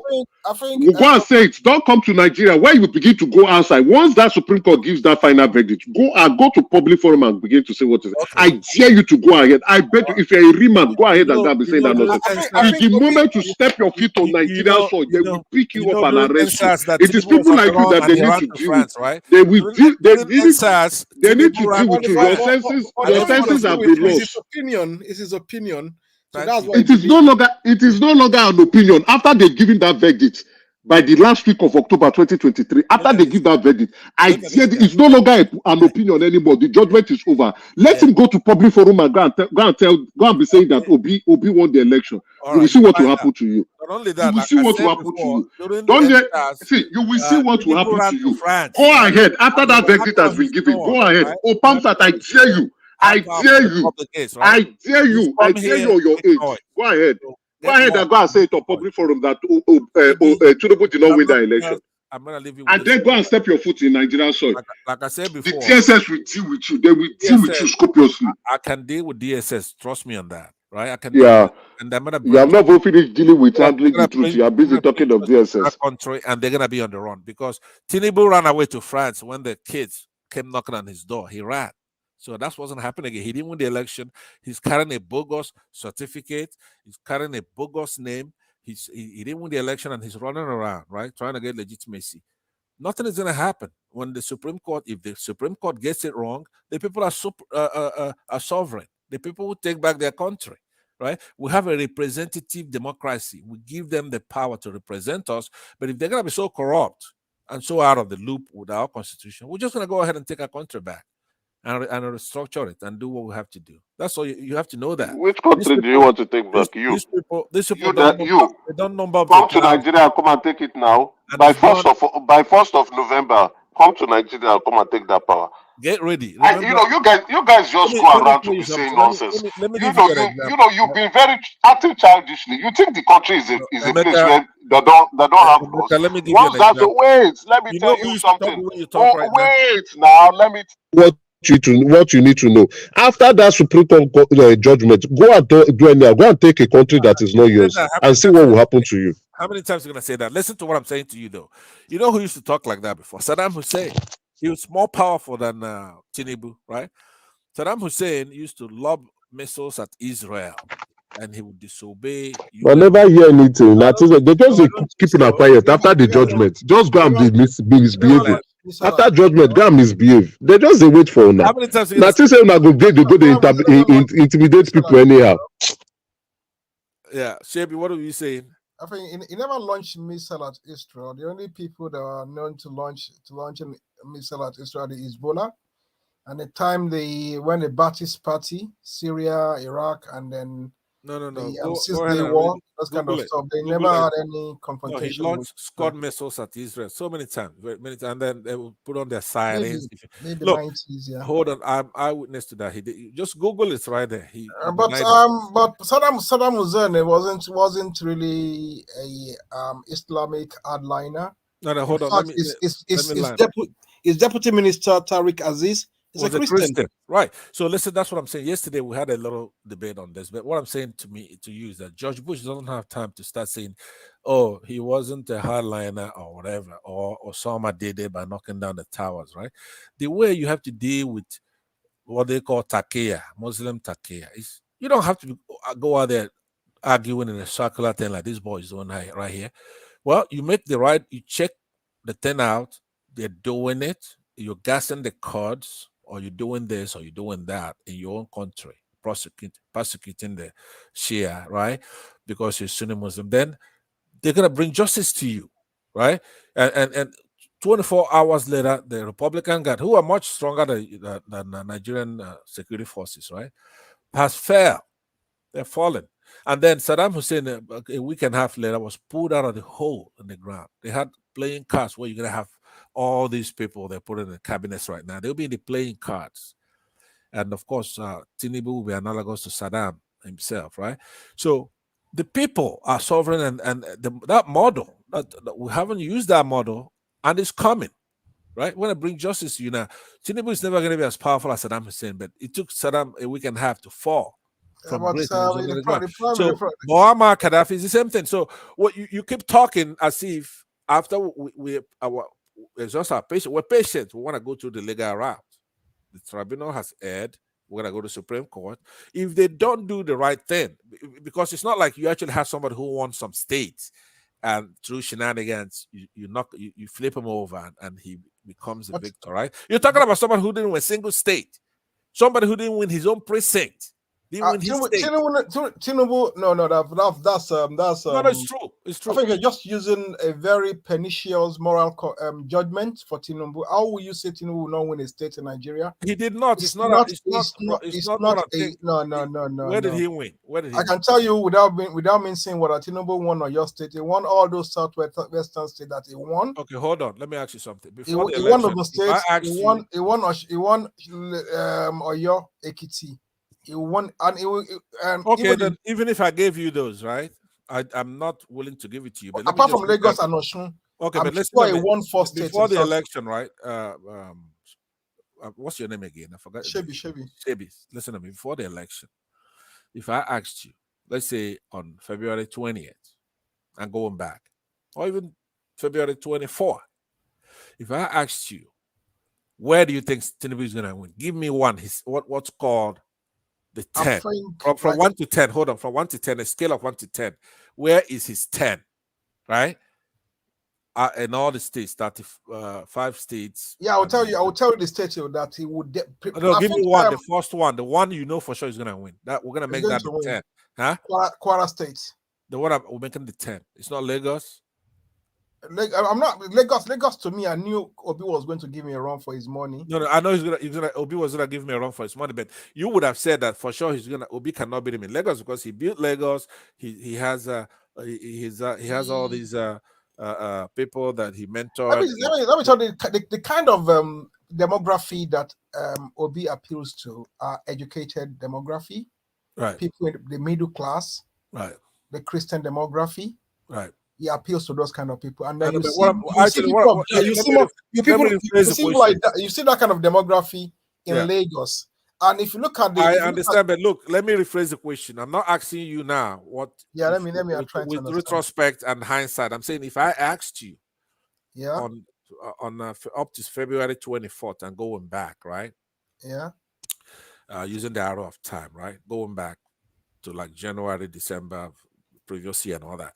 Who did you say? Because I'm sure you must have participated in the debate. All of us did. Yeah, definitely we did. Yeah. Let me land on the question I'm asking you. So what I'm saying, because there was an angle to it, which is people who were making the argument that Obi will win it. They were saying you have a lot of Igbos there, and then people were saying, "Oh, come on, Lagos is Yoruba land. There's no way he's gonna win it." Blah blah blah. Right? So I'm sure you participated in that. Where are you from, by the way? What state are you from? I'm from Ogun State. Ogun State. Okay, so look, I have to say, right? Let me just say this before you answer. I give you a lot of kudos for shading your bias some. Your bias still, but at least definitely, not the toxic bias. I don't know, because now you're gonna prevent me from making my blanket statement, which is to say that Yorubas did this and this. Now here's a Yoruba guy who is not as bad, right? So now, when you participated in that debate, because I'm only looking for a 10, 1 to 10, what will be Tinubu's 10? The one state you know, for example, he's from there or he governed there or there's. I know there are many other Yoruba states, right? But he's a Yoruba governor for 2 years. He built this, he did that. What did you say up to that February? What was his 10? One state you know for sure is going to win that state. It's going to win one state that's going to win.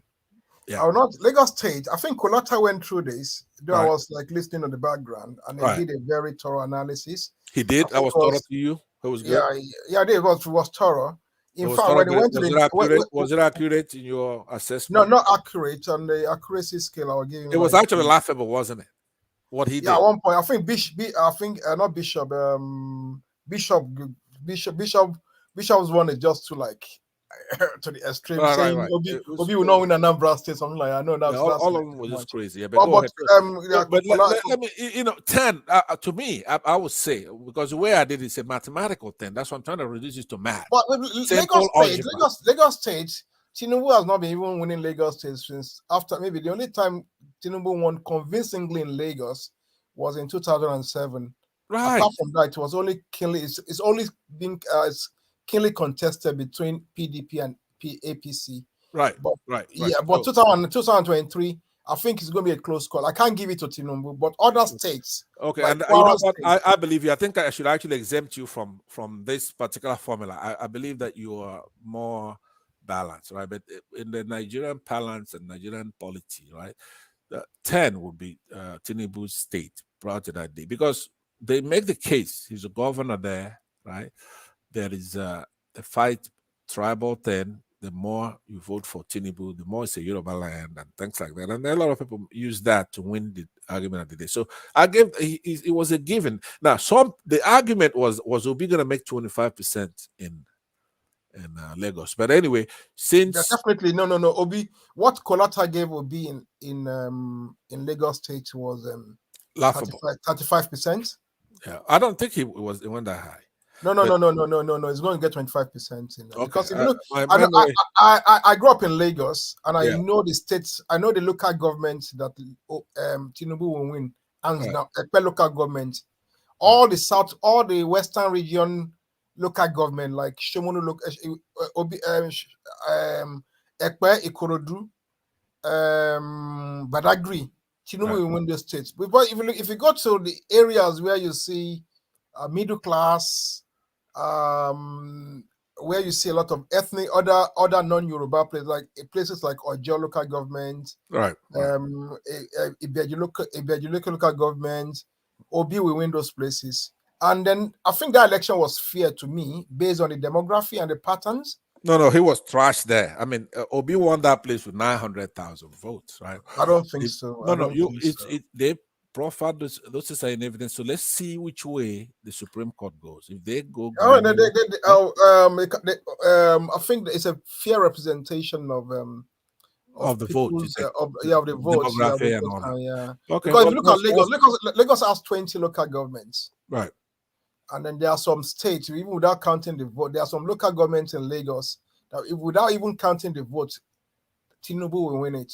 Ikorodu local government. Let me ask you. He will win those ones. Yeah, let me ask you. Aside from Lagos, right? Lagos Island, he will win those ones. Right. That's like 4 local governments. Do you think he could, Tinubu could have won Bayelsa, for example? Just because I have a series of states to name off, so just tell me yes or no. Do you think he can't win Bayelsa? He cannot win Bayelsa. Do you think? But he has a structure that will give him 25% in that place. Okay, and which he got 25%. Right, but just looking at the tribal politics, personal politics, but most importantly, reality, right? Which is all factors.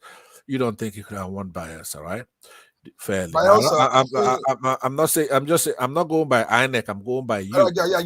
Based on our perception, yeah. Right. Do you think you said Bayelsa? No, right? So just say no. Yes, I would. I think I would want to give it to Obi. Okay, but because it's not a binary choice though. So I'm saying you look at the reality, which means Obi and Atiku. So I will have a lot of states to go. So just give me a yes or no. This is not about Obi. This is about Tinubu's performance in the election. Performance. Right? Yeah. Bayelsa, you say no. Delta. But if you look at it, when we look at election, you may not even win a single state. Right. For you to be declared the president of Nigeria. Right. As long as that's exactly what happened. As long as you are exactly what happened. No. As long as you are competitive in all the states, you can become the Nigerian president. Right, but what the good thing is that if you just look at it in the abstract, right? It's like, why would anybody say certain things? But if you look at it, I know you. All I want you to say yes or no. Bayelsa, no. Delta. But it will get 25% in Bayelsa. No, it will not win Bayelsa state. Okay, so just give me no. So Bayelsa, no. Delta, no. Imo, no. It will not even get 25. From the beginning, I knew it will not get 25% in Imo State. I know. You don't have to clarify that. I got you on that. We'll go with yes or no as the standard. So Bayelsa, no. Delta, no. Imo, so it should be a shade of gray, not black and white. Okay. Okay. Where you don't have a yes or no, you could say I don't know, and that'll be sufficient. Yeah. Okay. Bayelsa, no. Delta, no. Answer. What is your question? What is your Hold question, on, Answer? the question is Edo. Edo State, Edo North gave him 25% in Edo State. But you're not playing ball here. I mean, you it's not. Answer to this okay, you are talking about. Are you talking about where Tinubu can win 25%? No, where he won, where he could win the states that he won. Okay, so yes, he won 25%. He won 25% in Edo. You're not always honest. I would have done it with you, Simba. So let's go back to Shebi. Please, Shebi, let's get this over with. What were the 4 or 5? So Bayelsa no, Delta no, Imo no, Edo. Yes. He got a fighting chance there. No, but that's not the point now. Is it yes, no, or I don't know? It's yes. There's no fighting chance. You have a try. He has a fighting chance there because it's gonna be killing contest. Okay, but he didn't win it anyway. He didn't win it. He didn't win it. So you are far away. But you won 25% now. Are you doing your own or you are? We're not talking about 25%. We're talking about where you won the state. Where you won. Okay. Let's continue. Yeah. Okay, so in essence, even in actual with the rigged election, he didn't win Edo. He lost Edo, right? So he lost it. But that surprises me that you obfuscate that. Okay, so let's go back again on the ones we've already covered so far. We went Bayelsa no, Delta no, Imo no, Edo. I think you reversed your thing to no. Edo no. All right, Enugu. No. That's like looking for a pin in the haystack, you know. Exactly. Ebonyi. No. Okay. Ebonyi no. Enugu no. Edo no. Delta no. Imo. No. Those are 5. The Imo 5 no, Southeastern states. Count them. Bayelsa no, right? Yeah. Akwa Ibom. Akwa Ibom. That's a PDP stronghold, no. Okay. Akwa Ibom no. Yeah. Okay. Akwa Ibom no. Cross River. No. Cross River no. So far we have Cross River no, Ebonyi no, Akwa Ibom no, Imo no, Abia. No. Abia no. Make it faster, Pansat. Don't mention each of the states. We have agreed that the 5 eastern states no go area. Okay. No go area. All right. Taraba. Now remember who's in the race. Okay, that's Taraba is a PDP stronghold. But APC always make 25% there. But we're not talking about 25%. We're talking about winning the state. To win this election, it's not about winning a state. It's about how competitive you are in the states. For example, Tinubu came second in Kano State, but he still got 500,000. It came second in all the northern states. Northern states. And let's say yes. The match is very, very close. The one he didn't won, he came second. He came second. Okay, but if you add the vote, if you add the vote of Tinubu in Lagos and Kano together, and then add the votes of Atiku and Atiku, if you add the vote of all the 3 contestants for Kano and Lagos together, you see that Tinubu still gets more votes than them.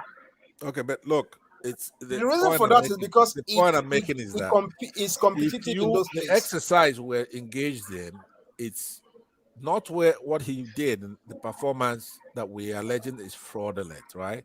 Yeah. There is nothing to say about how many states you won, aside from the ones you got 25% in. Okay, like in this case, they all get 12 states in the election, 12 states, and then Obi got the federal capital territory to boot on that, right? So to make it 12 is 11. Obi won 11 states plus Abuja. That is what make it 12. Okay, we'll accept that. So what I'm saying, in order, but all states are not created equal because you have people like Wakwanso who probably get Kano, right? And you have Atiku who get some other states. If you look at it, Tinubu did not win a single state because when I say that, people think, that means that Obi wins the northern states, right? Are you saying that Obi won the northern states? Because just listen to me carefully, because if you really factor in how many people are competitive, it's not a binary choice between Obi and Tinubu. Now, somebody could make that argument, right? But the point is that where his 10 will be Lagos. He probably lost his precinct, right? Like they say all the time. He lost Lagos State. To me, I would not even consider like anything more than less than 10,000 margin. It's not a loss, it's a draw to me. Yeah, but it's not though. When somebody alleges that the election was that was rigged, numerically and otherwise, in essence, they claim Peter Obi and his camp, and then Atiku say it. Atiku says, "Oh, we checked this, and Peter Obi." Now Atiku is competition, right? He says Peter Obi got close to 1 million votes in Lagos, so he wasn't given the number of. How did you get that one? Google it. That's what Atiku people say in Lagos. That 1999, what was the total accredited voters in Lagos? You got me there, but it's more than 1 million, obviously. So so all the Lagosians, those are the registered voters. It's not accredited. I'm talking about accredited. All you have to do is to accredited voter. Yeah, sorry.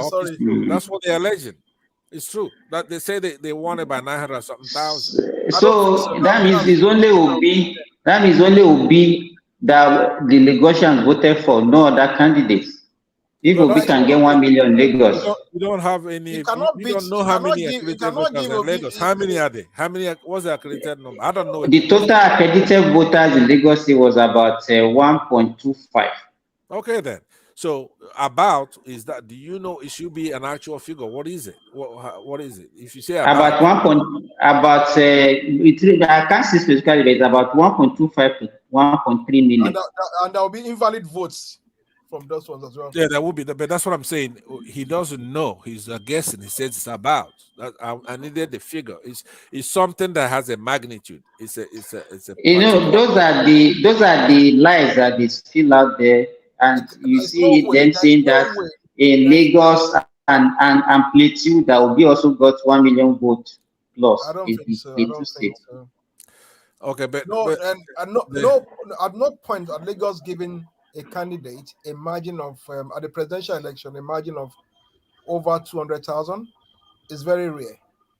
It has always been keenly contested in Lagos, even between APC and PDP. So I don't think even between Jonathan and Atiku, and Buhari, then Atiku and Buhari also. It's almost the same thing. Because Lagos is like the melting point of Nigeria, where it's like microcosm of the Nigerian state. So different interests lies in that place. So it's gonna be like always keenly contested.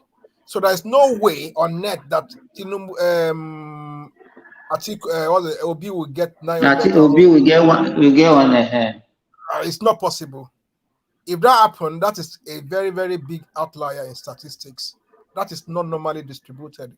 It is skewed, and they need to interrogate that.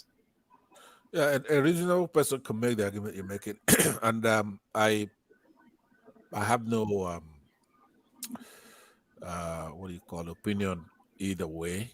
The only reason why I shifted it to him is that his nemesis in the election, Atiku Abubakar, is saying that they looked at it and that Obi won with 900 and something thousand votes. Is it Atiku? Why Atiku speaking for Obi? Why is he not speaking for himself? Why not? It's like the biblical story of this story in the Bible when two women are fighting for a kid. The owner of the child said, you know what? The person that did not own the child said, oh, let us. So Solomon asked them, should we kill the baby? The owner of the child said, we shouldn't kill the baby. Oh. Then the other ones that said we should kill the baby, and that's what they do. That's what they did. That's what was his name? Atiku was just trying to be, because he knew he did not want to win it, and he needed to cast aspersion into the victory of Tinubu. That's what he did, just to cause confusion. That's possible. That's possible. That's possible. That's why we have courts. Courts are supposed to get into this granular details and check things out and look at, chastise INEC for not opening and obeying the law when the judges said, let these people examine some of this data. They disobeyed the courts. They turned off IREV. They didn't explain how you're going to be able to turn off the presidential election. And that's, to me, that one is shady. They were able to conduct, I'm a Tinubu supporter, but the way they did it on that day, they allowed the House of Rep. They conducted the same election on the same day. The House of Rep, IREF worked. House of Senate, the IREF worked, but on the presidential one, it did not work. Thank you very much. Now, Shebi, that's a red flag. Exactly. With that stipulation right there, right, with what you just said, now we have to stop and look at the ramification, what it means. It's not just like throwing in, agreeing on one thing and then disagreeing on maybe 50 things, right? All you had to do is to stipulate to what you just said, and that election has to be canceled, rerun, or look at what the law says when that happens, because that is the key. But there's no law governing that. Huh? There's no law governing that. There's a law governing that. That's the thing that we went through it right now. You and I went through the law governing that. You cannot turn off that collation transmission of the results when you have said you're going to do it electronically. The law says you have to cancel that election and rerun it. If there's any reason, if something interfered with you to where you could not transmit that thing from that polling unit in real time. Now, some people are... Is it not the same law and guideline that were break? Why are you fixated on this? No, we read it, but it's not done because you're not convinced yet, right? We would have been... You want to impose your own... Want to impose your own understanding to our own. We are two, me and Shadi. And you came... You lost on you what he just said. What he said is a big deal. For the president, yeah. But it's still like it's not really like something could have gone wrong for the presidential stuff, because they can defend themselves that the law of hacking going on that day, especially for the and that's why they decided to, like, you know what, everything should be done manual. They can give excuse for that. Yeah, I just told you, Shebi, what the law says if anything like that should happen. But the law never said that. We've read it now. We read it, section 262, from 60 to 65. Nothing of such was mentioned in that. Oh yeah, it does say that. Okay, so now what I can do? I know the only one. You guys will keep talking. Let me be specific on it. I'm gonna quote you where it says that, right? Either in the Electoral Act or any other law governing that election, right? Where it says what should happen if you're unable to. Now, what's his name here? Who else are we talking to here? Aside from Shebi, we're talking to Simba. Bishop. Right, Simba. Sorry, not Bishop. Hello, yes, I'm here. Yeah, Simba. You were asked to read the clause, and at some point you started interpreting what it means, and then you continue reading, and your voice cracking, you're evading reading the whole thing, ipsissima verba. In essence, read it, the entire thing, without stopping or showing any mental sign of evasion, right? So Shebi saying that he didn't say where it says that you have to cancel the election if you're unable to transmit it live from that polling unit. He says there in that clause, right? He says it in that. Is it what Simba read? Yeah, Simba read the clause, and you read the Electoral Act, right? Electoral Act, yeah. Right. So in those two, now what it does, which is where propagandists want to latch on, because if he says, for example, you go and in the manner recommended by the commission, right? But remember, the commission also already recommended. I mean, recommends after. It's just like the form recommended by INEC. Now we know that the form they recommend is the 8A, right? EC8 something. Right. So now, even though it says in the form recommended by the commission, so we know now that is the recommended EC8, right? Or they say in the manner, the transmission should be in the manner recommended by the commission. Then we know in clause 38 that they chose electronic transmission. So what you mean is like so from what we read now, you say we can still infer something from another section of the law? Is that what you're saying? Exactly, because it says it right prior to the Electoral Act. I think we need a The lawyer Electoral here, Act, someone like Ogbeni, who yeah. can actually distill. No. Obenius will be inferior to my opinion, right? Obeni, I've taught law. I think he's just graduated or something like that. So it's not, you don't do it like that. By the way, it doesn't make me right. He's doing PhD in law and he's worked in Nigeria for. It doesn't make me. It doesn't make me right, or in essence, the worship. I don't worship them, especially from the Southwest. You talk about somebody based on, you say you respect somebody, but if they're wrong, they're wrong. No. Right? You can't don't say because somebody like is. Because I think he handed it because it took time. It took time, and that's fine. We'll give him if he's proven, right? Because I'm not idolizing him, but I think I really respect. I know. So you cannot. One man does that. It's like you try to idolize somebody, and that makes them right automatically. That's not the way it works. A bomb can be right, and a king can be wrong, right? So especially, and I've listened to Winnie, and he's not here to defend himself, and I'm saying that he doesn't come across as somebody who is neutral, is just going to go by the law. I think he does have some animus, carries over. He talks just like anybody here who's been talking, right? So if you do that, you discredit yourself. It doesn't matter what kind of certificate you have. As you could see, like the Kongi himself, who is a brilliant man, somebody we should be proud of as an African, Wole Soyinka, right? And he's a Nobel laureate. Soyinka is not just a Nigerian citizen; it's an African. It's a black man that one of our revered erudite poets, right? But unfortunately, he wouldn't get a haircut. Over the years, he oxygen is not been flowing into his head, right? So now he's going clannishness, tribalism, and then calling the youths that they are fascists. They can call Wole Soyinka adding it, but clannishness is not his name. I know, but what I'm saying is that if you go and you say the Afenifere, I've demonstrated, these things are modular. The truth is modular.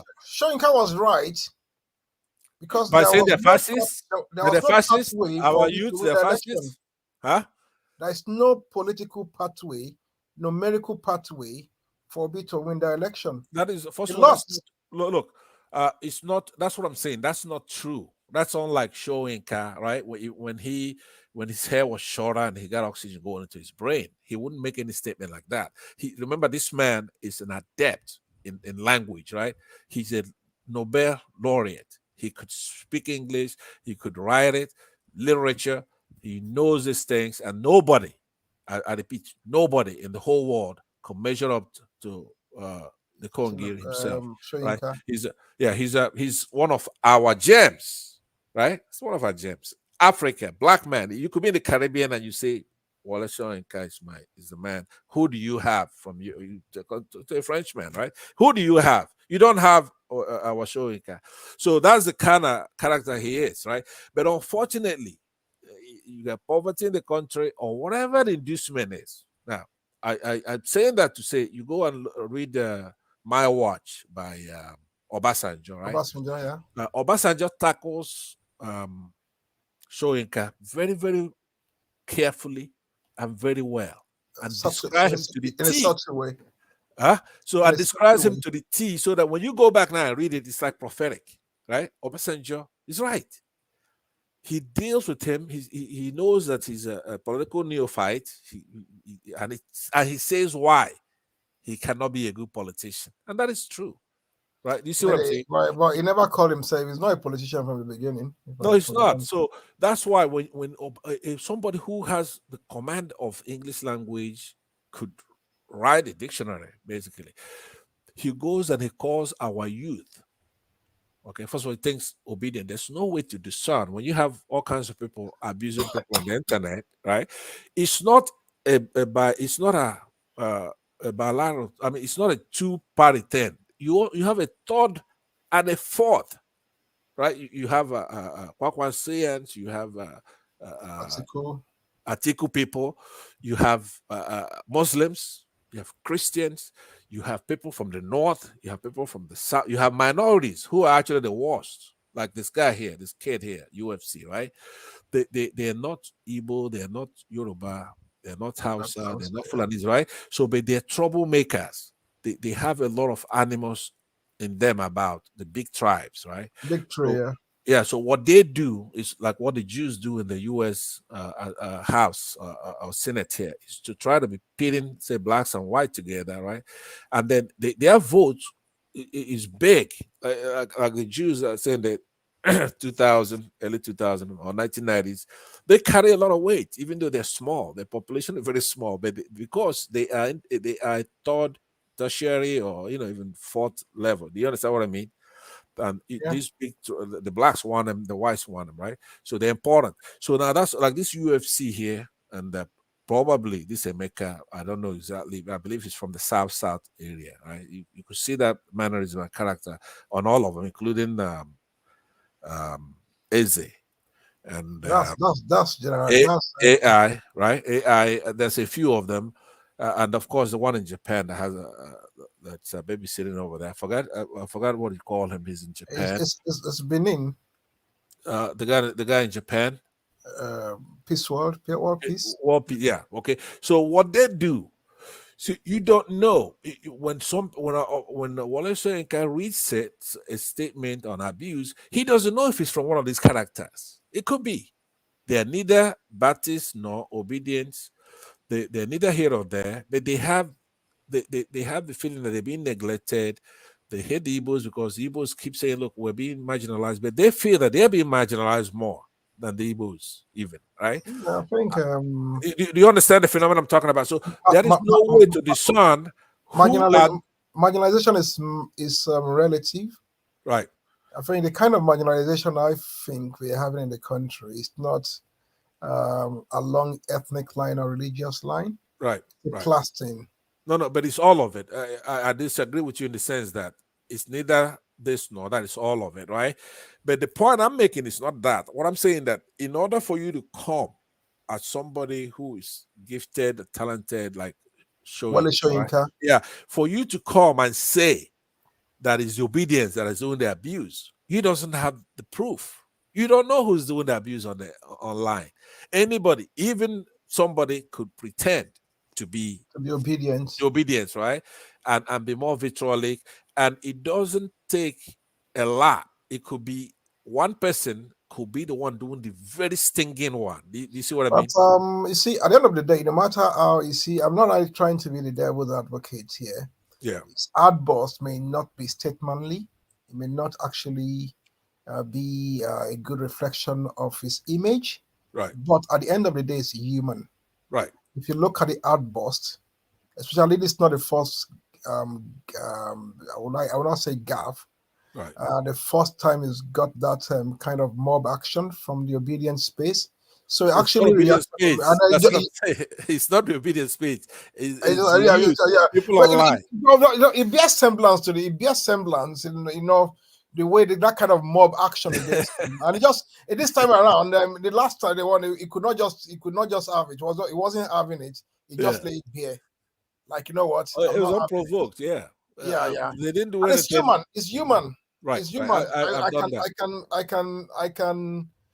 I can just lay it bare like that. It's just human. It's a Nobel laureate doesn't mean it's not emotional, but it's just want to if you look at Wole Soyinka properly, he's a maverick. Right. It's a radical. Right from time, yeah. Right from time. So like you know what? This obedience, because to me, he sees them as obedient now. It's just like if you give it to me, I'm going to give it to you back. That's what he did. Right. Regardless of whose cause is God. That's what but then it's not clannishness, it's not tribalistic, it's not, but it's just laying it there. Right, but in this case, right, he cannot be absolved, unfortunately. Now, wait a minute. I did attribute it to him growing afro, right? At an old age, he doesn't want to get a haircut, and then oxygen doesn't go into his brain as he used to when he had a beautiful mind and he's a poet and nationalistic, he's a black person, and he's a war figure. Now, nothing could take that away from him, especially now that he's older. make these errors that you're talking about. But it doesn't absolve him when he starts playing clannish politics. It's not, you know, don't use clannishness and Wale Soyinka in the same sentence. Okay, It's why? way more beyond that. Why would you absolve him of that? Why? Tell me why. Why is he exempt? From Because got a very good antecedent, like of him standing for anything that has to do with Black Pan-Africanism. We saw that in anything that has to do with human rights stuff. He did that. It was in the trench, and then when it comes to like having a personal relationship with all the three candidates, the only candidate, and that's why I will actually put his biasness in, that he has actually worked with in the fight for the enthronement for democracy in Nigeria. The only of all the three candidates, the only person he has worked with is Tinubu. They were both in the trench during the Abacha period. Okay, I will accept what you've said, and that is where the bias came from. Yeah, I will accept that, and also given some other history where he spoke up for being against. And then now, if you know, it's human. If exactly. someone is He speaking spoke out, Tinubu, he was against the Biafran War and the genocide. It was against Biafra War, and he never even from 1964, it was more like a friend to the Igbos than any other tribe in Nigeria. That is true. Okay, Yeah, so I'll give you that. In 1964, when Action Group was split into two, when they put Awolowo in prison, and then the North and the East were like feasted on the Western region, because the Western region has always been like the melting point of Nigeria, because we have 50 Christian Muslim, 15 Christian, 50% Christian. The Christian wants to make ally with the Christian East, and the Muslim wants to make ally with the Northern. So now then Action Group was split into NNDP and UMBC. The UMBC went with NCNC, which is the Eastern region, and then NNDP, Akintola, went with the Northern Party. When they did that election, and that election was actually rigged, it was Soyinka that went to the station and actually he has always been a rascal from the beginning. It's very it's a political rascal. That's what he's known for. That is the word. That is exactly the word. Yeah, that's what it is. And because he's older now, so we could use Maverick is enigma. Yeah, that's kind of personal, but don't use clannishness, and he's okay. He fights for what is right. Right. I concede that point. I agree with you on that. I think I already made that point clear. So I don't know if anybody else here. Everybody's tired. They're tired and sleepy and wrong, especially Emeka, who is a complete. Thank you. Okay, Jisike, and then I hope to. Then we'll have a debate on something more interesting aside from this. Yeah, I think we should just get on with the election is over, and then just talk about something else. That's right. So I don't know who's gonna close it out. Nice talking to you, Shebi. Take care. And thank you, man. Yeah. Good night, everybody. Yeah. Can I just?